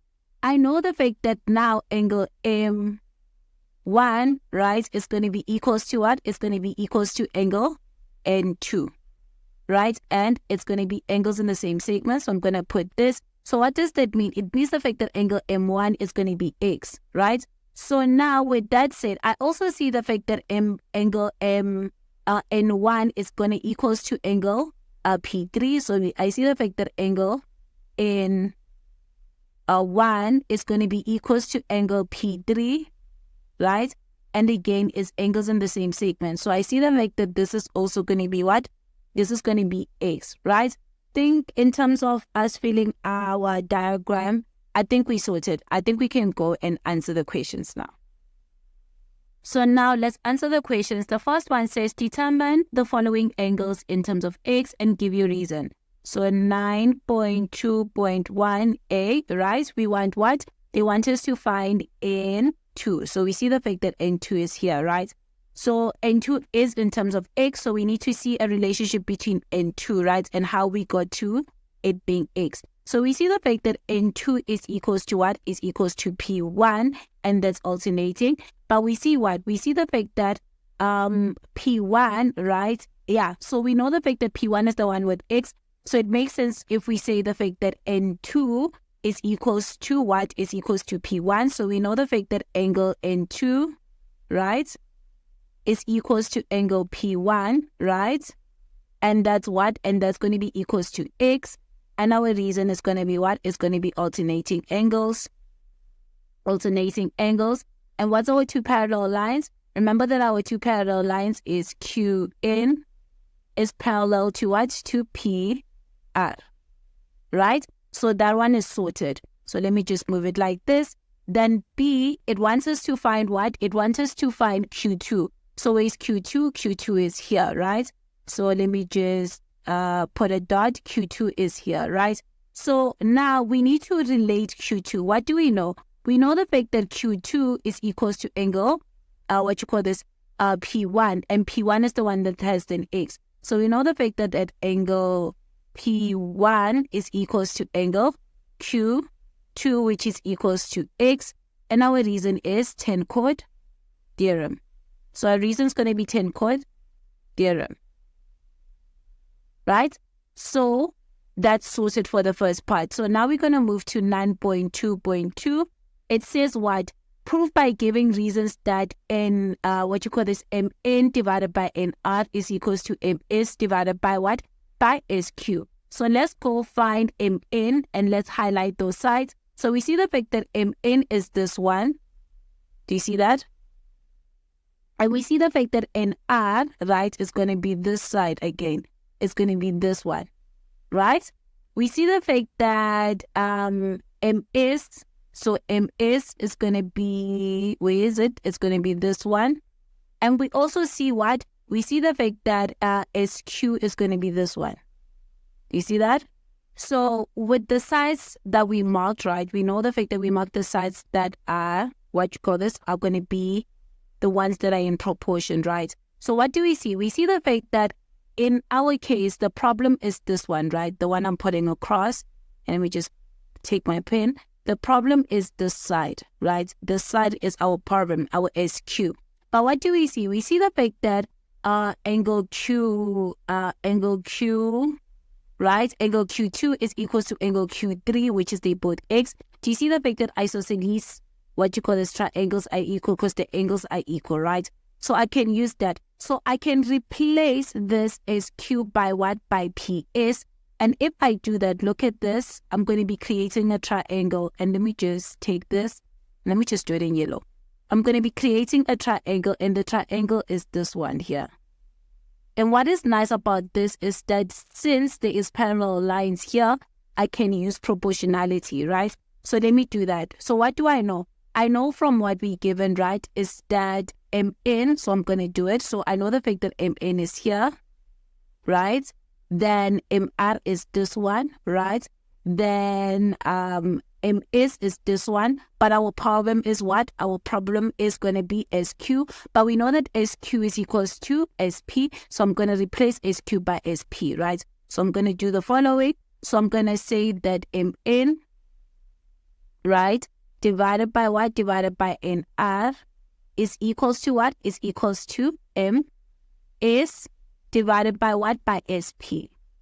And that's what is going to be our proportionality theorem, right?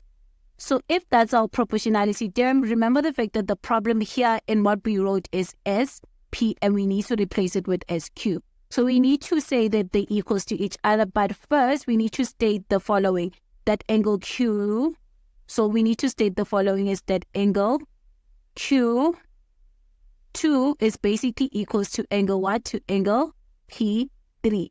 But we can't just straight ahead and go there. We need to say how did we get to angle Q3 being equals to X, and we also need to discuss on how we got here to Q2 being equals to X. But we already proved that Q2 is equals to X, right? So now what we need to do is that we need to prove, let me just erase it. We need to prove that how we got to what? How we got to angle Q3 being equals to X. So let's go back to what? To our notes and check where Q3 is. So Q3 is here. Do you see the fact that Q3 is here? Is that we said angle Q3 is equals to angle P3. Do you see that? So it's sorted. We know the fact that angle N1 is equals to angle P3. And we said that's angle in the same segment. But angle N1, right? How did we get to angle N1 being equals to what? Being equals to X. What do we know? We proved the fact that angle N2 is equals to what? Is equals to what? Angle N2 is equals to here. Remember? Here, let me just take my eraser. Let me go take my pen again. Pen. So we already proved that N2 is equals to what? Is equals to X. But we know the fact that angle N1 and angle N2 is equals to each other. So then we can relate it back to this. So let's write that, right? So we know the fact that angle N1 is equals to angle N2, right? Which is going to be equals to X. And the reason is that it was given. The bisect thing. Remember? The first part. The chord bisect. The first part, right? So from there, we can do what? We can say that now angle N1 is equals to what? Is equals to angle P3, right? And that's going to be equals to X because that's what? Angles in the same. Angles, right? In the same segment. Do you see? So that one is sorted. So now I know the fact that P3 is equals to 3. So now I know the fact that I can say that angle Q2 is equals to angle what? To angle P3. And they both equals to X, right? So therefore, I can conclude what? I can conclude that is Q is equals to angle SP. And that's what our reason is that we have opposite angles equal. That means that opposite sides equal. So opposite sides equal, right? And that gives us an isosceles. So from what we do, I'm going to take this, which is what we wrote, which is M N divided by NR, right? The equation, the one that I just wrote, this one, then it's equals to MS, right? Then I'm going to replace the SP, right, by SQ. And we are done with the equation because that's what they wanted from us. Do you see? Let me go up. That's what they wanted from us. So now let's look at question 10 from 2020. It says the following. It says in the diagram, a circle passing through the points D, B, and E, right? So we see the fact that the circle is passing through where the points is D, E, and B. So the points are on the circumference. Then they tell us the fact that diameter what? Diameter E, D of the circle is produced, right? So we see the fact that we have a diameter and the diameter is this one, which is DE. Like this, let me just reduce my pen, right? My highlights I need. And we see the fact that we can create a triangle like this. You see that? So I can create a triangle like this. Doesn't want to go, okay. Okay, we can create a triangle like this. So what does that mean? It means the following. It means the fact that, so I'm going to just say diameter here, right, on my notes. So it means the following. It means the fact that angle, what? Angle B2 is going to be equals to what? So angle B2 is going to be equals to what? It's going to be equals to 90 degrees. And it's going to be what? Semicircle. Then I'm just going to draw a semicircle, right? That's going to be our reason. Then let's just look at it in terms of the center. We don't have a center. We only have the diameter, right? And I think that's the only properties that come with this diameter, right? So let's continue reading the equation. It says to produce A, to produce C, right? And it tells us the fact that AC is a what? Is a tangent to the circle at B. All right? So let's go and find what you call this AC. So we see the fact that AC is this entire line. So I'm going to start doing the Tan-Chord from this side, right? And I'm just going to erase this one. So when we see the fact that we have a chord what? We have a chord BD, right? And we see the fact that this angle here, and I'm just going to change my color. I'm going to make it green. I see the fact that this angle here, which is B1, is going to be equals to what? It's going to be equals to, if I connect to my chord, which is what? Which is B, what? BE, this one. So it's going to be equals to this entire angle, which is E, right? So we see the fact that what? We see the fact that angle B1 is going to be equals to angle what? To angle E. And my reason is tan-chord, right? So with that said, now let me check the tan-chord in the other direction, meaning going from A to B like this, right? I can connect it to what? I can connect it to the chord, which is what? Which is BE, like this, right? And I can connect it to another chord, which is what? Which is a DB. So what do I see? And I'm just going to change the color for that one.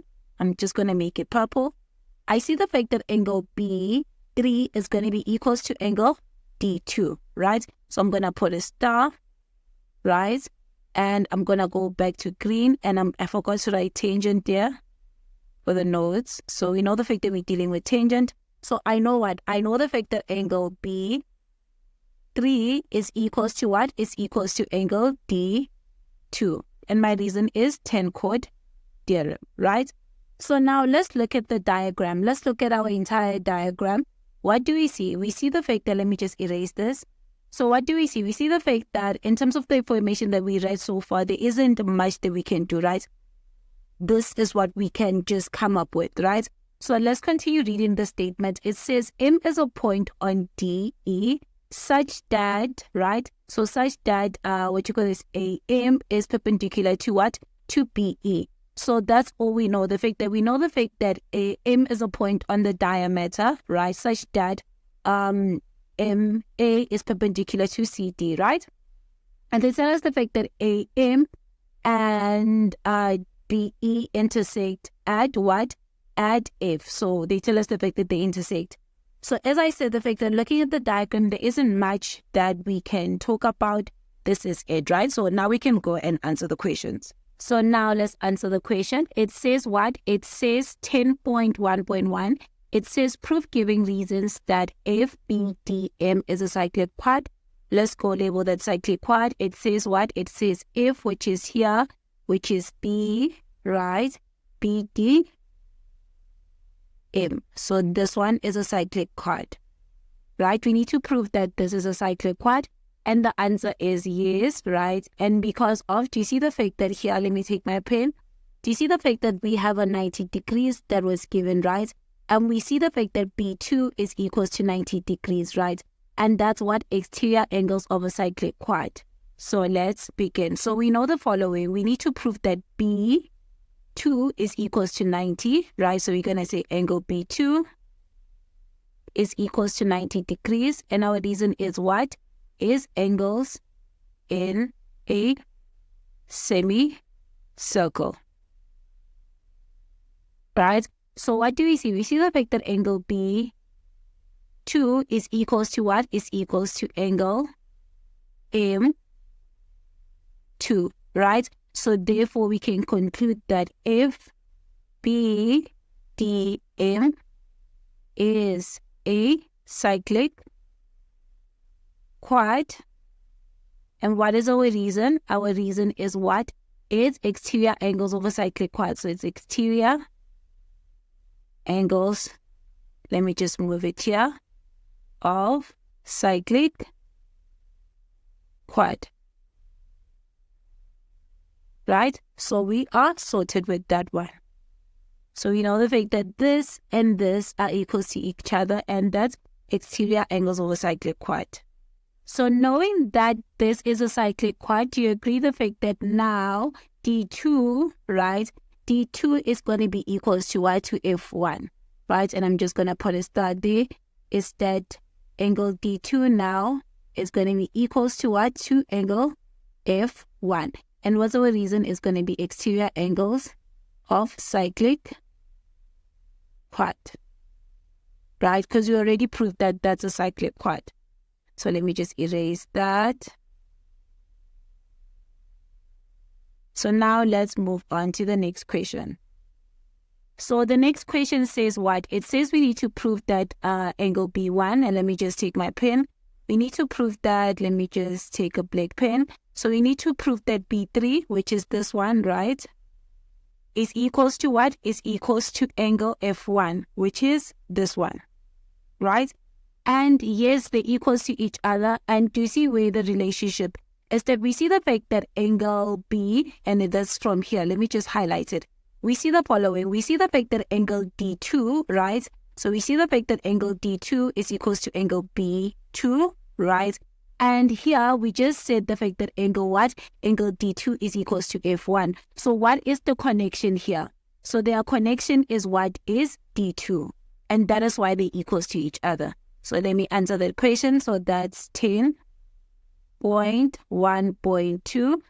So we know the following, right? We know the fact that angle B3, right, is equals to what? Is angle D2. And what's our reason is what? Is Tan-Chord Theorem. So we know the following again. We know the fact that angle F1 is equals to angle D2. And that's what? That's exterior angles of cyclic what? That's exterior angles of cyclic quad.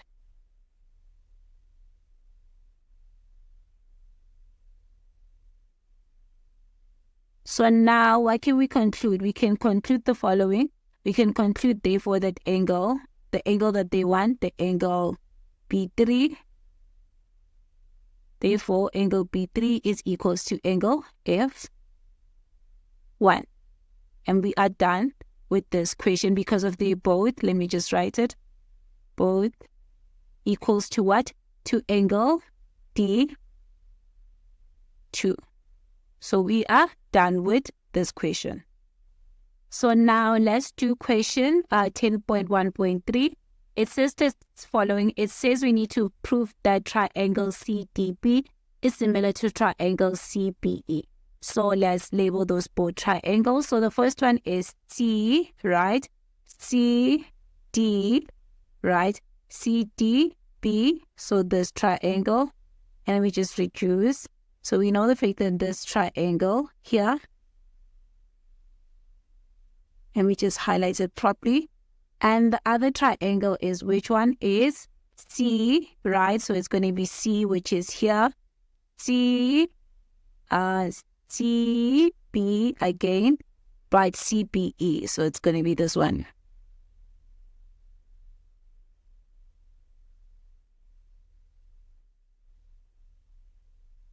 So we are proving that the yellow triangle is similar to the green triangle, right? So now looking at the statement, the following things is that what do we see? Let me take my pen. We see the fact that angle C, right, is going to be common. So that's our first statement. Our second statement is that we know the fact that here that angle B1 is equals to angle C, angle E, and that's Tan-Chord, and that's from here. And the last angles that are remaining is what? Is sum of angles in the triangle, right? So let's do that one. So we're going to say in, so that's 10 point what? This is 10.1.3.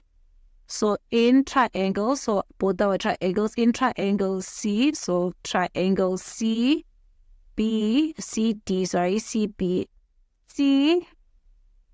CDB, and triangle what? Triangle CBE, right? So as I said, is that our first statement is that angle C is common.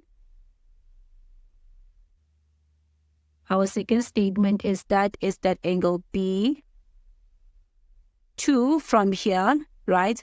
Is that we know from here angle B1 is going to be equals to what? It's going to be equals to angle E. And that's what? That's Tan-Chord Theorem, right? And the third one is the remaining angles, and is in our case is what? Is D1. And also the other one is what? Is the other remaining angle is what? Is B, is this angle here, right? Is angle CBE. So we see the fact that angle D1 right, is going to be equals to what? It's going to be equals to C, B, E. And our reason is what? Is sum of angles in a triangle.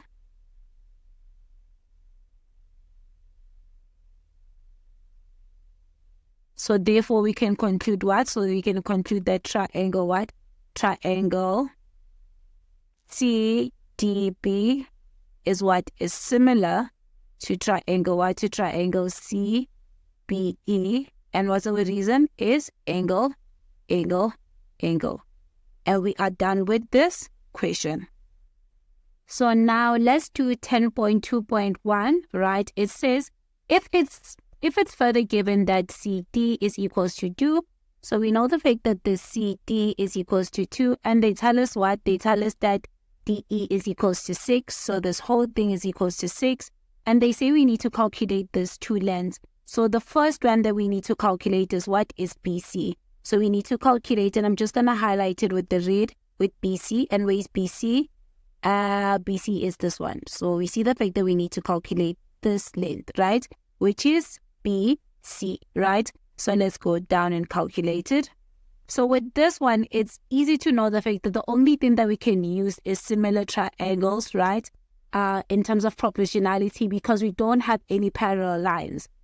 So what do we see? We see the fact that we're looking for CB, and CB is where? And CB is both in the what? In the yellow triangle plus in the green triangle, right?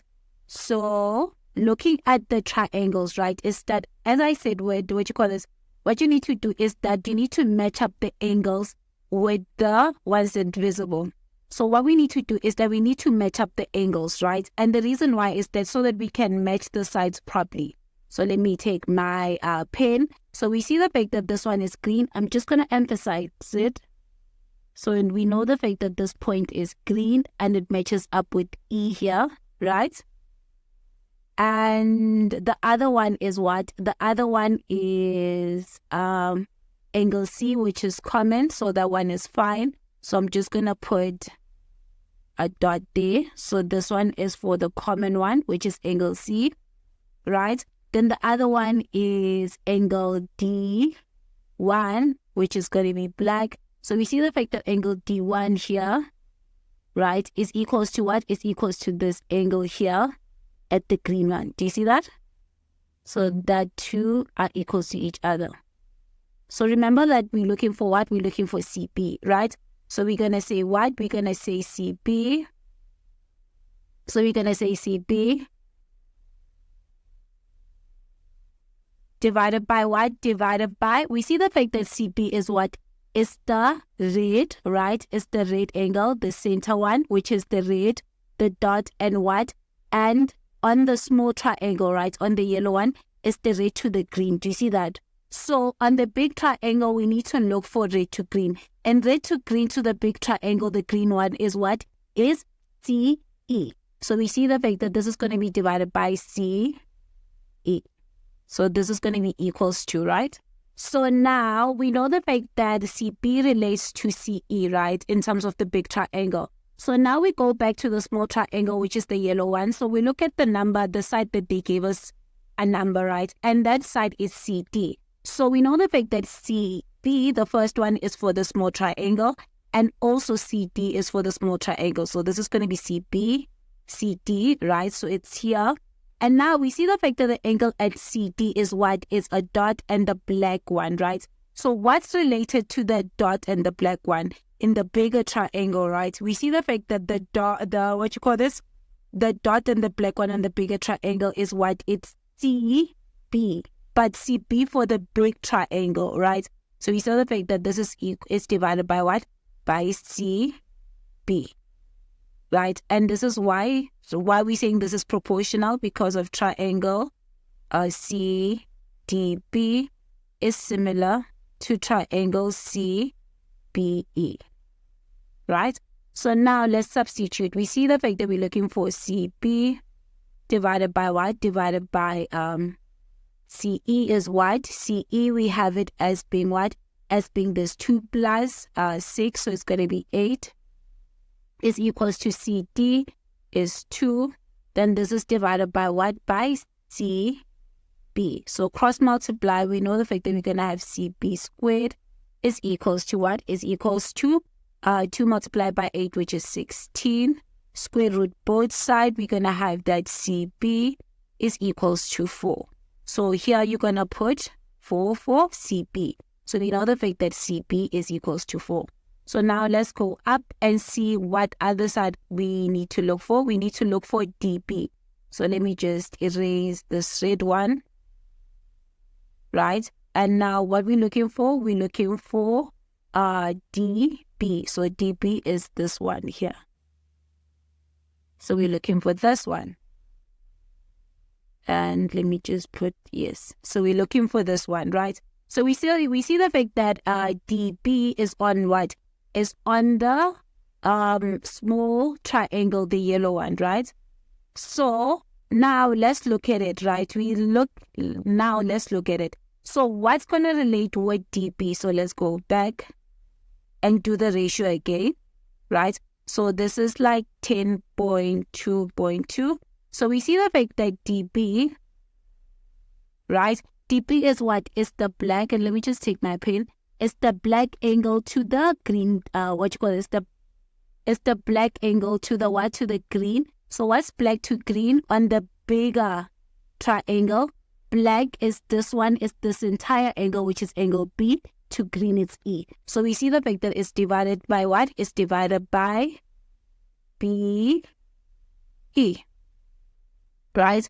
And that's going to be equals to. So from the smaller triangle, right, we need to match up with the side that we already have. And what side can we pick? We're going to pick this side, which is what? Which is CD. So for this smaller triangle, I'm going to say CD. Then what matches with CD? So I said the fact that CD is what? It's red is to black. So on the big triangle, where is red? Red is this one. Black is this one. So it matches up with what? With CB. Right? And this is going to be what? This is going to be, again, triangle CDB is similar to triangle CBE. Right? So now we're going to make what? We're going to make a DB the subject, because that's what we want. So we're going to say DB, right, is equals to what? Is equals to CD multiplied by BE divided by what? Divided by CB, right? And now let's substitute the numbers. We know that DB is going to be equals to what? What CD? CD is 2 multiplied by BE. BE, we don't have it, so we're going to say BE. And that's going to be divided by CB, which is going to be 4, right? But what do we see? We see the fact that the unknown, which is BE, can be written in terms of what? In terms of DE, because of this is a right angle triangle. And let me just highlight it in blue. Do you see the fact that this is a right angle triangle? So we can use theorem of Pythagoras to find BE, right? And make BE in terms of DB, what we want. So that's what we're going to say. So we're going to say the hypotenuse in our case is going to be what? It's going to be, our hypotenuse is going to be DE squared is equals to what? Is equals to DB squared plus what?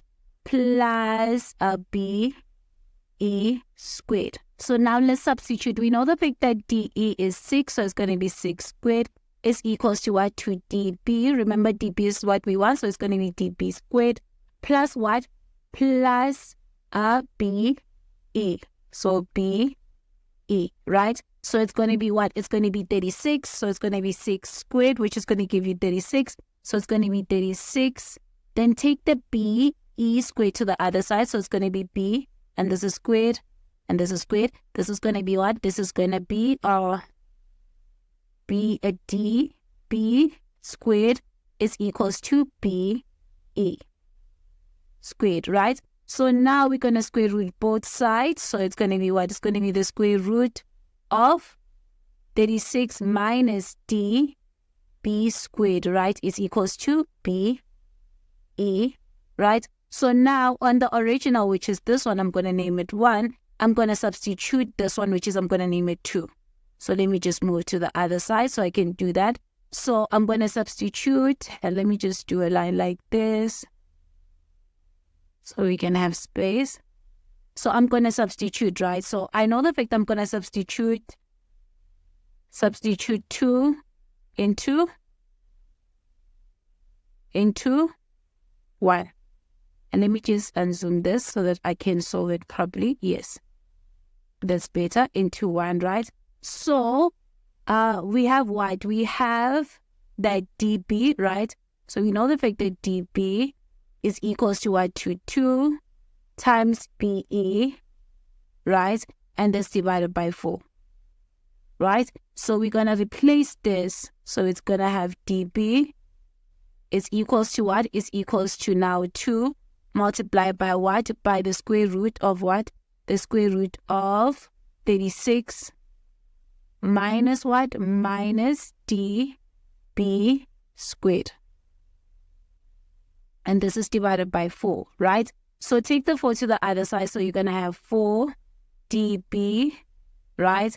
Is equals to what? Is equals to 4 dB is equals to 2.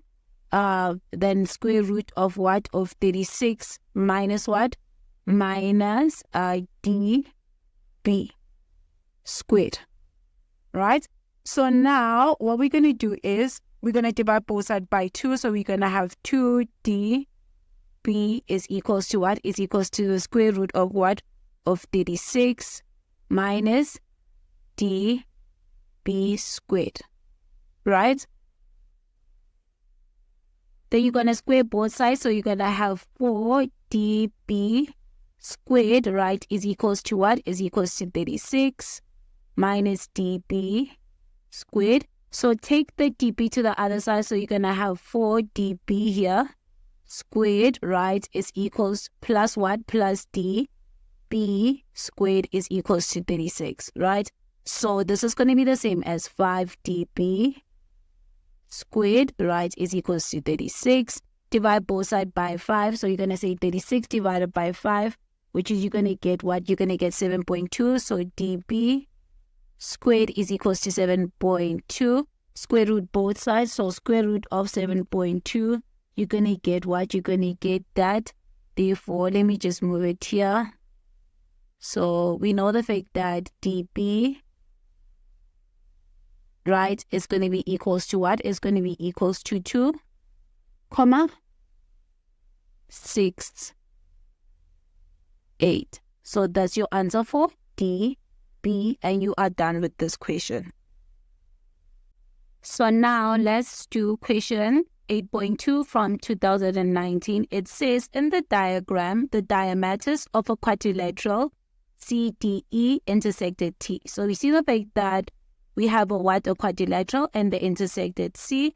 And they tell us the fact that that EF is equals to 9, that DC is equals to 18, then ET is equals to 7, TC is equals to 10, and FT is equals to 5. And the last one is TD is equals to 14, right? So this is what we see. Then let's look at something. Let's look at our diagram closely. Do you see the fact that this one, right? Do you see the fact that 5 is what? Is double of 10. Do you see that? And I'm just going to put dots to the ones that like are ratios of other one, right? And do we see the fact that 7 is what? Is it's double of 14, right? And we also see the last one, which is what? We see the fact that 9 is double of 80, right? So since we know the fact that this diagram has ratio playing a role, right? Is that definitely we're going to use proportionality, right? We're going to use proportionality to basically solve this question. So let's go ahead and answer the questions that I asked about this diagram. So now let's do the following questions for this diagram. So let me just, for this diagram, the first one says that we need to prove what? So let me just take my pen this side. We need to prove the following, right? Is that we need to prove that angle EFD. So let's find it. That's EF, right? EFD. So this one. So they mean the fact that we need to prove that this angle is equals to which angles? Angle E, right? C, D, which is this angle. So we need to prove those two angles that I'm just marked that they equals to each other, right? And how can we do that? Let's look at this. We can use the two triangles. And the reason why I'm using these two triangles is that, look at this. We see the fact that this side, do you see the fact that this side and this side here are in ratio? This 5 and 10 are in ratio, right? And I see the fact that 7 and 14 is in ratio too. So I can use that triangle. And 9 and 18 are in ratio. So I can use similarities. And if they're similar, then therefore their angles is going to be equal to each other. So I'm going to use that triangle and also this triangle. And the reason why I specifically picked those two is that looking at where the angles that we need to solve are situated, or we need to solve that they're equal are situated, and also the ratio thing, right? So that's the two. So now let's solve it. So we know the fact that we're going to say 8.2.1, right? So we're going to say in triangle EFT and triangle what? Triangle DCT, right? So we know the following. We know the fact that what? We know the fact that FT,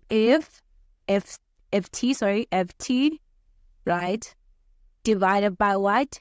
FT divided by TC is equals to what? Is equals to 5 divided by 10, which is going to be equals to 1 over 2, right? And the second statement is going to be what? It's going to be ET, right, divided by what? Divided by TD is equals to what? Is equals to 7 divided by 14, which is equals to a half, right? And the third statement is what? It's going to be AF A divided by what? Divided by DC, right? DC, not DE. So this is C. Let me just erase it and write it properly. So CE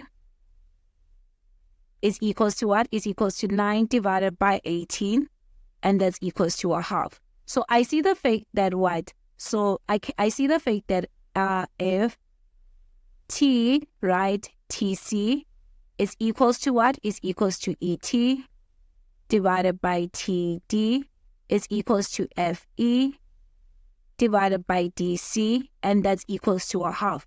Do you see the fact that all the sides are in proportion? So therefore I can conclude what? Let me go down. So therefore I can conclude that triangle, the triangle what? Triangle E, if T is what? Is similar to triangle DCT, and my reason is what? Is side, side, side. Because we just proved that the sides are in proportion, right? So therefore, since we proved the fact that the two triangles are similar, so now what they want from us is that they want us to prove what? That angle. So therefore, we can conclude that what? That angle E, right? AC, E, not E. So it's going to be EF, sorry. So we can prove that E, let me take my pen, EF T, right, is equals to what? To angle Y, to angle E, angle ECD. So angles ECD. So this one, they're equals to each other. And the reason why we're saying they're equals to each other, because triangle EF T is similar to triangle Y, to triangle DCT. So if you prove that two triangles are similar, then you can conclude that all their angles are equals to each other. So we are done with this first question. So let's go up. The second one, and which is I'm going to change my pen to show what we need to prove in green, or let me do it in blue. So I need to prove that angle DFC, so this angle, right, is equal to which angle? To angle D, now E, C. So there's two angles, the blue one. So the second one, we need to prove that the blue angles are equal to each other. So what do we see? To prove that those two angles are equal to each other, we see the fact that this whole thing, right, and I'm just going to highlight it, is that you see the fact that this whole thing is a what? Is a cyclic quad. And the reason why we can prove that it's a cyclic quad is that we already proved that these two are what? Are equals to each other, and that's angle in the same segment. So if I can prove that this is a cyclic quad, and which is, it shows because we already proved that two are equals to each other, therefore I can conclude that these blue ones are equals to each other because of angles in the same segment. So let me do that. So this is what? This is 8 point, let me go back, 8.22. So this is going to be 8. This is going to be 8.22. So let's write down what I just said. Is that we know the following. We know the fact that angle EFT is equals to angle ECD, right? And that was proven. So therefore we can conclude that what? That the one that I just highlighted, therefore we can conclude that EFCD is a cyclic quad. And what's our reason for that? Our reason is angles in the same segment. So therefore we can conclude what they want from us is that therefore we can conclude that D, right, DFC is basically equals to what? To angle D EC, right? And what's our reason? It's going to be that angles in the same segment. So it's going to be angles in same seg. So that's how you would answer these questions. So now let's look at question 10.2 from November 2019, right? It says in the diagram, right, they tell us that ST and VT are tangent, right? So we see the fact that ST is this one, right? And VT is this one. What do we see? We see the fact that we have two tangent meeting at a point here. So what can we conclude with that information? We can conclude that these two are equals to each other, right? So I'm going to say tangent, right? And I'm going to say the first statement is ST, right? Is going to be equals to what? To VT. And it's what? Is tangent from? I'm going to say same point. So we know the fact that it is tangent from same point, right?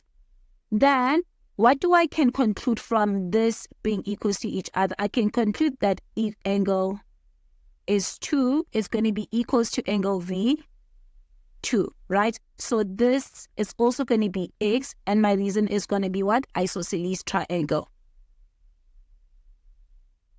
That's what I'm going to conclude. So I know the fact that this 2 happens, right? So let me just erase this. And now let's look at the individual tangents, right? So if I take this tangent here, right? And I connect it to the chord, which is my chord is going to be SV, like this, right? And connect it to another chord, which is going to be what? Which is going to be RS. What do I see? I see the fact that this angle here, right? This one is going to be equals to X. So this angle here is going to be equals to this one, which is X. So I see the fact that angle S2 is going to be equals to angle R. And my reason is going to be Tan-Chord. Right? And we see from that, I can't go the other direction, which is this direction, right? I can't go this direction. So in terms of this, what you call this tangent, I think I'm done. Let's look at another tangent, right? So our another tangent is going to be this one, which is going to be VT. Right? So if I connect, let me just erase this. If I connect my VT to SV, right, I'm creating a chord. And I also connect it to what? To another tangent, which is what? Which is RV. What do I see? I see the fact that angle V3 is going to be equals to what? It's going to be equals to angle S. It's going to be equals to angle R. And which is we just wrote. So we know the fact that again that angle V3 is also equals to angle R. And my reason is what? Is Tan-Chord. Right? So in terms of tangent, I think we have fulfilled our entire diagram, right? So now let's continue reading the statement. It says what? It says R is a point on the circle and W is a point, right? And W is a point on the chord RS such that WT is parallel to what? To RS. So we see the fact that WT, which is this one, WT is this one, right? Is parallel to what? Is parallel to RS, which is going to be this one.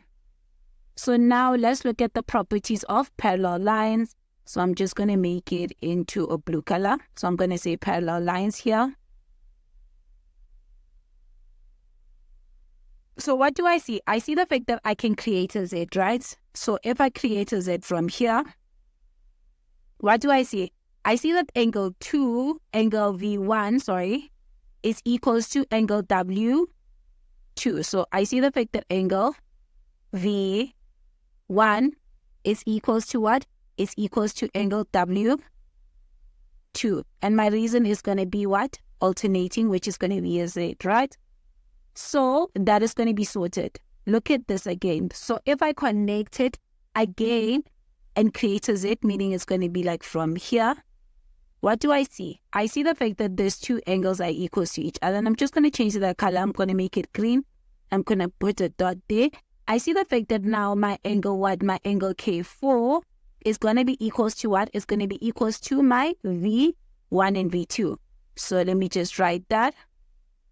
Is that I see the fact that my angle K4 is equals to what? Is equals to angle V1 plus angle V2. And that's another Z, right? So that's sorted. So in terms of alternating angles, I feel like we don't have another alternating angle, right? So now let's check corresponding. We see the fact that we have an F here. Do you see that? We have an F here. So that means what? That means this angle R, right, is equals to this W3. So this is going to be also equals to X. And my reason, and I'm just going to put my dot, and my reason is going to be what? It's going to be corresponding, right? It's going to be F. So I see the fact that angle R, right, is equals to angle W3. And my reason is going to be what? It's going to be corresponding, which is an F, right? So looking at my diagram, I think so far in terms of alternating, I'm sorted. There isn't any alternating properties, right? So I'm sorted. I think with that, we can just go and start answering the questions. So now let's answer the questions. So the first one says 10.2.1. It says write down with the reason 3 other angles that are each equals to X. So let's go back to the diagram. We see the fact that where is our original X? Our original X is here, is S2, right? So we see the fact that angle S2 is equals to what? Is equals to angle V3. So that's our first X.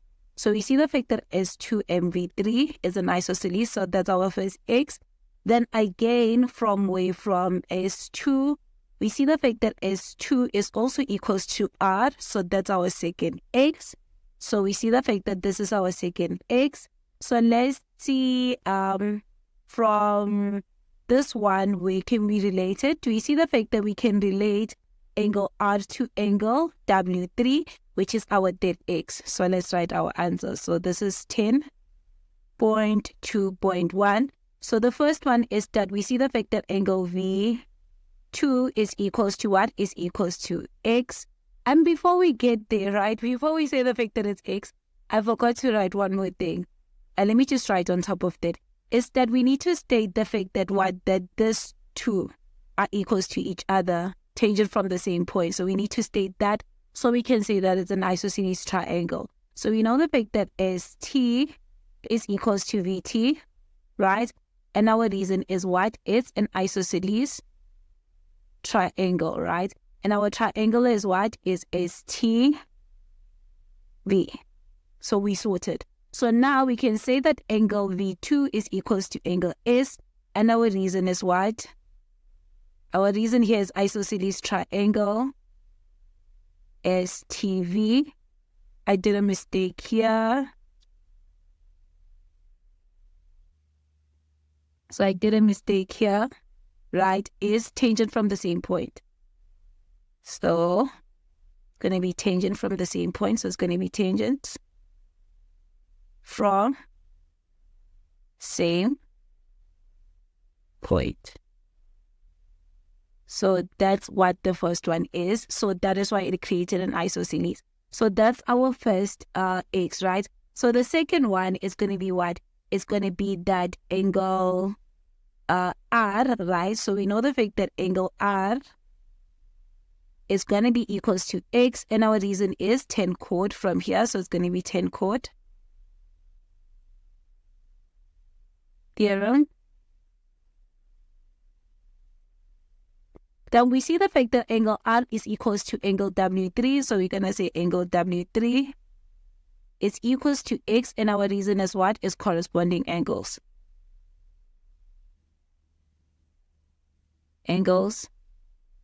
And what's parallel? We see the fact that WT is parallel to RV. So we sorted with finding are the three angles that are equals to X. So this is 10.2.1. So now let's move to 10.2.2. It says prove with reason the following, right? So the first one, we need to prove that WSTV is a cyclic quad. So let's go label it. So it's WSTV is a cyclic quad. So let's label it.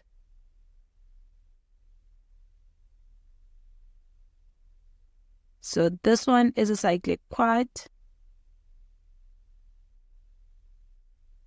So what do we see? We see the fact that we have a butterfly, and if I create the butterfly like this, right? So what do I see? I see the fact that angle V3, this one, right? And angle W3, they both equals to X. So that's angles in the same segment. So what do I see? I see the fact that I already proved that W3 is an X, right? So both of them I proved that it's X, right? So I'm going to say what? I'm going to say that W3 is equals to angle what? To angle V3, right? But did we prove that V3 is equals to X? Yes. I don't know why here I said V2 because it was V3. Let me write it properly. So this is V3 and this is also V3, right? V2, we don't have it. It's V3 in the notes. So we see the fact that V3 and V2 are both equals to X, and we proved it. So we're going to say proven. So now we can say that W, so therefore we can conclude that WSTV is a cyclic quad. And what's our reason? Our reason is angles in same sec, right? So we're done with that one. So now let's move to B. But before we move to B is that we know the fact that this is a cyclic quad. So let's fill in, right? We know the fact that this one, and I'm just going to write it with another color because if I don't write it down, I'm going to forget. So I'm going to say cyclic quad here, right? We know the following. We know the fact that now, meaning W2 is going to be X2. So we know the fact that angle W2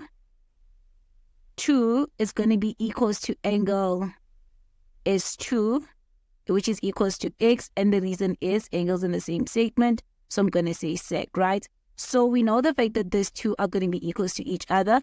And I also know the fact that angle T1, right, is going to be equals to what? To angle V2. So I see the fact that angle T1 is going to be equals to angle V2. And the reason is sec, angles in the same segment. And we know the fact that what? Now we know the fact that angle S1 also, let me put double line here, is going to be equals to angle T2. So we know the fact that angle T2 is going to be equals to what? To angle S1, right? And again, the reason is angles in the same segment. And what do we see? We see the fact that the last one, and I'm just going to write it here, is that, and let me just change the color for that, is that angle W1 is going to be equals to this entire angle here, right? Because this exterior angles of what? Of a cyclic quad. So go back to put a dot. Then I'm going to go back to my orange. So I know the fact that angle W1 is going to be equals to what? So angle W1 is going to be equals to what? It's going to be equals to angle T2 plus angle T1, right? So we sorted with that. So let me clean my diagram.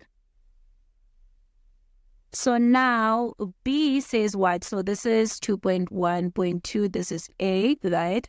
So B says what? B says that we need to prove that what? That triangle WRV is what? Is an isosceles. So let's highlight the triangle. So the triangle is WRV,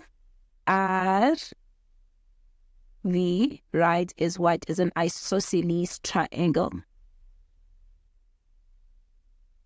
So an isosceles triangle means the fact that angle R and angle V1 needs to be equals to both x, right? Because R is already x. So if I can find this angle here, let me just take my pen. If I can find this as being what? As being 180 minus 2x, then this one by default is going to be what? It's going to be equals to x, and therefore this is going to be an isosceles. So let me solve it, right? So first, I'm going to look for angle W1. But before we look for angle W1, we need to state why we're saying the fact that angle W2 is equals to x, right? So let's do that. So we know the following. So this is going to be B, right? We know the fact that angle W2 is equals to angle S2, right? And what's our reason is angles in same sec. So we know the fact that that is x, right? So we know the fact that angle W1, right, is going to be equals to what? It's going to be equals to 180 degrees minus 2x, because, let me just go emphasize it with another color, is that, do you see the fact that this is a straight line? Do you see that this is a straight line? So this angles is going to be angles on a straight line, right? So that is why it's 180 minus 2x. So our reason here is going to be what? It's going to be angles in straight line, right? So now we know the fact that angle W1 is equals to what? 180 minus 2x. So look at this. If we add up the angles in the triangle in yellow, right? So if we say angle W1 plus angle R plus angle V1. Remember, we want V1 to be 2, right? And we say this is equals to 180 degrees. What's our reason is sum of angles in triangle, right? So substitute W1 angle R and so that we can find V1, right? So we know the fact that angle V1 is going to be equals to what? To 180. And W1 is going to be minus what? It's going to be 1 minus 180 minus 2x. And V is going to be minus what? It's going to just be minus x. That's R, right? So we know the fact that angle V1 now is going to be equals to what? It's going to be equals to the 180s are going to cancel out. This is going to be 2x minus x. So therefore, we have proved that what? That angle V1 is equals to x, right? So we see the fact that angle V1 is equals to angle R, right? And they both equals to what? They both equals to x.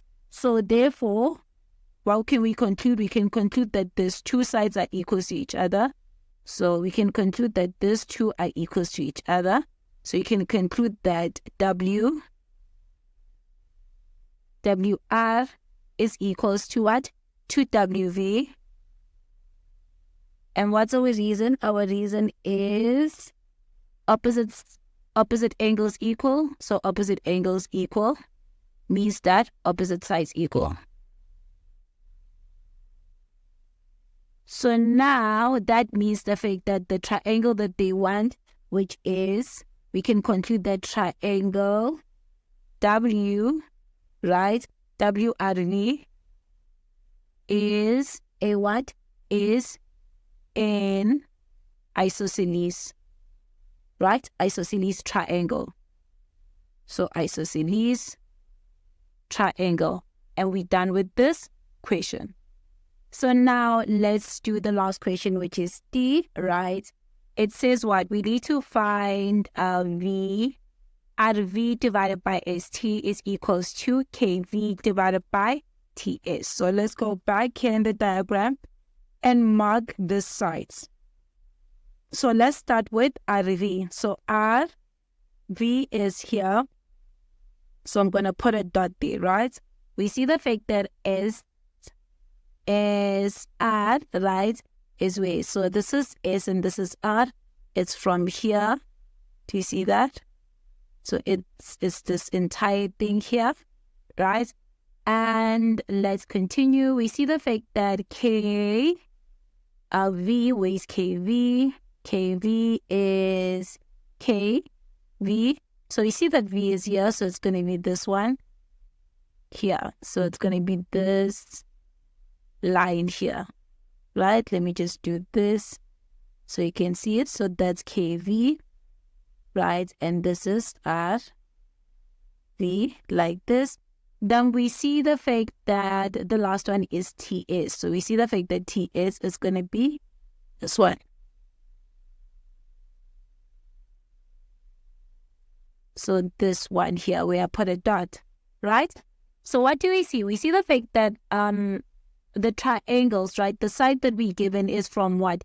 Is from the triangles that we prove similarity, and also where it's on this other triangle that has parallel lines. Do you see the fact that these two portions are parallel, right? So do you see the fact that this triangle too? This triangle, I hope you can see it. This triangle, right? So we see the fact that this blue triangle has what? Has KV, right? And also has SR, right? And the triangles, the two triangles that we prove similarity is what? We have RV and also we have ST. So we're going to use both the one that is parallel lines, the blue one, the one that has parallel lines, right? So let me just mark the parallel lines, this one that has parallel lines, and also the one that we prove similarity with, right? So now the one that we're going to start with the one with what? With parallel lines, the blue one. So this is going to be D. So what we're going to do is we're going to look at the blue triangle first, right? So what are we given, right? We are given that is R divided by what? What matches with SR on the blue triangle is going to be SV, right? So SV, right? And that's going to be equals to, we see the fact that on the other side, we given what? We given where I put the dot is KV, right? But on this side, the side that we started with, right? What matches up with KV is what? Is WR. So we're going to say WR is divided by what? By KV. And what's our reason? Our reason is proportionality theorem. Because of what? These two lines are parallel. So I'm just going to state the parallel lines here. So I'm going to state that WK is parallel to what? To RV. Right? So that's proportionality theorem, right? So now let me just write down what we want so that we can know which direction we should go. So let me just write it down here. Or let me just write it down. Let me just change the color and I'm going to write it down here. So we're looking for the following, right? So let me just go up and take it. So the one in green is what we want, right? So now I'm going to highlight the ones from this green one, the one that we already have, the parts that we have, right? So let me take my highlighter. I see the fact that here we have SR. So SR, I'm going to cancel it out there. And do we have here, do we have RV? So let's look here. We don't have RV. Do we have KV? KV, we do have it, right? So KV, I'm going to cancel out there. So the only two unknowns is what is V and WR, right? So we see the fact that we have two, now we're left with the other two. So the other two, we're going to use it from similarities, right? We're going to use it from similarities triangle. From similarities, we're going to do proportion from similarities, right? And from the similarities, we're going to do it like this, right? Remember what we're looking for. From the original, we're looking for RV and TV. So let's look at our diagram. We see the fact that TV is here, right? So we see the fact that I'm going to start and say TV, right? And TV is what? Is this big angle here, right? It matches up with what? It matches up with this one. And let me just color coordinate them. So let me just use the highlights and color coordinate them. So this one is going to be the yellow angle, right? This one is going to be the green angle, right? And the last one here, this one is going to be the blue angle, right? So I'm going to do the same thing to the other triangle. Is that we know the fact that T goes with this one. So this is going to be the yellow angle, right? And the green angle is what? Is R. So this is going to be the green angle. And the last one, the blue angle, is going to be this V. So it's going to be the blue. So what do we see? We see the fact that angle TR, right? TR on the big triangle, the yellow one, right? It's yellow till, it goes from yellow till green, right? So here we need yellow till green. So we see the fact that WR is yellow to yellow to green, which is from the small triangle. So we see the fact that this is going to be divided by WR, right? So now ST is sorted here, right? So now what do we need? We need RV. So where is RV in our case? So R, where is V? So V is here. And where is our R? Why did I feel like I lost? Okay, RV is here, is on the small triangle, right? So we see the fact that RV, since it's the small triangle, and WR is what? Is on the denominator. So RV needs to go to the denominator. So it's going to be RV, right? But we need to check what RV matches up with. We see the fact that RV is from what? Is from green to blue. So on the big triangle, which is the yellow one, what's green to blue? Green to blue is V, right? So it's going to be what? It's going to be V, right? And this is going to be the reason is that triangle WRY is similar to triangle TSV, right? So now let's mark what we have. So we see the following. We see the fact that we have RV. RV is here, right? And RV is sorted here. And we see what? We see the fact that we have TS, which is this one, and this one is sorted, right? So now we see in both cases, right? We see in both cases the fact that we have what we have, right? We have what we need. That's what I mean. So now I'm gonna pick the common one, right? And the common one, I'm gonna make the subject in both of them and equate them. So I see the fact that in both my cases that a WR or SV is what? Is the common one. So I'm going to pick either or. So I'm going to pick WR here and I'm going to pick WR.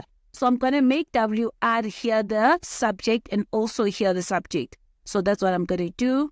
So let me take my pen. So here, and I'm going to, on this one, right, I'm going to make WR the subject. So it's going to be WR is equals to what? To SR multiplied by what? Multiplied by KV divided by SV, right? And I'm going to call it what? Right? Then the other one here, first I'm going to flip them. So it's going to be what? It's going to be WR divided by what? Divided by TS is basically equals to what? To RV divided by SV, right? Then I'm going to make WR the subject, right? So let me just move it here. Let me just start here like this. So making WR the subject is going to be W. It's going to be WR is equals to what? It's going to be equals to RV. So it's going to be RV multiplied by what? Multiplied by TS, right? And that's going to be divided by what? That's going to be divided by SV. So this is going to be divided by SV. So now I have WR and I also have WR here. So I'm going to equate them together. So let's do that. So it's going to be RV multiplied by TS, right? Divided by SV is equals to what? It's equals to this one here, the first one, which is SR, right? So it's going to be SR multiplied by what? SR multiplied by KV, right? And divided by what? It's going to be divided by SV. So now when I get rid of SV, right? Because let's look at the original, right? So we see the fact that, let me just assume this so that it's better to navigate this. So we see the following, right? We see, let me just assume it completely here. So let me just do this. So we see what? We see this. Let me take my highlighter. We see the fact that here we have TV, right? We have SR, so SR is here. We have KV, which is this one. And we have TS, which is this one. So my problem is the denominator, right? So if my problem is the denominator, I'm going to multiply both sides by the denominator. So I'm going to say what? I'm going to say RV multiplied by TS, right? Divided by SV multiplied by SV is equals to the same thing. Is going to be SR multiplied by what? Multiplied by KV divided by SV, right? And multiplied by SV. So the SVs are going to cancel out. So you're going to have RV, right? Multiplied by TS, right? Is equals to SR multiplied by what? By KV. So now see the fact that here my RV is in the numerator. So divide by what? Divide by TS. And here divided by TS. Then this side, because of KV, is on top. So we're going to divide by what? We're going to divide by, so this is going to multiply by SR. Then this is going to be multiplied by SR. So we see the fact that the TS are going to cancel. And here the SR are going to cancel. So therefore, you're going to have RV divided by what? Divided by SR is equals to what? Is equals to KV divided by what? Divided by TS.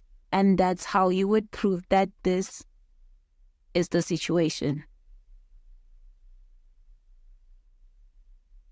So now let's do the following question. It's from 2018, right? So it says in the diagram, it tells us that triangle AGH is drawn, and they tell us that FC points on AG, and they tell us the fact that NH and AH respectively, such that then they gave us the units, the fact that AF is equals to 20 units, FG is equals to 15, CH is equals to 21, then D is a point of FC, such that then they tell us very important information that ABCD is a rectangle. So we see the fact that this one is a rectangle, right? So if this is a rectangle, we need to put all the properties of a rectangle. So what do we know about a rectangle is that the opposite sides are equal. So meaning AB, right, is going to be equals to BC. And we also know that fact that AD, right, is equals to BC. We also know the fact that AB, right, is parallel to what? Is going to be parallel to DC. We also know the fact that AD is going to be parallel to what? Is going to be parallel to BC, right? And another thing that we know the fact that what the diagonals are equals to each other. So we know the fact that this are all equals to each other, right? So that's what we know. So this is all the properties of what? Of a rectangle, right? And they tell us the following. Let me just continue reading the statement. They tell us the fact that AB is also parallel to GH. And they tell us that the diagonals of ABC intersect at M and a point on AH. So that's that, right? So that's the information that they gave us. In terms of the diagram, I think what I just filled in is perfect, right? So I think we can just go and look at the questions and see what they ask us. So now let's answer what? Let's answer this following questions. So 8.2.1, it says explain why FC is parallel to GH, right? So let's see what they mean. So they mean there's two lines. So they mean that FC, right, and GH. Why are those two lines parallel to each other? The reason why they're parallel to each other is that we know the fact that already that AB, right, is parallel to GH, and that was given. And we know the fact that AB is parallel to what? To DC, and that's properties what? Properties of a rectangle. So therefore, we can conclude that these two are parallel to each other. So we know the following. We know the fact that all three lines are parallel to each other. So we know that 2.1, we know what? We know the fact that AB, right? Not angles. Line AB is parallel to what? To DC, right? And also we know the fact that AB is also parallel to what? Is also parallel to GH, right? So, and the reason why they're all parallel to each other is what? Is opposite sides, right, of a rectangle. So that is why they are parallel to each other, because that's properties of a rectangle. This is an L, so this is properties of a rectangle. So therefore, that's why FC is basically parallel to GH. I hope that made sense. So this D, right, I hope that makes sense, is that this DC represents the FC because of this entire line. Do you see the fact that DH is here? And let me just take my pen and see it. So that you can see it, it's this one. I took the small portion. But this, when I say DC is parallel, I also mean the fact that I mean this entire line, right? I mean the entire line. So that's how you would answer the first question, right? So we know the fact that this, since all three are parallel, so therefore these two are going to be parallel. So now let's move to the next question. So 8.2.2, it says calculate with reasons the length of DM. So where is DM? So let me just go and highlight DM in red. So DM is this one, right? I need a highlighter. DM is this one, right? It's this one. It's one of the diagonals, right? So what do we see? We see the following is that since DM is a diagonal, right? We see the fact that we know the following. We know, and let me just write the notes here. We know the fact that AC is equals to DB because of they both what? Diagonals, and that's what? That's properties of a rectangle, right? So if we know that, we can use AC, right? Use proportionality to find DB, then a half. Remember the fact that DM is equals to half of DB.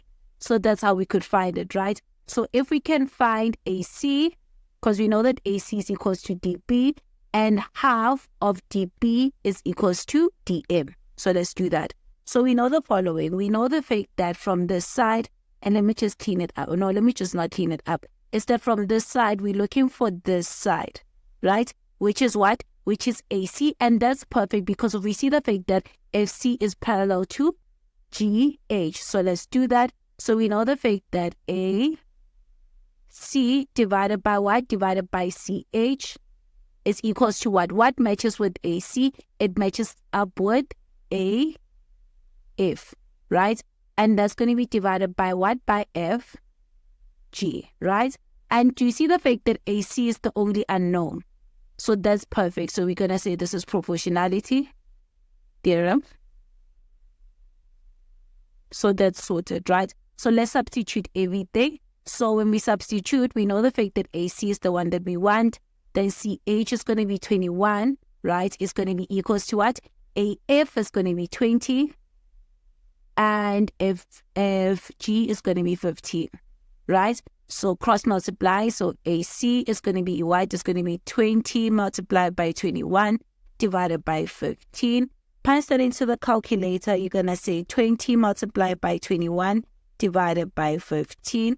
You're going to get 28. So we see the fact that AC is equals to 28. Right? So if AC is equals to 28, remember the relationship between AC and DB. So we see the fact that AC is equals to DB, right? And that's what the reason is what? Diagonals of a rectangle. So we know the fact that there's diagonals, right, of rectangle. That's one of the properties of a rectangle, right? Diagonals are equals to each other. And we know what now? We know the fact that DM is equals to half of DB, right? So therefore, DM is going to be equals to what? It's going to be equals to half of 28, which is going to be equals to what? Which is going to be equals to 14. So your answer here is going to be 14. So DM is going to be equals to 14. So now let's look at this question. It tells us what? It tells us in the diagram, it says A, B, C, D is a cyclic quad, right? So let's look at that. Let's look at A, B, right? C, D, right? So let me just highlight it. They tell us the fact that this is a cyclic quad. So what can we see? We see the fact that we know the fact that opposite angles of a cyclic quad are supplementary, right? So notes, I'm going to say cyclic quad.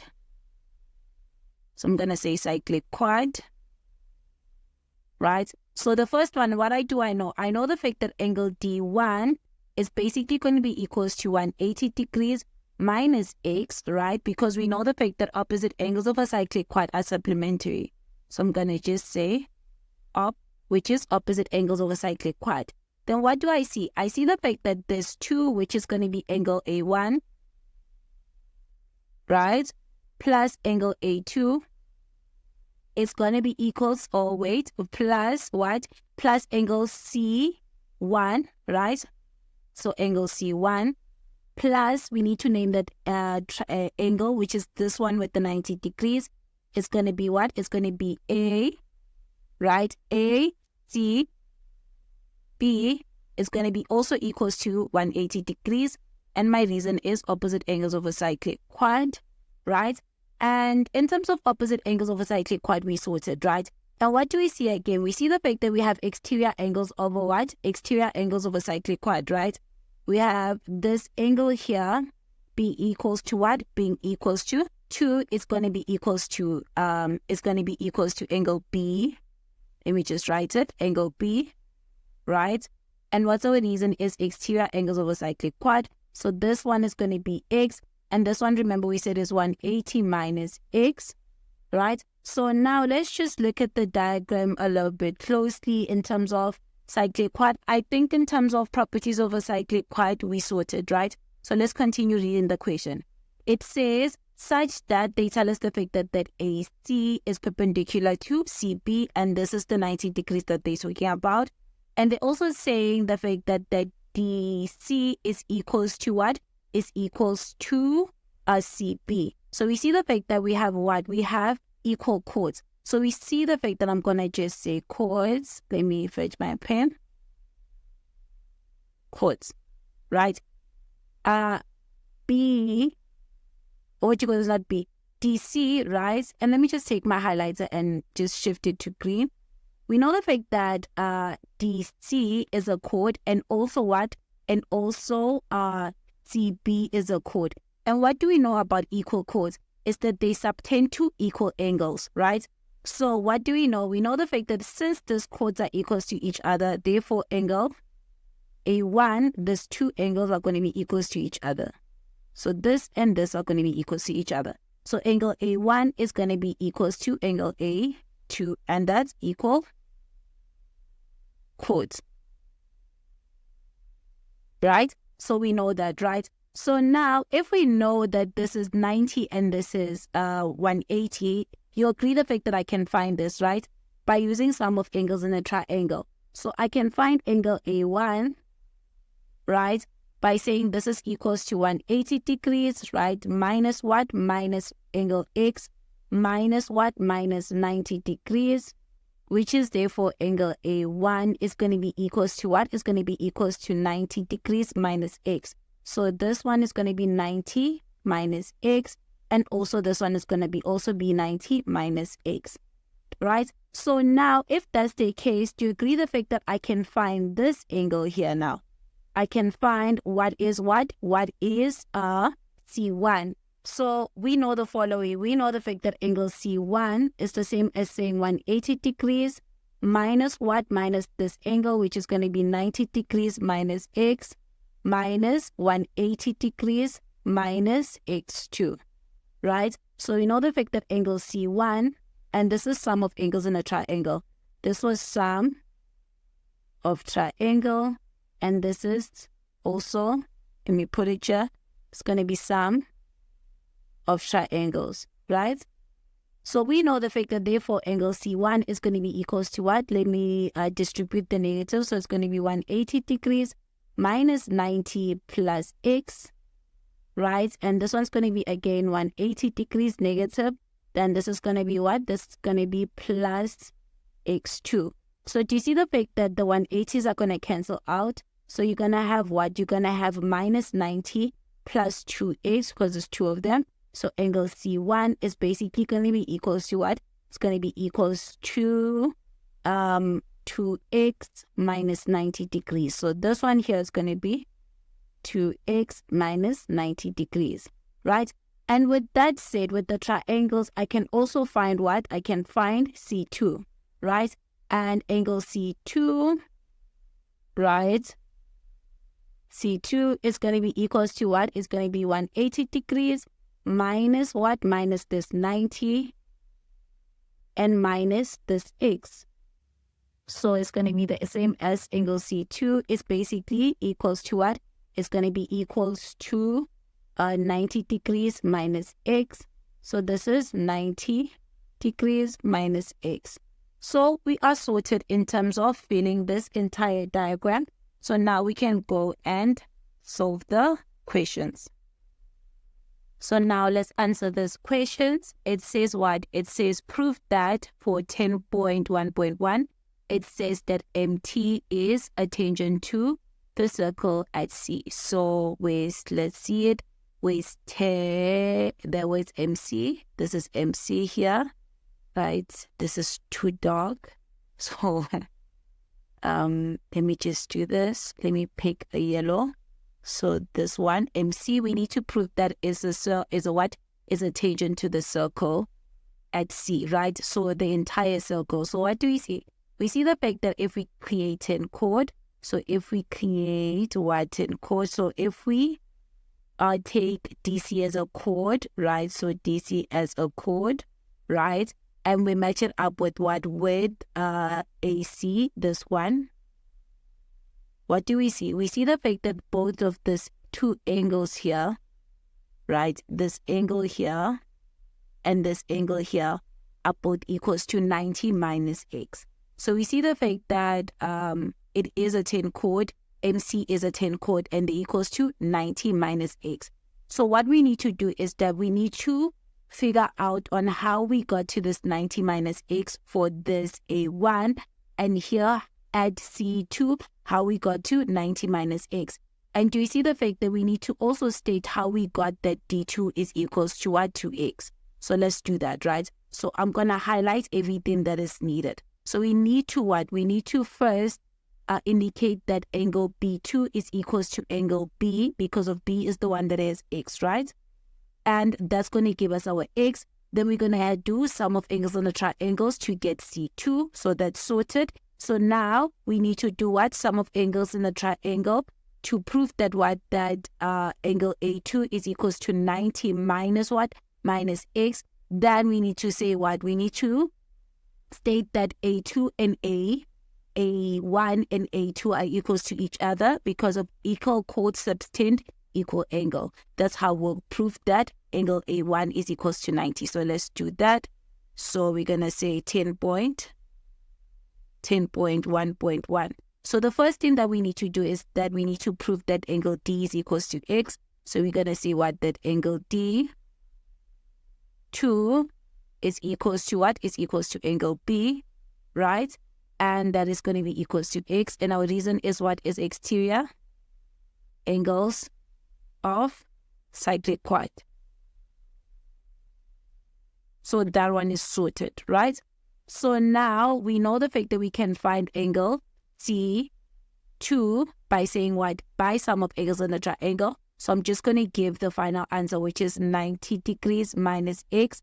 And my reason is what? Is sum of angles in triangle, right? Because we were given that M is 90. That was given. So that is sorted, right? So now we know the fact that angle C2 is equals to 90 minus X, right? So now we have that C2 is equals to what? To 90 minus what? 90 minus X. So now we need to prove that angle A2, right, is equals to 90 minus X. So that's perfect because we know the fact that angle. So now we need to prove that angle A2 is equals to 90 minus X. So that's perfect because of this just sum of angles in a triangle. So we know the fact that angle A2 is going to be equals to what? It's going to be equals to 90 degrees minus X, and that's also sum of angles in triangle, right? But what do we know? We know the fact that angle A2 is equals to angle A1, right? And what's the reason? The reason is this one. It's equal chords, right? So it's going to be equal chords, subtends equal angles. So that is sorted, right? So that means that angle A1 is also equals to what? Is equals to 90 degrees minus X. So since we know the fact that angle C2 and angle A1, they equals to each other because they both equals to 90 degrees minus X. So now we can conclude that angle C2 is equals to angle A1 and they both equals to 90 degrees minus X. So we can conclude that CM is a tangent, right, at C. And what's our reason? Our reason is converse Tan-Chord Theorem. Tan-Chord Theorem. So we sorted with that one, right? So the next question says what? It says we need to 10.1.2. It says we need to prove that triangle ACB is similar to triangle ICMD. So let's go highlight both those triangles. So the first triangle is A, right? ACB. So it's this one.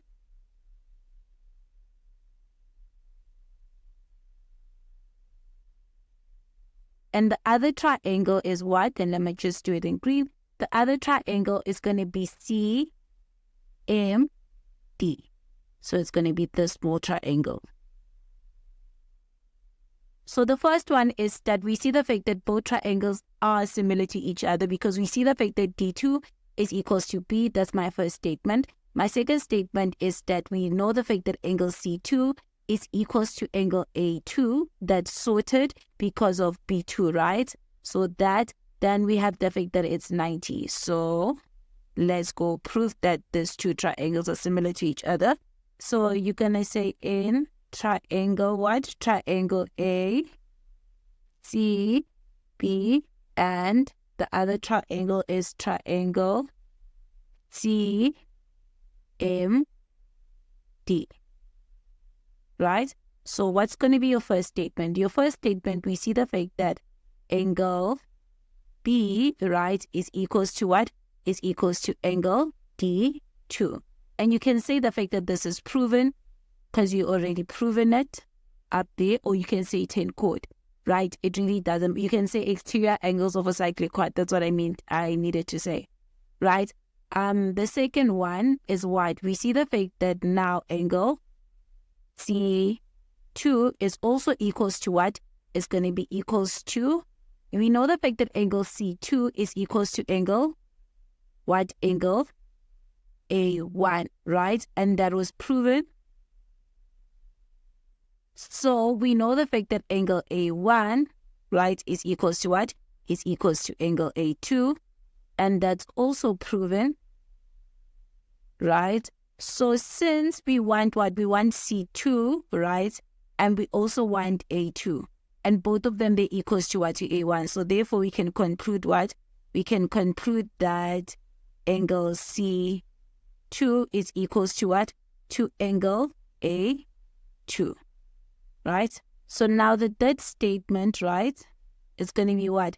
Is that we see the fact that angle M is going to be equals to angle what? To angle, we need to name that angle, which is A, C, B, right? And they both equals to 90 degrees. And that was also given. That was given. So now we can conclude what? We can conclude that both triangles are similar. So you know the fact that triangle A, C, B is what? Is similar to triangle C, M, D. And what's our reason? Our reason is angle, angle, angle. And we're done with this question. So the next question, which is 10.2.1, it says we need to prove what? We need to hence or otherwise prove that CM squared divided by DC squared is equals to what? Is equals to AM divided by AB. So let's look for CM squared, or just CM and DC, and also look for what? For AM and AB. So let's go to the diagram and look for those sides. So now what I'm going to do, I'm going to use a different highlighter to highlight the sides, right? So we see the fact that we need CM. So CM is where? Is this one. So that's nice. So CM is part of the small green triangle, right? Then DC, where is DC? DC is this one. Again, is part of the green triangle. So you see the fact that similarity of the one that we've proven before is going to play a role here, right? So now let's continue. They want AM. So AM is where? So A and M. So it's this one. So it's a small portion of the small triangle, which is the green one, right? Then they want AB. So it's going to be this one. So we see the fact that it's what? It's one side of the big triangle. So now looking at the sides that we've labeled, right? We see the fact that AB is perfect, is on the triangle that we already used, which was we already proved similarity, right? And we see the fact that DM, right? Not DM, CM is also perfect because it's in the base of the small triangle that we already proved similarities. Then DC is also perfect because of it's part of the triangle that we also have just proved that what you call the similarity, right? So here our biggest problem is what? Is A is AM. That is our problem. Is because of AM, that side is part of like a completely new triangle. But look at this. If I take two triangles, right? So if I'm just going to show you the two triangles, right? If I take two triangles, two brand new triangles, which is, let me just change my highlighter and let me just use pink, right? If I take this triangle, this one,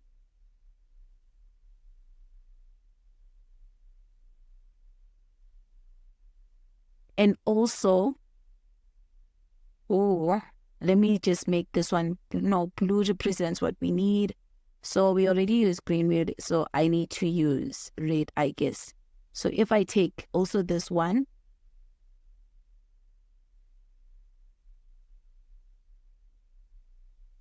we can prove that these two triangles are similar to each other, right? Then after proving that, we can use proportionality theorem to prove that the side AM is reference to this. And the nice thing is that from the second triangle, the pink one, I have AB playing a role. And remember, AB is part of what we need. See? Remember that AB is part of what we need. So now we're going to use the pink triangle and the red triangle to prove similarity. Then use that similarities to find the proportion. So let's do that. So we're going to say 10. So let me just take my pen here. So it's going to be red. So it's going to be 10.2.1. So we're going to pick two triangles. So it's going to be triangle A, M, C, and triangle what? Triangle ACB, right? So what do we see? We see the fact that angle, so the first statement, we see the fact that angle A1 is equals to angle A2, right?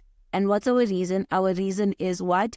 Is proven. We already proved it, right? We already proved it. So the second one is what? The second statement is that angle M, right, is equals to what? To this angle C here. So it's equals to this angle C. So it's going to be A, C, B, right? And our reason is that that was given to us because they both equals to 90 degrees, right? So this is going to be equals to 90 degrees and they both, and that was given to us, right? So the last two angles is going to be what? It's going to be number 3. It's going to be that angle B is equals to what? To angle M. So we're looking for this one. So from here is that we have sorted. Let me just take out my pen so that I can show you what we mean. I already used this 2, so that's sorted.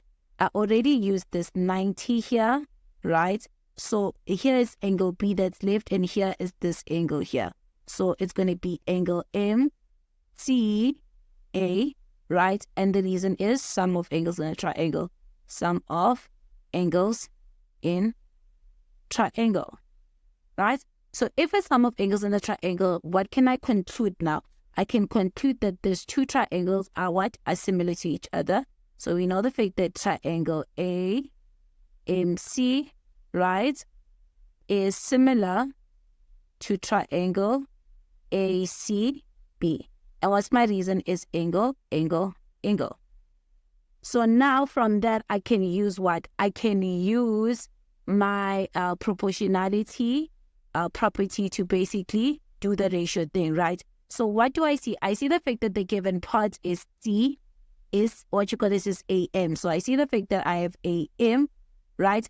And AM is from where? Is from this 92, is from this. And let me just highlight them in colors so that we can see where we're going. So the first one, I'm going to make it yellow. So this one, right, matches up with this one. So it's yellow to yellow, right? Then this one, I'm going to make it green. So I know the fact that this 90 degrees here matches up with this 90 degrees in this triangle. So that's sorted. So the last one is going to be in red. So we know the fact that this one here matches up with this one, right? So we know what? We know the fact that we want AM. So we're going to say AM divided by what? We see the fact that AM is in the blue triangle. It's from yellow till green. So we need to go to the other pink triangle and check where is yellow till green. So yellow till green is what? Is AC. So we see the fact that it's divided by AC, right? So that's going to be divided by AC. So the other side that we want to be visible here is AB, right? And AB matches up with what? It matches up with the big triangle. So in our case, what was the match to the big triangle? It was what? It was AC. So it was going to be A, not the big triangle, but the pink triangle. So it was going to be what? This is going to be AB is going to go with AC, right?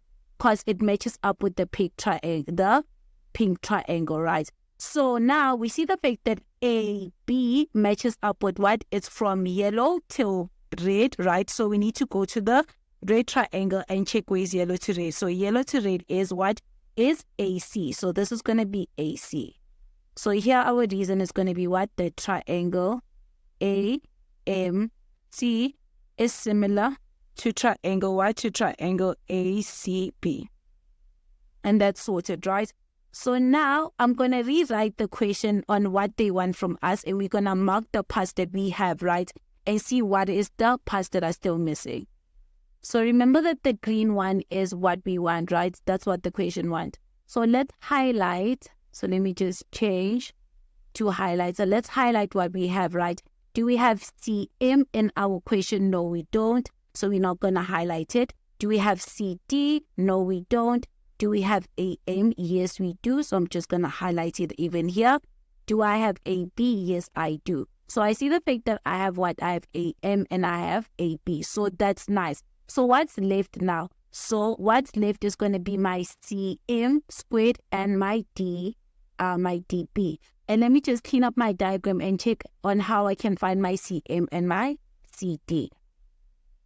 So now I'm done cleaning my diagram, right? So where's CM? I see the fact that my CM is on my original, right? The one that I proved similarity. So it's on my original.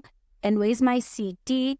My CD, right? So CD, where is it? So CD again is on the small triangle, the green one, on the original of the green one, right? So that's nice. So I can use my second, my first similarity triangles to prove the second part. So let's do that, right?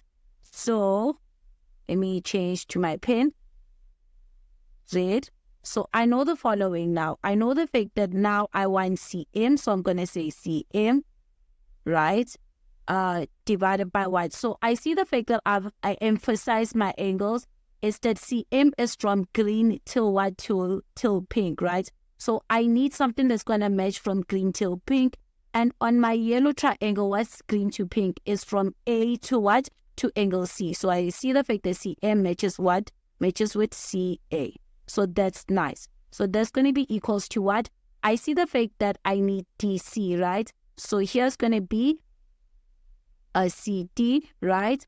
And that's going to be divided by what? That's going to be divided. It goes from blue till pink. So blue till pink is AB on the what? On the yellow triangle. So this is going to be divided by AB, right? And this is going to be what? This is going to be the reason why these two are equal to each other is because of the original, the first similarities that we did. So it's because of triangle ACB is similar to triangle CMD. So we sorted, right? So now here, let's highlight the things that we have, right? So we see the fact that we have CM, which is here, and we have CD, which is this one, right? So in both triangles, let's see what's common. We see the fact that what? We see that CA is what? Is the one that we don't want, and it's common in both sides. So let me take it clean. We see the fact that this is common and we don't want it, right? So we're going to do what? We're going to get rid of this one. So first, let's make CA what? The subject. Let's make CA, the subject of the formula for both equations, right? And we see the fact that here we also have AB, which is nice too. So let's do that. So let me take my pen. So I'm going to start with this one first. So I'm going to say what? I'm going to say I want AC to be the subject. So I'm going to switch it and I'm going to take it to the top. So I'm going to say CA divided by AM, right? Is equals to what? Is equals to AB divided by AC, right? So remember that I want to get rid of AC, right? CA. Let me just change it so that it doesn't confuse you guys. So CA, right? Remember that I'm making CA or AC the subject. So cross multiply is going to be AC squared is equals to what? To A B multiplied by A M. So that we sorted. So I'm going to call it what? Right? So the second one, remember that I'm making what? So here I made CA the subject, and here I'm going to make CA the subject too. So I see the fact that I need to swap them again. So it's going to be what? So it's going to be, let me just unzoom it so I can take it to the other side. So it's going to be, so I know the fact that it's going to be what? It's going to be this one here. Remember, we're doing this one. It's going to be CA, right, divided by CM. is equals to what? To AB divided by what? Divided by CD, right? So make CA the subject. So it's going to be CA is equals to what? Is equals to AB multiplied by CM divided by CD. So I'm going to call this what? I'm going to call it 2, right? So I'm going to take 2 and substitute it to 1. So I'm going to take 2 and substitute it to 1. So let's do that, right? So we see the fact that wherever I'm going to see CA, I'm going to substitute by this whole thing. So here, this side is going to be what? It's going to be AB multiplied by what? Multiplied by CM divided by CD all squared is going to be equals to what? It's going to be equals to this side, which is going to be equals to this side because we're substituting to 1. So it's going to be equals to AB multiplied by AM, right? So now let's simplify this, square all everything. So it's going to be AB squared multiplied by CM squared divided by CD squared, right? Is equals to what? It's going to be equals to AB multiplied by AM, right? So now with that said, right? So with that said, now let's clean it up. Remember what we want. We want CM. We want CM, right? We want AB to be alone, just not squared. And we want what? We want CD. So this side, I'm going to what? I'm going to leave CM squared divided by CD because that's perfect. We're creating this side, right? And that's going to be equal. So I'm going to take the AB to the other side. So I'm going to divide it. So it's going to be what? It's going to be AB multiplied by AM. And that's going to be divided by what? By AB squared. So we see the fact that in the numerator, we have a single AB and here is squared. So one of them are going to cancel out like this. So in the numerator, it's going to cancel out. So your final answer is going to be CM squared divided by CD squared is equals to what? Is equals to AM divided by what? Divided by AB. So that's how you would solve for this question. So now let's look at the last question. It says we need to prove that AM divided by AB is equals to sine, sine squared x, right? So let's look at where is AM and where is AB. And let's just mark it with the different colors. So where is AM? AM is A. So this is A. And where is M is this one. So we see the fact that AM is this one. We have put a black dot. And where is AB? AB is here. Right? So we see the fact that AM and AB are on what? Are on the right angles, triangles, right? So we need to use that to basically prove that this is equals to what? Equals to sine squared x. So that's what we need to prove, right? So with that said, right, the easiest way is that we need to look at where my x's are. I see the fact that x is here. So I can use what? I can use my trigonometry to find what? To find my sine, right? And where is my other x? Then I see that my other x is actually this entire thing. This is going to be x, right? And the reason why is that using sum of angles on a triangle, this is therefore equals to x, angle C2 and angle C1. So we need to prove that that is equals to x. Then we can use our trig to find sine x. So this is the equation that we want to prove, right? So we know the fact that the black dot is the sides that needs to be part of the solution. That's what I mean. So what we're going to do is that we need to first prove that angle C2 and angle C2 plus angle C1 is equals to x. So we need to prove that. So I'm going to say that. So I'm going to name it, which is going to be M C A is equals to what? Is equals to x. And the reason is sum of angles in a triangle. Sum of angles in triangle. Since we know the fact that that is equals to x, so we know the fact that this whole thing is equals to x, right? If I use trigonometry there, right? So I can use trigonometry on this triangle. If I use trigonometry, it's going to be what? Sine is what? is opposite over hypotenuse. So I know the fact that sine and our angle is x, right, is equals to what? Is opposite. Opposite is AM, so it's going to be AM divided by the hypotenuse is the one that's opposite to what? To the right angle. So it's going to be what? It's going to be AC. Right? So that's sorted. So we see the fact that we have what? We have our AM here, and I'm going to put a dot just to say the fact that we have that. So the other triangle that has x is the yellow one, right? So we're going to say sine x is equals to what? What is the opposite of this x? Is going to be AC. So it's going to be AC divided by what? Divided by the hypotenuse, which is the one that's opposite to the 90, which is AB. And again, AB is what we want, so we sorted. So what do we see? And let me just change to my highlighter. We see the fact that when we're solving, we have what? We have AM, which is part of our solution, and we have AB, which is also part of our solution. And we see a beautiful thing is that AC is common on both of them. So we're going to make AC the subject here, right? And equate them together. So here, making AC the subject is going to be what? Let me just call it 1, and let's call this 2. So from 1, right, making AC the subject is basically going to be what? It's going to be swapping them. So it's going to be 1 divided by sine x is equals to A, C divided by AM, right? So taking the AM to the other side is going to be AM divided by sine x is equals to what? Is equals to AC. So the first one is sorted.